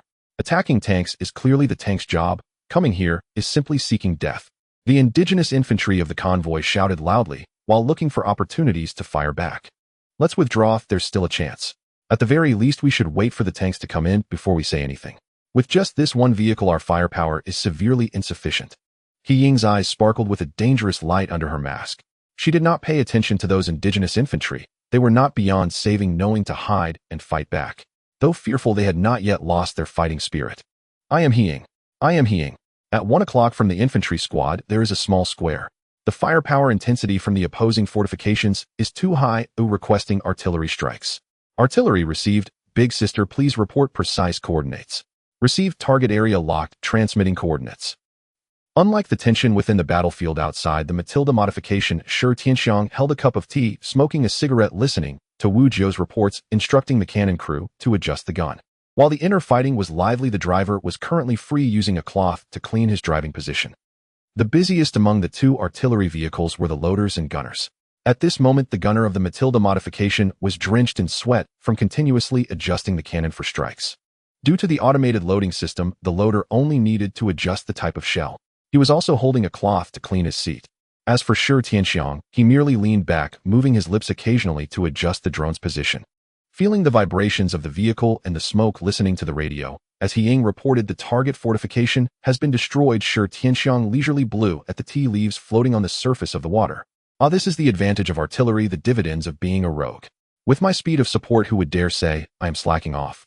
Look here, I am drinking tea and smoking, and the infantry inside still have to praise me.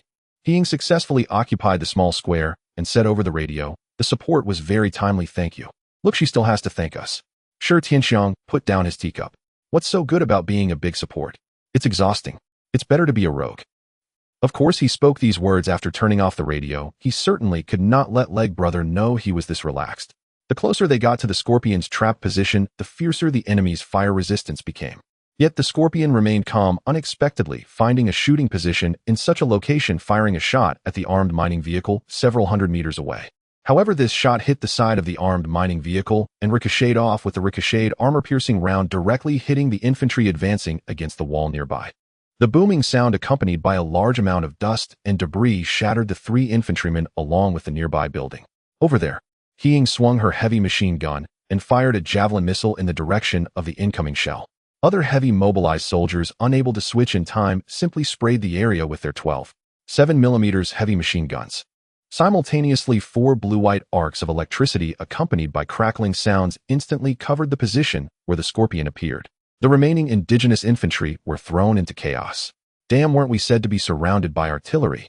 How can they still shoot at us while being bombarded by artillery and mortars in turn? We can't possibly face a 128mm tank gun. Let's leave it to those heavy armored lunatics. We will just cover them here. Not far away, Ying immediately turned her head upon hearing the words. Without hesitation, she aimed her gun at the loudest voices and pulled the trigger. Those people thought Ying might monitor them, but they did not expect her to act so decisively. They should have known that they were not from the same convoy. It was clearly overstepping their boundaries, potentially provoking hostility between the two convoys. But Ying took action. She had already given these people a chance. It was they who failed to seize it and instead kept murmuring discouraging words. The 12.7mm heavy machine gun instantly turned the 3 men into fragments. The sudden attack left the other native infantry stunned. They wanted to counterattack, but looking at the opponent's heavy armor, fully equipped exoskeletons, and the menacing electromagnetic infantry, they dared not take action. After all, it wasn't me who would die, why should I become enemies with such a venomous woman for the sake of a few already dead people? This was probably the common thought among the remaining native infantry. He Ying's cold voice pierced through her mask. Those who shake the military's morale shall be killed without mercy. Her words, accompanied by her imposing equipment and her earlier execution of 3 men, exuded a significant aura of deterrence. The target Scorpio is less than 500 meters away. I command everyone to immediately follow the armed mining vehicle and advance to breach these 500 meters within half an hour to destroy the target Scorpio. Half an hour to advance 500 meters sounds like a long time, but they are currently surrounded. There are ruins garrison soldiers all around. If it weren't for He Ying's periodic calls for artillery strikes, relying solely on themselves to breach these 500 meters would take not just half an hour, but even an hour would be difficult. The ruins garrison soldiers were not just standing there shooting at them, they were fighting from advantageous terrain within well-constructed fortifications. If it weren't for the RPGs that He Ying's team replaced for the assault infantry squad, their firepower would not have increased significantly, and this time would have been even longer. At this moment, the importance of the 23mm cannon on the armed mining vehicle became evident. The massive vehicle had enough ammunition, and the driver only needed to worry about the barrel overheating. Basically, a short burst could silence a small fire point. The buildings here were not made of concrete, but of red bricks, and their defenses were not as strong as imagined. The electromagnetic infantry were the ones causing the most damage to the enemy. They only needed to shoot currents in the general direction within range, leaving the rest to the spreading electricity. The light and heavy weapons in the hands of the ruins garrison were the best conductors. Either charge with me, and perhaps you will survive, or be shot by me as deserters, you will undoubtedly die. You don't need me to say how to choose. He Ying coldly stared at the native soldiers, or you can rise up and counterattack, then be shot dead by me directly. The native soldiers exchanged glances. Who would dare to rise up and counterattack? Don't think I didn't see you facing that barrage of bullets and the shootout. With that kind of armor, how could we counterattack? Seeing the fear in their eyes, He Ying let out a disdainful snort. Advance. The infantry squad continued to follow behind the armed mining vehicle. Perhaps due to the spreading currents of the electromagnetic infantry, the Scorpio did not come out to ambush them again. Commander, your infantry team has killed 3 infantry from the assault vehicle. The advancing Quan He received a prompt from Wu Jiao and was slightly taken aback. What was the reason? Did the opponent turn against us? No, He Ying's reasoning was that the opponent shook the military's morale and spread cowardly sentiments, so she decisively executed them. Now she has led the infantry squad to advance to less than 300 meters from the Scorpio, and this distance continues to shorten. Quan He nodded. Let them be dead. Oh, she is also in the encirclement, and it's not easy for her to fight. Then, Commander, what about the assault vehicle squad? After this ruins activity, we will disperse, and there won't be any future interactions, nothing more to say. Quan He was completely unconcerned. Look at my 150mm cannon. This is my attitude. He spoke these words very assertively, because he had truly experienced the power of this 150 heavy howitzer. Although in terms of penetration, it couldn't compare to the 122mm gun's Socialist 300 penetration, in terms of power it surpassed the 122mm gun by several levels. It truly felt like the pre-update version of the 5-tier in the national server. Although after the update of the national server, he was nerfed and the once supreme 5-tier fell into obscurity. Before the nerf, it truly had the ability to spray anyone. Back then, this game was still referred to as Sellinghead's World. What's 7 KRV Emil 2? When they saw the 5-tier reveal its big gun, they all had to retreat. Even with a marked damage of 900, the He from the big gun could deduct health from even armored targets. The armored targets could withstand it, but their crew could not. Back then it was truly a case of putting it on and firing. In the real world, there was no such thing. Unless the active defense system was extremely powerful to intercept and detonate those high-explosive shells outside the absolute impact area. Otherwise, even the latest modern main battle tanks, when hit by a 150mm high-explosive shell, would be lightly sent back to the pure mechanical operations of the World War II era and severely sent back for major repairs. Kwani felt he was still influenced by the games he had played before. In reality, whether during World War II or modern times, weapon reform essentially remained unchanged. At most, they have developed some higher quality materials and relatively advanced instruments, which is completely different from the revolution from swords and spears to firearms and artillery. Although there are notable differences in materials precision and power between heavy artillery from World War II and modern heavy artillery, the essence is the same. Kwani thought that real revolutionary warfare would only be counted when energy weapons or anti-gravity weapons appeared. For example, no tank would be willing to withstand a 150mm gun, neither during World War II nor modern times. It's just that with the emergence of various rocket and missile systems, heavy artillery appears less dazzling. Commander, the infantry squad has successfully destroyed the Scorpio. Wu Jio's voice awakened Quan He, whose thoughts were drifting. With the destruction of the two special vehicles, Quan He looked through the periscope and saw two glowing orbs emitting a ghostly blue light. Leg brother, we got more goods, hurry up and see what it is. Let's check if that E-75 has fired its main gun. The words of Saint Mother made Quan He very pleased. He originally wanted to see if this kid had the nerve to ask him for a reward. To put it bluntly, apart from firepower, this assault vehicle squad was purely a bunch of good for nothings. They couldn't even draw fire away from the enemy. This new item emerged only after both elite enemies had been eliminated, and the two rewards appeared simultaneously. Since the two members of the post-Henzi squad were too embarrassed to ask for the rewards outright, Quan He naturally showed no hesitation. He immediately ordered the Type 59G tank to collide with the two glowing orbs. Acquired Yuri Faction Mutant Beastman Module 5. Acquired Terror Drone 5. Yuri Faction Mutant Beastman Module, a basic anti-tank unit of the Yuri Faction, exceptionally resilient in defense. Upon activation, it undergoes genetic mutation. Its height surges to 3 meters, granting it monstrous strength capable of shattering armored plating. It moves with astonishing speed, is immune to being crushed by armored vehicles, and resists psychic control. Terror Drone, an ultra-fast assassin capable of instantly eliminating any infantry unit. When deployed inside a tank, it can also inflict significant damage upon armored vehicles. It is impervious to psychic control and radiation-based weaponry. The two orbs vanished, and one reward manifested within Commander Quan He's Tank Commander's Manual, joining the previously remaining Cryo Infantry module. The other transformed into 5 steel drones resembling spiders, their quartet of crimson-lensed cameras forming eerie blood-red eyes that sent chills down the spine. Each terror drone stood waist-high, its slender razor-sharp arachnid limbs gleaming with lethal coldness. Commander, new signal received. Is this the arrival of these 5 fresh units? As the AI persona of the Type 59G, Wu Jio, she immediately assumed command over the terror drones. Though ultimate authority, including her own, resided solely with Commander Quan He, this did not hinder her from exercising full tactical control over these auxiliary systems integrated into the Type 59G. For instance, the Sky Eye UAV, equipped with extraordinary focal precision, now shared screen space on Commander Quan He's console alongside the drone feed. The display was divided into 5 equal quadrants, each showing a live feed from one of the 5 terror drones. Commander, these units possess partial autonomous operation capability. Their internal architecture likely houses an advanced computational system. Quan He was about to reply affirmatively when, recalling this was a post-apocalyptic wasteland dominated by sentient machines, he hastily interjected. Could their onboard computers be hijacked or rewritten by the machines? What if they turn on us before ever proving useful? In the original simulation, once parasitized, such units could only be purged at a repair facility. Otherwise, the host vehicle would merely sputter and smoke helplessly. Their instant killing capability against infantry was undeniable. Once they lunged, no troop type, be it standard or elite, could survive. One strike and it was over. Even mutant beastmen, hulking brutes who could dismantle tanks barehanded and shrug off feral attacks, were obliterated in an instant. Their sole weakness? Fragility.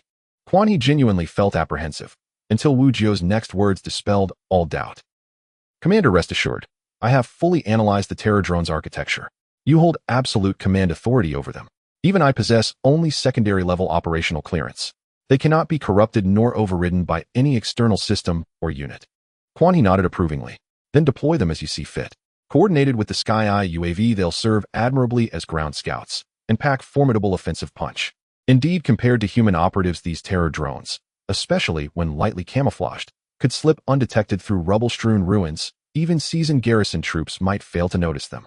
With the addition of these 5 units, Wu Jiao now commanded integrated air-ground reconnaissance. The drones dispersed in different directions, darting swiftly through the ruins' crevices, nearly invisible unless observed closely. Only Wu Jiao, with her multi-threaded cognitive architecture, could manage such precision. Were Quan He in charge, whose micro-tactical aptitude barely surpassed that of a novice Red Alert or Warcraft player, he'd likely issue only broad directives, leaving the drone's onboard AI to execute autonomously. Entrusting them to Wu Jiao was without question the optimal choice. As for the 5 mutant Beastman modules, in Quan He's memory, their appearance bore striking resemblance to the Hulk. Once closing within range of armored vehicles, they inflicted devastating damage. They certainly possessed anti-tank capability, but their real-world effectiveness remained uncertain.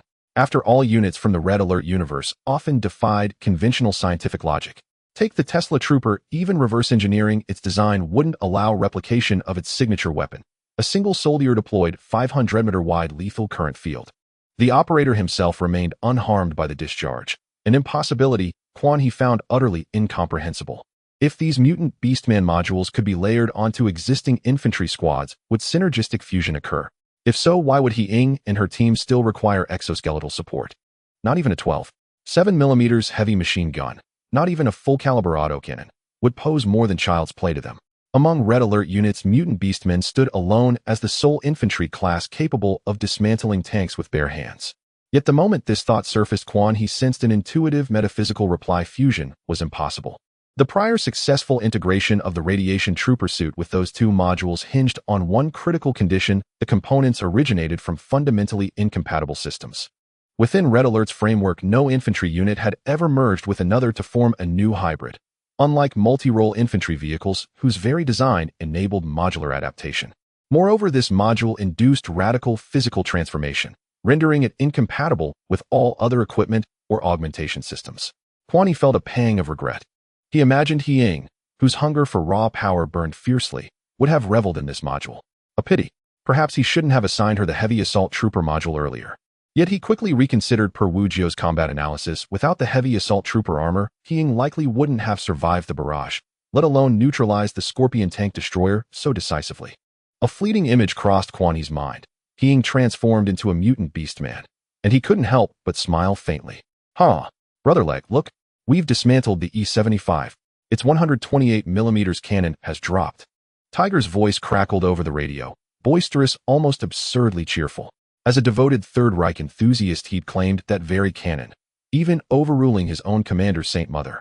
Its elongated barrel now jutted awkwardly from his turret, visually incongruous, yet undeniably imposing. Shame the hull was destroyed, and the engine didn't drop. Otherwise, I'd upgrade straight to an E-75. His tone carried genuine disappointment.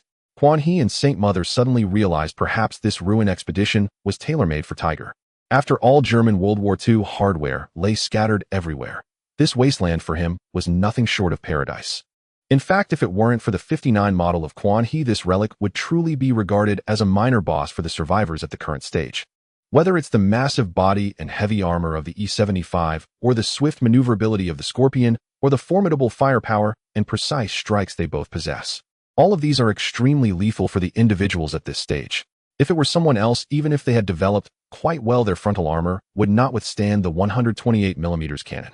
This is already the ceiling size for tank cannons at this stage.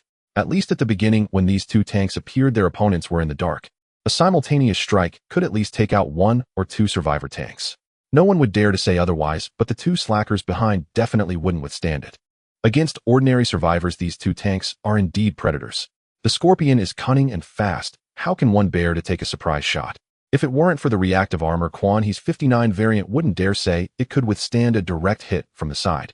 Therefore, Quan He not only found the difficulty of this relic activity manageable, but he also became increasingly vigilant about the subsequent hidden missions triggered after completely annihilating the relic's defenders. What if a Gustav railway gun appeared at the end? What would be the point? He doesn't believe that this thing would need to be reloaded on its first appearance. Regardless of how long this behemoth's reload time is, the key is that it absolutely cannot withstand a single shot. Forget about him, a one shot from that would obliterate the entire relic. Their 2 squads would be turned to dust. Quan He was slightly disappointed that he didn't get the chassis of the E-75. After all, he intended to swap the chassis for Shi Tianxiang. He could exchange the module from the Beastmaster. Since it wasn't available, discussing it was pointless. Wu Jiao controlled the terrifying robot as it ran toward the infantry squad. Her orders were to assist the infantry squad and, together with the vehicle squad, to breach the remaining portion of the relic from 2 directions. The current infantry squad indeed possessed such capability. In terms of firepower, He Ying and the others, while not as strong as Quan He and his team, were not weak either. Whether it was electromagnetic currents or javelin missiles, they could inflict considerable damage on the relic's defenders. As the United Vehicle Squad explored the relic, the resistance from the relic was becoming weaker. If one were to view it according to the infantry equipment of the Germans, the weapons of the relic's defenders were somewhat too monotonous. Apart from general-purpose machine guns and anti-tank rocket launchers along with a few mortars, many weapons had not been showcased. Of course, for the breaking squad, such firepower was clearly more than enough. As they observed the final resistance of the relic dwindling, the squad and the infantry finally met again. This signified that they had breached the relic on both fronts. At this moment, the relic was engulfed in black smoke with flames raging and spreading. Amidst the collapsed buildings lay countless severed limbs, and the shattered remains of the relic's defenders were scattered everywhere. The thick smell of gunpowder was almost visible to the naked eye. The cruelty of modern warfare was chilling. The infantry squad now numbered barely 20. From an originally reinforced platoon to now fewer than 20, it was evident how brutal the battles they had endured were. Mind you, this was under the support of heavy artillery with surveillance drones and terrifying robots assisting, along with armed mining vehicles leading the charge. Quan He noted that the exoskeleton heavy mobilizers had also lost one. He Ying, who died. My Z. Commander, it was Chun De killed by the opposing rocket launcher. He Ying also didn't understand why the commander first thought of My Z. Losing some personnel was normal. After all, they only had heavy armor and exoskeletons and were not invincible. Taking a direct hit from a rocket meant for tanks and surviving would be abnormal. As for the deaths of others, He Ying couldn't do anything about it. In such a world, one either picks up a gun and dies swiftly or lays down the weapon and becomes a slave. The choice is entirely up to oneself. After all, in a person's lifetime, such decisions that determine one's future are rare. Sometimes, if missed, heaven does not give a second chance. At least, I am still alive. He Ying took a deep breath, gripping her weapon tightly. No one shall dictate my fate. My destiny is mine to command. He Ying, what are you dawdling for? Lead your squad and charge. If we miss an enemy, they'll execute you. He Ying's eyes instantly cleared. Understood, Commander. Follow me. She commanded the infantry squad behind her. In fact, by this point, those indigenous infantry had become numb. There was even a sense of relief that it was finally coming to an end. Either they would be killed or they would kill the enemy. This battle was finally nearing its conclusion. They numbly followed behind, He Ying mechanically aiming and shooting at the enemy's firing points, instinctively searching for the best cover. The 2 vehicle commanders of the breaking squad were also deeply surprised to see that only this few infantry remained. I thought they were all dead. Indeed, the previous fire density was truly terrifying, and they had followed Leg Brothers' infantry squad deep into the encirclement, yet I never expected there would still be a few left. Captain, look, the combat quality of the remaining infantry is quite good. This battle has been transformative for them. Of course, surviving until the end in such a battle means they are true veterans. The 2 commanders murmured, but their gaze ultimately fell on He Ying and her squad. These infantry are impressive. I would believe it if someone said they were superhumans. How did Leg Brother manage to make such talents so obedient? If you want to know, you can ask yourself. Forget it, I'm too scared. All the members of this vehicle squad are ruthless. The remaining defenders of the relic were gradually being cleared with the assistance of the United Vehicle Squad. Sudden Event Command Conquer Event Status Completed Event Reward 3 Draws at the Vehicle Factory Metal Artilleryman Damage from Projectiles 5. Triggered Hidden Event The Glory of the Germans. You have eliminated over 95% of the relic's defenders, and believing their firepower to be lackluster, has successfully activated the Hidden Guardians of the relic. Event Reward 3 Draws at the Vehicle Factory Medal based on combat performance. Quan He was taken aback. While he was pleased to receive rewards and successfully trigger subsequent events, what kind of statement was this? When did I ever think it was lackluster? I consider myself at least a half-hearted fan of the Germans. How dare you slander me? Meanwhile, 5 light spheres appeared at the center of the relic. Saint Mother and Tiger also let out a sigh of relief. Is this considered finished? 5 light spheres appeared, and along with the previous ones, there are 10 rewards from this relic, which is quite good. Quan He, looking at the 5-minute countdown in his mind, immediately grabbed the radio and shouted, "Stop chatting, the 3 of us need to split these 5 light spheres to enhance ourselves, and there's a subsequent hidden boss too." As he spoke, Quan He immediately ordered the driver to steer the tank towards the 3 light spheres. The braking squad was also startled. Hearing Quan He's anxious tone, they dared not delay and promptly drove their tanks forward. This could be considered their first encounter with the light sphere rewards within the relic. Though tense, there was still some anticipation in their hearts. Quan He couldn't care less about them. He still had a pile of rewards left to examine. Acquired anti-air tracked vehicle 1, acquired mobilizers 10, acquired Yuri new soldiers 10, anti-air tracked vehicle, a Soviet faction anti-air unit equipped with a 50mm rapid-fire anti-air gun and a small fragmentation smoothbore cannon, moves quickly and can inflict explosive damage on aerial units. Besides the driver, it can carry an additional 4 infantry units or 2 terrifying robots.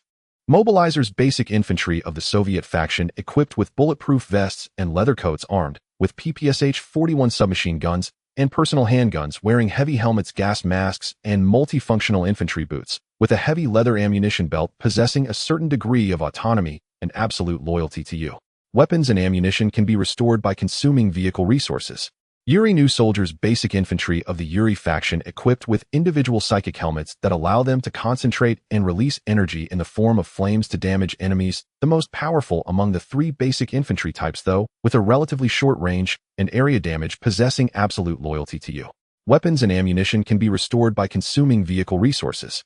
In front of Quan He appeared a towering turret control tracked vehicle and 20 soldiers. This was the famous coal truck and neck-twisting members of the FFF group. It seems this is the distinction between the rewards for completing the relic and the previous rewards.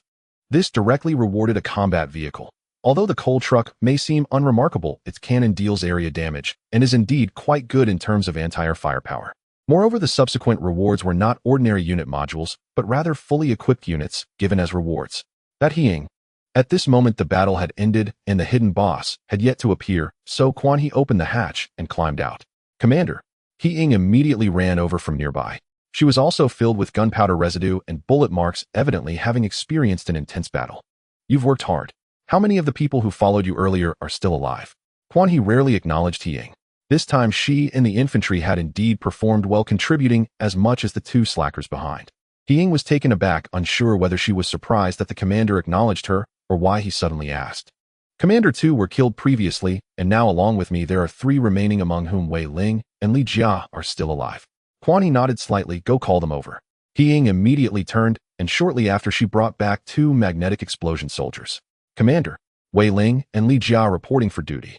Quan He couldn't tell who was who. He simply pointed at them and said, Heing, from now on you will serve as the chief of the infantry vehicle squad, and these 2 will each lead a small team. The 2 new battle vehicles and 20 soldiers from this battle will be under your command. The one who died previously was named Xiao Yanright. You have all passed the trials of battle. I have witnessed your loyalty, and while there was no opportunity before, now that the team has expanded, you both need to take on corresponding responsibilities. I don't trust many people apart from Heing. It's just you 2. Do well. Heing and the 2 newly promoted infantry squad leaders immediately raised their hands in salute. Having come this far, they had transformed from mere playthings into individuals who could charge fearlessly into enemy fire, facing a hail of bullets. Only they knew how much they had endured. Yes, Commander. Under the mask, Quan He could see nothing, waving his hand to signal them to reorganize their troops and prepare for battle. The infantry vehicle squad had now become substantial. 1 chief, 2 squad leaders, 25 soldiers, 1 armed mining vehicle, and 1 anti-air tracked vehicle. Heing led Wei Ling and Li Jia in distributing the respective vehicles and squads they needed to take. The sudden enhancement clearly caught Heing and the others off guard. I also have the remaining 3 heavy mobilizers and 2 magnetic explosion soldiers, forming a small team with the anti-air tracked vehicle. Wei Ling will lead 10 mobilizers taking care of the armed mining vehicle while transporting the 10 Yuri new soldiers led by Li Jia. I don't know why it's called this, but Heing clearly didn't want to know. Let's do our best. The commander may seem cold on the outside, but is warm on the inside. In fact, all that we do is seen and remembered by the commander. Heing found it hard to describe how she felt now. She thought of herself as merely a gun, one that the commander would use only to kill. Even if the gun were to malfunction, there would always be other guns in the world. However, she never expected that the commander had been watching her and the others all along. If the commander truly was as indifferent as he appeared, how would he remember the name of the woman who died previously, Xiao Yan? She suddenly felt that her gun now had a true owner. It seemed she had found a purpose to fight for. Including Wei Ling and Li Jia, they felt for the first time that they had always been under the commander's gaze. In fact, Quan He had always remembered this matter. He had tested Heing before confirming the truth of what Shi Tianxiang had said. As Shi Tianxiang had previously said after his death as the captain of the kamikaze squad, it was a missed opportunity before, but now that he had the chance it was natural to strengthen them. However, Quan He truly didn't think as much as He Ying did. At this moment, he glanced over at the rewards from the breaking squad.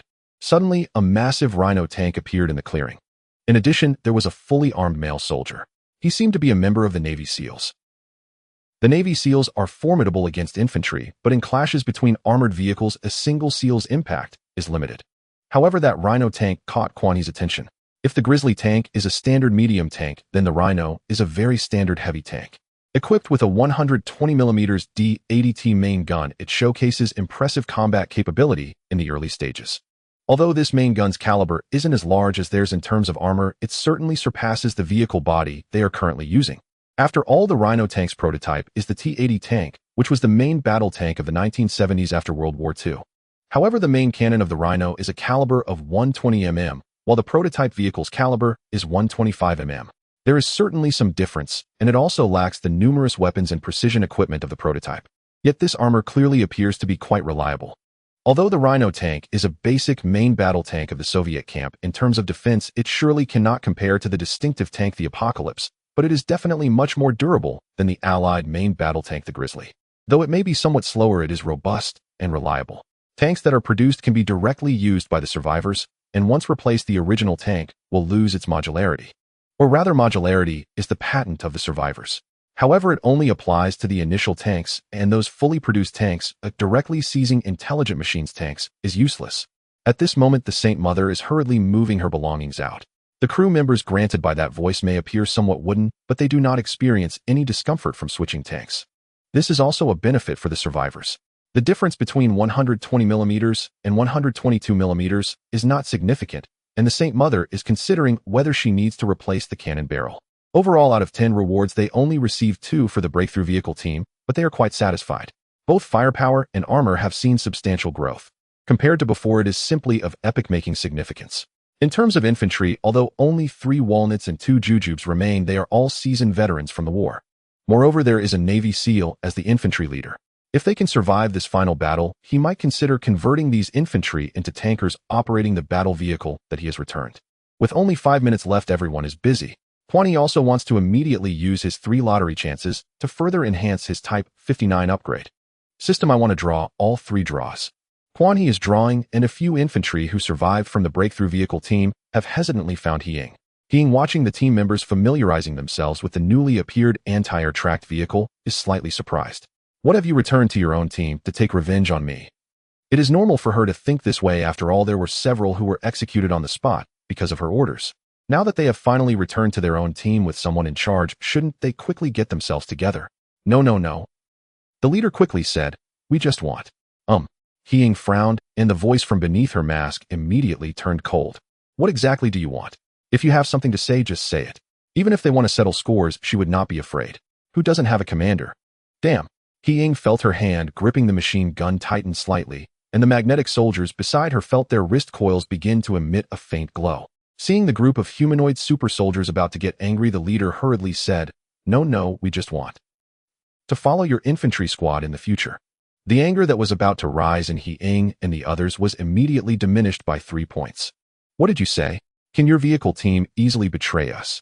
He Ying's tone carries a hint of disbelief. In her understanding, if they haven't joined the vehicle team, that's fine, but once they do, their lives no longer belong to them, but to the commander. Switching sides. Isn't that betrayal? The infantry exchanged glances, seeing the confusion in each other's eyes. No. Our relationship is fundamentally one of cooperation. If it weren't for being caught in the battlefield and your overwhelming strength, we would have retreated long ago. This is a mutual choice. How can it be called betrayal? We feel that although it is more dangerous under your command, it is also more promising. He Ying scoffed. Then it is even less possible. Your actions in our team would be seen as betrayal, and betrayers will ultimately meet their end. Go back. You are not one of us. What we need are infantry warriors willing to sacrifice their lives for the commander, not casual betrayers who switch sides. Those infantry, hearing He Ying's words, felt somewhat ashamed as they looked at these fully armed, terrifying warriors, finding it hard to imagine why she would go to such lengths. Including that person who was killed by a rocket. Could he not escape? No, he had time to evade. If he had dodged that rocket, it would have accurately hit the other heavily armed soldiers behind. He chose to engage in a firefight with that rocket's firing point javelin against RPG. He died, but protected several heavily armed mobilized soldiers, including He Ying and Mai Zi. they cannot understand. But what they don't know is that apart from the repairman, the male soldiers in the team come from my father's gathering place, having survived multiple battles before being selected by the vehicle team. It is a gathering place that only wanted to farm in the valley and loves peace. It is not on the same level as their infantry squad composed of various gathering places. Moreover, before this, all infantry squad members were mentally prepared for this. The commander has invested so many resources to train them, giving them such power. Now it is time for them to give back to the commander. That saying is true. To repay the golden platform's intentions, one must carry the jade dragon to die for the Lord.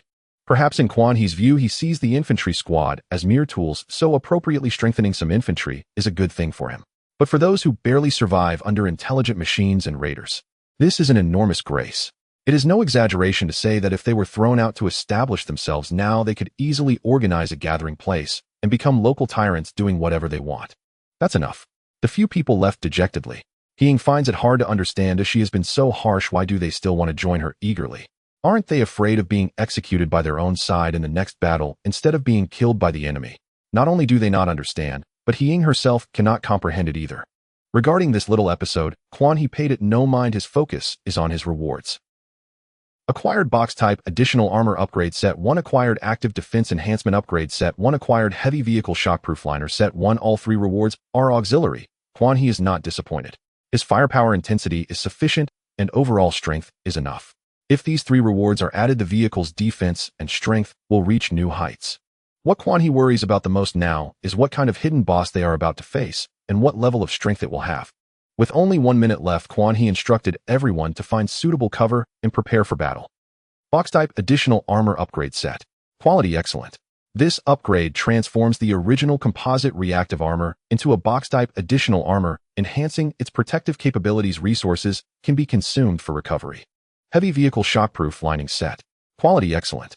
A comprehensive interior protection lining set that significantly reduces the impact and shock damage from shell explosions on the tank's interior. In short, Quan He was quite satisfied. Ever since experiencing the power and terrifying overpressure damage of the high explosive shells, he had a heightened demand for such shockproof measures. He also feared suffering such injuries. While armor-piercing rounds were considered external injuries, high-caliber, high-explosive shells were akin to internal injuries.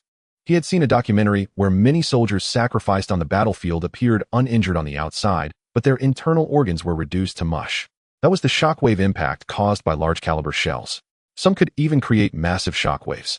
However, what pleased him the most was the upgrade of the tank's active defense system. Previously, there was only a first-generation intercepting APS, but now both intercepting and jamming types were available. Suddenly, Quan He heard a powerful and resonant song, the lyrics indistinguishable, yet it inspired an urge to charge into battle riding his dog. Commander, a unit is advancing ahead, including some heavy armored units. Recommend defensive evasion spread out. Wuji spoke rapidly, displaying the footage detected by the Tianyan drone on the commander's display screen. Quan He focused his gaze and was instantly alarmed, his tone resembling that of a frightened newcomer. What the hell? Big white rabbit. What the hell? Big rat. What the hell? Assault tiger. Quan He's terrified voice echoed through the team's communications. Meanwhile, well-equipped army units were deploying. As the fortress-like Mouse super heavy tank moved forward, the debris was thoroughly crushed beneath it. In the game, the Mouse is just a mass of meat when it comes out, but in reality, who wouldn't be intimidated by it? With a combat weight of 188 tons, it was the heaviest tank in the world at that time.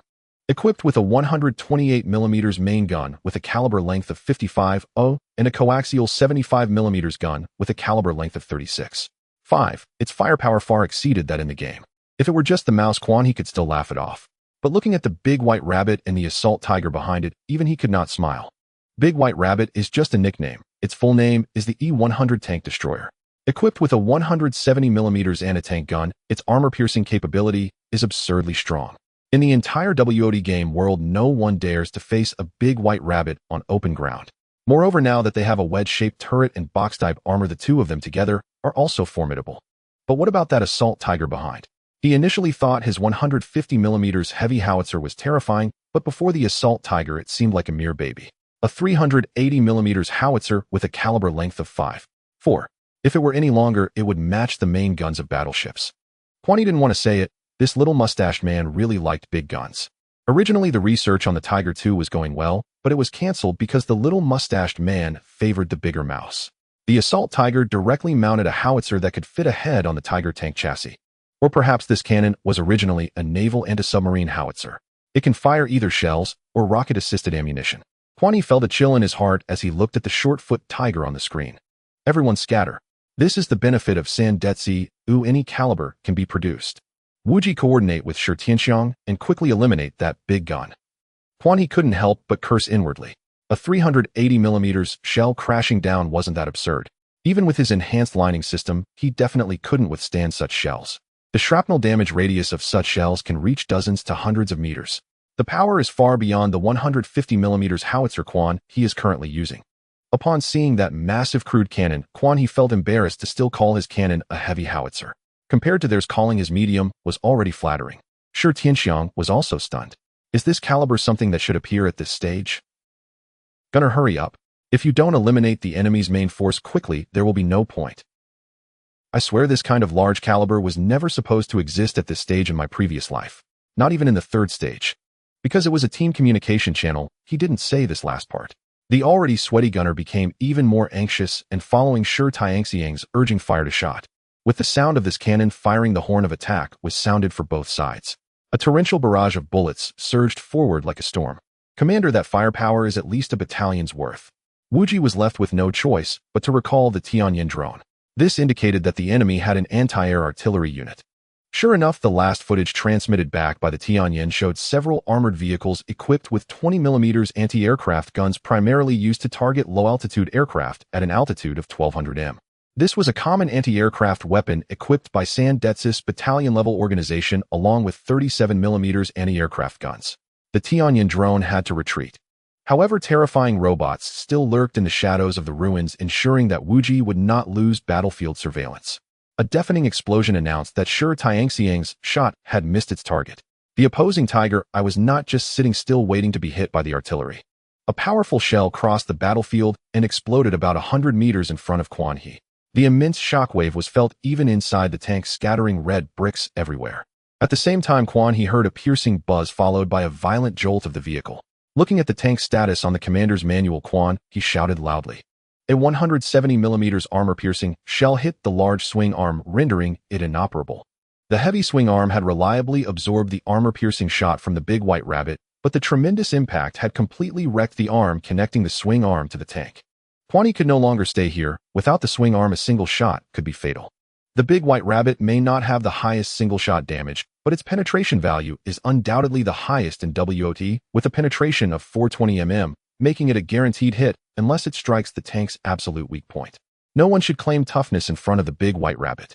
Fortunately, both the Tiger Eye and the big white rabbit had long reload times, with the Tiger even requiring a crane for assistance. The enemy's most threatening vehicle is reloading. Charge and find them, and take them out. Quan he shouted over the vehicle channel, Saint Mother Tiger, if we don't charge now, we're done for. After saying that, Quan he gripped the handrail tightly.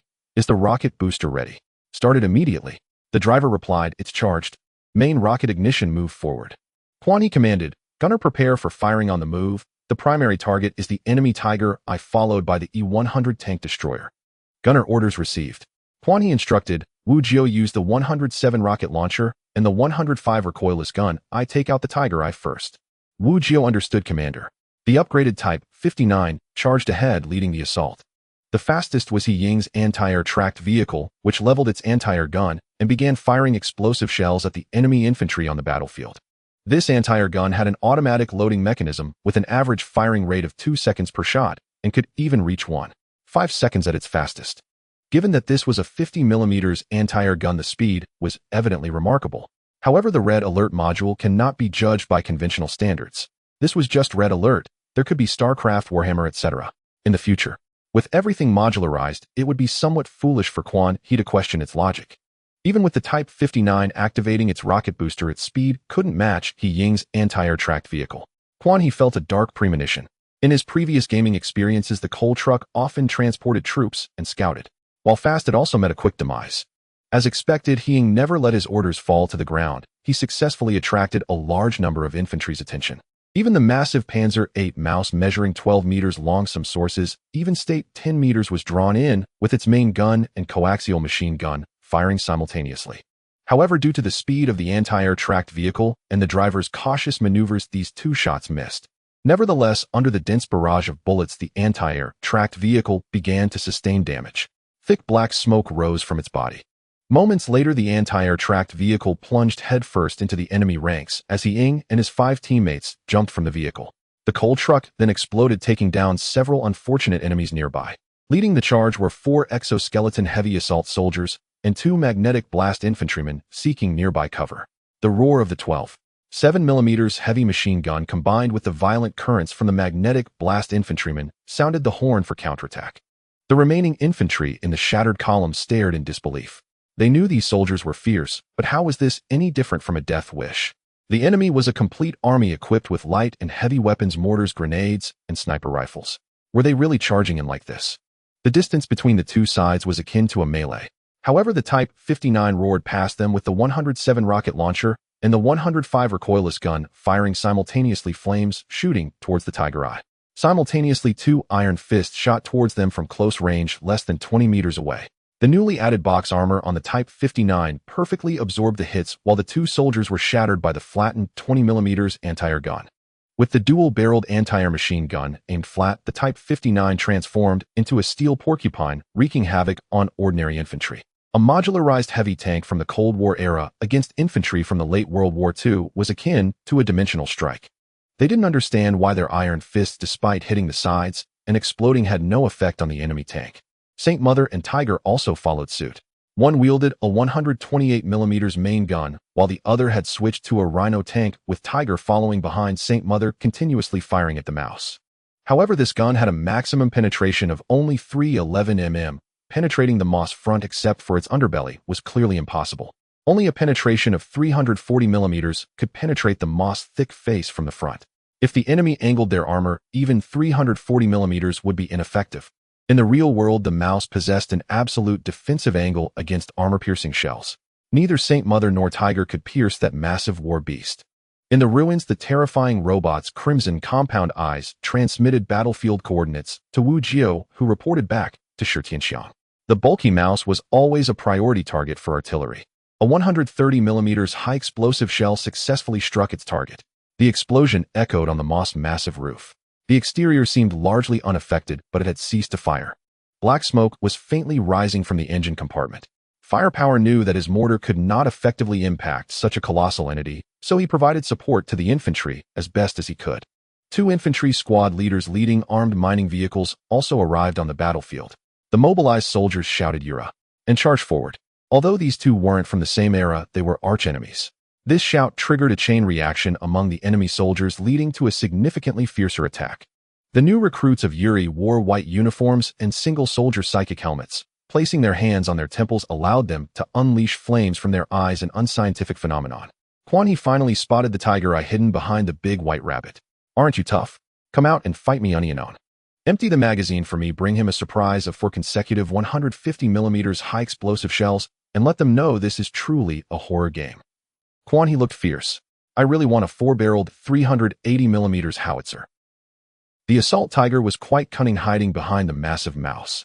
The mortar requires an elevation angle. It is a relatively old type of artillery that first appeared in the 13th century. With a short barrel and limited range, it has a low muzzle velocity, but can fire very large and heavy shells. During World War II, it was primarily used to destroy fortified structures, but Sandetsi stubbornly mounted it onto the chassis of the Tiger. After the assault Tiger was delivered to the battlefield, in one of its most ferocious moments, a single shot rendered 4 Shermans incapable of combat. However, because it appeared too late, like many tanks, it did not bring any substantial improvement to Sandetsi's failures. Another significant reason was Sandetsi's excessive pursuit of excellence, which caused the production speed of the tanks to lag behind and maintenance to become difficult. Unlike the Soviets, who favored a robust and straightforward design, focusing on rapid production and ease of repair, the quality of the chassis was secondary as long as the gun was functional. The mortar is a new type of artillery developed from the howitzer, requiring an elevation angle for firing.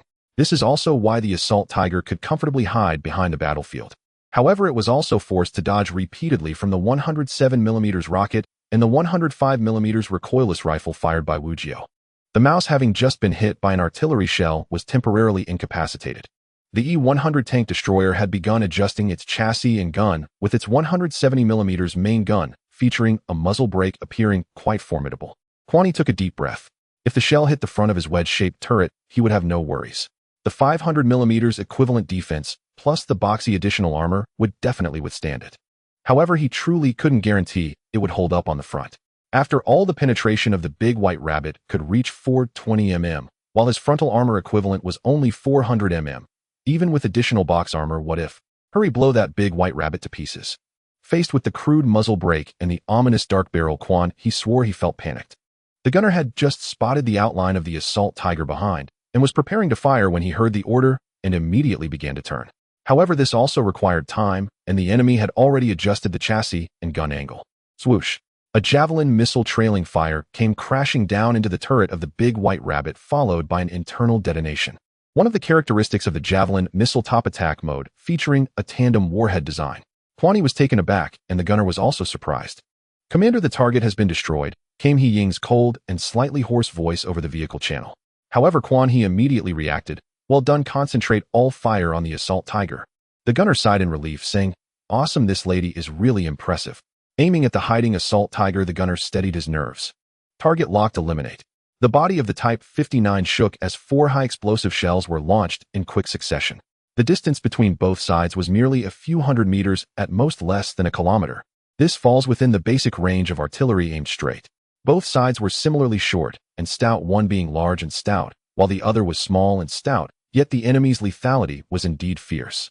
As the gunner fired, he also directly launched a prepared shell towards the Type 59. This time, Quan could even vaguely see the massive shell being projected. It took more than a second to fly over. Swoosh!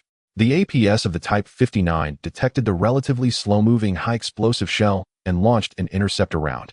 At the moment of successful interception, a violent explosion erupted at a distance outside the tank, and Quan felt as if he had been thrown off a roof and crashed onto the concrete ground. This high-explosive shell was too large. The so-called interception was merely a premature detonation, which would not make the high-explosive shell disappear. The distance for interception was still somewhat close for this shell. After a loud buzzing sound, Quan felt the world plunge into silence. The previously intense sounds of battle had vanished without a trace. Wujio, the vehicle has suffered a violent explosion impact. Wujio, additional armor damaged. Wujio, chassis module damaged, main gun compromised. Wujio, commander severely injured. Wujio, driver unconscious. Wujio, gunner unconscious. Wujio, loader severely injured. Quan's eyes were filled with chaos. In that instant, memories began to replay in his mind. He seemed to return to his middle school classroom, where the teacher was calling him to the front to wipe the blackboard. His heart raced, cold sweat streamed down, and he felt light-headed, overwhelmed by a nauseating impulse to vomit. He could hardly hear what Wujio was saying. Other infantry distributed along the few hundred meters of the front line were also thrown out by the shockwave, with only the armed mining vehicle remaining steadfast. He Ying and a group of infantry, after getting up, immediately spotted the stationary Type 59 more than 200 meters away. In the distance, the assault tiger had experienced a catastrophic detonation, still emitting black smoke and flames. "Commander, quick! Whatever it takes, we must rescue the commander. If anything happens to the commander, we're all dead." He Ying ran frantically towards the Type 59, with the armed mining vehicle quickly changing direction to follow. Without the armed mining vehicle, even the heavy infantry mobilization would not withstand such firepower. The driver was also worried that rescuing the commander might cost their team leader. All the way, he was covering He Ying and the infantry squad. He Ying didn't even know how she crossed the 200 meters on the battlefield. The closer she got, the more frightened she became. The previously imposing Type 59 was now filled with battle damage. When He Ying climbed onto the tank, even with the help of her exoskeleton, her hands trembled. She was particularly afraid of seeing the horrific scene inside. Seeing the commander, who was demanding of her yet indifferent to others, lifeless in the commander's seat. The hopes of the Old Horse team's natives rested on the faith Old Horse spread. In contrast, the core of Quan's team lay within him. He Ying tried to open the hatch of the commander's compartment, but couldn't pull it open no matter what, and her anxiety grew. Wei Ling and Li Jia, along with the mobilized troops and rocket recruits, surrounded the Type 59, engaging in fierce gunfire with the infantry. In the shadows, a sniper lay crouched in the corner of the ruins, watching He Ying struggle to pull the hatch on the turret and gently squeeze the trigger. The 9,257mm round instantly pierced He Ying's thigh, causing her to lose balance and fall onto the body of the Type 59. He aimed at the opponent's head, but their movements were erratic. The upper body was clad in heavy body armor and welded steel plates, making it more stable to shoot at the legs. This shot directly left a massive gash on He Ying's leg. In the shadows, a red light flashed, and the sniper saw a large spider lunging towards him before everything went dark. The intense pain made He-Ying cry out involuntarily, yet she continued to strike the turret of the modified Type 59, trying to ascertain if there were any survivors within. The infantry squad's babosha and fiery attacks covered the enemy's fire point, while Wei Ling and Li Jia hurriedly dragged He-Ying down from the tank. Tiger's and Saint's two tanks continuously provided fire support from hundreds of meters away. In that moment, Quan He was indeed stunned by the explosion, feeling his life slipping away. His internal organs were in distress. In a daze, Quan He lost the images from his middle school days and saw the display screens of the two tank commanders. Oh, it seems that a direct interception just triggered a 380mm shell. Quan He shook his head vigorously, realizing he could hear nothing in his ears. The gunner beside him slumped in his seat, eyes tightly closed. Quan He exerted all his strength to open the tank commander's manual using a large first aid kit. Large first aid kit immediately treat and recover the injuries of all crew members in the vehicle. He had used 3 large first aid kits and 3 large repair kits last time. The discomfort and pain in his body vanished in an instant, and Quan He felt as if he had come back to life. The unconscious driver and gunner slowly opened their eyes, momentarily bewildered. The loader behind let out a sigh of relief. I almost died. I even saw my grandmother. What kind of cannon is this? Even intercepted, it still has such power. Quan He also felt a lingering fear. Oh, just now the entire crew, including himself, had been closest to death. Or rather, if it hadn't been for the large first aid kit, they all would have perished. If it weren't for the reinforced lining, he wouldn't even have had the chance to use the large first aid kit. Wu Jiao, what's the current situation? Quan He tried to observe outside through the commander's periscope, only to find that it had long been shattered. Commander, it's great to see you're okay. Wu Jiao's voice also carried a hint of relief. Our battle vehicle has essentially lost combat capability, but the enemy's 3 battle vehicles have already been destroyed. Your infantry captain rushed over immediately after discovering that we were being shelled, but was hit by an enemy sniper while trying to open the hatch. Quan He was taken aback. Is my captain dead? Not yet, but she was hit in the thigh, severing the femoral artery. If urgent measures aren't taken, she will soon die. Although Wu Jiao had eliminated the enemy sniper, she had no ability to rescue He-Ying. Damn. Quan He cursed directly, using a large repair kit to fix the tank. Then he grabbed the radio and shouted over the vehicle channel, what are the rear artillery doing? Provide fire coverage. I'm on the verge of being killed. Wu Jiao, Commander, as soon as our battle vehicle was shelled, I called for Hooligan and Firepower to provide fire coverage. However, they have run out of shells now. Hearing that his buddy was in trouble, Shi Tianxiang was more anxious than anyone, firing off all the remaining shells based on the coordinates provided by Wu Jiao. It was precisely their firepower coverage combined with that of the infantry that suppressed the enemy's infantry, preventing them from taking the opportunity to deliver a finishing blow to the Type 59. Quan He said nothing further, but patted the loader behind him. Go bring He-Ying in. My infantry captain can't die, just like that, during the operation. From the very beginning, these few people who had joined the tank crew were quite satisfied. The loader opened the hatch without hesitation and climbed out. Hurry, get your captain inside for treatment. The loader shouted loudly as he jumped to the ground. Upon hearing this, Wei Ling and Li Jia immediately began to remove the equipment hanging on He-Ying's exoskeleton. With this gear, she couldn't fit inside. He-Ying had already begun to lose consciousness due to excessive blood loss, and ultimately Wei Ling and Li Jia had no choice but to strip her of all her heavy armor. The tank's hatch could only accommodate a normal person, as she simply couldn't get in while wearing the gear. Moreover, she lacked undergarments, returning to the frankness of their first meeting. But who could care about that now? The grotesque blood hole in her leg was still oozing blood, and several people worked together to shove her into the loader's position. Seeing her in such a dire state, Quan He sighed and used another large first aid kit. Such items were indeed scarce, but they could still be obtained. Even after his death, he remained loyal to himself, and the indigenous captain of the self-destructing kamikaze crew was irreplaceable. Using a large first aid kit to save a subordinate who was crazily loyal was worth it, Quan He thought. There are far too many unscientific and unreasonable things that grant survival. A large first aid kit could bring a seriously wounded individual barely clinging to life back to vitality. A large repair kit could completely restore a tank that had lost all combat capability. Quan He looked at He-Ying, who was gradually awakening, and still felt it was surreal. Is this? Commander. He-Ying opened her eyes in confusion. She was vaguely aware that she had been stuffed into the tank, but it was still hard to believe that she had actually been healed. Yet what made her happiest was that the young figure in front of her was unharmed. Quan He pulled out a cigarette and lit it, having brushed against the edge of death, feeling lingering fear. Fortunately, the enemy's battle vehicles had all been destroyed. With only these infantry left, the outcome was already certain. He looked at He-Ying, who was completely unclothed with nothing but admiration in his eyes. Want a smoke? He tossed a pack of cigarettes to He-Ying. She caught it and held it tightly in her hand. Well done, Ying. You did great. I'm glad I took you in back then. Quan Yi said seriously. After this battle, Yue Ling and Li Jia will officially become members of our crew, enjoying the same rights as my tank crew members.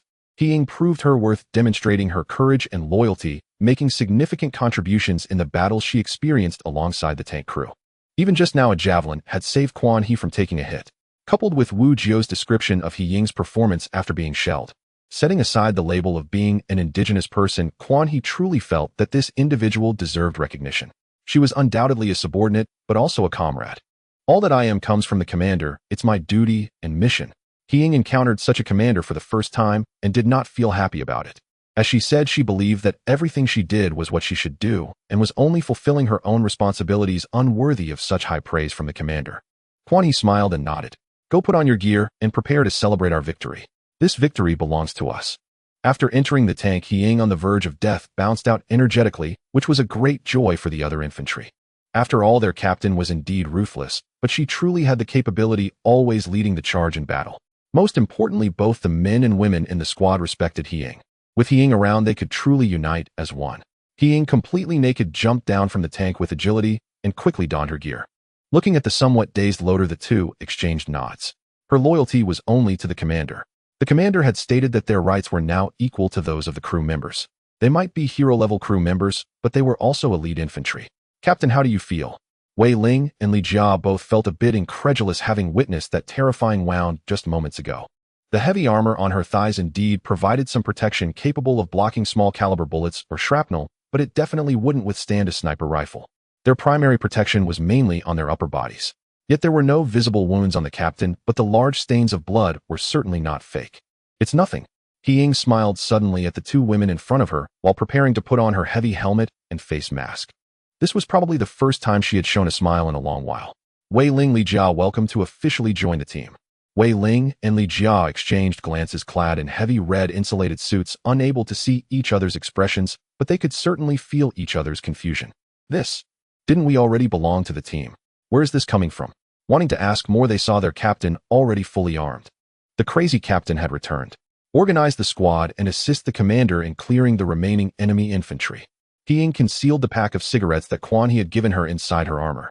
She didn't smoke. Such things were not cheap in the wasteland, but since the commander smoked, and the other crew members did too, even if she didn't, she could learn. The Tiger and the Virgin led their infantry to encircle from behind, coordinating with the Type 59 modified and armed mining vehicles to carry out the final assault on these infantry. Without the firepower of 3 massive vehicles, mere infantry felt like ants trying to stop a moving train against a combined arms unit. Even with anti-tank weapons like the Iron Fist and Chimney, it was still futile. There were only about a single battalion's worth of troops. The real threat was that giant White Rabbit and the Assault Tiger. If it weren't for the major repairs and emergency packages that had been completed earlier, this operation could be declared a failure. Or if it weren't for the enhancements that Quan Yi had received from behind, this combined unit would definitely not withstand the super heavy tank, super tank destroyer, and super artillery, forming the German 3rd Revenge Squad. Quan Yi felt wronged. He had never claimed that the difficulty of this operation was trivial. Why did the other side have such a strong reaction? The White Rabbit was one thing, but did they even pull out the naval anti-submarine mortars? Sure, Tianxiang and the firepower had also rushed in. The 5 tanks finally gathered together. Looking at the terrifying 3 tanks, the members of the broken formation were also left utterly bewildered. From a distance it didn't seem apparent, but the closer one got, the more one could appreciate the smiley little mustached aesthetics, which were actually quite acceptable. At least in terms of warfare aesthetics, it was not bad. Really, if you say someone's drawing is nearly good enough to be accepted, and everyone else got accepted, but he didn't, who wouldn't feel upset? Now it's fine while others can try again next year. He's directly failing to make it to the 2nd round next year. Sure, Tianxiang couldn't help but salivate at the sight of the Assault Tiger's large howitzer. Quan Yi poured a bucket of cold water on him, without mercy. Don't think about it, this thing needs a crane to load ammunition, and the firing time is too slow each time. Just focus on your 130mm cannon. Even that 150mm gun is not suitable for you at such close range. Long-range artillery strikes are indeed important, but close-range direct fire is even more crucial. Quan Yi directly deployed the E-100 tank destroyer and threw out the grappling hook. Acquired E-100 tank destroyer remains recoverable parts 170mm Pak 46 anti-tank, gun 1 recoverable parts, E-100 super heavy tank, hull 1 decomposition, rewards steel gunpowder, fuel. The White Rabbit was hit by a javelin and remained relatively intact. The Javelin's tandem warhead design allows the front explosive section to detonate and destroy most external reactive armor, while the rear penetrator can breach the tank's relatively weak top armor, inflicting damage internally. The Javelin missile, the prototype used by heavy infantry, was developed by America in the late 1980s, and it would certainly be easy to penetrate a super heavy tank from the 1940s. Perhaps the E-100 tank destroyer's armor was quite reliable, but it was still primitive armor lacking APS or reactive armor for such protection. The gap between the era and technology was clearly an insurmountable chasm. Quan He also faced the power exhibited by heavy infantry for the first time. I want that gun. As for the E-100 hull, are you willing to trade? With 1,200 horsepower and a top speed of 30, it would be more than enough for your little things. You and my Z could even roll around inside it. Quan He wasn't exaggerating. The chassis alone had a length of 8.7 meters, and there was indeed quite a bit of space left in his current vehicle. Sure, Tianxiang hesitated a bit. It's quite good, but can we handle the fuel consumption? Quan He couldn't be bothered to reply directly, trading the hull to him, leaving it up to him to decide. He wasn't his father who felt the need to manage everything. As for the 170mm PaK 46 anti-tank gun, Quan He replaced it with the 150mm howitzer. The power of this howitzer was indeed good, but it lacked precision, primarily relying on explosions and overpressure to kill enemies. Having one of these artillery pieces in the convoy was enough. There was no need for both vehicles to be armed with howitzers when better options were available. The gun on the White Rabbit was already considered one of the highest penetration guns in the WOD series, and Quan He estimated he could use it for a long while. After trying out heavy howitzers, Quan He still preferred this direct firepower. As for that 380mm howitzer, Quan He was just joking. That gun required a crane designed outside the tank, and the size and weight of the shells meant the tank couldn't hold many. This 170mm 46 caliber anti-tank gun was also very impressive, especially when combined with its drum-type automatic loading system. Quan He took a look and found it still had a capacity of 4 rounds with a small load time of 6 seconds, and after firing the large load time, needed 60 seconds. In the game, this would definitely be an epic enhancement for the White Rabbit. Quan He was already very satisfied. In the game, the White Rabbit could shoot at most 2 rounds per minute, while here, he could fire 4 in a minute. It was stronger, but not to the point of being overpowered. Staring at the vehicle command manual readouts, Quan He fell into thought. A hull tougher than the 4, a turret harder than the 7, fitted with boxy external armor bearing the DA-2 main gun, and using the T-57 drum feed system. If this vehicle were in a game, every so-called muscle tank would be outclassed. Even a fully healthy Shu sure would only last about 20 seconds against it. Of course, that assumes you can hit it. The gun is formidable and brutal, but it seems to have a peculiar affinity only for earth and sky. It either soars into the heavens or plows into the ground. Quan He had in the past sold and repurchased this vehicle in-game, firing and then selling it again. Often he would spend half a minute reloading, 2 minutes hunting for a firing opportunity, then take careful aim, ensuring the reticle shrank to the smallest ring so that most of the shot would strike the opponent's hull. Yet one shot would sometimes simply dig into the ground. Quan He would immediately quit and sell the worthless machine. A few days later, after watching some content creator's video and feeling confident again, he would buy it back and dig up the earth once more. Those who knew called the vehicle DA-2, those who did not might mistake it for a farm tractor. The enemy was seldom hit, but the earth it plowed was measured in acres. But when manifested into reality, Quan He's own experience told him this was utter nonsense. Distances of nearly a kilometer are an absolute domain for a 170mm gun of 46 calibers. Exquisite German engineering and meticulous tuning make this gun at medium to close range almost point-tangent accurate. Its maximum range reaches 8 kilometers, whether its accuracy holds at that distance is another matter, but if at medium or close range you dawdle while aiming and still end up plowing the earth, the mustachioed ones would be raging. Quan He looked at his own tank, while the infantry together with the Paijinzi convoy cleared the remaining relic garrison. Those 3 tanks had little to do with them beyond offering some fire support. Under Quan He's orders they would go up, of course, but they trembled at the sight of that big mouse and the DA-2. They hung back and offered stolen shots in support. Their hulls could not withstand the DA-2, let alone the Schuss's 128mm main gun. A single strike from a Tuji who would rip a radius of 40 or 50 meters to pieces and turn them all into funeral processions. So now they could only watch yearning as Quan He and Shi Tianxiang continually bolstered themselves. Quan He, however, was only truly interested in that 170mm main gun. He had little interest in the other modules. After much deliberation, Shi Tianxiang ultimately chose the E-100 chassis. It could not be helped, that chassis was indeed superior to the one on his current Meteorta modification and offered far greater internal space. After much thought, he even replaced the elongated oval turret he had inherited from Quan He. In its place went the heavy turret from the Shu. What he prized about that turret besides accommodating his 130mm grenade gun was the space for a 75mm coaxial gun. That would give him some means of counterattack should enemies close in for mano-a-mano combat. Unfortunately, the automatic loading system fed only the main gun and could not service the secondary weapon. The loader, who had been enjoying a spell of leisure, once again found himself with extra duties and lost the simple pleasure of a quiet cup of tea. However, that turret did not offer the same protection as the elongated oval design. After all, the long oval was a post-World War II innovation and surpassed the original egg-shaped turret of the Type 59 in defensive capability. The advantage was that this turret provided a bit more internal room, and with layers of high-strength carbon steel armor plates welded on, its protection could be greatly improved and would not lag far behind. Haha, leg look. E-100 chassis shoe sure turret British T-sipping crew, a 130mm intelligent gun. From now on, I'm a heavy bayonet artillery piece myself. Compared to the Meiji Erta modification, Sure Tianxiang's new vehicle was far bulkier overall and looked far more intimidating. Later, he'll weld a layer of spaced armor onto the main parts of the hull, using high-strength carbon steel plates mainly to defend against He rounds and AP shells. Sure Tianxiang was not reckless, especially after seeing how close Quan He's broad thigh had come to popping. By the way, your mechanic didn't die, did he? This kind of work still needs him. Sure Tianxiang watched the dispersed convoy infantry and kept getting the impression that although their numbers seemed larger, their effective strength had dwindled. Quan He crawled out, and looking at the two absurd hybrid vehicles he and Sure Tianxiang now occupied, could not help but chuckle. He should be fine. Find a native camp with welding tools, and he'll fix it for you. As he spoke, he handed over the light clusters of the 5 Quang Shorin he had earlier recovered. Here, 5 infantry slots. These things fit your vehicle's aesthetic perfectly.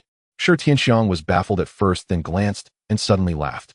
Damn, isn't this straight out of Yoli Fuzhou's looting and pillaging? At the thought of 5 Quang Shorin skittering around his tank, Sure Tianxiang could not help but grin. They're tough-skinned, thick-fleshed, and strong, and they run fast. Well, recruit 5 willing natives. Most heavy weapons they can operate with their bare hands. Quan He had little use for those Quang Shorin modules, but Sure Tianxiang liked them. He always favored big, crude, blunt things. That 380mm mortar and the crane module dropped as well. What should we do with them? Sure Tianxiang looked at the gun with regret. He knew it was powerful, but also severely limited. Quan He considered for a moment. Mount it and sell it. Use the proceeds to buy fuel and high-strength carbon steel plates. See if anyone higher up wants a gun like that. Right now, you're a fuel hog.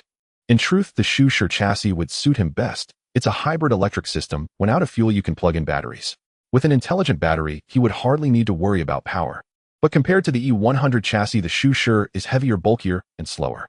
Neither Quan He nor Sure Tianxiang could tolerate that sluggishness. The fight ended quickly after the 2 refitted vehicles joined the fray, 1 behemoth howitzer and 1 heavy gun tank. The remaining resistance was utterly annihilated. After the last relic soldier fell, 3 blue light clusters materialized in the air once more. Quan He also received a system notification. Hidden event: glory of the German machines. Event status completed. Event rewards: 3 tank factory lottery, draws, Metal Phoenix tank, overall defense 5. This signified the relic operation was completely concluded. Quan He involuntarily breathed out. Finally done.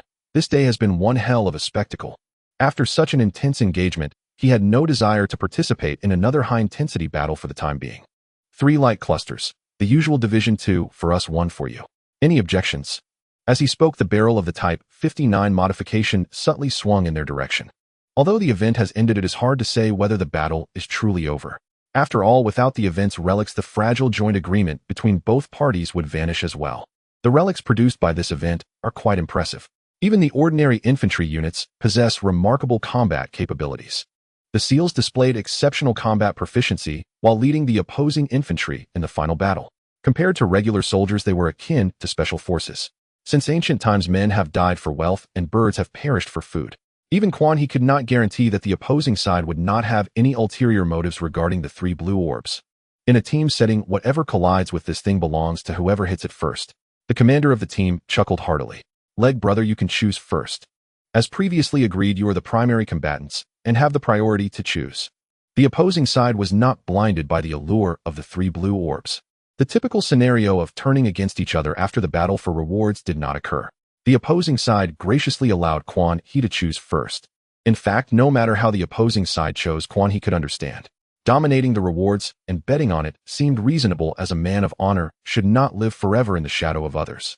Choosing from the heart and adhering to the previously agreed upon rules to maintain a good cooperative atmosphere for both parties and ensure their own safety was also quite reasonable. After all, even if one forcefully occupies the rewards, it still takes time to transform them into one's own strength. Even if this time is short, it cannot compare to Quan He's 18 seconds of firing 4 rounds of 170mm armor-piercing shells. At this current stage, even using basic armor-piercing shells, he is worthy of the phrase equality among all beings. As for what would happen once stronger ammunition like the sabot and fin-stabilized armor-piercing rounds or depleted uranium shells are introduced, that's another story. Since the opposing side made such a statement, Quan He was not polite. What's there to be polite about when claiming rewards? Everyone is just a common person, why put on airs? Without hesitation, he collided with 2 of the blue orbs. Acquired multifunctional infantry vehicle. Acquired Sniper 2 multifunctional infantry vehicle. Allied anti-aircraft vehicle equipped with a multifunctional turret, multipurpose missile system, all-terrain, adjustable suspension, fast speed, and relatively weak armor. Weapons and ammunition can be supplemented by consuming vehicle resources. Sniper Special Infantry Unit of the Allied faction equipped with an AWP sniper rifle, concealed camouflage suit capable of instant kill capabilities against infantry. Entering the multifunctional infantry vehicle will enhance movement speed and firing rate. Single target damage, moves slowly. Weapons and ammunition can be supplemented by consuming vehicle resources. A small vehicle brimming with modern technology appeared in the open space, its entire body silver in color, equipped with 2 rotating multipurpose missile launchers. In addition, there were 2 tall men dressed in camouflage suits, each holding a sniper rifle. Snipers ready. Give me a target. Quan He could not see their eyes but could feel the sharpness within them. Heing, I'm giving you 2 snipers. These are excellent against infantry. They're in your hands. Additionally, this multifunctional infantry vehicle is also for you. Take it easy. The previous anti-aircraft tracked vehicle was blown up before you could even get comfortable in it. Receive, Commander. Heing felt somewhat helpless. The battle had indeed been intense, and it was not entirely her fault. After all, they were outnumbered and had no advantage in a heated confrontation. However, it was evident that this newly appeared vehicle was more luxurious. The sleek black missile launchers looked quite formidable, but visibly it was not as durable as the anti-aircraft tracked vehicle. The only discernible difference between artillery and rockets was in the ammunition resupply aspect. One is convenient to resupply, while the other has high explosive power. This vehicle was probably the most modernized in the entire convoy. It could be operated effectively with just 1 driver and 1 operator. After finishing, Quan He called out, "Familiarize yourselves, they will be leaving soon. There has been such intense combat here, it would be unwise to attract the attention of intelligent machinery." Regarding what was inside the remaining blue orb, Quan He was neither curious nor envious. They had already received plenty from this event's relics. Greed would only lead to trouble. In the remaining time, Quan He planned to let the team settle down. Avoid taking overly large steps that could lead to setbacks. All right, there's one last reward left for you. Quan He said in the convoy channel, "The event is complete, and our cooperation has been quite pleasant. I wish your convoy a smooth survival through any challenges ahead. Farewell." Saying this, Quan He led the way out of the ruins. The loud roar of the Mouse 100 self-propelled artillery echoed, trailing black smoke as it slowly followed. Previously, it was called Matilda, now it is the Mouse 100 self-propelled artillery. It represents the combination of the Mouse series and the E-100 super heavy tank with a 130mm howitzer. The voice of the commander of the braking formation team, Saint Mother, came through the radio. "Pleasant cooperation, leg brother Bum. I wish you smooth sailing. Farewell." 2 drones took off, and on Quan He's display he saw Saint Mother colliding with the last blue orb. In fact, even if Quan He had shamelessly taken all 3, the opposing side would have had no way to stop him. If they did not want to die, they could only swallow their anger. But once they did that with He Ying's personality, all 3 tanks of the braking formation team would be doomed. He Ying was best at rooting out problems and leaving no trace behind. There was no need for excessive greed. Moderate greed could inspire one's fighting spirit, while unending greed would only lead one to the abyss. If he let himself fall into darkness, Quan He felt that one day he would end up burying his own life. Today he saw a small reward and was greedy for it. Tomorrow he saw a big reward and wanted it. The day after he encountered a super reward and also wanted it, ultimately leading to his downfall due to insufficient strength. In his past life, many prominent figures fell because of such matters. Quan He believed he did not have the capability, so it was better to be a bit timid. Of course, the main reason was that Quan He had a system making it entirely unnecessary to covet such trifling gains. The braking formation team also breathed a sigh of relief. They had considered the same matters Quan He did and had already discussed them privately. They felt somewhat apprehensive about the rewards they had received. They had also gained quite a bit this time. At least 2 tanks had graduated at this stage, but they could not withstand the opposing side's firepower, which was evidently beyond their capacity. They could hardly imagine how the opposing convoy managed to take down those three steel behemoths. 170 mm, 380 mm. Listen, is this the caliber of a land battle vehicle that should exist? After leaving the ruins, Quan He pondered deeply before ultimately choosing to leave the Gobi Desert. The convoy drove towards the outside of the Gobi. The wasteland was vast, and there was no need to stubbornly trudge through the Gobi. The main reason was that the consumption of water would increase significantly in the Gobi. Moreover, the massive vehicle replaced by Shi Tianxiang consumed a lot of fuel while traversing the Gobi, making the situation even worse. Quan He still felt that other terrains were more suitable for his convoy. He had to admit that after swapping to the E-100 chassis and the mouse-type turret, the overall weight had easily surpassed 100 tons. To reduce Shi Tianxiang's fuel consumption, Quan He reluctantly temporarily mounted the large roller on the 59 modification. This piece of equipment could not be abandoned for now, as practical combat had proven its versatility. It could shield the growing clear mines, and when encountering an irritating opponent, it could charge directly at them using rocket boosters. The massive weight combined with the inertia provided by the 59 modification meant that even the fully equipped Mouse Lord Quan He dared to ram into things. Currently, the convoy's speed had slowed considerably. Although Shi Tianxiang's Mouse 100 was faster than both the Mouse type and the Big White Rabbit, its top speed barely reached 30 to 40 kilometers per hour. For the 59 modification, which could reach speeds of 50 or 60 kilometers, this was severely inadequate. Not to mention, there was also the multifunctional infantry vehicle that could speed up significantly. However, the lead of the convoy was currently held by the armed mining vehicle. The continuously rolling mining machine ahead served as the best mine clearer.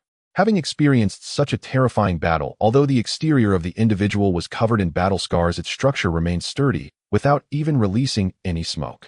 The large cargo compartment behind was filled with infantry. There were casualties among the infantry in this battle. Mobilized troops and new recruits suffered over 50% losses, and not a single elite infantry soldier remained. Quan He was not particularly heartbroken. As he said, among the natives, the only ones he truly regarded as his own were He Ying and the other two. The rest were probably only of concern to Shi Tianxiang regarding wheat. The soldiers mobilized from the reserves were indeed loyal to him, but apart from performing decently in battle, they lacked much intelligence. They could be used, but could not serve as commanders. Even if they were given new weapons, they would still struggle to use them. Their limitations were significant. Being merely the most ordinary soldiers in the game, it was entirely normal for them to suffer losses in such intense warfare. Looking at the Mouse 100 that had to refuel after running just over 100 kilometers, Quan He was genuinely dumbfounded. What was the point of switching to this thing? 100 kilometers in the wasteland is equivalent to someone letting out a fart in a vast prairie, polluting the air. Quickly get me a motor. Isn't the battery developed for farmers and citizens during the Golden Age wonderful? Burning chicken feathers for fuel. If it weren't for the fact that they were relatively affluent at this stage and could purchase fuel through the vehicle manual trading channel, this Mouse 100 wouldn't be able to go very far before breaking down. Large in size with a big fuel tank, yet consumes fuel rapidly. Shi Tianxiang felt guilty and could only mutter under his breath. Isn't this just ridiculous? In my last life, I hadn't even graduated from Matilda at this point, and I never used such a vehicle with the Matilda chassis later on. How was I supposed to know it would consume so much fuel? This type of super heavy tank was in a rather awkward position. It wouldn't appear in the first stage, and even if it did, the survivors couldn't afford it. It might be somewhat useful in the second stage, but the consumption and speed requirements were very high. By the third stage, this type of late World War II vehicle would lose its significance. Various modern and even ultra-modern equipment would appear, rendering such a simple iron lump completely meaningless. The materials and technology were inadequate. This was why Shi Tianxiang thought that working with Brother Tizi would speed up progress. Coupled with his previous plans to go down the path of direct fire artillery with double turrets, he chose the E-100 chassis. However, Quan He felt what he said was indeed necessary. In the midterm, the shift from fuel to batteries was an absolute trend. The batteries, specially developed for farmers and citizens during the Golden Age, were simply a dimensional strike for vehicles of the survivors at this stage. They could not be researched or replicated, yet they were inexhaustible. For now, there was no choice but to seek supplies while trading with other survivors. Quan He also had some leisure time this time. He remembered he had 3 lottery draws left unused. System, use up my 3 lottery chances. Vehicle factory opening. Drawing. Acquired vehicle structure reinforcement expansion. 1 acquired composite anti-tank barbed wire protection layer. 1 acquired tank girl. Yifui Quan, he was instantly dumbfounded. Another tank girl. Such a high drop rate. Or am I really lucky? The card depicted a delicate girl with silver twin tails, dressed in a pure white gown, looking quite agile.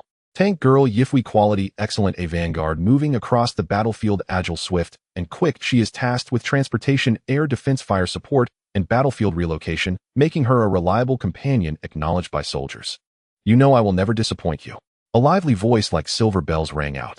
Quan Yi thought to himself it was a shame he wasn't a fan of silver-haired twin tails, otherwise this would be quite attractive. He instinctively wanted to use this tank girl to enhance Wu Jiao, but then he suddenly realized. System, do you think this tank girl can be used on my other vehicles? Although the multifunctional infantry vehicle and the armed mining vehicle are not driven by me, the ownership belongs to me, so it should be fine to use it on these two vehicles, right? The system really needs to ask about this and see if it's a loophole. Consulting. Damn. The source core had long since corrected this loophole. Oh, as long as the tank girl drawn from the vehicle factory is usable on other vehicles under the host's name. The host can designate a tank girl as a superior responsible for assisting the host in commanding other tank girls, and can also bring enhancements to the superior tank girl, although the effect will be halved. Quan Yi immediately formulated a plan in his mind. Although the armed mining vehicle was to some extent a divine vehicle, its limitations were also significant. The multifunctional infantry vehicle was just right. As for Shi Tianxiang's tank, frankly, Quan Yi wasn't even sure how long he could use the current vehicle. Moreover, it only worked for vehicles under his command. Thus, this time the tank girl had no part for him. In contrast, the multifunctional infantry vehicle would have a greater role. Although this vehicle was somewhat fragile in the game, it would produce different effects when combined with various troop types. Come on, He Ying Commander will give you a good thing again. Shi Tianxiang rolled his eyes in his vehicle. Yo, He Ying getting you a good thing again. This guy I should have known not to tell you, she is your #1 loyal dog. The multifunctional infantry vehicle turned back, and even with her mind filled with thoughts of I will no longer be human, He Ying appeared utterly perplexed. Hearing the commander's words through the headset, the others in the convoy were equally astonished and confused. Captain, haven't we been eating a bit too well lately? First the equipment, then the enhancements, and now gifts for our war vehicle. Indeed, and they haven't even held us accountable for blowing up the vehicle that the commander just granted us. Now there are good things coming our way. Is this the first time someone has been so generous to us? What does the commander want? I don't know, I feel like we're benefiting from the captain's favor. Captain, could it be?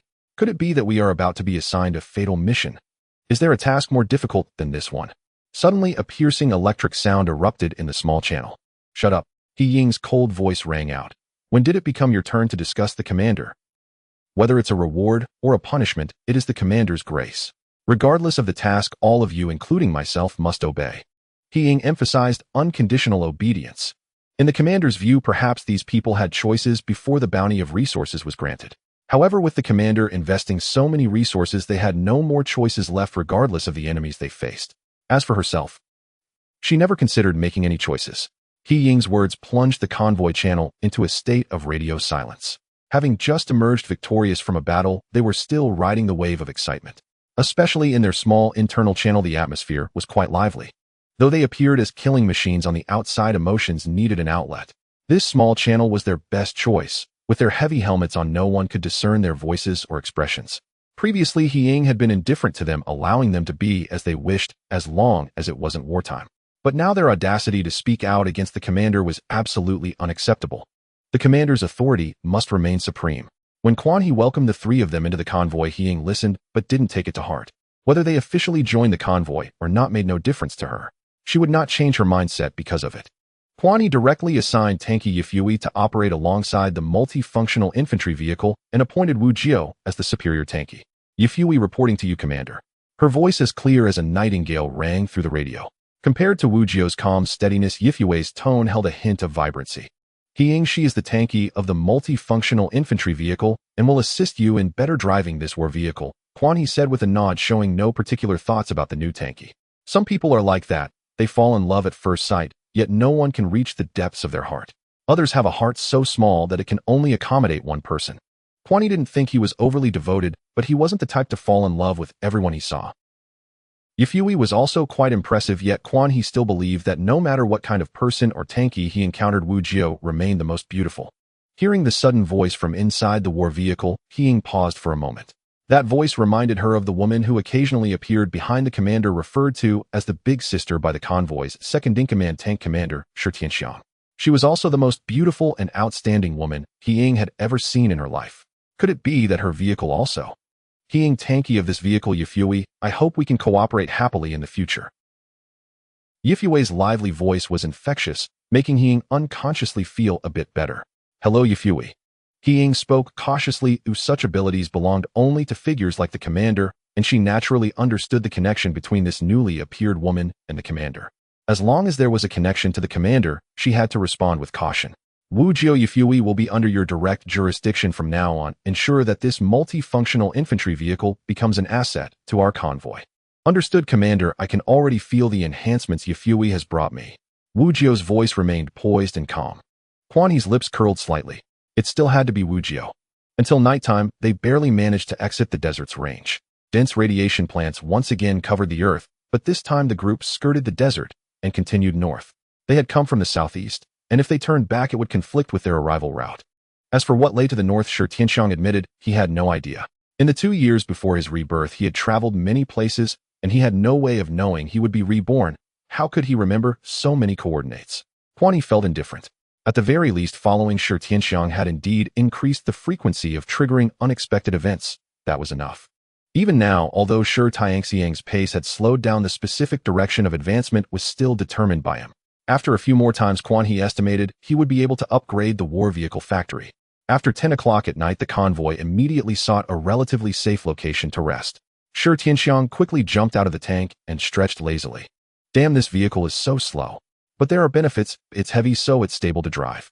I took several naps on the way. Quan He climbed out from the driver's cabin. Then how about you keep watch tonight? I'd rather not. I sleep better with my girl in my arms. Shi Tianxiang shook his head repeatedly.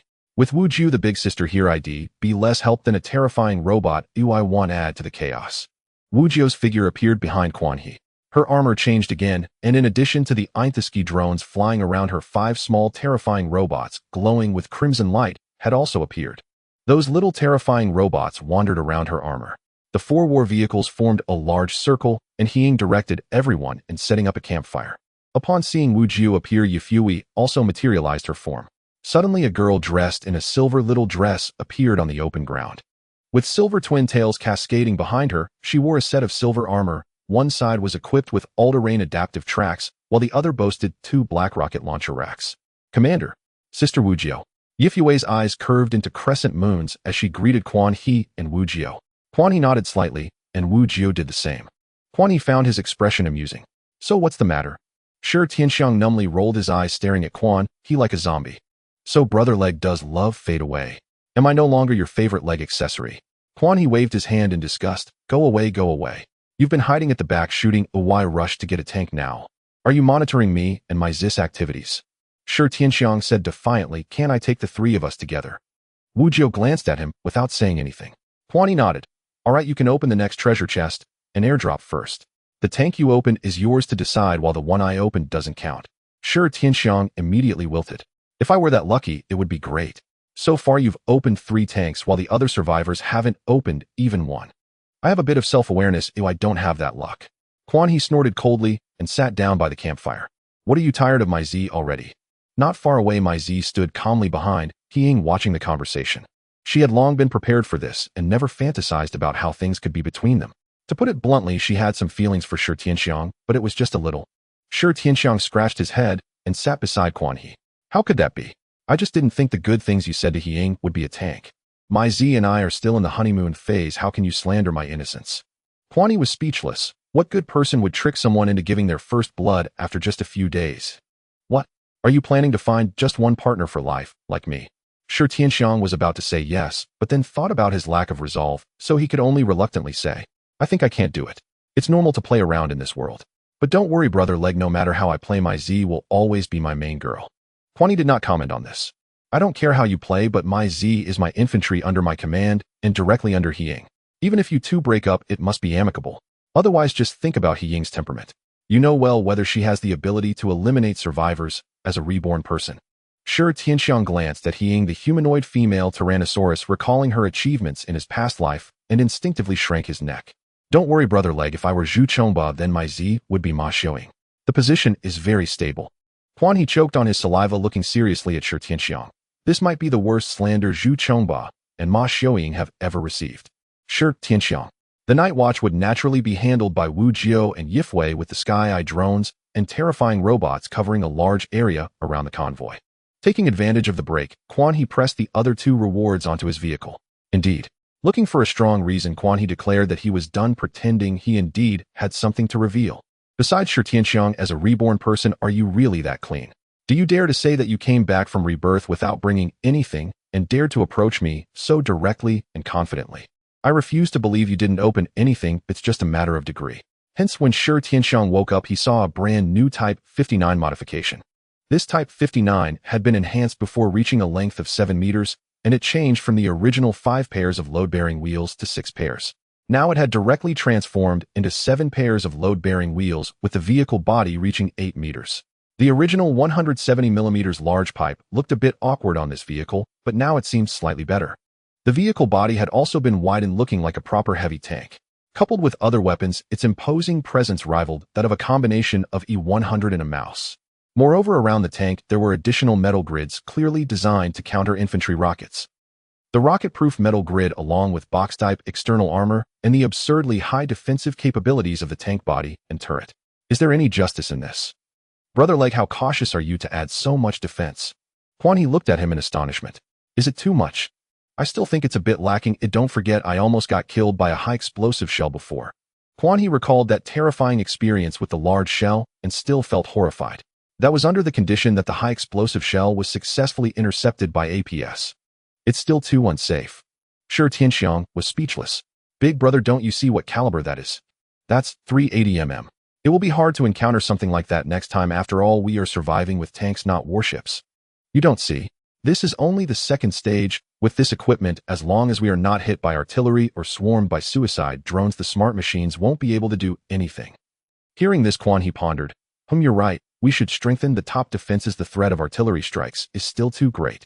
Suicide drones are also a concern. A couple is manageable, but if dozens come at us from all sides, my anti-aircraft machine gun and artillery can't handle that. What was the principle of the 1130 Closian weapon system again? Shi Tianxiang asked. Do you have any shame? He could tell that the new rewards and tanks had nothing to do with the previous activity relics. But he didn't ask. In the midst of joking, he brushed over this matter. At times like this, he envied Hiying. That girl had a great persona, indifferent, not curious, only focused on her overwhelming loyalty. Let alone minor changes. If tomorrow the Type 59 transformed into one of the ultimate human units from StarCraft, the battleship Yamato, she could still walk up without flinching, shouting loyalty. The longer he spent with Quan He, the more he felt that the value of Quan He's convoy was continuously rising.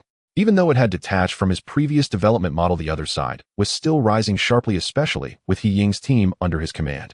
He had watched these sisters go from being ragged and holding heavy machine guns to now wearing heavy mobilization armor and piloting vehicles from red alert.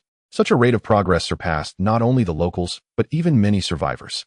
There were far more fallen survivors in this world than living ones. It's just that this speed was gradually slowing down.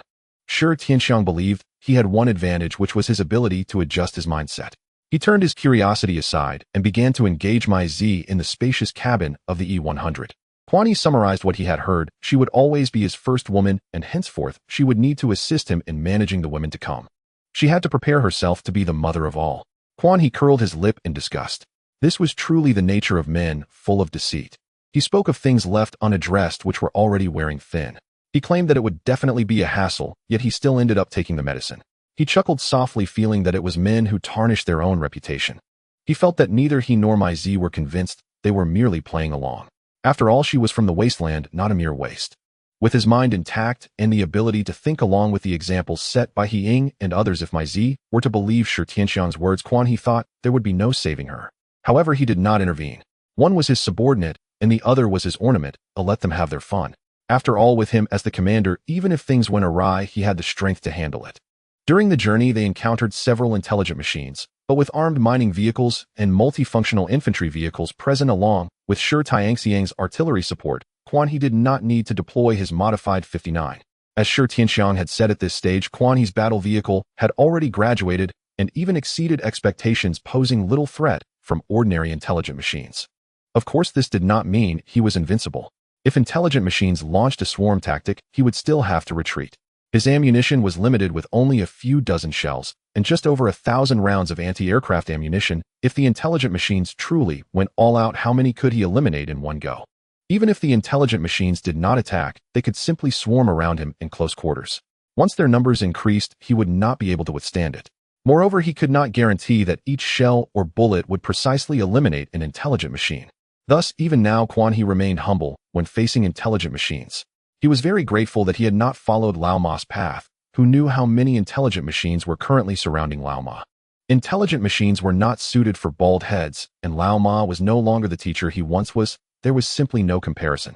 He had been contemplating how to strengthen the airspace above his vehicle. He remembered that for tanks, there was a formidable killer that could not be avoided: armed helicopters. At this stage, they had not yet appeared, as drones could accomplish what needed to be done in this world without the necessity for armed helicopters. He knew that the next phase would involve police-grade intelligent machines. Sure, Tianxiang, are there any notable units among police-grade intelligent machines? Sure, Tianxiang paused. There are many. Just think about how many types are equipped within our Blue Star police system, and you'll understand. Sure, Tianxiang's eyes held a hint of reminiscence. After that phase, intelligent machines would no longer be just simple humanoid machines. Do you still remember what was said on the first day? Do not trust any intelligent machines. Quan He nodded, and with how they look, it's hard for me to trust them too. Sure, Tianxiang seemed to recall some unpleasant experiences, smiling bitterly as he said, as machines capable of exterminating humanity, do you think creating humanoids is difficult for them? These terms seemed a bit advanced for Quan He, but he could make connections. Terminators. Mercury men. Sure, Tianxiang paused, speaking dryly. They aren't as impressive as the sequels. The first generation is about on par. Quan He seized on the key point. So you mean starting from the third phase there will be individuals similar to the first generation Terminators mingling among the natives, eh? Sure, Tianxiang chuckled. If it were just that, it would be fine. To put it bluntly, the first and second phases were just for us to adapt. Once the third phase begins, survival truly starts. I have emphasized multiple times that the first character of intelligent machines is wisdom. Having gone through two phases, intelligent machines are well aware that this world has a group of survivors, and they will imitate the tanks and behaviors of the survivors, blending in with them. Thus, by the third phase, radio communications will no longer be reliable, as survivors will have to see if they can pull out the vehicle commander's manual when they meet. This is something intelligent machines cannot imitate. Quan He took a deep breath, suddenly feeling that it was a bit absurd. If they had the capability to launch missiles at him, how could they manage to infiltrate? So this is a horror film. Aside from humanoid machines, is there anything else to be cautious about in combat? Sure, Tianxiang took a moment to gather his thoughts. The combat styles in the third phase still rely on kinetic weapons and gunpowder, but they have completely matched our level of modernity or even surpassed it. It's obvious that they have been suppressed by that will. Besides that, the combat system of intelligent machines has significantly enhanced, such as air-ground integration, ordinary intelligent infantry have decreased, and mid-range rockets have become the main force, with various battle vehicles starting to emerge along with low-altitude bombers and armed helicopters. Although it hasn't reached the military level compared to this phase, the difference is like that between regular troops and guerrilla forces. However, generally speaking, conventional combat still operates within a 10-kilometer radius, and the distance advantage of artillery remains. There are more electronic confrontations, but the computers on our vehicles aren't overly intelligent. The tank girls only start appearing in the third phase. For us, the onboard computer is clearly not as suitable as the tank girls. After all, they can serve as bodyguards, assist in combat, and also, some people just have a way of adding an inappropriate color to an otherwise normal statement. Alright, I sense your desire for the tank girl. When we open the chest and get one, will that suffice? The tank girl in the treasure chest was inconsequential, but Quan He absolutely could not give Sure Tianxiang the one from the vehicle factory. He had considered it before, but now he had completely ruled out that idea. He felt that the tank girl from the vehicle factory and the one from the treasure drop were definitely not the same type. Thus, he absolutely could not give that guy Sure Tianxiang one. The person was fine, but just a bit H. Giving him the tank girl would be a sheer waste. Commander, we've spotted an indigenous camp ahead, and other survivor convoys have been detected inside. Wu Jiao interrupted Sure Tianxiang's next words. Triggering sudden event, two tigers compete, Quan He. Can Sure Tianxiang really trigger something just by pointing in a direction? Stealing food from a tiger's mouth. Quan He felt somewhat perplexed. With his current firepower, he had to be cautious when facing intelligent machines. But who among the survivors and locals could claim to be a tiger in his presence? Is it because my 4-barrel 170mm cannon is failing, or is the deterrence of my dual-tank fleet insufficient? With this thought, Quan He continued to look at the system prompt. Ahead, a strong survivor convoy was about to launch an operation against a terrifying radiated plant, while the gathering was ensuring that their territory was not invaded by the radiated species. The survivors aimed to secure the airdrop above that radiated plant. Two tigers contend you need to gain sufficient benefits from this. Task 1. I collaborate with the gathering and the survivor convoy to secure the radiated species and successfully initiate the airdrop. Task 2. Assist in exterminating the attacking gathering and survivor convoy with the radiated plant. Completion reward for Task 1. 1 lottery draw at the battle vehicle factory. Completion reward for Task 2. 1 lottery draw at the battle vehicle factory. Looking at these task rewards and descriptions, Quan He was somewhat baffled. System, what does this mean? I can choose to team up with the survivor or collaborate with the radiated plant. If I team up with the survivors, I still need to open the treasure chest in the end, so they must let me do it. And if I collaborate with the radiated plant, are you sure it won't prioritize attacking me? Due to the drone's perspective, Quan He was not in a rush, as there were still 10 to 20 kilometers to the gathering. Host, I know you're anxious, but don't rush. This incident is somewhat peculiar. You can consider the advantages and disadvantages from multiple angles. Generally speaking, choosing to unite with the gathering and survivors is the proper path. After all, you are all humans. However, this approach has its drawbacks. After the battle, how can you ensure the other party willingly allows you to have the airdrop?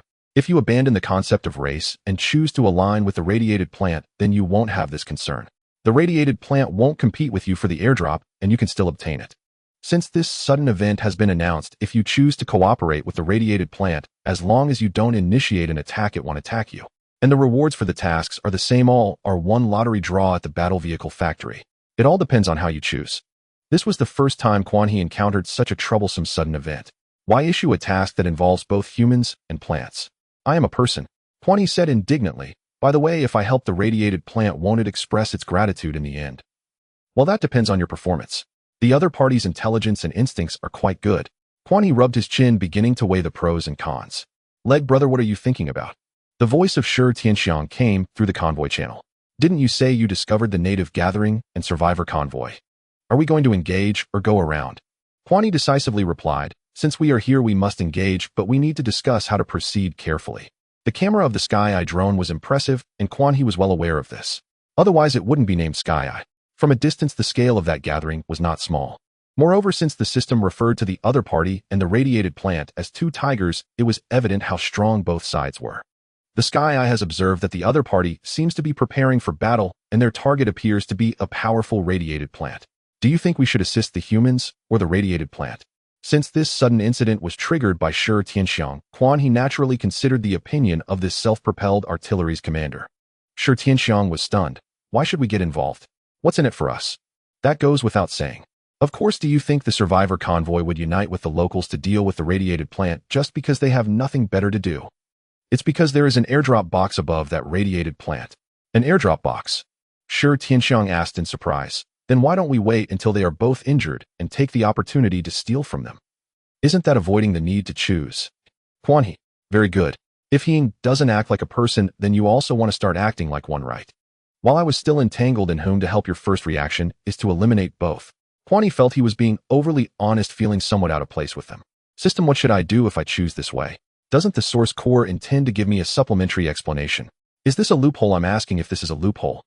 Suddenly Quan He became energetic. System source core, come out and speak. Source core, damn. Caught off guard. The system sneered, how weren't you quite arrogant before? How come this time I caught you by the tail? System, you didn't even notice such an obvious loophole, and you want someone else to fill it for you. I think 2 lottery draws are simply insufficient. Quan He hesitated, that's too harsh. My relationship with the source core is fine, to a reminder to modify, it would suffice. Source core, the host is a good host, it's just that the system AI is too troublesome. System insulting the system. Reporting. Source core, oh how come you can't take a joke? Source core, host, don't worry. This loophole has been fixed. 2 lottery compensations are definitely out of my authority, but 1 lottery compensation is no problem at all. I have issued it to the host, you can check it yourself. Quan He, feeling somewhat embarrassed, repeatedly said, I really feel bad about this. I just wanted to remind you, that's all. Host, there's no need to say more. There's still plenty of time ahead, let's see how we get along. Quan He secretly gave a thumbs up. Alright, I won't hold back then. Source core, system AI. Spit. After that, source core fell silent, clearly having disappeared. The system was stunned. What is he so great at? Quan He couldn't help but say, forget it, this kid has been put under pressure by us. This work isn't easy either. You see, when I ask him for compensation, he still has to remember my good side. In the end, Quan He chose not to sit back and watch the tiger fight. He dispatched a squad of infantry along with 2 battle vehicles to meet with the other party while establishing radio communication. Primarily, Quan He felt that it was just an airdrop, and there was no need to be overly tense, making himself seem like some kind of villain. At this stage, the entire team had graduated, and even if there were good items in the airdrop, they were merely of limited use to the current team.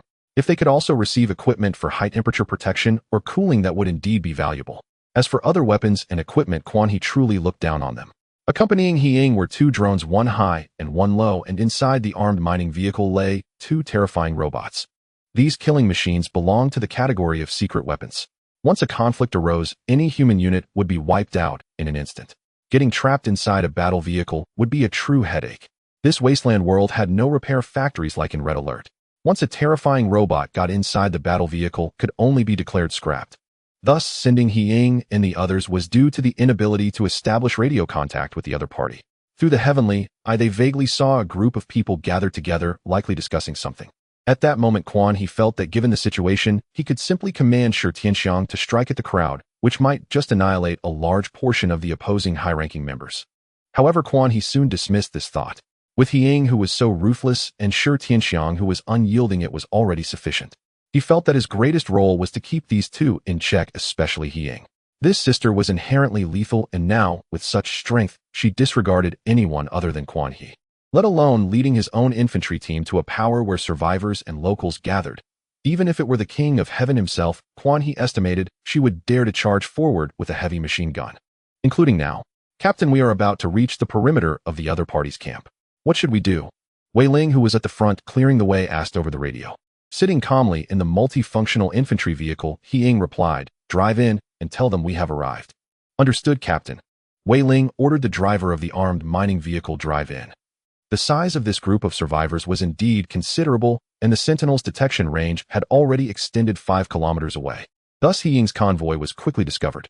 Even though the peculiar combination of He Ying's team looked odd, the Sentinels showed no signs of fear. A burst of bullets struck a dozen meters in front of the armed mining vehicle. This warning shot was a common tactic among the natives. The armed mining vehicle slowly came to a halt, raising its turret slightly to indicate that it did not intend to attack. Sure enough, the opposing sentinels immediately crawled out. "You are about to enter the territory of our gathering place. Please retreat immediately or detour to avoid unnecessary conflict." Wei Ling pushed open the car door and stepped down, conveniently activating the electrical switch on her back.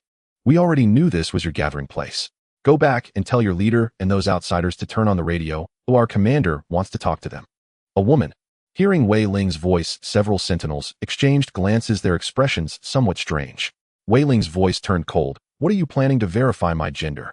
In the current convoy, the most hated thing is the so-called discrimination against women. In fact, apart from the driver, Shi Tianxiang, no one else cares about gender. However, even the driver, Shi Tianxiang, must obey the commander. Aside from my Z, there was no other contact with the infantry team." The other party looked at the woman in the strange red armor and shook his head. "No, you misunderstood. We are just a little surprised." "Just? What is your purpose? Why do you want to talk to our leader, and how do you know there are outsiders in our camp?"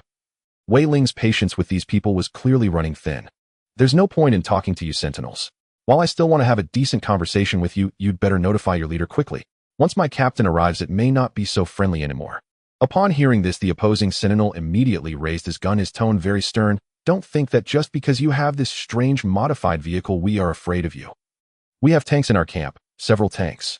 Wei Ling, who had survived a series of battles and the previous relic fight, waved her hand dismissively. All right, you have them. Hurry and notify your leader." The momentum that the opponent had just built up suddenly faltered. "Big brother, is she treating us like children? That tone sounds like. So what should we do? Should we go back and call those big shots to teach her a lesson? Let's talk about it later. Don't forget those big figures that came before. This woman showing up so ostentatiously is already the biggest problem. We should notify the leaders first. Big brother is right now, let alone women. I wouldn't dare to underestimate a bitch." Then the captain lowered his gun. "No matter what your purpose is, I advise you not to act rashly. I will now report to our leader." Wei Ling snorted and turned back into the vehicle. "Wei Ling, what is the situation?" He Ying asked over the radio. "Captain, the other party has gone to notify their leader. There are indeed outsiders inside, and they seem quite confident." Thinking back to the expressions of the other party, they might have some views on women. Their expressions were quite strange when I spoke before. Compared to Wei Ying's expression at that time, He Ying appeared expressionless. "Don't worry about them. As long as they cooperate with us to complete the mission, that's all that matters. Commander Wu Jiao's heavenly eye is watching us from above. It don't disappoint the commander." Wei Ying said solemnly. "Understood." She tapped the back of the vehicle. "Li Jia, get the soldiers ready for battle in case the other party doesn't cooperate." Li Jiao receive. He Ying sat in the multifunctional infantry vehicle a distance of 1 or 2 kilometers from the armed mining vehicle. The armor of the multifunctional infantry vehicle was weak, and she needed to keep her distance. Moments later, dust rose within the gathering place, and the rumble of battle vehicles reached the ears of Wei Ling's frontline team. Wei Ling squinted her eyes, but was not panicked. Given the attack range of tanks, if they wanted to strike, they wouldn't let her hear the rumble. Clearly, the other party had not turned on the radio and had personally come over. However, Wei Ling was somewhat puzzled. Why not turn on the radio and say something to us infantry? The previous kid indeed did not lie. There are tanks in their camp now, and not just one. At this distance, should they have any ideas, she could make them understand what it means to shatter darkness with thunder. If struck by the electric arc of the magnetic explosion infantry, without appropriate measures, one would not die, but would convulse for a long time. In a real fight, she felt that even without the commander intervening, they might not necessarily be their opponents. A total of 4 tanks slowly stopped beside the armed mining vehicle, their cannon barrels pointed straight at it. Wei Ling even had the mind to comment in the convoy channel. With the distance between them, if the commander switched to a 380mm heavy artillery, a single shot could take them all out on the spot. The leading tank opened its hatch, and a tall woman emerged. She looked at the armed mining vehicle with great interest, saying it looks familiar, as if it's from a game. Could it be the relic mentioned by that voice earlier? The female commander inside the vehicle come out and chat about our great cause as women. To show her sincerity, the woman climbed out voluntarily. From her face alone, it was clear that this woman was in excellent spirits, living quite well in the wasteland. The hatches of the other 3 battle vehicles also opened. To her surprise, all those commanders were women.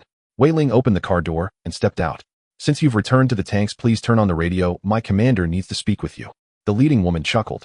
That's a trivial matter, but I find you quite interesting. Your commander should be someone like me, right? Is he a man or a woman? If you're willing with your abilities and courage, you could easily join my team, which is dedicated to women's supremacy. You are a woman too. Life in this wasteland isn't easy, is it? Haven't you had enough of being at the mercy of those men? Look at yourself. Oh, what makes you inferior to those men? You can also operate battle vehicles and charge into battle with weapons, and you possess the reproductive capabilities that men lack. Naturally, we should be the masters of this world. Wei Ling watched as the woman waved her hands passionately. The last time she saw such a scene was with the convoy named Dawn of the Broken. However, these 2 convoys felt quite different to her. The woman sensed that Wei Ling seemed stunned by her words and charisma and felt there was potential to sway her. She merely clapped her hands lightly. Immediately, several women with varying appearances, all strong and strikingly good-looking, appeared. Did you see that? These outstanding men will also bow down at our feet. This era is indeed our best time.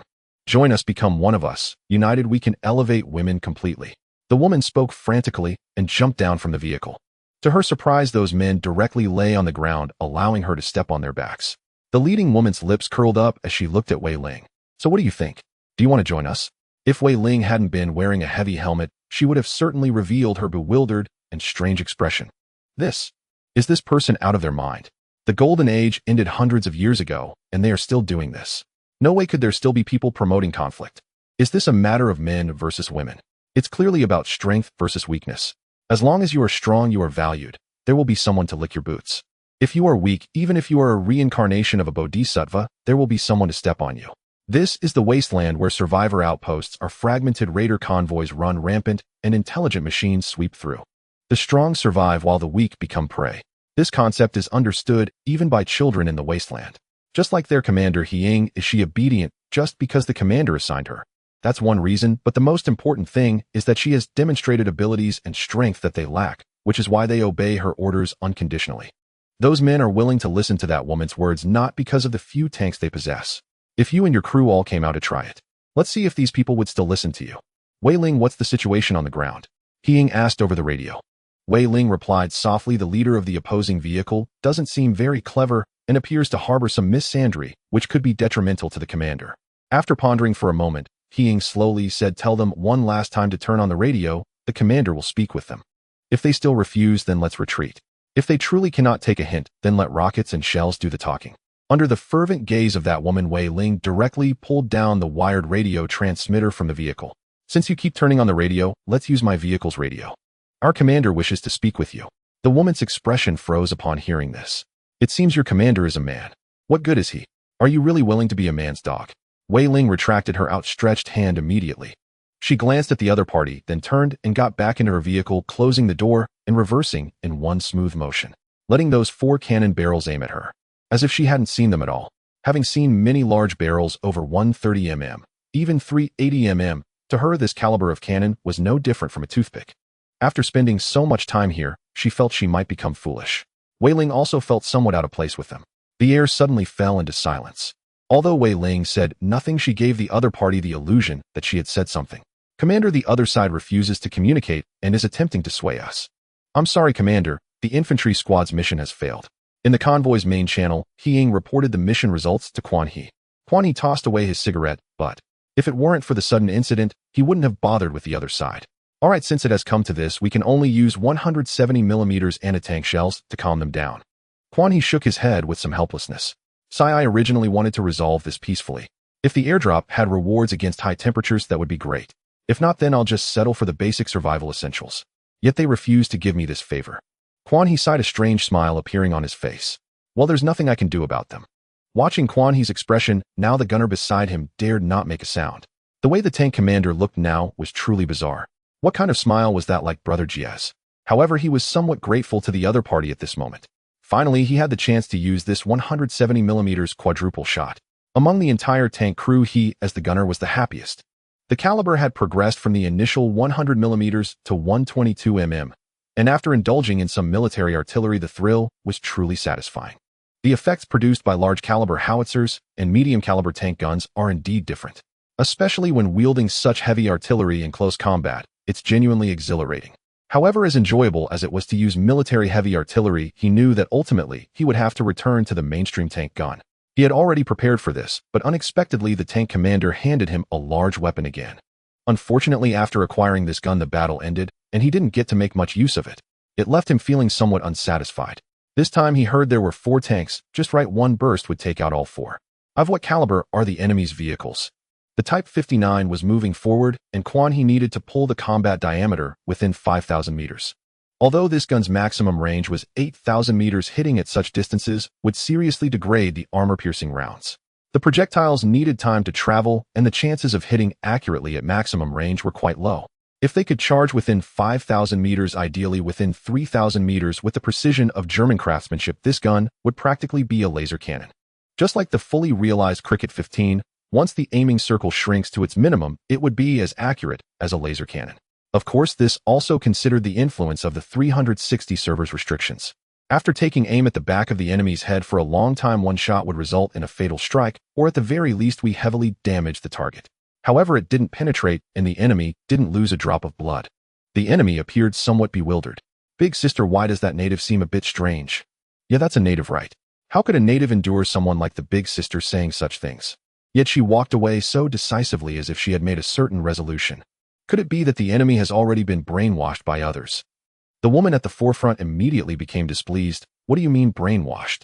This is clearly a struggle for the great cause of our women's rise. From now on, speak more quietly. The other 3 female tank commanders immediately shrank their necks. Right, it's a great cause. So what should we do next? Should we prepare for battle? The leading woman snorted. Don't think I don't know why the enemy suddenly wants to contact us. It's because they saw that airdrop box. If the enemy could secure that treasure chest, they wouldn't need to seek us out. One woman suddenly realized. Oh, that's why, big sister, you ignored their requests to communicate all along. Exactly, we've already decided to conduct joint operations with this gathering place. We have the strength to take them down, and then we can enjoy that airdrop exclusively. So why should we team up with the enemy again? It's just an airdrop. The 4 of us sisters wouldn't have enough to share, and if another survivor convoy comes, it would be even less. Clearly the leading woman had her own thoughts, and wasn't as extreme as she appeared. Captain Hing, we seem to be nearing the activity range of those irradiated plants. The multifunctional infantry vehicle differs from the classic 8-wheeled combat vehicle. Its body is smaller, belonging to the 6-wheeled category, and it moves quickly. When it charges at high speed, it can match the speed of terrifying robots akin to the advanced technology of Red Alert. In the game, this vehicle can only carry 1 unit, but that's clearly not the case in reality. In addition to the driver and the operator of the multifunctional turret, there are clearly extra infantry positions in the back. However, due to its smaller body, it can only accommodate 4 infantry units. Including the driver and operator, it can accommodate a total of 6 infantry units, which perfectly matches the number of He Ying's core squad.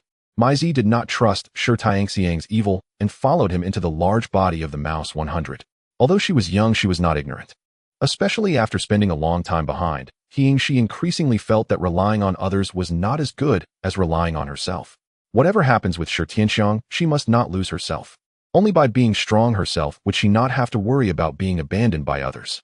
Inside the multifunctional infantry vehicle, it appeared relatively luxurious. He could see the outside scenes through various external cameras on the vehicle screen. What a terrifying, irradiated plant. He couldn't help but murmur as she gazed at the giant tree displayed on the screen. Even as someone born and raised in the wasteland, it was her first time seeing such a large irradiated plant. Please organize the parameters of this irradiated plant and report to the commander. Understood, Captain He. Indeed, He was not with the armed mining vehicle. Under Quan He's orders, she had taken on the task of reconnaissance. There were only 2 drones currently monitoring the gathering place from 2 directions. Wu Jiao could only rely on the terrifying robots, so He fast vehicle became the best choice for reconnaissance. Commander, the irradiated plant species appears to be a giant redwood capable of adapting to harsh survival environments. It appears that this irradiated giant redwood has an initial trunk circumference exceeding 50 meters, a height of over 100 meters, shallow roots, and an extremely large coverage area, along with accompanying murder vines with a diameter exceeding 2 meters. The thickest part of the bark on this irradiated giant redwood exceeds 2 meters. Quan He, who was advancing towards this area, visibly looked bewildered. Did this unit just say something wrong? Over 100 meters in height. Over 50 meters in trunk circumference. How thick is the bark? More than 2 meters. Isn't that ridiculous? Wu Jiao calmly replied, "Rest assured, Commander, I didn't make a mistake, and even understated it. There is a tree like this on Blue Star located in America, known as the General Sherman tree, reaching a height of 83.8 meters with a trunk circumference of 34.1 meters at a height of 1.5 meters off the ground and a trunk volume of 1487 cubic meters estimated to weigh 2800 tons. In this post-nuclear wasteland world with high oxygen purity and radiation growth, this tree would undoubtedly be even more terrifying." Quan He was completely bewildered. "So why should I be enemies with such a radiation creature?" Ask Ife, "Did that radiation giant tree invade that survivor gathering place?" Quan He thought for a moment. "Forget it, no need to ask. After all, those people never intended to team up with us. Anyway, our goal has always been the airdrop above, or as long as we can get the airdrop in the end, that's all that matters." Quan He pondered inwardly. "System, are you sure that after I choose the second path, that giant will not see me as an enemy?" System host, rest assured, this system's framework is the same as that will, and since the core has stipulated that the other party will not attack you, it definitely will not. The system's voice sounded somewhat ominous. System, moreover, a radiation creature of this size already possesses a certain level of instinct and intelligence. It is not foolish and can distinguish between friend and foe. Quan He respectfully acknowledged, "Indeed impressive." System, so does the host want to choose the second path and stand with the radiation plant? Quan He nodded inwardly. "We've been cooperating for quite some time. You should know I'm not one to stick my warm face against someone else's cold backside, especially when the other party is in a confrontational stance. Others have made their intentions so clear, but if I still try to get closer, it would be a bit inconsiderate." Moreover, Quan He was very much looking forward to seeing what it would be like when the opposing forces launched an attack on that giant tree while he lay in wait with his 170mm main cannon. "Then I choose the second path, standing with the radiation plant." Quan He immediately made his decision. System, okay, choice confirmed. During this event, the radiation plants will not take action against the host's convoy. Quan He keenly perceived the implications of those words. This creature had some intelligence, but not much. Without the system's intervention, the likelihood of it attacking them would be quite high. After all, without system intervention, the other party would not communicate, and Quan He would have no way to tell that radiation plant that he was there to help, not harm. If he approached too early, he might get attacked. If he waited until a fight broke out to intervene, he risked being seen as part of the opposing side and getting attacked together. This was also the reason why the system felt ominous. He originally planned to use this to continue manipulating the core, but unexpectedly the core had already repaired this flaw. It could only be said that the core learned from its mistakes. After falling multiple times, it became increasingly difficult to handle. Shixiangxiang, we are preparing to turn towards the direction of the radiation giant Sequoia, aiming for that airdrop, protecting the giant Sequoia under the survivor convoy and the coalition at the gathering place. Heing, inform your infantry squad to rendezvous under the radiation giant Sequoia. Received, Brother Leg. Copy that, Commander. Honestly, they did not understand why Quan He dared to approach the radiation plant so boldly. Quan He had also been entangled by the killing vine before, and everyone knew the terror of radiation plants. Or rather, all plants in this world were radiation creatures, but some would not attack actively, while many were like the killing vine, aggressive plants. These plants were carnivorous, similar to a Venus flytrap. Even the intelligent machines would regularly eliminate these radiation plants, just like in that previous county. The radiation animals and plants within were also formidable enemies of the intelligent machines. Since Quan He was issuing this command, they had nothing to remember.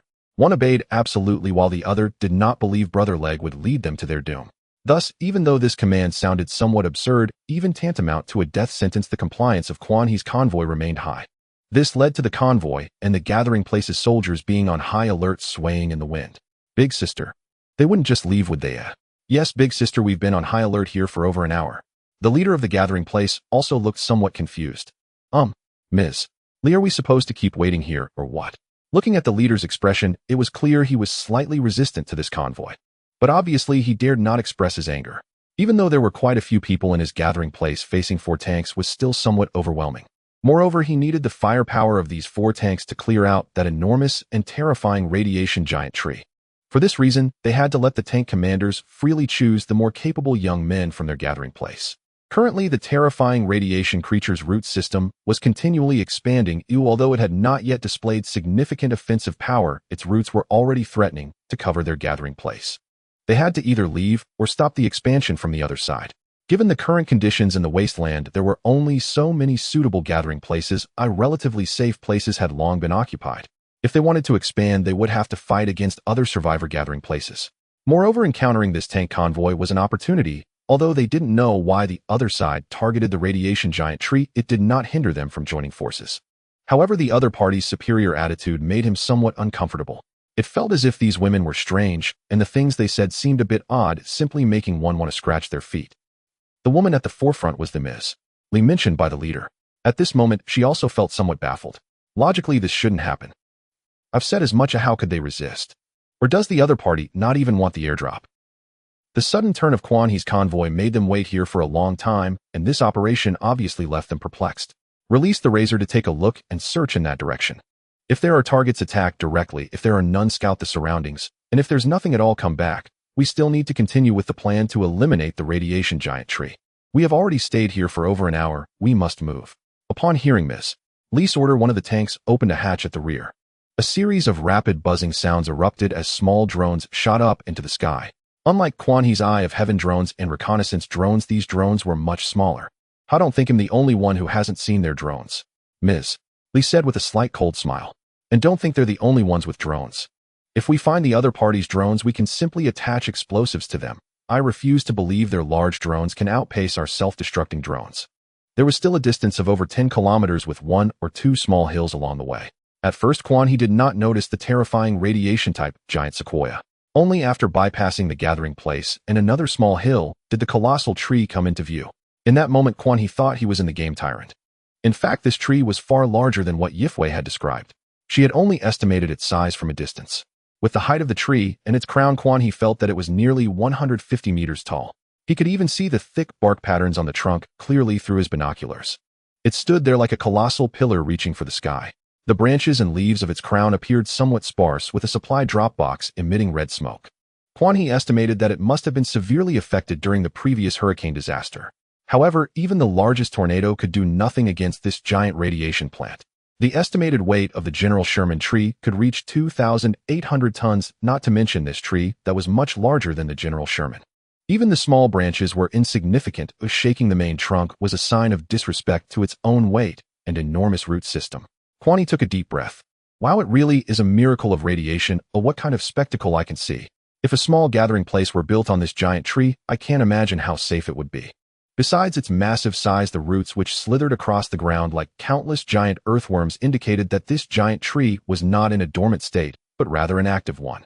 The man-eating vines coiled around the giant trunk were not comparable to the ones that attacked the 59 transformation before. The man-eating vines stretched out along the branches of the giant tree like a dragon.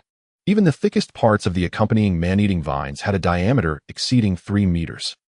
Recalling the performance of the man-eating vines before, Quan He felt that if those little guys from the first phase were to pass through, these man-eating vines could easily twist their tank into steel twine. After the initial shock, Quan He quickly regained his composure. No matter how strong this tree was, or how vicious the man-eating vines were, they could not withstand the long-range attacks of heavy firepower. The strength of the second phase survivor vehicles had already reached the level of late World War II. Some survivors who participated in relic activities could even possess Cold War-era equipment. To truly bring down this giant tree was merely a matter of time. No matter how wide the tree's root system's radiation range was, it could not compare to the distance of artillery. For instance, if Quan He aimed a 170mm cannon at it from a distance of 7 or 8 kilometers, it would not react at all. This tree under the influence of radiation was indeed a marvel of nature, but that was all. Have you all seen enough? This big fellow is our temporary ally.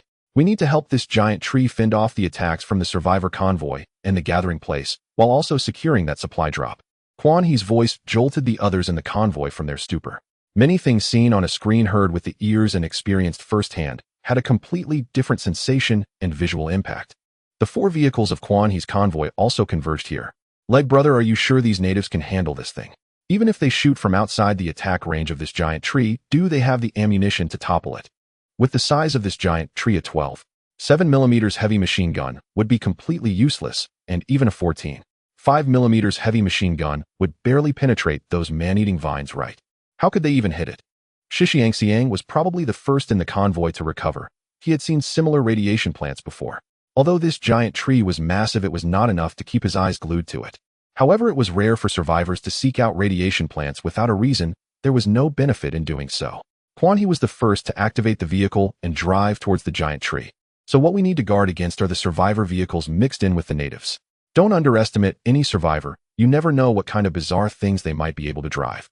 Other vehicles followed suit as Shixiangxiang sat in the command seat of the Mouse 100. After hesitating for a moment, he still took out the brown paper. He too was eager to know what was truly going on. My name is Shixiangxiang. When you see this sentence, it means I have been brainwashed by Quan He. Please pay attention and remember what I am about to say. First, do not believe anything Quan He says. Second, do not show any signs lest you be discovered by Quan He. Once discovered, you will die. Third, you must seize this opportunity to escape. Quan He has made some sort of deal with this giant tree through some ability, and the tree will not attack you this time. Fourth, you must find a way to destroy the giant tree or stay after the battle ends. The giant tree will not attack you. Fifth, if you encounter me outside, you must find a way to kill me. Never believe what I say, because by then I will no longer be myself. Sixth, you must be wary of Quan He. Do not be charmed by him, as he seems to be hiding some unspeakable secrets. Shixiangxiang. Great, it used to be against Leg brother, and now it's turned towards me. Is it just because I haven't taken you out from behind the buttocks I kept stuffing you into? Such petty brown paper, I see you can hardly achieve greatness. Shixiangxiang was indignant, but he also gained some information from it. Firstly, there was not much danger this time. This terrifying radiation plant would not turn against them. Secondly, Leg brother did indeed have some secrets, and they were undoubtedly of a higher level than this brown paper. Otherwise, the brown paper would not have been unable to detect it. Shixiangxiang also breathed a sigh of relief. The 4 vehicles quickly reached the edge of the massive root system. The closer they got, the more they could feel the enormity of the root. Only a massive root system could provide nutrients for such a terrifying trunk. As the system said, these roots and the spreading man-eating vines did not attack their vehicles, but instead stirred the soil to clear a path leading to the trunk. This miraculous scene made Shixiangxiang unable to help but gasp. Before his rebirth, he did not know the terror of Leg brother, and after his rebirth, he found that the value of the words Leg brother was continually increasing. Leg brother, what should we do? Shixiangxiang could not help but ask. Quan He grinned. Let these man-eating vines cover and hide us. When those survivors arrive, we will give them a surprise. The giant tree indeed possessed some consciousness as the man-eating vines gathered together to wrap around the 4 vehicles, while leaving open the gun barrels and observation ports. The survivor convoy and the joint forces from the gathering place were about to reach the edge of the root system. Miss Lee said, "Why do I feel a prickling sensation in my forehead? It's as if a finger is slowly approaching my brow."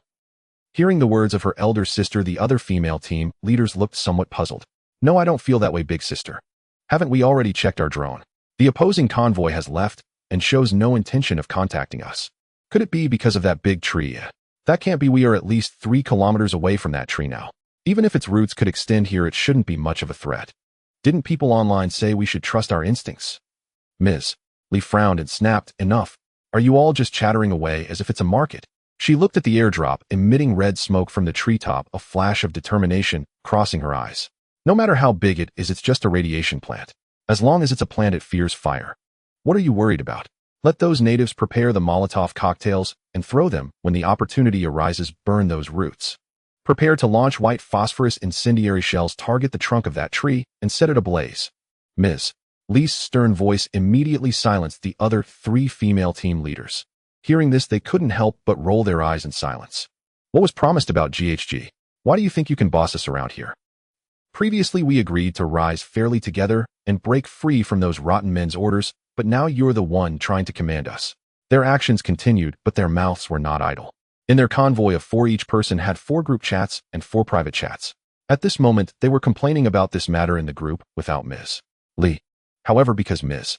Lee's tank had the highest strength and possessed a white phosphorus incendiary shell generator, they could only murmur quietly in their small group. Her tank had a relatively small caliber, using an 85mm tank gun model ZSS-53. It was a later upgrade of the series T-34, an 85mm tank gun with a 5 caliber length.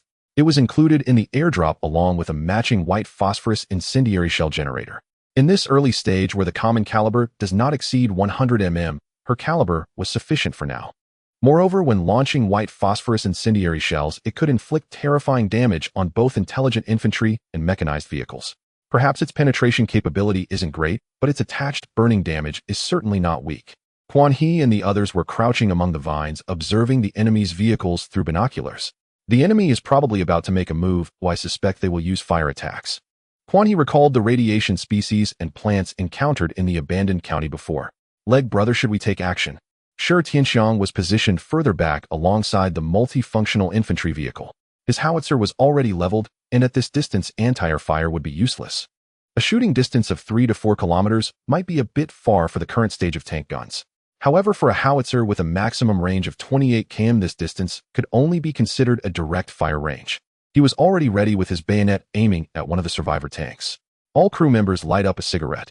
Aim, and at the sound of my cannon ensure to take out the survivor tank at the first opportunity. Shi Tianxiang will handle one, He Ying will take another, and leave the remaining 2 to me. Lighting a cigarette is necessary, after all it can temporarily enhance the crew's proficiency, which counts as a major supply in the game. In the game, one might hesitate to use major supplies, but in the real world, any enhancement during combat could determine the outcome. Quan He, target the leading tank, prepare the main gun. The gunner had already locked onto the enemy's target, holding a cigarette and intensely staring at that tank. Target locked, ready for annihilation. Quan He, grab the radio intercom. Other vehicles, report your status. Shi Tianxiang, mouse 100, target locked. He Ying, multifunctional infantry vehicle, target locked. Quan He's convoy was ready, and the enemy's progress was also not lacking. The natives had begun to gradually throw Molotov cocktails, and an unknown fuel started to burn and spread on the massive tree roots. The radiation giant sequoia was enraged, its roots thrashing about, as if a small sailing boat on the sea had encountered a giant octopus massive tentacle. The natives who had just finished throwing and were about to retreat stared wide-eyed at the thick root as it came crashing down. If one were to describe their expressions, it would be akin to Yamazaki Wanglei. At least those few individuals did not leave in peace. Quan He, the enemy has launched an attack, act immediately. We must stay prepared and ensure they do not fire. Boom. The sound of the 170mm anti-tank cannon firing was deafening, even described as ear-splitting. The pepper bottle suppressor spewed intense flames and smoke. The flames even caused the deadly vine wrapped around the 59 modifications gun barrel to recoil. This deafening noise reached the native convoy 3 to 4 kilometers away. Amidst this cacophony, the tank turret of Ms. Lee, which was about to fire white phosphorus incendiary shells, was directly penetrated. Intense flames erupted inside, and that tank lost all communication. Quan He shouted, "Deadly strike." We took out the enemy. Immediately adjust the angle and lock on to the next target. At the same time, a slower flying high-explosive shell struck another tank directly. It hit right at the turret's connection with the body, resulting in a massive explosion. The tank, adjusting its angle, also ceased movement, and the heavy machine gun on its turret was blasted away, the barrel even bent. Following that, the multifunctional infantry vehicle launched guided rockets. The concentrated explosions directly engulfed the battlefield. The enemy convoy was filled with screams and cries. The last tank commander panicked immediately. "There's an ambush, retreat quickly." The remaining tank immediately shifted to reverse and began to fall back, while the rear hatch opened and razor drones were launched rapidly. The enemy is right under that big tree. Do whatever it takes to stop them from firing. After all, they were survivors who had made it this far, and despite some awkwardness in their mentality, their combat skills were still competent. Even in a state of panic, they could make the right choices. Meanwhile, the tank began to spew a large amount of white smoke from its sides, attempting to cover its body. For such small, unmanned aerial vehicles, launching and maneuvering were all within reach. However, unfortunately, no matter how fast the drones flew, they could not outpace the shells, especially the armor-piercing rounds fired by the 59 modification. The launch speed of the Razor drones was already quite fast, with an ascent rate exceeding 20 meters per second, but flying over that distance of several kilometers to self-destruct was obviously unrealistic. Nonetheless, the dense fog created by the enemy did serve some purpose. The second shell narrowly grazed the enemy vehicle, directly obliterating the infantry behind it before vanishing. The sudden upheaval clearly caught the gathering place off guard. The densely packed rocket shells not only bombarded a survivor's tank, but also inflicted heavy casualties among the surrounding survivors. Commander, a small flying object is rapidly approaching. It is predicted to be a small, self-destructing drone. Wu Jio's words informed Quan He that the previous shot had missed its mark. Gunner, you've lost the target. We did not hit the enemy. The gunner squinted at the thick white smoke, his hands continuously adjusting the direction of the cannon. Boom, 6 seconds have passed, and the third shell in the magazine system was pushed into the barrel. The vehicle once again experienced a jolt. Under the current circumstances, they could only blindly fire into the smoke based on the last exposed trajectory of the enemy. However, everyone had basically relaxed. After all 4 tanks had already destroyed 3, leaving only 1 that was negligible compared to those natives. Especially under the protection of this terrifying giant tree they were currently beside. This giant tree was not idle. Its thick and long roots shot straight up from the ground, easily surpassing 100 meters in height, sweeping through and obliterating a batch of Razor drones. However, there was a cost. The massive root was blown in two and fell to the ground. Quan He stared in amazement. If such a giant tree could grow 2 massive branch-like arms to gather some large boulders and act as a catapult to launch them, given its size and height, wouldn't it be able to launch them several thousand meters? If they were willing to collaborate, they could easily create an armory supplying this great tree with massive explosives to launch. How impressive would that be? At the current stage, who could withstand that? This is simply an ancient guardian of the night elves in a post-nuclear wasteland. As he listened to the explosions coming from the smoke, Quan He finally felt like joking. Once the survivors were dealt with, he would be completely at ease. Just as he was about to speak, the first tank, engulfed in flames, experienced a massive chain explosion, with countless flames bursting forth like fireworks in all directions. The surrounding natives were instantly ignited, their heart-wrenching wails filling the air. Quan He watched the footage from the drone, gasping in shock. Wu Jio, what on earth is that? Why is it burning so fiercely? So many people caught fire together. The scene was indeed quite tragic. Many could not bear the pain and shot themselves. Wu Jio replied, Commander, it's a white phosphorus incendiary shell. It seems the enemy's ammunition rack has been detonated. Quan He's eyes widened. The tank looks like a late World War II model. Where did they get white phosphorus incendiary shells? Wu Jio simply responded with a questioning expression. Though silent, Quan He sensed her doubts. Let me say one line, and you follow up, then you'll know whether there was World War II or not. Quan He paused for a moment. You say? Wu Jio replied. The white phosphorus exploded in the sky. Quan He suddenly understood. A loaf costs 500,000. I got it. At that moment, Quan He truly reacted. No wonder this mission is referred to as the contest of 2 tigers. The enemy not only has small self-destructing drones, but also white phosphorus incendiary shells, which are absolutely effective against radiation plants. Combined with the burning weapons crafted by the natives, it truly deserves to be called a tiger. Looking at the attacking power displayed by this tree, if it were to get close to a blade, it would definitely crush the opponent. But if the enemy fired white phosphorus incendiary shells from beyond its attack range, what difference would the thickness of the tree's armor make? In the end, the result would still be devastating. Moreover, the enemy's artillery was no small matter, even in the context of World War II. The ancestral main gun of Sandetsi was merely 88 mm, while that one on the opposite side looked to be at least 85 mm. Although his own size equated to 2 of the enemy's, he couldn't withstand the viciousness of their shells. Quan He knew that such weaponry was strictly regulated under international law and wartime ethics. Whether anyone followed the rules was another story, but it was evident how disgusting this weapon was. Quan He let out a sigh of relief, feeling a lingering fear as he said, Fortunately, our ambush caught them off guard. Otherwise, if they had sneaked up and hit us with a white phosphorus shell, it wouldn't be a joke. Besides, isn't that typically dropped by bombers? How can it be used in a tank's cannon? Quan He was aware of incendiary shells. For example, his uncle had used napalm to clear the area several times. But those had always been completed by bombers. Wu Jio earnestly explained, during World War II, incendiary shells were widely used on the battlefield, including in tank confrontations, primarily targeting the engine and exhaust areas. This includes Soviet T-34 tanks and KV series German Tiger and Panzer IV tanks, American Sherman tanks, and so on, all capable of firing incendiary shells. The commander referred to napalm as an aerial incendiary shell, while white phosphorus incendiary shells can be fired from a tank's cannon. Quan He listened feeling a bit envious. I wonder if the enemy has produced a batch of such shells, or just the production machinery. It would be great if they could explode. If the commander wants it, you could go and ask the enemy to surrender.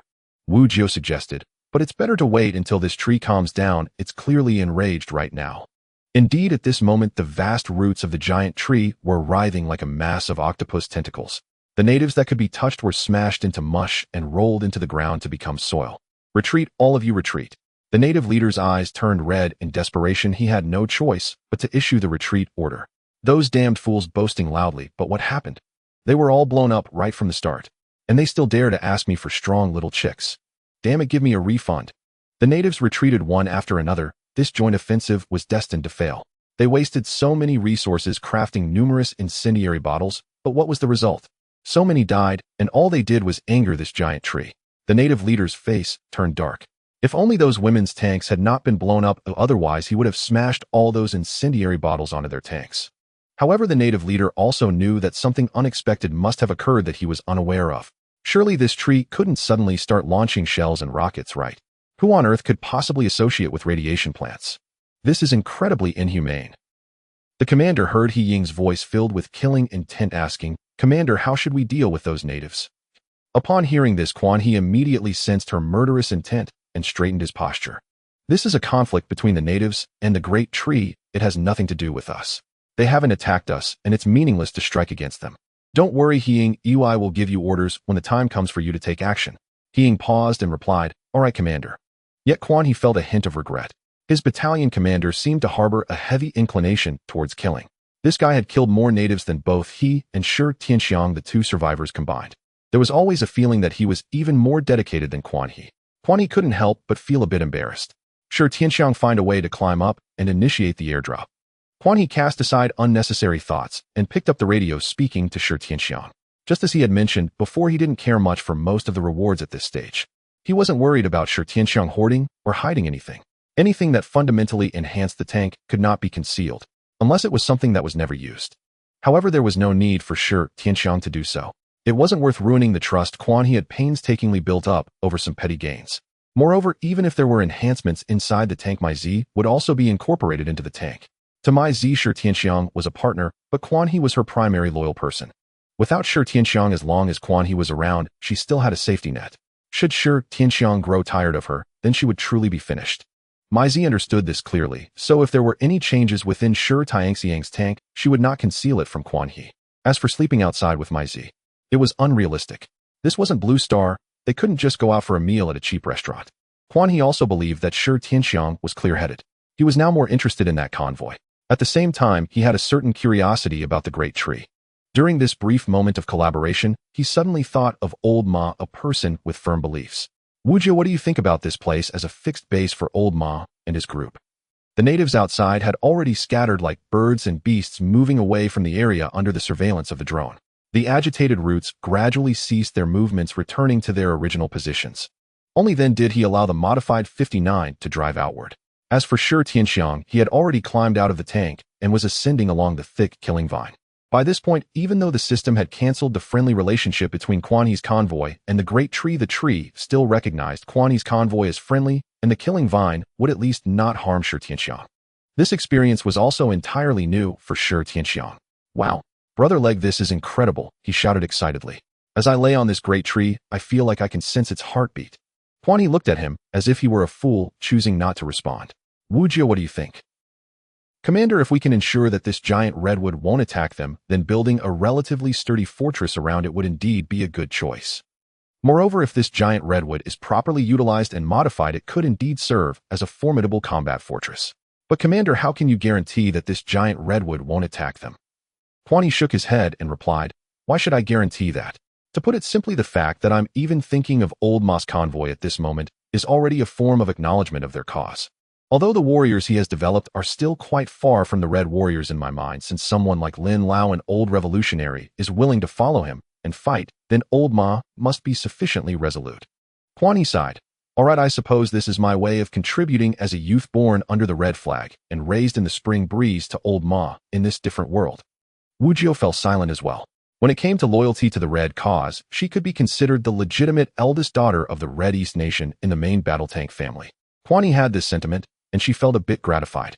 But Commander, it seems you haven't kept the other party's contact information, and this has already exceeded the radio communication range between the two parties, right? Quan He pulled out the tank commander manual, glanced at the transaction records, and smirked slightly. Don't worry, as long as we want to contact him, there will always be a way. He turned the tank commander's periscope to take a look at the terrifying giant tree behind them, which still appeared magnificent and imposing from this distance. If such a radiation species plant were modified into an armed stronghold, it would be no problem at all to support a gathering place for hundreds or even thousands of people. They could even construct hiding holes beneath the massive roots to evade the encirclement of intelligent machines. However, Quan He would not worry about how to operate this. At least from Quan He's perspective, this giant tree appeared terrifying, and indeed, it was fearsome in battle, having birthed a form of intelligent awareness. However, at this stage, it still seemed somewhat naive. Sure, Tianxiang seemed like a constantly moving piece of psoriasis, twisting and climbing on the massive tree, shouting excitedly as he ascended. Whoa, whoa, whoa. This isn't tree bark, it's practically an iron shield. Sure, Tianxiang exclaimed as he struck the thick tree bark, letting out a cry reminiscent of a primitive state. Truly deserving of being a radiation species, it is comprehensively enhanced. The fact that it has grown this large without being exterminated by intelligent machines is not without reason. The thickest part exceeds 2 meters in thickness. That's like a tumper-thick steel plate. What a ridiculous situation. In 2 lifetimes, this was sure Tianxiang's first time being so close to such a terrifying radiation species, and it was under friendly circumstances. Not only did he not feel afraid, but he was also increasingly excited. Brother Leg said it wouldn't attack us, and it absolutely wouldn't, as Brother Leg's aura was something even the toughest of materials would fear. Sure, Tianxiang felt that aside from a slight fear of heights, he had no emotions of fear. Instead, he felt a certain emotion while on this great tree. I can feel it, if it is pleased by my praise. Quan He suddenly felt that the two of them were indeed quite a match. Quan He looked at Sure Tianxiang, feeling at a loss for words. However, before he reached the destroyed convoy, he successfully launched the grappling hook. Acquired T-34 modified wreckage, recoverable parts 85mm, main gun X1, recoverable parts white phosphorus, shell synthesizer X1, decomposable wreckage, yields steel gunpowder fuel. The revelation of the white phosphorus shell synthesizer being in Qian He's hands was both unexpected and expected. After all, even if there were valuable items inside the tank, there wouldn't be many. Moreover, with the white phosphorus ammunition rack detonating, it was even less likely. This vehicle hadn't even organized the ammunition rack properly, and surely there were no dividers. Aside from being a T-34-85, the only interesting thing about this vehicle was the white phosphorus shell synthesizer. With such a large tank, it should at least have something to show for itself. Qian, he didn't expect that his shot would detonate the enemy's ammunition rack. Did the loader inside have no experience in organizing ammunition at all? Even Qian, he was a bit bewildered by this. It was his first time witnessing the detonation of a white phosphorus ammunition rack, and the countless flames displayed a strangely beautiful spectacle. Of course, it would have been better if the indigenous people outside who were burned alive had not emitted that kind of aura. Qian, he swore he had no intention of detonating the white phosphorus ammunition rack. For those people, he could only half-heartedly say sorry. Looking at the white phosphorus shell synthesizer placed beneath the rear ammunition rack, Qian, he instructed, you must keep a close watch, especially on those shells. Remember to organize them well. The loader pointed at the neatly arranged shells and gently sipped from his teacup. Fully organized ammunition performance can be verified. The ammunition racks I organized have never encountered any issues. Qian, he gave a thumbs up. All right, you're amazing. After all, you're in charge of the ammunition rack recently. He didn't say the rest. As an adult, it was time to learn to avoid bad omens. It's best not to speak of negative things, as only then can one enhance their positive energy. The more positive the energy, the better the luck. Qian, he deeply understood this, especially in such a wasteland. Negative words should not linger on one's lips lest they come true. However, it was somewhat regrettable that the tank that had self-destructed did not reveal a drone nest, which left Qian, he feeling a bit disappointed. He had thought he would soon possess some aerial strike capability. Having seen the eastern battlefield of Blue Star, Qian, he knew very well the threat drones posed to tanks and infantry. The precise bombing by drones, or their direct self-detonation, was a daily occurrence on the eastern battlefield. He had witnessed a video in which a self-destructing drone hovered beside a lone main battle tank, ultimately crashing into the connection point between the turret and the vehicle body. As a result, that small drone effortlessly destroyed a main battle tank. At that moment, Qian, he realized that even the strongest tank was not invincible. The connection points of the vehicle's components, welds, and other gaps were all weak points in the armor. After all, a tank is just a tank, not an unbeatable fortress. Qian, he didn't feel regret. From the reconnaissance by the Heavenly Eye, he could easily identify that the drone was a small suicidal shuttle. This type of small suicidal shuttle usually carries high explosive warheads or fragmentation warheads beneath its body, striking the weak points of tank armor through direct impact or precision guidance. The lethality and flight range of such small drones are limited. They might pose no problem for current survivor tanks, but targeting his upgraded Type 59 would be another matter. Unless it detonated directly above the engine compartment or managed to get inside the exhaust pipe, or it would need to somehow jam a shell into the 170mm cannon. Otherwise, it would truly struggle to shake the current armor of the upgraded Type 59. However, this did successfully raise Qianhe's vigilance. This thing had shone brightly as a weapon of war on the EW battlefield, and many rabbits discovered their lost drones were ultimately destroyed in the eastern region. Many commercial drones were modified into suicidal shuttles or bombing drones. If a bombing drone were to drop a shell directly on the tank's turret, Qian, he felt he would have to restart. Wujiu, how do you think we should effectively defend against the threat posed by these drones? Qian, he frowned while watching Shi Tianxiang climb upwards. The Type 59 was now returning towards the large tree with the roots and killer vines along the way making way. At the location of the white phosphorus ammunition rack explosion, even the roots of this massive irradiated redwood couldn't help but withdraw, clearing out a considerable area. Clearly, this large tree was aware of the power of that thing. Qian, he noticed this scene and felt that this creature was indeed interesting, at least as long as he did not make threatening moves or attack it would not harm him. After all, it was just a tree that had recently gained consciousness, and overall it was relatively easy to deal with. Wujiu's voice sounded a bit confused for the first time. Commander, to be honest, I don't really understand these things, and when I was born there was none of this.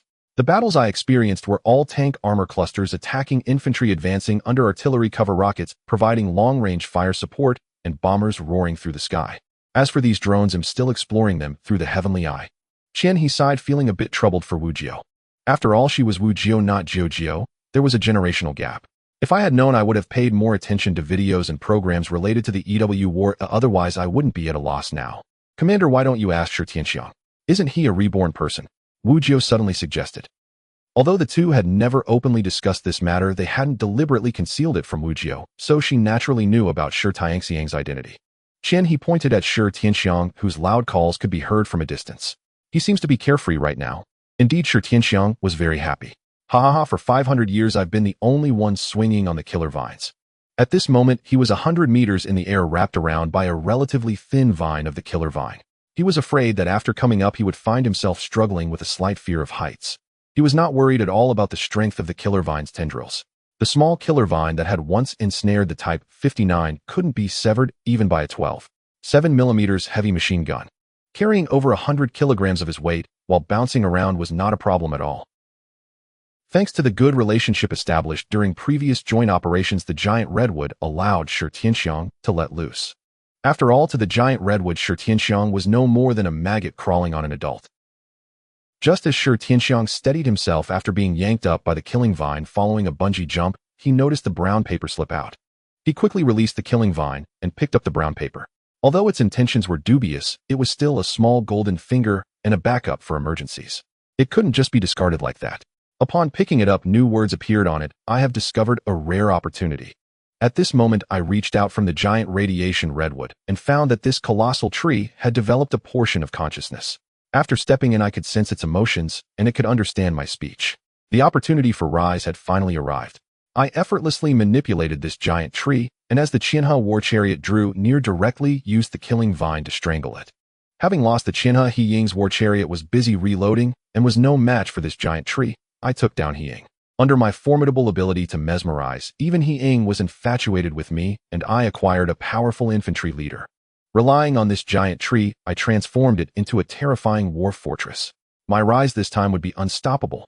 No fool could refuse such a foolproof plan. I wanted the country and the beauty, all of it.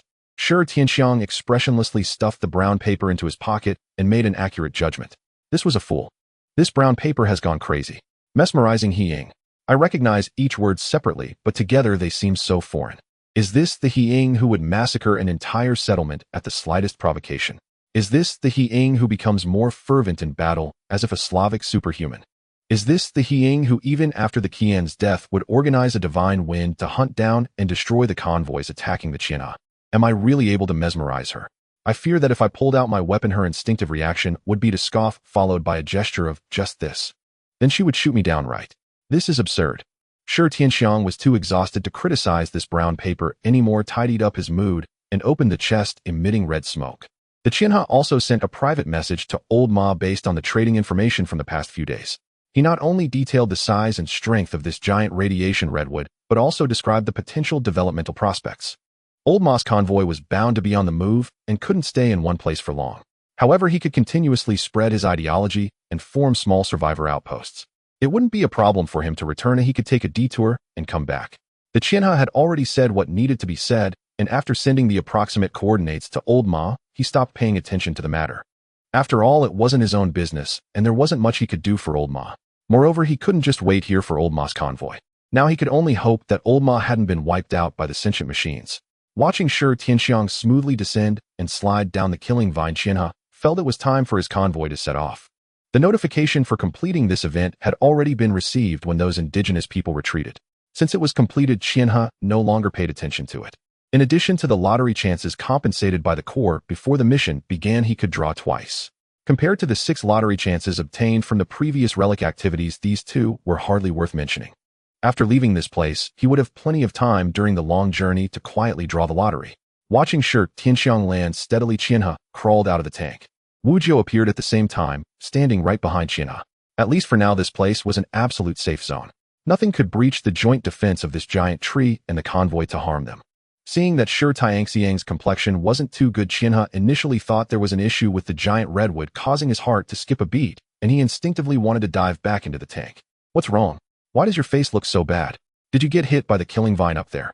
Considering Wu Jiu was present, Qianhe ultimately chose to sit on the turret outside the driver's cabin. Shi Tianxiang looked at the infantryman, who also got off the tank and appeared somewhat awkward, primarily because he saw He Ying standing at the front and back, recalling the words on the brown paper. That image was too beautiful for Shi Tianxiang to even dare to imagine. However, deep down he really hoped to have a loyal subordinate like He Ying. Regardless of gender, loyalty was what mattered. Sometimes he truly envied Qianhe. Now even his own girlfriend's loyalty was directed towards Qianhe, causing Shi Tianxiang to sigh. However, thinking that even he was merely a sidekick to Qianhe, Shi Tianxiang's mood suddenly brightened. Once the thought of giving up arises, the world seems wide open. It's still better to lie down and enjoy. It's fine, it's just that coming down rapidly from 100 meters high feels a bit uncomfortable. Qianhe nodded slightly, knowing that feeling.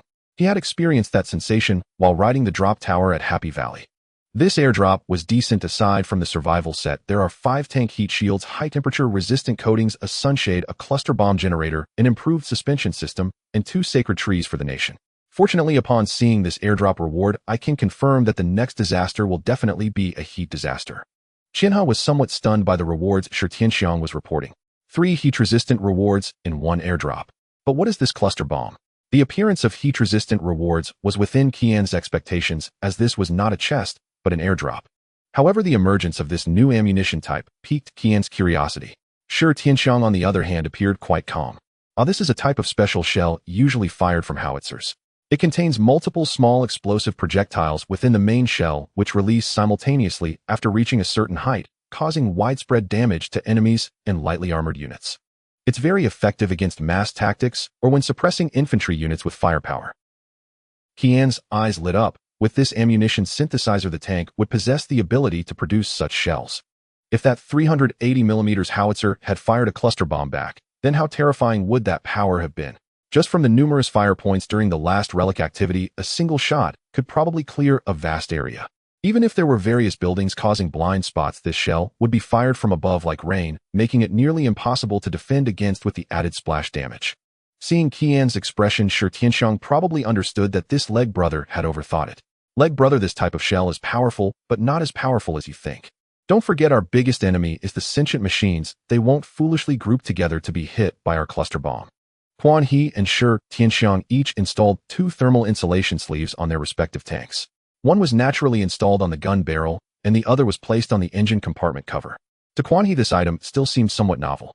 At such times, it was necessary for Master Wu Jiu, an old veteran, to educate Quan He once again.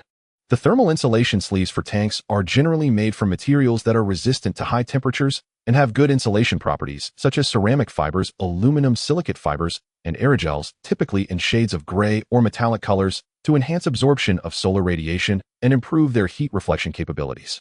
They are usually fixed onto the tank's gun barrel or other components using buckles or bolts. As a supplementary component of the tank, Wu Jiao naturally knew this very well. Quan He's visible confusion was apparent. He could understand every word, but why couldn't he comprehend them when they were put together? Quan He scratched his head. So by installing this, it can provide some insulation and help us deal with the high temperature disasters we will face later, right? Wu Jiao. All right. Although it was a corporate level understanding, it wasn't entirely incorrect. The remaining items Shi Tianxiang would keep for now to discuss later. As for the sunshade, he directly gave it to Shi Tianxiang because he already had a retractable awning. The high temperature coating was also not needed since he already had one. However, Quan He did take the 2 guardian trees. Anything that could be called a guardian tree truly had the ability to deflect bullets. There was absolutely no doubt about its hardness. As for the improved suspension system that was naturally given to Shi Tianxiang, Quan He already had this, and that series suspension was indeed complicated beyond description. The difficulties in logistics and maintenance were largely due to that complex suspension. That series suspension was indeed a case of one link fitting into another. This round could be said to be mostly rewards for Shi Tianxiang, while Quan He only took 2 thermal insulation sleeves and 2 guardian trees. Everything else was given to Shi Tianxiang. Yet Shi Tianxiang remained unsatisfied, cursing to himself.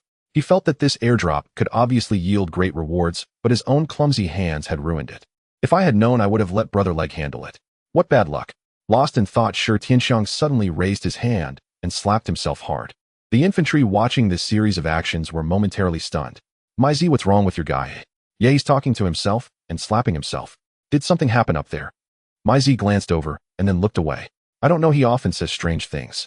Am used to it, or just pretend not to know. Exactly, he and the commander both have that kind of peculiar ability. We should just be a bit confused and not think too much about it. It's not a bad thing.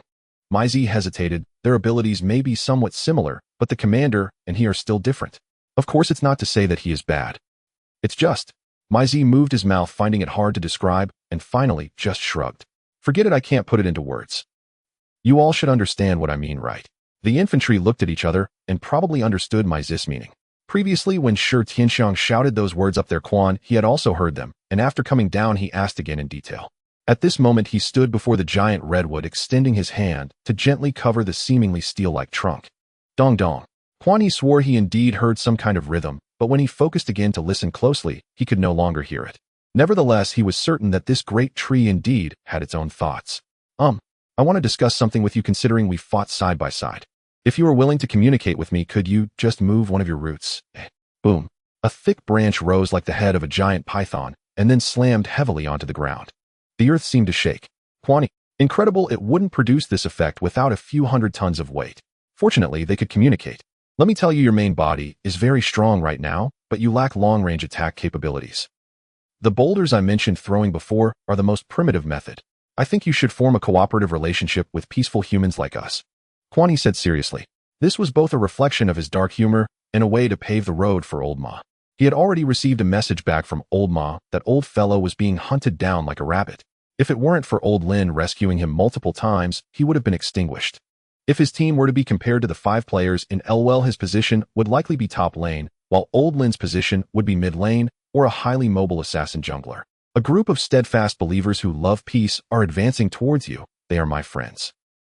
At that time, you can cooperate with them, skillfully utilizing your branches and that murderous vine, using large cannons like ours to let them provide you with ammunition. You can also add extra armor to yourself, and then in this land, no one will be your opponent. The branches of the giant redwood rustled, clearly indicating that Quan He's words contained too much information for it. But that did not hinder its understanding. Quan He repeatedly confirmed, if you understand, move a root. If you don't, shake a branch. Giant redwood. The previous scene replayed, and Quan He felt somewhat regretful. He really wanted to see this 100-meter tall tree turn into a wrecking ball. The larger the caliber of the cannon, the better. Since your strength is absurdly great, the larger the cannon, the greater the power. Then you won't have to worry about such things happening again. Boom, boom, boom. The sound of the ancient tree swaying reached Quan He's heart, and he truly felt he understood the meaning this creature wanted to convey. It wanted to keep itself. Oh, it liked this big cannon. Quan He shook his head repeatedly. No, you don't understand. Compared to the main guns of a battleship, this is just a toy, and we have to leave. It's not that I don't want to stay, but if we stay in one place for more than 3 hours, we will die, and you won't be able to protect us. Boom, boom, boom. Quan He seemed to feel the tree cursing some rather vulgar words. Quan He had no choice. If it could truly stay, the potential for war transformation of this giant tree was simply immense. With a thud, a large green seed landed in front of Quan He. Boom, boom, boom. Quan He was astonished. You mean to give me a seed of a deadly killing vine to keep on the tank? What kind of irradiated wasteland tank is this, eh? Ultimately, amidst the reluctant swaying of the giant sequoia, the Quan He convoy departed from the location. Quan He felt he had been too merciful. Initially, he intended to simply inform Old Ma about the situation and coordinates, but in the end he still paved the way for him in the best way he could. Now it is no exaggeration to say that as long as he could reach this giant sequoia, as long as he did not provoke it with an attack, the probability of it attacking him was very low. It cannot be said that there is no possibility, but how to choose is not something Quan He should consider. After all, he felt that achieving this level was already quite good. However, Quan He did not expect to have an additional reward. The seed of the killer vine, which was slightly larger than a football, was currently being held in his hand. This was the seed of the killer vine that grew in tandem with the giant sequoia, far superior to the small trashy killer vines found by the roadside. As the convoy moved, Quan He suddenly smiled. It seems that no matter which faction I choose this time, it might ultimately bring me some extra benefits. The others in the convoy were busy with their own tasks, ignoring Quan He, because they knew Quan He was not actually speaking to them. After all, their convoy leader had never spoken to them with such a smile. At first glance, the first reaction felt somewhat disappointing. Upon closer inspection, it truly was somewhat disappointing. So the three of them went about their tasks. Some drove, some slacked off, some drank tea. As expected, it was ultimately Wu Jiao who picked up Quan He's words. The members of the convoy knew that Wu Jiao would not let their leader's words go unheeded. Commander, if you choose the enemy camp, the rewards they offer may not be appealing to you. Quan He pondered this and felt it was indeed the case. He truly looked down on the items offered by the ordinary survivor gathering place. If it had been during the early stages of the first phase, he might have considered it, but now it was a definite no. One player who had just left the novice village casually killed a passing wild chicken in the wild, willing to scavenge the few copper coins and scraps that dropped. It's not that he wouldn't, but it was truly not worth it. At this stage, the survivor gathering place could only provide Quan He with a large amount of cheap labor. However, the Quan He convoy had little interest in cheap labor. Not to mention anything else, just speaking of the improved 59 APS, if they were to engage in battle according to the traditional combined arms method, some infantry would definitely need to be deployed around the tank. If enemy rockets or high explosive rounds were fired once they triggered active interception, it would be a devastating blow to the infantry surrounding the tank. Just like the 380mm high explosive round that was intercepted that day. If there had been other infantry or tanks around the 59 modification at that time, it would be lucky if the infantry could leave some remnants. The tank would definitely become a hearse. But that big guy didn't tell me how to make the seed take root and sprout. I can't possibly put a mound of soil on my tank, can I? To be honest, Quan He felt a bit confused holding the large seed at this moment. The good intentions of that big guy were beyond doubt. It seemed he also understood the power of the killer vine that grew in tandem, which is why he gave him this seed. Forget it, let's just place it together with those two sacred trees. Quan He extended his hand to pass the large seed to the loader behind him. As the most lackluster position currently, he took on these miscellaneous tasks without hesitation. However, Quan He did not anticipate that when the loader fixed the seed onto the sacred tree, the seed, even larger than a football, would immediately take root and sprout, tightly connecting with the sacred tree. Quan He was taken aback. These two pieces of wood shouldn't have vitality anymore, right? Or is this radiation seed that powerful? The other members of the convoy exchanged glances, clearly surprised. We really haven't seen this before. To be honest, this is the first time we've seen a radiation seed making friends. Yeah, if this killer vine can really take root and sprout on these two sacred trees, will it eventually backfire and destroy our tank, posing a threat to our convoy members? The other members of the convoy were thinking more deeply, although they no longer needed to consider the sprouting of the seed. Their safety was now the primary concern. After all, this was a killer vine. It was one of the most common and greatest threats to humans and intelligent machines in the wasteland, a radiation plant. Common does not equate to mediocre, rather it was quite powerful to a certain extent. Wu Jiao suddenly said, it won't. I have already sensed this seed and gained some control over it. Its relationship with me is similar to that of the previous giant sequoia and the killer vine that grew in tandem. In the future, we might possess a layer of controllable biological armor along with certain offensive capabilities. Quan He immediately straightened his back, seriously giving a thumbs up. Awesome, big sister. The other members of the convoy echoed, awesome, big sister. After resolving this matter, Quan He turned his thoughts to the lottery, opening the battle vehicle factory, drawing a lottery. Acquired power transmission optimization system. Acquired 4-track segmented power system. Power transmission optimization system quality. Excellent. Optimizes the power and transmission of the battle vehicle, increasing the straight-line speed of the tank and reducing energy consumption by 20. 4-track segmented power system quality. Superior. Divides the battle vehicle wheelset into 4 segments, each equipped with a guide, while enhancing terrain adaptability and reducing damage from anti-tank mines on the tracks, allowing continued mobility even after losing one track. Kwani's eyes lit up. This reward was not an enhancement to the battle vehicle's firepower, but it could significantly alleviate the fuel consumption situation of Kwani's convoy. Kwani intended to give this power transmission optimization system to Shi Tianxiang, but after asking the system it indicated that it could be given, but once the other party changed the vehicle body the system could not be retrieved. Upon hearing this, Kwani immediately paused. The heavens above, it's not that I Quan am neglecting this ornament. He decisively applied this system to the 59 modification. After all, the 59 modification was also considered an assault-type heavy tank in terms of speed. Increasing its straight-line speed was quite decent. The same went for the 4-track segmented power system. At the first glance of this item, Quan He immediately thought of the AE Phase I, and next the engineering tank from StarCraft. It was said that during the design of AE Phase I, this battle vehicle would not easily break its tracks unless both tracks on one side were completely severed. However, when launched, balancing considerations led to the cancellation of this setting. As the 59 modification was in motion, its 7 pairs of road wheels were immediately divided into 2 segments, front and back. 3 in the front and 4 in the back. Besides that large steel road wheel, there was also an active wheel and a guiding wheel. Now, with continuous improvements, the 59 was becoming increasingly fantastical. Following closely behind, Shi Tianxiang observed with his naked eyes as the 59 modification transformed into 2 segments. With its 4 tracks, rocket propellers, and wedge-shaped turret, it looked significantly more impressive than the AE Phase I from the game. After all, this vehicle was dubbed the Mini Gundam upon its release. Shi Tianxiang sighed, while smoking, feeling somewhat melancholic. Is it really the case that now people cheat without regard for others? I was the one who initiated the airdrops, and there were only a few chests along the way. Everyone knows what's inside. How could there be such rewards? Shi Tianxiang felt both helpless and relieved. Helpless because with the current situation, if he wanted to leave the team for another path, it was practically impossible. He knew too much. Even if Brother Leg let him go, He Ying would not spare him. He was completely tied to this team. Fortunately, his goals aligned with those of the team. He was relieved that he had firmly become Brother Leg's subordinate, and it seemed he had gained the other's trust. Otherwise, the other party wouldn't display such behavior.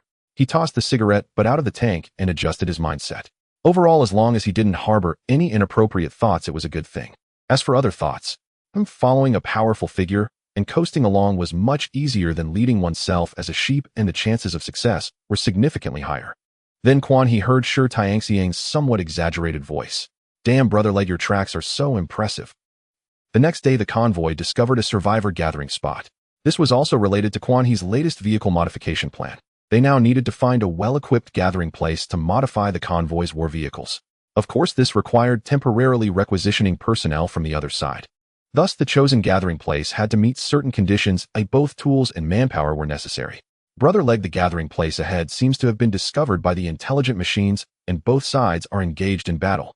Shi Tianxiang's drone was scouting outside, naturally providing a clear view from a different direction. Quan He decisively stated, then why bother with that? Shi Tianxiang was taken aback. Are we? Quan He replied, we need to quickly bypass their combat zone. We need a stable area to modify our tanks. We don't have time for these distractions. Shi Tianxiang noted, it seems there are 2 treasure chests inside. Quan He immediately fumed, damn those intelligent machines. Are they openly bullying our human race because they think we're weak? Xiangzi fire a barrage of cluster munitions at the concentrated area of the intelligent machines just to give them a warning. Shi Tianxiang. Your name Quan He is for weighing pros and cons right. You're so two-faced. However, he explained, Brother Leg, although my caliber is only 130 mm at this distance, it would be akin to raining shrapnel on that area. I can't say how the intelligent machines will fare, but the natives will definitely suffer greater casualties than them. Quan He was taken aback. Is it really that exaggerated? Although Brother Leg had some knowledge of warfare, it wasn't extensive, which Shi Tianxiang was aware of. After all, he was a reincarnated person, while others were not.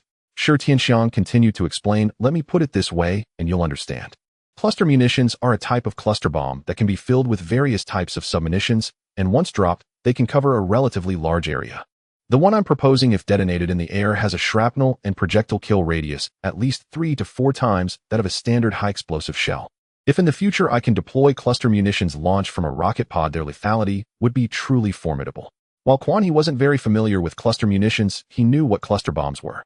This thing was notorious like white phosphorus incendiary bombs, and was similarly bound by international law and ethical standards on Blue Star.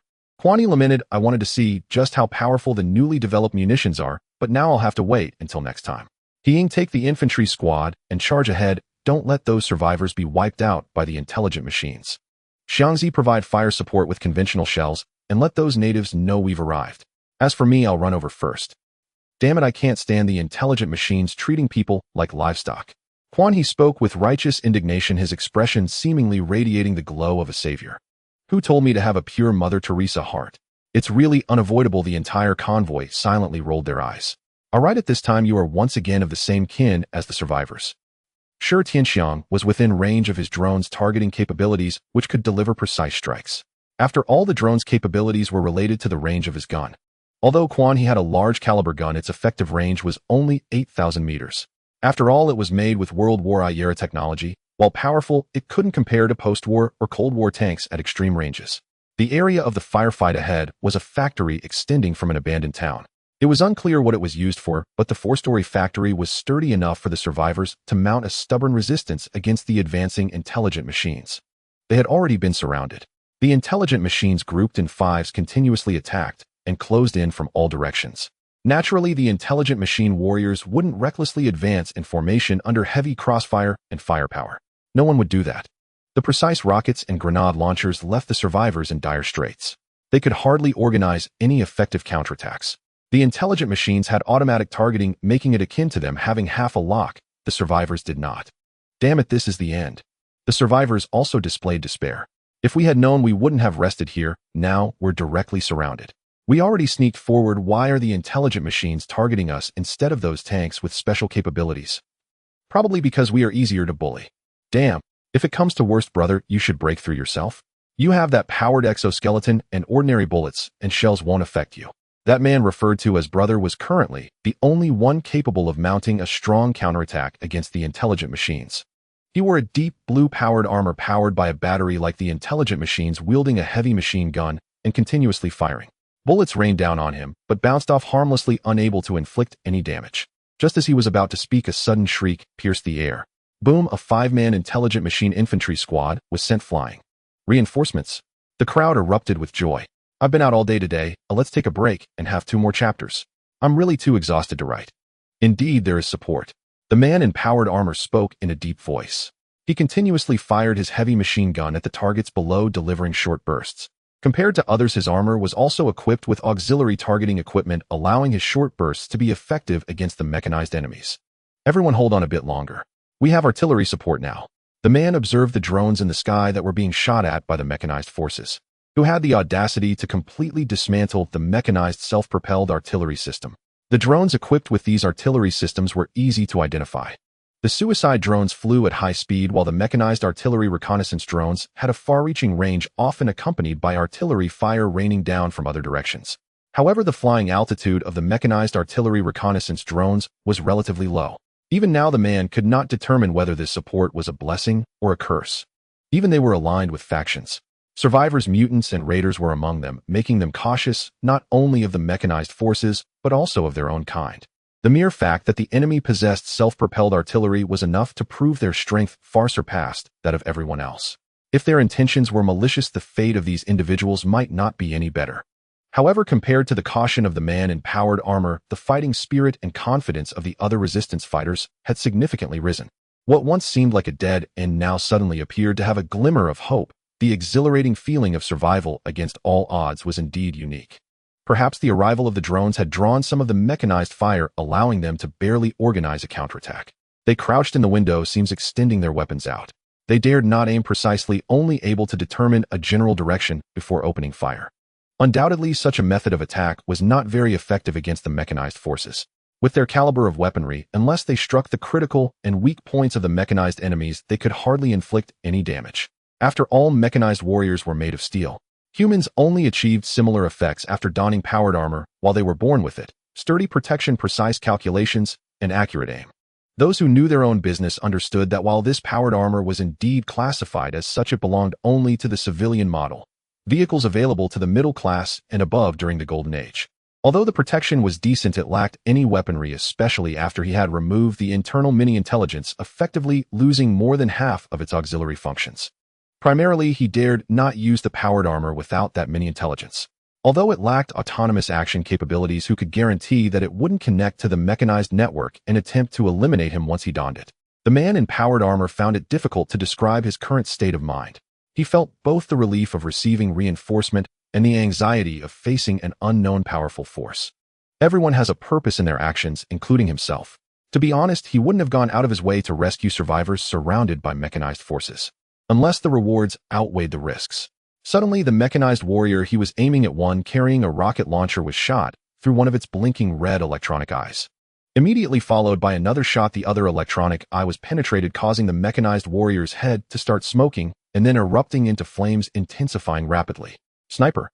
Sniper. If it had been just one shot, it could be considered a coincidence, but two shots that took down a mechanized warrior were definitely not a coincidence. They couldn't even hear the unique sound of the sniper rifle. This indicated that the opponent's weapon quality was excellent and professional, equipped with suppressors and advanced designs. The man in powered armor swallowed hard. He saw those mechanized warriors being picked off one by one by the hidden sniper. Any mechanized warrior that exposed its electronic eye would be shot through within 5 seconds. It was the device they used to receive and explore external information, relatively weakly protected, easily penetrated by bullets over 5 mm. This was one of the few obvious weaknesses of the mechanized warriors. What kind of force was this that they could afford the resources to train snipers? Not to mention the considerable amount of ammunition consumed merely to train a sniper. Obtaining a professional sniper rifle was even more challenging. That kind of weapon couldn't be handcrafted. Given their handcrafting accuracy, achieving precision within 1 to 200 meters would already be considered master level. A single sniper, to be honest, wouldn't provide a decisive advantage against the mechanized forces, but it represented the strength of a faction. The mechanized forces immediately calculated the presence of the sniper and accurately captured the direction from which the sniper's bullets were fired, unleashing a barrage of bullets towards that direction. However, shortly after, rockets whistled through the sky, striking precisely among the various mechanized squads. The missiles from the multifunctional infantry vehicle had guidance capabilities, and especially after the arrival of the advanced Tanji Eve, the accuracy had improved significantly. The people on the 4th floor gasped in disbelief. What powerful firepower! How extravagant to use so many precious rockets to strike these mechanized infantry. Oh my God, does our little life deserve so many rockets? Deserve? Look at your own worth before you ask. Damn, why don't you look at yourself? No need to talk, we're both in the same boat. In the midst of the chatter, as the external support firepower grew stronger, their fears and anxieties were swept away, completely disregarding those who had already been killed by the mechanized forces. Look, a battle vehicle is charging over. A sharp-eyed survivor shouted as he poked through the window. Bang, bang, bang. The deep sound of the auto cannon firing echoed as a heavy track truck emerged directly from the bushes, its turret spinning 360 degrees, spewing flames. The mechanized rockets and grenades could not even hinder the track truck in the slightest. It appeared as if it were a fearless warrior resolutely determined. That kind of indomitable momentum even made those in the building feel ashamed. This must be the most powerful vehicle from the faction supporting us. Such defensive power and momentum is truly impressive. Imminent. It should be a look at the artillery support, accurately eliminating the mechanized warriors in front of that battle vehicle with a single shot. There's no way the opponent's commander could be treated so well otherwise. That makes sense. In fact, damn, that mechanized force's shooting is too precise. I can barely see anything. It's fine, the armed mining vehicle will advance immediately and report the enemy's coordinates at any moment.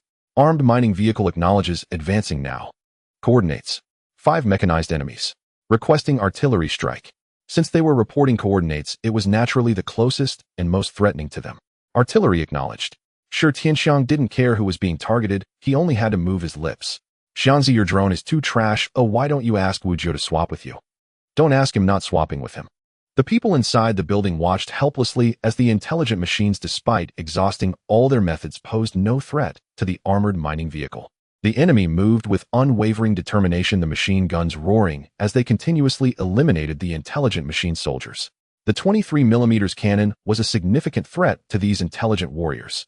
Even though their bodies were exceptionally sturdy, their size was a disadvantage. The thickness of their bodily structure could not withstand the continuous fire of the 23mm cannon. A single short burst was enough to render an intelligent soldier motionless, engulfed in black smoke. However, something even more terrifying occurred. The armored mining vehicle suddenly came to a halt and soldiers spread out from the rear. Two arcs of silver-blue electricity erupted instantly, enveloping all the intelligent soldiers in the squad. In an instant, an entire squad of intelligent soldiers could lose their combat ability. Surprisingly, the most effective against them were the magnetic explosion infantry. They could short-circuit the intelligent infantry in a heartbeat.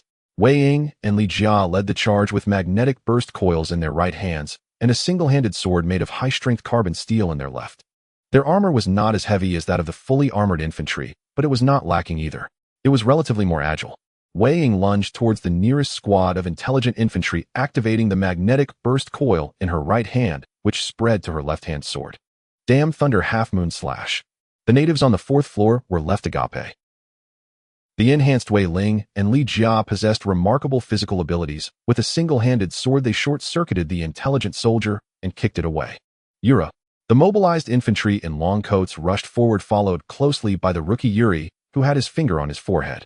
Flames rained down upon the intelligent infantry, blazing fiercely. Mutants. Are those who can control fire mutants? Why are they allied with the mutants? I don't think they look like mutants. Those with such high ambitions can't possibly obey others' commands. That's true. As the magnetic explosion infantry and rookie Yuri appeared, controversy arose among the people in the building. The survivors had a deep-seated hatred for mutants. These people always believed themselves to be superior, the destined rulers of this world. I think those two who can unleash lightning are probably the commanders of those people. They're the strongest among them. It's quite possible if they possess such strength, there's no need to fear these intelligent machines. The others chattered away while the leading man appeared as if trapped in an icy cavern. His power armor was essentially a toy for the middle class of the Golden Age. It could not withstand such thunder. If these people were indeed mutants, it was all over. I hope these people are all they have. If there are more, then we truly have no hope left. As soon as he finished speaking, he saw a military green tank charging out from a distance, bearing a large roller, like a wild boar. On top of the large long cannon was something resembling a pepper shaker, surrounded by a circle of unknown objects. This tank was even larger than that heavy-duty truck, and its turret was equipped with 3 different barrels on either side, resembling rocket launchers. From a high vantage point, there was even a small turret at the back with 2 thick tree trunks bound to its sides, exuding a rugged appearance. Damn, there are still experts. The man in power armor felt a chill run down his spine. Previously, his teammates claimed he could withstand bullets and shells. That was utter nonsense. He naturally had no fear of heavy machine gun bullets and could adjust his stance to endure even the 2,030mm cannon shots. As long as the main cannon of the intelligent combat vehicle did not hit directly, it was not a significant issue. But was that cannon serious? The warrior in power armor finally lost all hope. There was no way to win. There was absolutely no hope, completely outmatched. Where did this powerful force come from? How did intelligent machines advance to such a level? Could it be that intelligent machines were beginning to decline? A single shot from Quan He created a massive crater, causing the intelligent squad to scatter like raindrops. With Quan He's team fully engaged in battle, these intelligent soldiers were no longer able to attack the 4-story building and were thoroughly suppressed. Shi Tianxiang leisurely controlled his drone from his Mouse 100, while the intelligent machines had no time to pay attention to his small drone. This is no difficulty at all. Loader, go make me a cup of tea. Shi Tianxiang began to approach the 4-story building. However, the intelligent infantry was simply no match for this team, which had already experienced a sea battle in the ruins. The intelligent infantry was visibly being eliminated. One of the intelligent soldiers had a crimson electronic eye that kept flickering. Beep, beep, beep, beep. In the distance, the central brain of a massive intelligent factory began to emit beeping sounds in sync.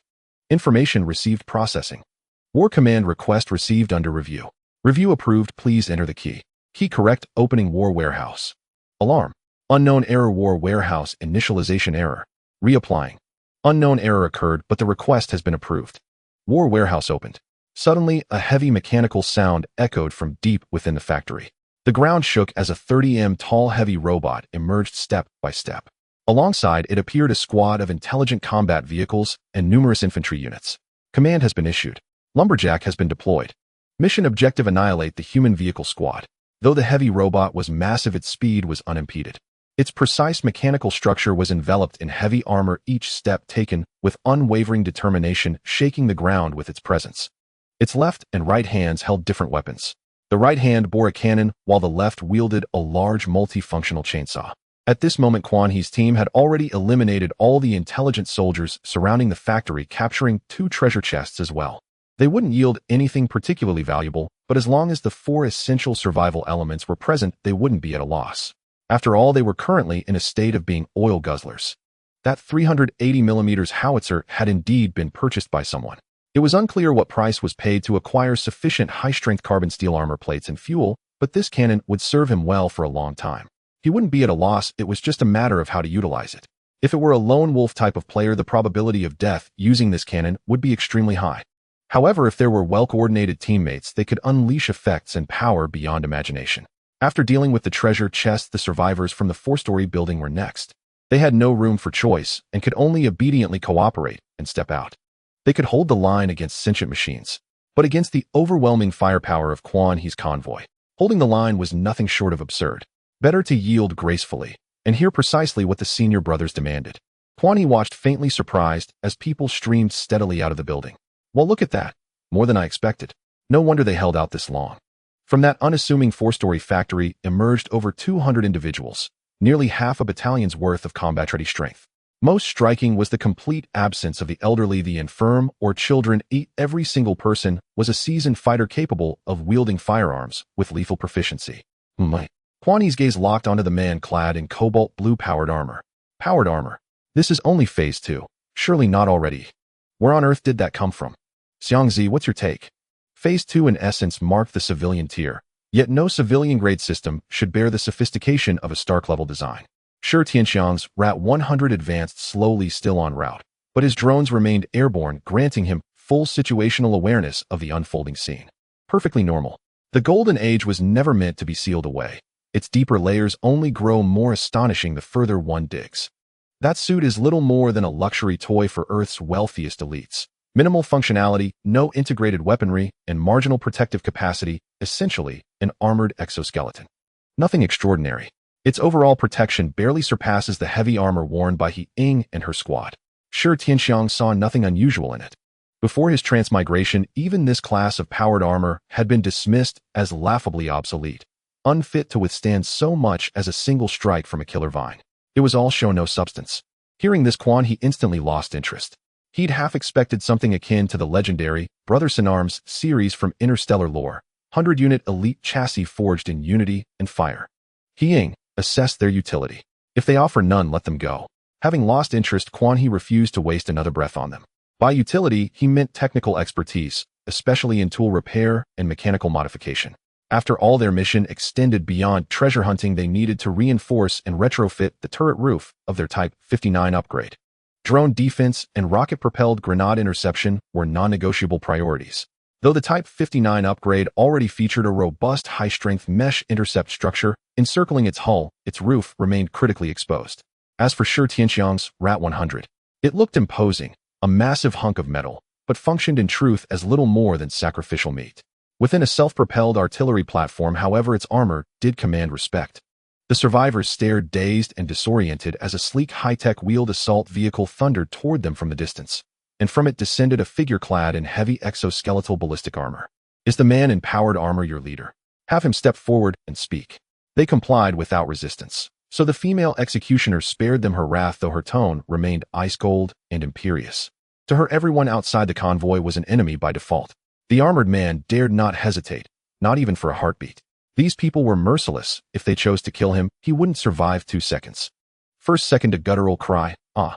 Second silence. Utter, irreversible stillness. Fortunately, this group did not disappoint Quan He. As a well-equipped survivor unit possessing solid fabrication and modification capabilities, they were fully capable, given sufficient materials, of completing the convoy's retrofitting requirements. The task itself posed no great difficulty. Cut heightened-style carbon steel armor plates into strips, then weld them into a tightly interwoven elevated protective net covering both the turret and engine compartment. Such a canopy would drastically enhance overhead defense, intercepting drone-dropped ordnance and thwarting small, agile suicide drones mid-flight. Quan He's demand was simple: accompany the convoy for a stretch, assist in constructing the rooftop net, and upon completion depart freely. This was the price for their salvation. The survivors wept with relief, never imagining such a terrifyingly formidable convoy would ask for so little. To them it felt less like a demand, and more like a divine boon. What had drawn them together in the first place? merely the will to survive. With such a convoy at their side, survival ceased to be a question. Indeed, during this journey, they were arguably safer than ever before. Thus, the entire survivor contingent voiced no objection, only palpable unreserved delight. Their vehicles, however, had been obliterated by sentient machines during their flight, leaving them no choice but to follow on foot. The multi-role infantry carrier offered limited passenger capacity, whereas the Rat 100 and armed mining vehicle boasted ample rooftop space, but not a single survivor volunteered to board. To ride atop those vehicles was to become living armor, exposed weaponless and utterly defenseless against armored adversaries. So they chose instead to run, relentlessly, exhaustingly, trailing behind the convoy. "Commander, massive hostile contact ahead. Targets converging directly on our convoy." Wu Jio's voice crackled, urgent, sharp, unflinching. The Sky-Eye drone had relayed distant visuals straight to the commander's display inside the Type 59 upgrade. "What in the nine hells?" Quan He nearly dropped his jaw. "What is that thing?" "Xiangzi, you never mentioned Third-Turtle battle mechs appearing in Phase 2. Is this the Emperor's wrath incarnate? Next will Space Marines descend to annihilate us?" Staring at the colossal silhouette on screen, Quan He stood utterly dumbfounded. 30 meters tall. Shi Tianxiang's voice betrayed genuine confusion. Impossible in Phase 2. The voice would never permit such a grotesquely overpowered unit. It defies all precedent. Could it be the boss encounter? Shi Tianxiang's words jolted Quan He awake, memory surging back. During prior relic events, the voice had confirmed the existence of elite field bosses, wild autonomous entities far stronger than random spawns. Defeating such a boss yields extraordinary rewards. But right now, can we even survive it? Wu Jio, transmit that feed to Xiangzi's drone display immediately. The sudden escalation shattered Quan He's plans. He had no intention of engaging a field boss Hedon. His convoy was already optimized for Phase 2, courting unnecessary peril made no strategic sense. This might be a Golden Age lumberjack-class mech. Even Shi Tianxiang spoke with hesitation. Still, it technically qualifies as a Phase 2 combat system, originally designed for timber harvesting in the Golden Age. Later intelligence suggests these harvesters were deployed in high-risk zones to fend off formidable native fauna. Quan He said grimly, "Xiangzi, tell me true, is this Wasteland World Warhammer A? If it is, I'm done. I won't waste another ounce of effort. There's a saying, the Emperor's greatest mercy was sparing me from Warhammer." Shi Tianxiang was at a loss whether to laugh or cry. "No leg, brother, I know you're anxious, but please don't be in such a hurry. This is definitely not the Warhammer world. If it were the Warhammer world, I would definitely be even more anxious than you." He felt that leg brother understood what he meant. Those who often traverse worlds know that once they find themselves in the Warhammer world, the greatest blessing is to die quickly and decisively. If one were to die and then be reborn only to discover that they were still in the Warhammer world, that kind of despair could truly drive a person insane. Don't worry, although this guy looks intimidating, he is indeed quite powerful. But he definitely can't withstand the direct hit from your 170mm anti-tank cannon. If one shot doesn't work, there are two, and if two don't work, you still have a full magazine. After one magazine, even his mecha over 30 meters tall would have to kneel and shout, "Slow down, it hurts." Hearing Shi Tianxiang say this, Quan He knew he indeed looked a bit like a frightened bird. Seeing that large humanoid mecha and the chainsaw, he instinctively thought it was the Warhammer world. Undeniably, he felt a sigh of relief in his heart. As long as it's not the Warhammer world, other worlds are still manageable. After all, if one were to delve deeper, even a conceptual being like Grey Wolf could create a mecha with just a wrench and a hammer. Tom and Jerry also possess such abilities. Even Metal Slug features various advanced technologies, including aliens and mummies. But that's not to say it's simple. After all, it's a gigantic mecha about 10 stories tall. Quan He took a deep breath, adjusting his mindset, gradually becoming serious. "Is it possible for us to avoid this boss?" Wu Jio replied, "Judging by the distance, the enemy is approximately 25 kilometers away. If we want to see if we can avoid them, we need to act quickly." Quan He nodded in agreement. The convoy should immediately turn and move laterally towards the 3 o'clock direction to avoid them. He couldn't be blamed for being timid. If it were just this one large mecha, it would be manageable, but besides this giant mecha, he also saw intelligent vehicle units and intelligent infantry soldiers on screen. This was not just a simple boss encirclement battle. They were facing a relatively organized and powerful intelligent army. Although the other members of the convoy didn't know why they suddenly turned, they wouldn't ask too much. Moments later, Quan He's expression suddenly darkened. "Those guys seem to be like sticky candy. When we turn, they turn as well. Damn it, without any drones, how do they know our position?" Wu Jio also found it strange. Logically, they shouldn't be able to. We are over 20 kilometers apart, and they should also adjust their direction when we turn. This doesn't make sense. Commander, it seems their target is us. There's no way to hide now. Quan He snorted coldly, sitting up straight. Since we can't avoid it, let's fight back. Do they really think we are pushovers? Wu Jiao, report coordinates to Shi Tianxiang. We will conduct a moving bombardment. Let's try to prolong the time it takes for them to catch up to us, and during that time we will try to deplete their combat power as much as possible. Quan He was no longer the inexperienced rookie he once was and quickly thought of a countermeasure. The enemy had a large number of troops and powerful firepower. Now was the time to use a mobile annihilation approach. No one understood this better than the Easterners. Understood, Commander. The convoy changed direction again, retreating towards their original path. Meanwhile, Shi Tianxiang's Mouse 100 had already fired its first shot based on the coordinates reported by Wu Jiao. The advantages and disadvantages of a heavy chassis and turret were quite obvious. The disadvantages included slow speed and high fuel consumption with poor maneuverability. The advantage was stability. It was stable enough that when the 130mm howitzer fired, the recoil mechanism contracted the barrel backward, yet the chassis remained steadfast. For such a massive chassis and turret, the recoil of the 130mm howitzer was hardly noticeable. After all, that turret had previously withstood 128mm tank cannons, while the chassis supported a 170mm anti-tank cannon fixed turret. No module was something this 130mm howitzer could disregard. After firing, the chassis immediately turned and followed the convoy in retreat.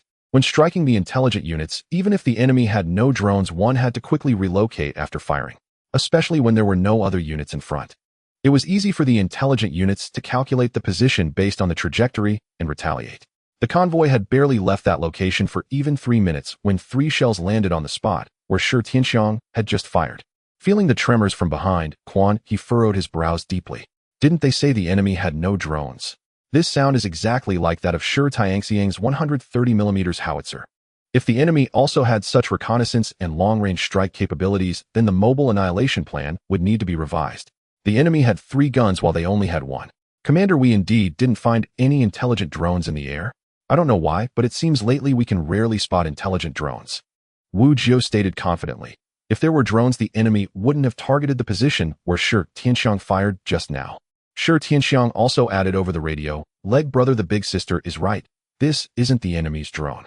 That thing is called the Lumberjack, equipped with 3 130mm rotating howitzers on its right arm.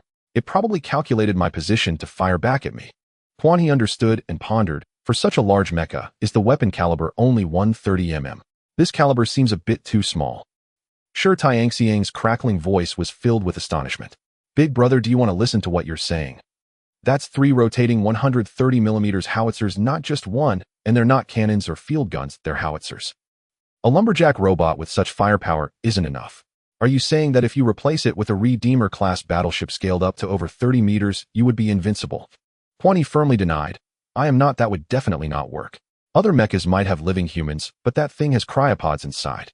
However, I seem to understand the warriors in this ruin and the ones spawned by the intelligent units are not part of the same system. For example, previously when we fought in the ruins, the largest caliber could reach 380mm, while the intelligent boss caliber wouldn't exceed the 130mm limit set by that sound. Fortunately, the 130mm caliber shouldn't be able to penetrate my effective frontal armor of over 500mm. Commander, the enemy is 30 meters tall, which is high to low. Your effective calculation method may not work. Wu Jiao poured a bucket of cold water directly on him. Quan He, damn. Since the enemy has no drones, it will be easier to negotiate. The tactic of trading one shot for a change of position still works. Although this will ultimately lead to the enemy catching up, this process can greatly deplete their combat strength. The others in the convoy now understood that they must have encountered enemies. Commander, should we make contact with the enemy for cover while we attack with artillery? No, He Ying's voice came through the radio. Absolutely not. Quan He decisively rejected. The enemy's numbers are far beyond what your small unit can engage. They possess rapid, heavy firepower, and going in now would be tantamount to seeking death. He Ying pursed her lips, feeling that she was still somewhat too weak. Looking at the other soldiers around, she whispered, this is the disgrace of our infantry convoy. As an infantry squad, we are supposed to take on the responsibility of close combat and protect the armored vehicles, yet now we can't exert any influence at all. What's the point of the commander investing so many resources to forge us? After firing another shot, Shi Tianxiang felt that this was not sustainable. Leg brother, the 5 slots for the beastmen you gave me before are still available. Should we take this opportunity to recruit 5 people from that survivor team? One of the rules for a lackey: never make any decisions on your own. All actions must be reported to Leg brother. Quan Yi didn't think too much about it. After all, that resource was meant for him, and how to use it was naturally up to his discretion. He then let him handle it himself. He found the saved convoy. Is there anyone willing to permanently join our convoy? Sure, Tianxiang leaned against the turret smoking. Let's be clear, we only need 5 slots, and betrayal is not allowed. The members of that convoy exchanged glances, and then including the leader in powered armor, they all raised their hands. No choice. Damn, this convoy is really too strong. Following such a convoy has prospects. Although there's a saying that it's better to be a head of a chicken than a tail of a phoenix. But there's also a saying that a chicken is still a chicken. Don't think that being the leader of this team is easy. When hundreds of people are shouting and clamoring for food, you'll know just how hard it is to be the leader. Sure, Tianxiang didn't expect the enemy leader to raise his hand, and he was even the first to do so, which made him chuckle. If he guessed correctly. You, the one in powered armor, why would you abandon being a good leader to come be our underling? The other party directly opened the visor of his helmet, revealing a square face. Really, I had no choice but to starve. After some events and paying a price, I found this powered armor and managed to escape to establish myself. If I could have eaten my fill back then, I wouldn't have had to walk this path. Carrying the fates of so many behind me is truly exhausting. Sure, Tianxiang looked at him with slight curiosity. TSK. This is rather interesting, but you need to be prepared. Oh, once you join us, the tasks for infantry are no easy feat, and betrayal means death. Think carefully. To be honest, this guy truly piqued his interest. This person's mentality is quite similar to his own. I both want to be the strong leg, avoiding the burdens of leadership. Of course, if he can truly give up his identity as the leader and adjust his mindset, then he really wants this person. It could be considered a form of mutual appreciation. The other party took a deep breath, and then the powered armor began to open up, and he walked out of it. I'm really tired. I'm not afraid of death, otherwise I wouldn't have risked my life to seize this powered armor. I'll also hand over this powered armor. I really don't want to think anymore. Sure, Tianxiang nodded. I can feel your determination. Additionally, let me ask you, can you accept becoming a big brute? The strength is absolutely formidable, but it's a bit ugly. If you can accept that, then I have no problem. The other party replied without hesitation, no problem, just don't make me think anymore. I'm not afraid of fighting at all. Sure, Tianxiang nodded. All right, you're in. In that case, you understand your team. Recommend 4 more reliable ones who aren't afraid of death. The other party immediately nodded, no problem. He's quite competent. He knows who can fight, who isn't afraid of death, and who is a coward in the team. Baldy Gay Lu Rat Zhang Xiaoli, you 4 come out. The 4 he called out quickly stepped forward. Zhang Xiaoli hurriedly said, Brother, can I not turn into a monster? How about you give me a tank instead? My tank was blown up. Sure, Tianxiang was taken aback. What do you mean? Survivor. Zhang Xiaoli's face flashed with bitterness as he pulled out a commander's manual and nodded. Yeah, it's truly pathetic. My tank was blown up. If it weren't for this convoy saving me, I'd probably be dead by now. Sure, Tianxiang was also taken aback. Your convoy is really a hidden dragon among tigers. But dude, you really have it rough. Zhang Xiaoli couldn't say much. As a survivor with modular tank capabilities, ending up like this is truly something. But thankfully he was still alive. Sure, Tianxiang scratched his head. I can't decide that for you. You should talk to my boss, the one in that upgraded 59 tank. Zhang Xiaoli looked in the direction he pointed and blinked in shock. You guys call that the upgraded 59?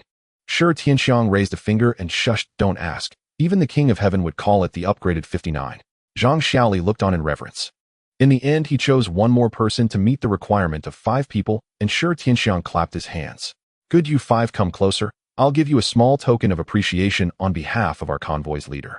The 5 people, including the leader, gathered near the mouse 100 under the envious gazes of others. Sure, Tianxiang waved his hand, selecting 5 slots. Oh hell. The people let out painful cries which soon turned into deep, beastly roars. Their bodies continued to grow larger, bursting and tearing their clothes apart. Their skin turned to dull gray muscles, bulging, even shimmering with a metallic sheen. Their physiques continued to expand until they reached nearly 3 meters in height. Each person transformed into a hulking figure resembling the Hulk, but they were bald and wore glasses that glimmered with red light over their eyes. Their limbs were explosively strong and long, and their fists, colliding, even produced the sound of steel. Unmatched power. The 5 beastmen completed their evolution. Their size even surpassed that of half of the main battle tanks. No wonder they were the basic anti-tank units of the Yuri faction. Zhang Xiaoli stared in astonishment. No wonder that car looked familiar. It turns out you guys have already completed an expedition. A multifunctional infantry vehicle, an armed mining vehicle, the previous Yuri recruits, and those with their necks twisted to the right. That discharge must be the magnetic burst infantry, right? And this feral orc. He stood beside the upgraded 59 model. Quan He looked at him curiously. How long has it been since the second phase started? The relic activity has been around for a while. Is it strange to have completed an expedition? Zhang Xiaoli fell into deep self-doubt. All survivors are striving while he is merely a subordinate to the natives. Why is there such a huge difference? These feral orcs are indeed tough. In Red Alert, no tank can annihilate a feral orc in an instant. Moreover, these feral orcs move very quickly. Since the Yuri faction has no attack dogs, the feral orcs are also treated as scout dogs in the early stages. In the mid-early game, a massive number of feral orcs are indeed hard to deal with. After all, they have tough skin and flesh and can dismantle tanks with their bare hands. Even when placed in front of a mouse 100, these feral orcs appear robust. If a tank were to get close to such a creature without firing anything else, it could simply smash the cannon barrel, making it unusable with just a slight bend. Later, it'll weld some high-strength carbon steel armor. Wouldn't that make the defense invincible? Shi Tianxiang said this with great satisfaction, and the 5 feral orcs were also quite pleased. The reason for the quite pleased is that in the setting, feral orcs are biologically mutated due to genetic alterations, and during subsequent production, most are cloned, so they do not have any small appendages. However, feeling the surging power within them as dwellers of the wasteland, they could overlook this flaw. There are many ways to find joy. It is not necessary to be fixated on the biological pleasure brought by small appendages. Possessing the strength to smash and grab against intelligent machines is equally exhilarating in this wasteland. Leg brother, do you want this set of power armor? Sure, Tianxiang shouted loudly at the azure power armor. Quan He decisively shook his head. What do I need that for something that can't even withstand a single shell, eh? You've already taken the leader away. If we don't leave this armor for them, once we leave, won't these people die? He Ying suddenly raised her hand. Commander. Quan He waved his hand decisively. Put your hand down. Everyone is getting along. Well, there's no need for you to step in. After spending this time together, even if He Ying said nothing, he knew what she wanted to express. It was merely that if these people were eliminated, there would be no need to worry. However, he truly looked down on this set of power armor. Survivors can only rely on their tanks. Later, you can choose a leader to inherit this set of power armor. After everything is over, we can part amicably. Once a certain level of power is reached, Quan He also didn't want to fuss over the natives who posed no threat to him, especially when they got along rather harmoniously. Of course, if they were in an antagonistic state, Quan He would not be sentimental. He could simply close the hatch and let He Ying go. The good guy can take care of himself. The bad deeds can be done by He Ying. Although in the end, all these accounts would fall on him, Quan He did not care about that. Zhang Xiaoli, if you are sure you can accept our command and supervision, then I can find a battle vehicle for you. Quan He looked at the survivor who had lost his tank with great interest. As the saying goes, a fallen phoenix is not as good as a chicken. A survivor without a tank is even less than a chicken. He couldn't even mix into a leadership position among the natives. However, coincidentally, such a person is easier to manipulate and control. Quan He has always been thinking about slightly expanding his team. The trait of survivors is that once they come into contact with a tank and choose to bind it, that tank will modularize in their hands. If you are willing, you can temporarily go into that armed mining vehicle. It's much tougher than a tank, and after modularization, we can modify it for you. Quan He pointed to Wei Ling and Li Jia's battle vehicle. However, you will also be under the supervision of my 2 infantry captains. If you make any unusual moves or dare to defy my orders, believe me, the electric current from the magnetic burst infantry will instantly turn you into carbon residue. We are all survivors. It's better to be straightforward about these things, don't you think? Quan He looked at the other party with great interest. Meanwhile, Shi Tianxiang had already started firing again and was moving along with the convoy. The feral orcs were pushing the mouse 100 from behind, trying to move as quickly as possible. Zhang Xiaoli chuckled helplessly, mixed with a sense of carefree acceptance. You saw it too. If I were too stubborn, I wouldn't be here, honestly serving as a subordinate in their team. After staying in this wasteland for so long, I've long lost the notion of being destined for greatness. If you are willing to take me in and give me a battle vehicle, that is equivalent to giving me a life. To repay you for your kindness, I will serve you faithfully. Zhang Xiaoli spoke with extreme sincerity. Quan He slowly nodded. Oh dear young lover, do not worry, this life is only for you to hold my crimson sleeve. After 3 rounds of wine, the moon rises above the branches. Quan He was speechless. Enough already. What kind of progress is this little tune? And it even has sound effects. Meanwhile, Shi Tianxiang, moving beside them, chuckled. Isn't this just fitting? Quan He struggled to suppress the urge to roll his eyes and slowly uttered 2 words. Fool. Zhang Xiaoli went to the armed mining vehicle and took on the role of the vehicle commander. In fact, this vehicle only needed a driver and a gunner.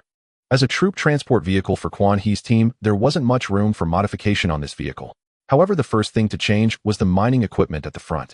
Since there are no mines in the area that require it, and even if it mines something there would be no use for it, it is better to replace it with a large roller to serve as the team's mine-clearing vehicle. Meanwhile, the 23mm machine gun on the roof was left untouched, but a series circular turret was installed on the top of the rear compartment. Such turrets from World War II are still quite common in trade manuals, and naturally, it wouldn't be possible to buy large-caliber artillery. However, swapping for a long 88mm gun is still feasible. As a supplementary troop transport vehicle, having a long 88mm gun and a 23mm machine gun is sufficient. After all, the primary task of this vehicle is still transporting troops and covering infantry combat. Then a large number of high-strength carbon steel armor plates obtained from the 380mm howitzer were directly applied to cover the vehicle's body and front. The protection of this armed mining vehicle has significantly improved. The once weakly armed but tough-skinned mining vehicle has transformed into a reliable and powerful infantry fighting vehicle. This is the benefit of having a survivor as a commander. Kwani was quite satisfied with the current modifications. Given the tight time and insufficient conditions, they could only make these initial changes. After this battle, there would be plenty of time to deal with the upcoming encounters with the wild bosses and intelligent machine forces. The protection and materials of the armed mining vehicle are a mystery. As a mining vehicle, it possesses armor comparable to that of a heavy tank and is equipped with weaponry able to withstand super weapons in the game, and in reality, it can also charge into battle. Moreover, its power is substantial. It is essential to know that in the game, he needs to return to the refinery with a full load of ores. Without a strong power source and transportation capacity, how can that be possible? After all, it is not the same as the mining vehicles in the Allied camp that are instantly teleported back with a single command. Thus, the convoy has officially expanded from 2 survivors to 3. Originally, Quan He intended to create a rocket artillery vehicle that could provide powerful fire coverage in a short period. At this stage, it would be best for survivors to build such a vehicle modularly. However, the emergence of the multifunctional infantry vehicle has directly filled this gap in the team. Although it is somewhat fragile, the vehicle itself is not designed for charges. If it comes to charging, both the Type 59 modification and this armed mining vehicle can excel.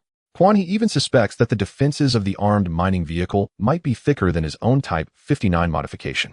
Although it's not very necessary, I still suggest that you have someone add a layer of spaced armor to the exterior of the vehicle when you have time. A 5mm high carbon steel armor plate would be completely sufficient as light armor. Quan He proposed. He currently has box-type reactive armor, so he doesn't need these. The tracks on both sides of the tank are also equipped with shields and those 2 national protective woods. He has already tested it. The hardness of those 2 pieces of wood is comparable to steel. Now those 2 protective woods have already been entwined with fine vines. Given time, these vines will eventually grow into terrifying killing vines. Even now, these vines are gently swaying. This is enough to prove that the lineage of this strain is very pure. Zhang Xiaoli is still in a state of excitement. His tank was destroyed in the first phase, and he followed this team hiding and dodging, having survived that terrifying hurricane disaster. When he mentioned this, Quan He was also somewhat baffled. That's impossible. The natives wouldn't wander around like us. They would stay in one place, right? Didn't you get bombed? Zhang Xiaoli scratched his head, unable to help but spread his hands in helplessness. I don't know, to be honest. I was already prepared to be blown up at that time. It could also be because I lost my own battle vehicle and the tank command manual couldn't be used, so I was presumed to be a native. Quan He fell silent. To put it bluntly, a survivor who lost a tank and its modularity is indeed not as good as a native.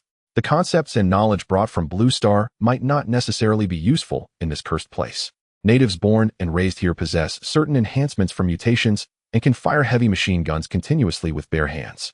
Survivors simply cannot do that. If he were to sink to such a level, it might not make much sense to even consider bombing. Hearing him say this, Quan He secretly opened the tank command manual and found Shixiangxiang through a private channel. Shixiangxiang was also quite surprised upon hearing this. I wasn't aware of this matter. If that's the case, it's quite normal. They wouldn't be able to use the command manual and thus cannot communicate in the chat channel. Achieving such conditions is quite difficult. First, you must give up your tank. It's not as simple as just stepping out of the tank. Either all the vehicles under your name must be destroyed, or you must choose to abandon them, leading to automatic destruction, which would similarly result in losing the tank command manual's functionality unless you can find another vehicle to reactivate it. What difference is there between a survivor who has lost their tank and a chicken? Moreover, I suspect the tanks given to him by the natives do not possess such functions. They must be tanks or vehicles belonging to survivors. It's not easy for a survivor who has lost their tank to encounter a relatively friendly survivor in the wild. Furthermore, this survivor must also have additional vehicles under their name. Meeting so many conditions together, survivors like Zhang Xiaoli are truly rare. Hearing Shixiangxiang say this, Quan He felt that it was indeed the case. If it were that easy to evade void bombings, then that would be too trivial. Alright, it doesn't matter. If I really let myself give up my tank and blend in with the natives becoming one of them, then it's better to forget it. I think old mom might make such a decision. For Quan He, this was merely a small matter and not worth his concern. Shixiangxiang held a different opinion. Not necessarily. If a survivor loses their modular capabilities, even with passion, old Ma wouldn't have the strength to survive under the siege of the mechanical beings. Don't forget our previous speculation. If we hadn't intervened, old Ma's convoy would have already been obliterated on the original timeline. Hearing this, Quan He also nodded silently. Indeed, no matter what one wants to do, strength is always the first priority. Forget it. I estimate that the mechanical troops are about to arrive. Our time is running short. Wu Jiu, how far is the enemy from us? Since he couldn't think of it, he decided not to. After enhancing the armed mining vehicle, at least for now, the combat power of Quan He's convoy has reached its peak. Few infantry transport vehicles have a main gun caliber of 88 mm, which makes this armed mining vehicle stand out with its towering size. After mounting this turret and the long 88 mm tank gun, it does not look out of place. Commander, the straight line distance to the enemy has narrowed to 10 km. Please prepare for battle. The Sci-Fi drone is conducting reconnaissance at an altitude of 1,000 meters, flexibly performing various air assaults on the mechanical beings. The Sci-Fi drone is small in size, more agile, and Wu Jiu is not someone like Shixiangxiang, who can be easily compared. Wu Jiu does not get dizzy in 3D. As a veteran, once the operation of this small device is explained, it becomes second nature. Shixiangxiang, see if we can trade some rocket launchers or similar items with our supplies for those natives, letting them disperse and hide as a backup. By the second phase, such portable single-soldier rocket launchers have become relatively common in trading channels. Their structure is similar to the RPG-7, and when used as an anti-tank weapon, the maximum range can reach 900 m. Of course, accuracy and other factors are another matter. Now is not the time to be frugal. With so many natives, even if half of them have rocket launchers, the damage caused by a surprise attack can be significant. Your fierce beast temporarily falls under He Ying's jurisdiction, with the primary target being mechanical infantry. The mechanical vehicles will be handled by the natives and infantry squads. Let's both get ready and have a go at that big guy. Only 10 kilometers remained, a distance already perilously close. On an endless plain, the enemy could even be glimpsed indistinctly through a telescope. His telescope offered roughly 7-fold magnification. For tactical deployment, he ordered Shi Tianxiang to continue retreating rearward. His armored vehicle stood no chance against a direct hit from a 130 mm howitzer. The interior lacked even basic lining. A solid hit from a high-explosive shell would leave the massive mouse turret intact, yet its crew would almost certainly perish. It was wiser for him to provide fire support from a safer distance. Before that, however, he had exchanged for over 50 rocket launchers, each handed to the native fighters. Each launcher came with only a single rocket, fired once then discarded. Shi Tianxiang departed grumbling under his breath. Damn them. Those bastards seized the moment. Knowing I was desperate, they jacked up prices relentlessly, and others egged them on. Every last one of them. I've memorized them all. They'll soon savor my overpressure banquet. Quan He, by contrast, took it in stride. So long as the goods were sound, a modest markup under urgent circumstances hardly mattered. That was precisely why the computer city hadn't gone bankrupt. He recalled once when his mouse failed. He'd gone there intending to buy a replacement on the spot, naming the exact model outright, only for the vendor to quote 200 yuan without hesitation. Quan He had been stunned. I gave you the precise model. I know full well its standard retail price is just 60 yuan. How dare you charge so exorbitantly? The vendor merely chuckled. I know you understand the market, but I bet you need it now. Quan He turned on his heel and left. He managed with his laptop's touchpad for a day, then placed an order through JD.com's self-operated platform. Delivery arrived the next morning. He claimed a coupon paying only 55 yuan. As a premium member, shipping was free. One party willing to sell, the other willing to buy. That settled it. His thoughts drifted back to the man who'd first approached him to trade food upon his arrival in this world. Had that man disclosed up front that the rabbit meat was irradiated, Quan He, after consulting his crew, would likely have purchased it anyway. Instead, he concealed the truth and later grew belligerent, insisting food is food. Quan He had been furious, like paying 1,288 yuan for service worth barely 288. How could anyone remain calm? Don't hesitate to use these weapons. Once your tube is empty, don't discard it. Post-battle, I'll replenish every rocket. Of the 220-strong force, roughly 1/4 now carried rocket launchers. The rest wielded newly acquired 12 7mm intelligent mech heavy machine guns, ammunition crates materializing out of thin air. The natives reacted with delight and quiet recognition. Indeed, these were the ones who had appeared suddenly. Only they possessed such power. Time had passed. The natives were no longer wide-eyed provincials awestruck by such displays. Upon hearing Quan He's promise, their grins stretched nearly ear to ear. To receive 50 individual rocket launchers, even with just one round per tube, meant a dramatic surge in firepower. Add another 150 heavy machine guns, and their combat capacity leapt exponentially, more than sufficient to overwhelm small patrols of intelligent mechs. And with such a formidable figure leading the assault, their role was simply to coordinate. At worst, they might suffer minor casualties, yet gain overwhelming firepower and armaments. A resounding bargain. No new leader had yet been formally elected. Instead, the former squad leader appointed a successor, someone responsible, level-headed, and worthy of inheriting the powered armor. The 220 fighters dispersed widely across the terrain, concealing themselves within dense thickets. Motionless, they remained largely undetectable to intelligent mech sensors. Mobilized infantry and Yuri trainees likewise fanned out into concealed positions. Urban warfare was not imminent. Retaining foot soldiers nearby served little purpose. Worse, they risked being struck by active protection systems, including interceptors designed to destroy incoming ordnance. At the battlefield center remained only the Type 59G and the armed mining vehicle.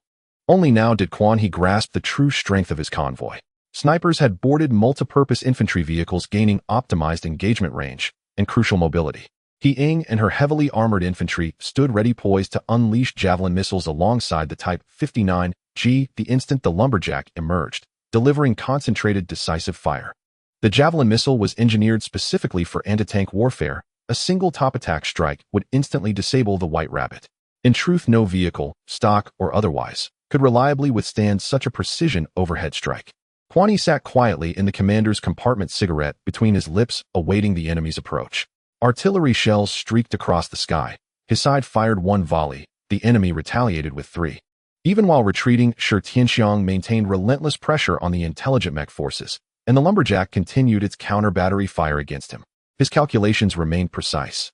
Now he extended barges progressively backward along Shi Tianxiang's predicted trajectory, attempting blind fire to catch him off guard. Yet Shi Tianxiang was cunning. Having served as an artilleryman before his rebirth, he knew exactly how to evade counter-battery detection. After each salvo, he altered course unpredictably, rendering blind fire utterly futile. His objective remained clear: preemptive attrition and fire support. Shi Tianxiang sat calmly inside his vehicle, untroubled by the battle's outcome. Even without consulting any tactical briefing, he knew Leg Brother would prevail. Though he couldn't fathom why this boss-class entity had surfaced so early. In Phase 2, he understood one immutable truth: no boss could overcome a cheater. Even a boss remained bound by phase limitations. In direct combat, none could withstand the White Rabbit's colossal main gun. Moreover, he was certain the enemy remained unaware that Leg Brother now employed a magazine-fed system. No one, neither in this phase nor the next, could survive a full burst from it. Shi Tianxiang didn't know the Type 59G's current internal configuration, but he remembered clearly during the Ruins expedition it had actively intercepted a 380mm high-explosive shell. While active interception at that range differed slightly from passive absorption for a shell of that caliber, the distinction wasn't vast. Yet both the Type 59G and Leg Brother had emerged unscathed, making the lumberjack's trio of 130mm howitzers or even its 380mm mortar far less threatening by comparison. Ultimately, it boiled down to this: 3 rounds from them, 4 from us, and our caliber exceeded theirs by 40mm. So Shi Tianxiang felt no urgency whatsoever. Besides, Wu Jiu, the senior commander, knew precisely where to aim for maximum effect. Battle always arrived without warning. A fusillade of guns roared, explosions unleashed shockwaves that hurled smoke and dust into the distance. The FAMU bore visible wounds, scars inflicted by Shi Tianxiang's first 2 rounds. After that, Shi Tianxiang primarily focused his artillery on Jixia tanks and infantry units. The FAMU's armor was for a 130mm howitzer, unusually thick. Its outer shell of solid steel sealed and protected the circuitry within. It was, after all, a relic of the Golden Age. The colossal lumbering robot looked crude. Yet where others saw crudeness, such mechanical construction often spoke of endurance and rugged reliability. Think of the first-generation Dongfanghong tractors still running to this day. An old single-cylinder walk-behind tractor only begins to show power when it coughs up black smoke. This giant had 3 130mm howitzers rotating in salvo and a lower-mounted autocannon that spat tongues of flame. Shells gouged deep craters in the earth, while a dense rain of rockets, shells, and tracer-laden heavy machine gun rounds raked the colossal frame in an overlapping barrage. The Jixia forces had also taken losses from Shi Tianxiang's bombardment, if they had not crowded together and allowed his guns to strike. Now the Jixia units began to spread out. Jixia infantry screened by armored vehicles surged at the designated enemy positions. In the rear, Tianxiang meant to provide fire support was so absorbed that smoke singed his fingers without his notice. He stared dumbfounded at the footage returned by his low-flying drone. This is getting brutal. Where on earth did those people come from? They see the boss and just rush into attack. On the radio, Quan He sounded puzzled. What? I didn't expect this. I was waiting watching for the attack range, and suddenly a group charged out and fought the Jixia. To be honest, they're pretty brave. Quan He's convoy, fully prepared, was equally astonished. The Jixia had been targeting their convoy. Now their convoy had become bystanders. What kind of arrangement was this? Tianxiang hesitated. Maybe they're after the rewards for this wild boss. Didn't that announcement say? After defeating bosses and clearing ruins, there are generous rewards. Quan He clicked his tongue. They could have come out earlier, leave the boss to them to whittle down. We've bombarded for so long and exchanged so many rocket launchers and heavy machine guns. Wasn't that all to be safe? We've shelled and resupplied, made every preparation, and now a band of survivors just runs out. Quan He was angry. Isn't that taking advantage of honest folk? Also, if multiple teams join this fight, won't the reward be split? Tianxiang did not hesitate. Of course it will. Damn, we didn't intend to fight, we were trying to avoid it. They didn't come out then, and now they barge in and spoil it. Notify them over the radio and tell them to get lost. Quan He's temper tightened. They were strong opponents. Any misstep could cost blood and lives. It was like spending ages sifting through rough footage and finally opening a promising clip only to find it turn into nonsense at the crucial moment. How could a single expletive capture it? It's strange, the Sci-Fi drones didn't detect them. Where did these guys spring from? Wu Jiu. No, Commander, my attention was fixed on evading attacks and pinning the enemy coordinates. I did not monitor other directions closely. It was my dereliction. Please punish me. Wu Jiu's tone was sincere. After all, control of the Sci-Fi drones was in her hands. Forget it, Wu Jiu, you're no god. They'll get you more drones to watch each direction. Wu Jiu's words drained most of Quan He's anger. He could not blame her. She was doing what he himself could not. Calming down and thinking it over, this incident might not be all bad. Though the rewards might be divided, the risks were likewise shared. In the wasteland, prudence prevailed. At least this way they might secure their share without catastrophe. Forget it. No need to contact them. Quan He snorted coldly. He bring an infantry squad forward with caution and close in. Zhang Xiaoli and I will advance directly, prepare to strike the FAMU Zhe from the flank. Xiangzi, you may continue firing. You focus your attack on the FAMU Zhe this time. With the other convoy present, we need not worry much about additional Jixia armored units. Multi-role infantry vehicles stand ready to support, but do not fire rashly. Await orders. Quan He was composed now, issuing a string of commands. Tianxiang acknowledged. Zhang Xiaoli acknowledged. He acknowledged. The encirclement began to close with the forward push of the 59 modified vehicles. The Shu-100 self-propelled howitzer resumed belching flame. The FAMU Zhe, firing wildly, took a direct high-explosive hit. It could not help it. Its bulk made it a slow target. If those shots missed, then Tianxiang might as well stand down. His 130mm howitzer had respectable range and accuracy. Seeing that artillery, the convoy locked in combat with the Jixia suddenly felt the pressure ease. After this barrage, the FAMU Zhe immediately turned toward Tianxiang's position and launched a howitzer round. Wonderful. The gun chased by the Jixia didn't flee. It's cooperating with us. Quick. Try to contact them over the radio. If we join forces, we can earn a handsome reward for this thing. That guy still has some conscience. He didn't just abandon us and run, and we did draw fire for him. Enough talk. What's the point? We are all survivors scraping by in the wasteland. If we have the strength to help, we do so. If we cannot win, we retreat at once. A joint squad watching the duel with the giant robot assumed this force was pursuing survivors. Seeing the exchange of fire and counterattack, they concluded as much. From the weaponry on display, it was clear those were 130mm guns. The locals could not field such firepower. To cover the other side and seize the boss reward, they brazenly struck the Jixia from the flank. Because the Jixia had fixed on Quan He's convoy, they paid no attention to the flank attackers, granting them a crucial opening. One thought they were supporting a retreat, another thought they had come to loot the kill. In this peculiar way, a curious cooperative assault took shape. This convoy indeed possesses some capabilities. They seem to be the most formidable group of survivors we've encountered so far, Quan He observed thoughtfully at the images displayed by the drone. Initially, he thought it was just a regular convoy made up of survivors and natives, but as they approached, he discovered that there were no natives present. A convoy entirely composed of survivor tanks.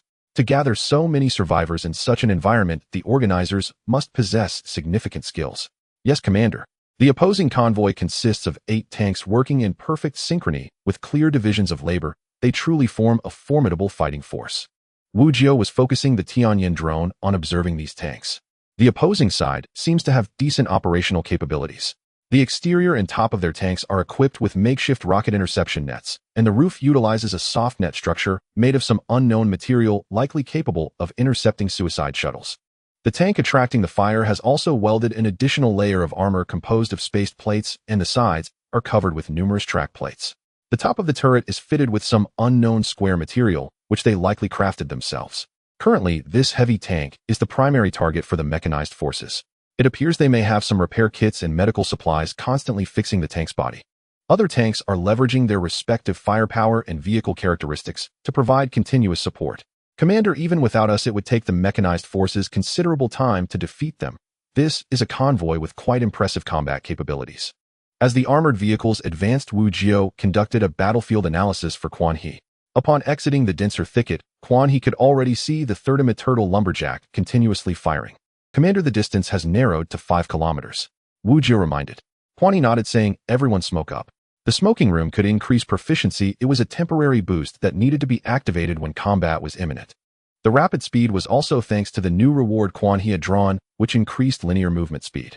The segmented tracks greatly enhanced terrain adaptability. It was this powerful engine akin to that of the 99A that enabled such speed. However, considering that the 99A weighs only 55 tons, the now modified 59 with the large roller far exceeds this weight. Even so, improvements to the suspension and tracks obtained from the lottery contributed to this effect. Wu Jiao, where do you think our first shot would be most effective against the enemy? The entire vehicle is combat ready, and those heroic crew members are seasoned veterans ready to enter combat at any moment. Uncertain of the enemy's core, to be safe, we should first disable their main weapon. During this time, Wu Jiao had thoroughly observed the lumberjack through Tianyan, so he was well prepared for Quan He's question. First, aim at the connection point of their right arm and main body. We can slightly adjust the trajectory toward their main body to avoid missing. Quan He tightened his grip on the handrail during the magazine loading halt, shooting 4 rounds of armor-piercing shells. The gunner replied, order received.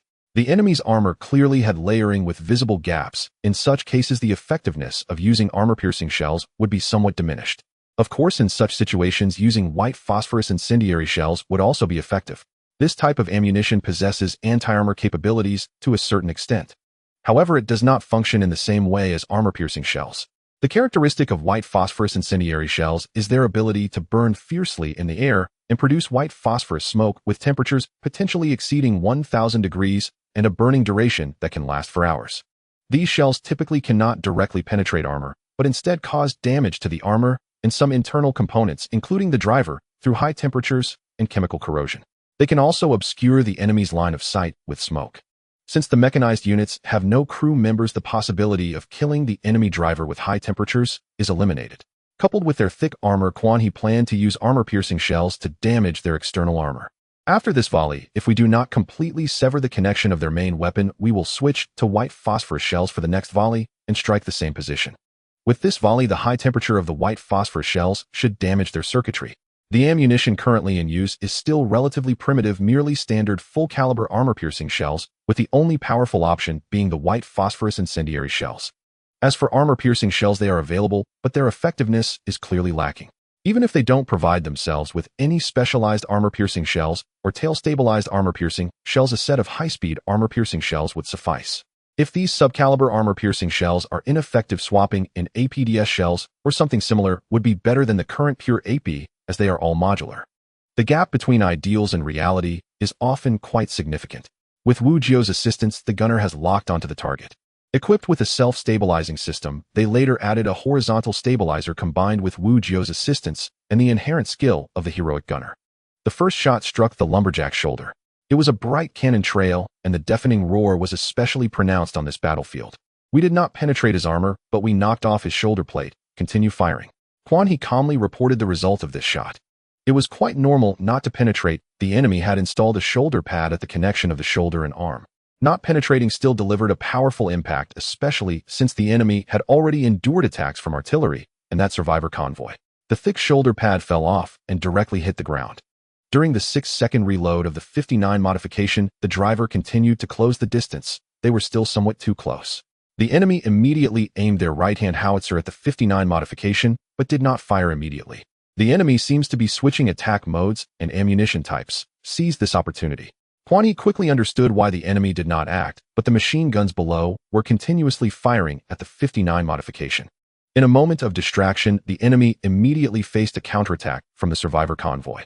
Meanwhile, an armed mining vehicle surpassed the 59 modification from another direction, pushing the large roller toward the battlefield. The long 88mm gun was also active. Even though the enemy was a few kilometers away, the third turtle giant didn't even need to aim precisely. However, the enemy clearly could disregard Zhang Shaoli's meager firepower. At this moment, his focus was on those mechanized combat vehicles, hoping to attract some of the enemy's fire. After all, this vehicle was exceptionally tough. Boom, another loud explosion, a cannon trail accurately hit the previous target. That spot visibly erupted with flames. Penetrated, but the enemy has not lost mobility. Continue firing. Quan He was prepared to endure the incoming artillery. At that moment, the opponent suddenly adjusted its direction and the dense machine guns began to fire towards the distant sky. He Ying, well done. Quick, the third shot. Quan He shouted. He was unsure if he could withstand the 3 shots fired from above. The duration of 6 seconds varies based on the situation. For instance, it seems fleeting when engaged in trivial matters. However, during a sprint or battle, those 6 seconds feel extraordinarily prolonged.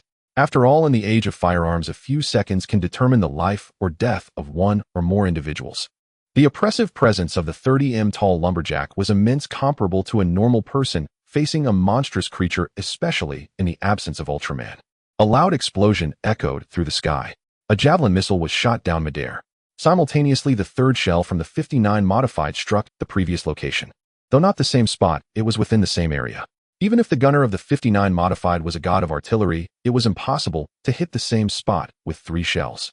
This shell created a cloud of debris and the lumberjack's right arm lost its ability to maneuver. To the side, a multifunctional infantry vehicle released He Ying and 3 other heavily armed mobilized soldiers. With a fierce gaze, He Ying commanded, "Continue firing, do not give the opponent a chance to attack the commander." This javelin missile was naturally launched by her. As a qualified infantry squad leader, one must understand when to provide fire cover for the vehicle or draw enemy fire. At the same time, the 3 other heavily armed mobilized soldiers lifted their javelin missiles. Do not fire indiscriminately, pay attention to the situation. Once you see this behemoth attempting to attack the commander, then fire the javelin missile, but do not fire together. Your goal is to attract fire for the commander and create an opportunity for an attack. The other 3 nodded immediately. Understood, squad leader. The magnetic storm infantry, increase your speed. Close the distance to within firing range at all costs and cause a short circuit for the opponent as much as possible. It's just a 30m tall lumberjack, it can't turn the world upside down. If sure, Tianxiang's confidence in Quan He came from his understanding before and after reincarnation. Then He Ying's confidence in Quan He was blind. She never believed that her commander would fail. Quan He's 3 consecutive shots along with the support of the convoy were not in vain. The lumberjack's right arm could no longer be lifted. Although it could still fire, it could not adjust the angle through the right arm. To change the shooting angle, it could only move its body to guide the right arm. It swept its fire towards this side, and then turned its gaze back to the 59 modified. The 3 consecutive shells from the 59 modified led the lumberjack to deem it the greatest threat, necessitating its immediate destruction. The intelligent mechanical units engaged in battle with the survivor convoy began to split up and march urgently towards the 59 modified. Meanwhile, the lumberjack itself turned its body to aim its right arm's cannon at the 59 modified. 4th shot. We must render the opponent's right arm inoperative. After firing, switched to white phosphorus incendiary rounds. The gunner with a cigarette in his mouth remained calm, even when he saw the opponent's 130mm howitzer aiming at him. 4th shot, armor-piercing round fire. Boom, boom. The revolving howitzer and the 170mm anti-tank cannon roared simultaneously. The opponent had clearly switched to armor-piercing rounds. As a howitzer, it can switch between different attack modes based on the battlefield situation. It can launch long-range strikes against targets behind cover or aim for direct hits to destroy the opponent. It can fire both conventional shells and armor-piercing rounds. To counter enemy artillery, one must use shells. To eliminate tanks from high to low, armor-piercing rounds are essential. Meanwhile, the APS scanned and calculated the trajectory of the armor-piercing round, and a large amount of shrapnel was expelled. The interception was successful. This armor-piercing round collided with a substantial amount of shrapnel, altering its trajectory and ultimately failing to hit the 59 modified. Meanwhile, the last armor-piercing round from the 59 modified struck the lumberjack's right shoulder. The advantage of the large caliber became evident at this moment. Although there was no explosion, it generated a large amount of debris. Clearly, this armor-piercing round had penetrated deep into the shoulder. Well done. Switch to white phosphorus incendiary rounds. Kwani was very satisfied whether it was the active interception or the gunner's shooting accuracy and the results of this volley. The lumberjack from the Golden Age was indeed sturdy and durable. Even with AP rounds experiencing distance attenuation, they were still 170mm armor-piercing rounds. The lumberjack's right shoulder withstood 4 shots before being heavily damaged, demonstrating its armor thickness. Of course, if a 170mm large caliber were to fire tail-stabilized armor-piercing rounds, Kwani could guarantee that this volley would certainly cause it to lose its right arm and shoulder. The effects of this volley were also quite significant. The right-hand machine gun and the revolving 130mm howitzer had already fallen silent. This indicated that the last armor-piercing round had penetrated the lumberjack's fire control system. Now the 30mm tall lumberjack could only rely on its 15mm long 5mm wide chainsaw as a weapon. It trudged heavily towards the direction of the 59 modified. It no longer focused on the attacks from the convoy. The Kwani convoy itself was its target, especially after realizing the high level of threat posed by the opponent. The lumberjack had firmly locked onto Kwani's 59 modified, rendering everything else unimportant. Even the 170mm anti-tank cannon needed to fire 4 consecutive shots in one location to damage its internal circuits. It goes without saying for those rounds below 130mm caliber. Moreover, unless one has participated in relic activities, the maximum caliber available for contact is only the 130mm howitzer, and the maximum caliber for tank cannons does not exceed 125mm. This is also the maximum caliber for intelligent mechanical non-artillery vehicles at the current stage. At least currently, after equipping howitzers, the generated ammunition options are limited to shells and fragmentary armor.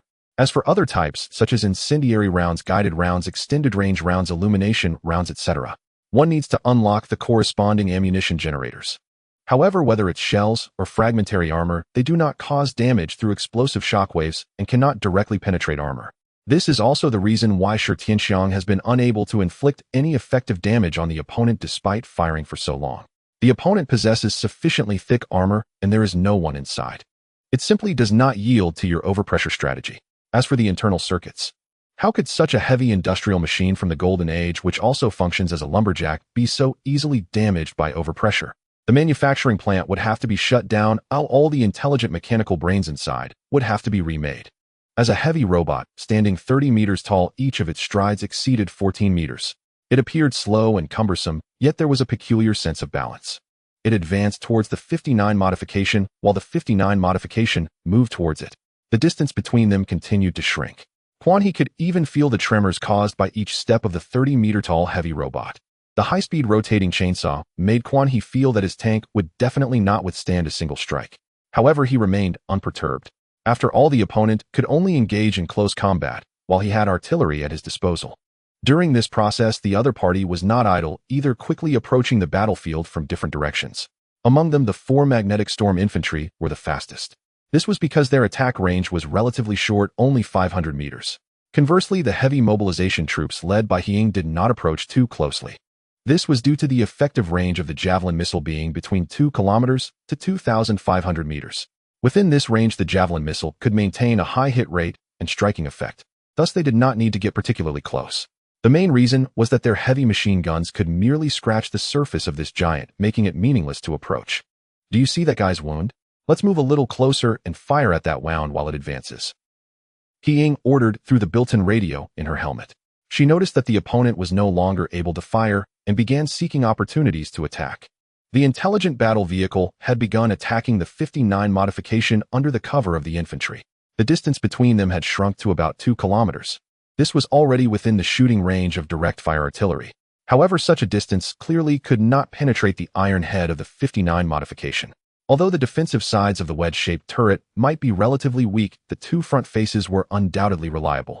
Even without the box-type external armor, those tank cannons under 130mm caliber could not penetrate.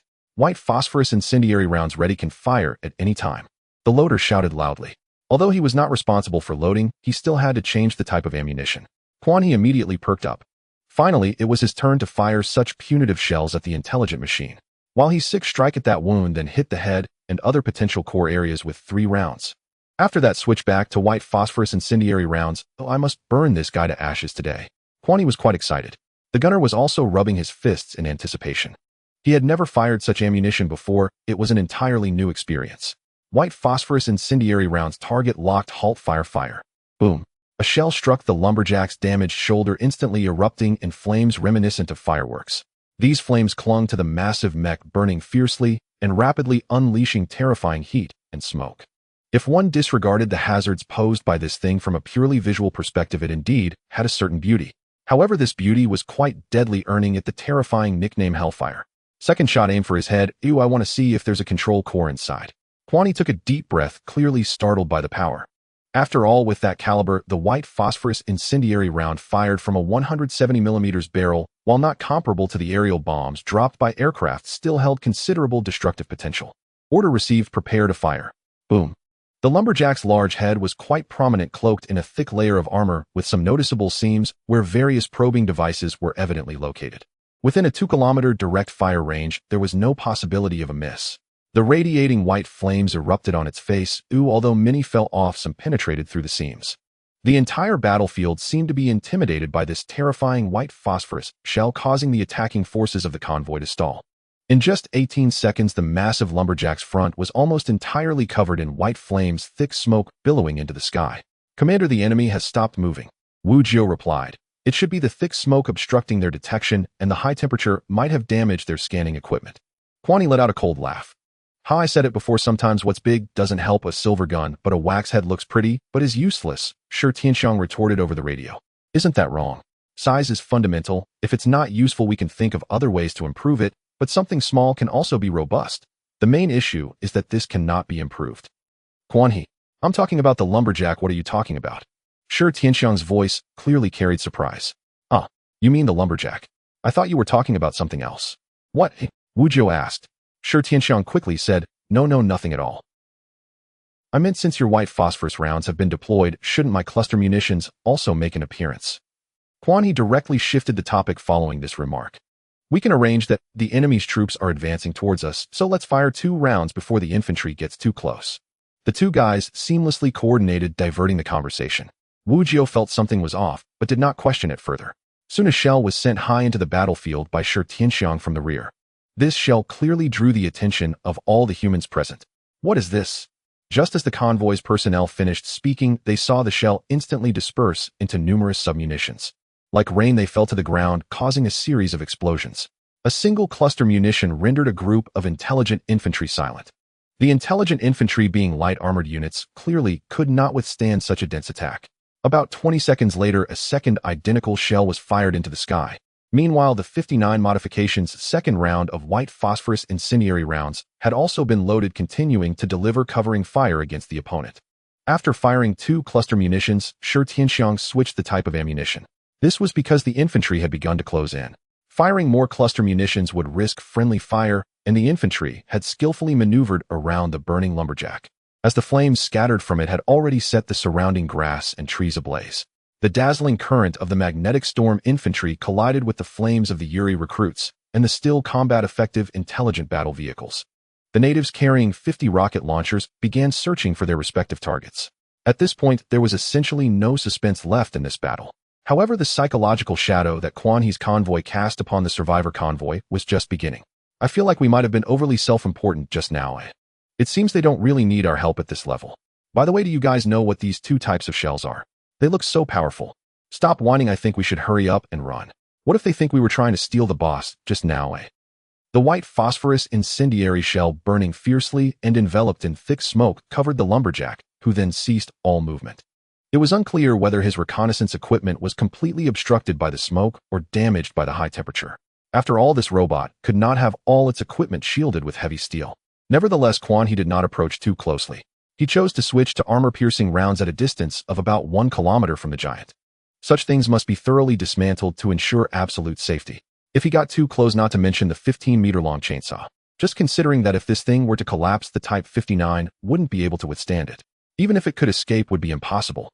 It was better to destroy it from this 1 kilometer distance. The Type 107 rockets and the Type 105 recoilless rifles were not used. The current main gun's firepower was sufficient, and those could be used to fill in the firepower gap caused by the heavy loading. After all, there were other intelligent mechanical forces present, along with a survivor convoy with ambiguous intentions. 8 tanks indeed had some capabilities. Shi Tianxiang had switched back to artillery shells, using fire support to cover the advance of his infantry. The sniper inside the multifunctional infantry vehicle took down one child with 2 shots. To hit the intelligent mechanical warriors, one must strike vital points. After all, they did not have the concept of being wounded, as Quan He's infantry intervened in the battlefield under the cover of the armed mining vehicle. At least in terms of numbers, humans had already surpassed the intelligent mechanical forces. Numerous intelligent mechanical infantry were taken down by those 2 cluster munitions. Although the caliber was only 130 mm, it was still a cluster munition, and its expected effects were certainly not diminished. The electromagnetic infantry finally unleashed their current upon the lumberjack. With fire raging above and electricity discharging below, the lumberjack seemed to be thrown into a state of stress. He bent down, twisting his body, swinging the chainsaw in his hand. Wherever the high-speed rotating chainsaw passed, the ground surged, weeds flew, and everything within his attack range was destroyed. Fortunately, our soldiers engaged from several hundred meters away, and while his chainsaw was terrifying, it ultimately proved to be futile. The battlefield was filled with howling rockets and heavy machine gun fire mixed with tracers as vibrant red and blue tracer lines crisscrossed, continuously sweeping over the intelligent mechanical forces. The survivor convoy was also startled by the sudden eruption of firepower, especially the armed mining vehicle that rampaged through the intelligent mechanical forces, which had almost no defensive weaknesses. The large roller seemed to transform into a gateway to another dimension. Any existence along its path was crushed, and the machine gun on the roof continuously fired, shattering the intelligent mechanical infantry. The machine gun and the tank gun on the roof operated independently, neither hindering the other. The machine gun targeted infantry, while the tank gun targeted vehicles. As a long 88 mm anti-tank gun tested in World War II combined with its unparalleled defensive power, if the little mustache saw this, he would certainly pound the table and exclaim that this was the kind of vehicle he desired. Considering the armed mining vehicle as the base, this vehicle was by no means inferior to the current T1 and T2 level tanks, mainly due to its bewildering materials, which were incredibly tough. The intelligent mechanical forces' main guns, averaging around 100 mm in caliber, barely made the heavy chassis sway. Armor-piercing rounds, high-explosive rounds, and everything else the intelligent machines had were useless against this reinforced, armed mining vehicle. Sure, Tianxiang, keep an eye on that survivor convoy. If the enemy makes any unnecessary movements, fire directly, without waiting for orders. The Type 59 began heavy loading again. Quan He leaned against the commander's seat, watching the images on the display screen while rubbing his fingers. The smoke had long since extinguished, and he did not reignite it. He was just a talker while the gunner had not stopped smoking. With the automatic transmission and automatic feeding system, once the battle began, the gunner inside the vehicle bore the most fatigue. Even with Wu Jiao's assistance, aiming and shooting required a significant amount of energy. Firing was simple, but hitting accurately was not. Get ready, and let's aim to crush that guy with 2 volleys. Up to this point, the shells fired from the Type 59 at the lumberjack were not few. From the various fragments scattered on the ground, it was evident that the lumberjack had already suffered severe damage. Now reduced to cold weapon combat, he resembled a beast cornered with nowhere to escape. Flames not belonging to the white phosphorus incendiary shells finally erupted from his body. On the other side of the battlefield, 5 berserk beastmen charged into the fray. They roared as they swung their fists comparable to steel, directly pouncing onto the intelligent mechanical vehicle. With their feet planted on the vehicle's body, they raised their fists high and then smashed down. Smash it for me. The turret of the intelligent mechanical vehicle instantly caved in, and then they bent down with force, wrenching off the cannon barrel. They howled as they wielded the cannon turret in their hands, as if gripping a warhammer. Bullets from the intelligent mechanical soldiers struck them, causing bursts of green blood to spatter. Not only did it fail to inflict significant damage, but it also made them even more frenzied. With the turret in hand, they could easily break the intelligent mechanical infantry's heads with a single punch, even without that detached turret. Bright cannon trails streaked across the sky. Round after round struck the lumberjack. Under everyone's gaze, the lumberjack, nearing his end, collapsed heavily to the ground, sending a violent tremor through the earth. One of the 4 shells detonated his internal ammunition depot. The chain reaction of the ammunition depot explosion sent burning white phosphorus from the lumberjack flying far away. Several indigenous soldiers nearby were also splattered with it. The heart-wrenching cries were enough to bring tears to witnesses. They exhausted all means they could think of to extinguish the flames. 2 volleys of white phosphorus incendiary shells struck within a 30-meter radius, and the phosphorus content was deadly for ordinary people. This hellfire that ignites upon contact with air can only be extinguished once it has completely burned out. Given the current situation, anyone who comes into contact with it would undoubtedly perish. Are you all just going to watch? Quan He couldn't help but complain over the radio. If that stuff sticks, there's no saving it. It's better to give them a quick end and spare them some suffering. After all they are fighting for us now, don't they deserve some consideration? Kwani had never truly grasped how tragic it was for the living to be ignited by white phosphorus. But at this moment, he deeply felt why such munitions needed to be constrained. It was truly horrific.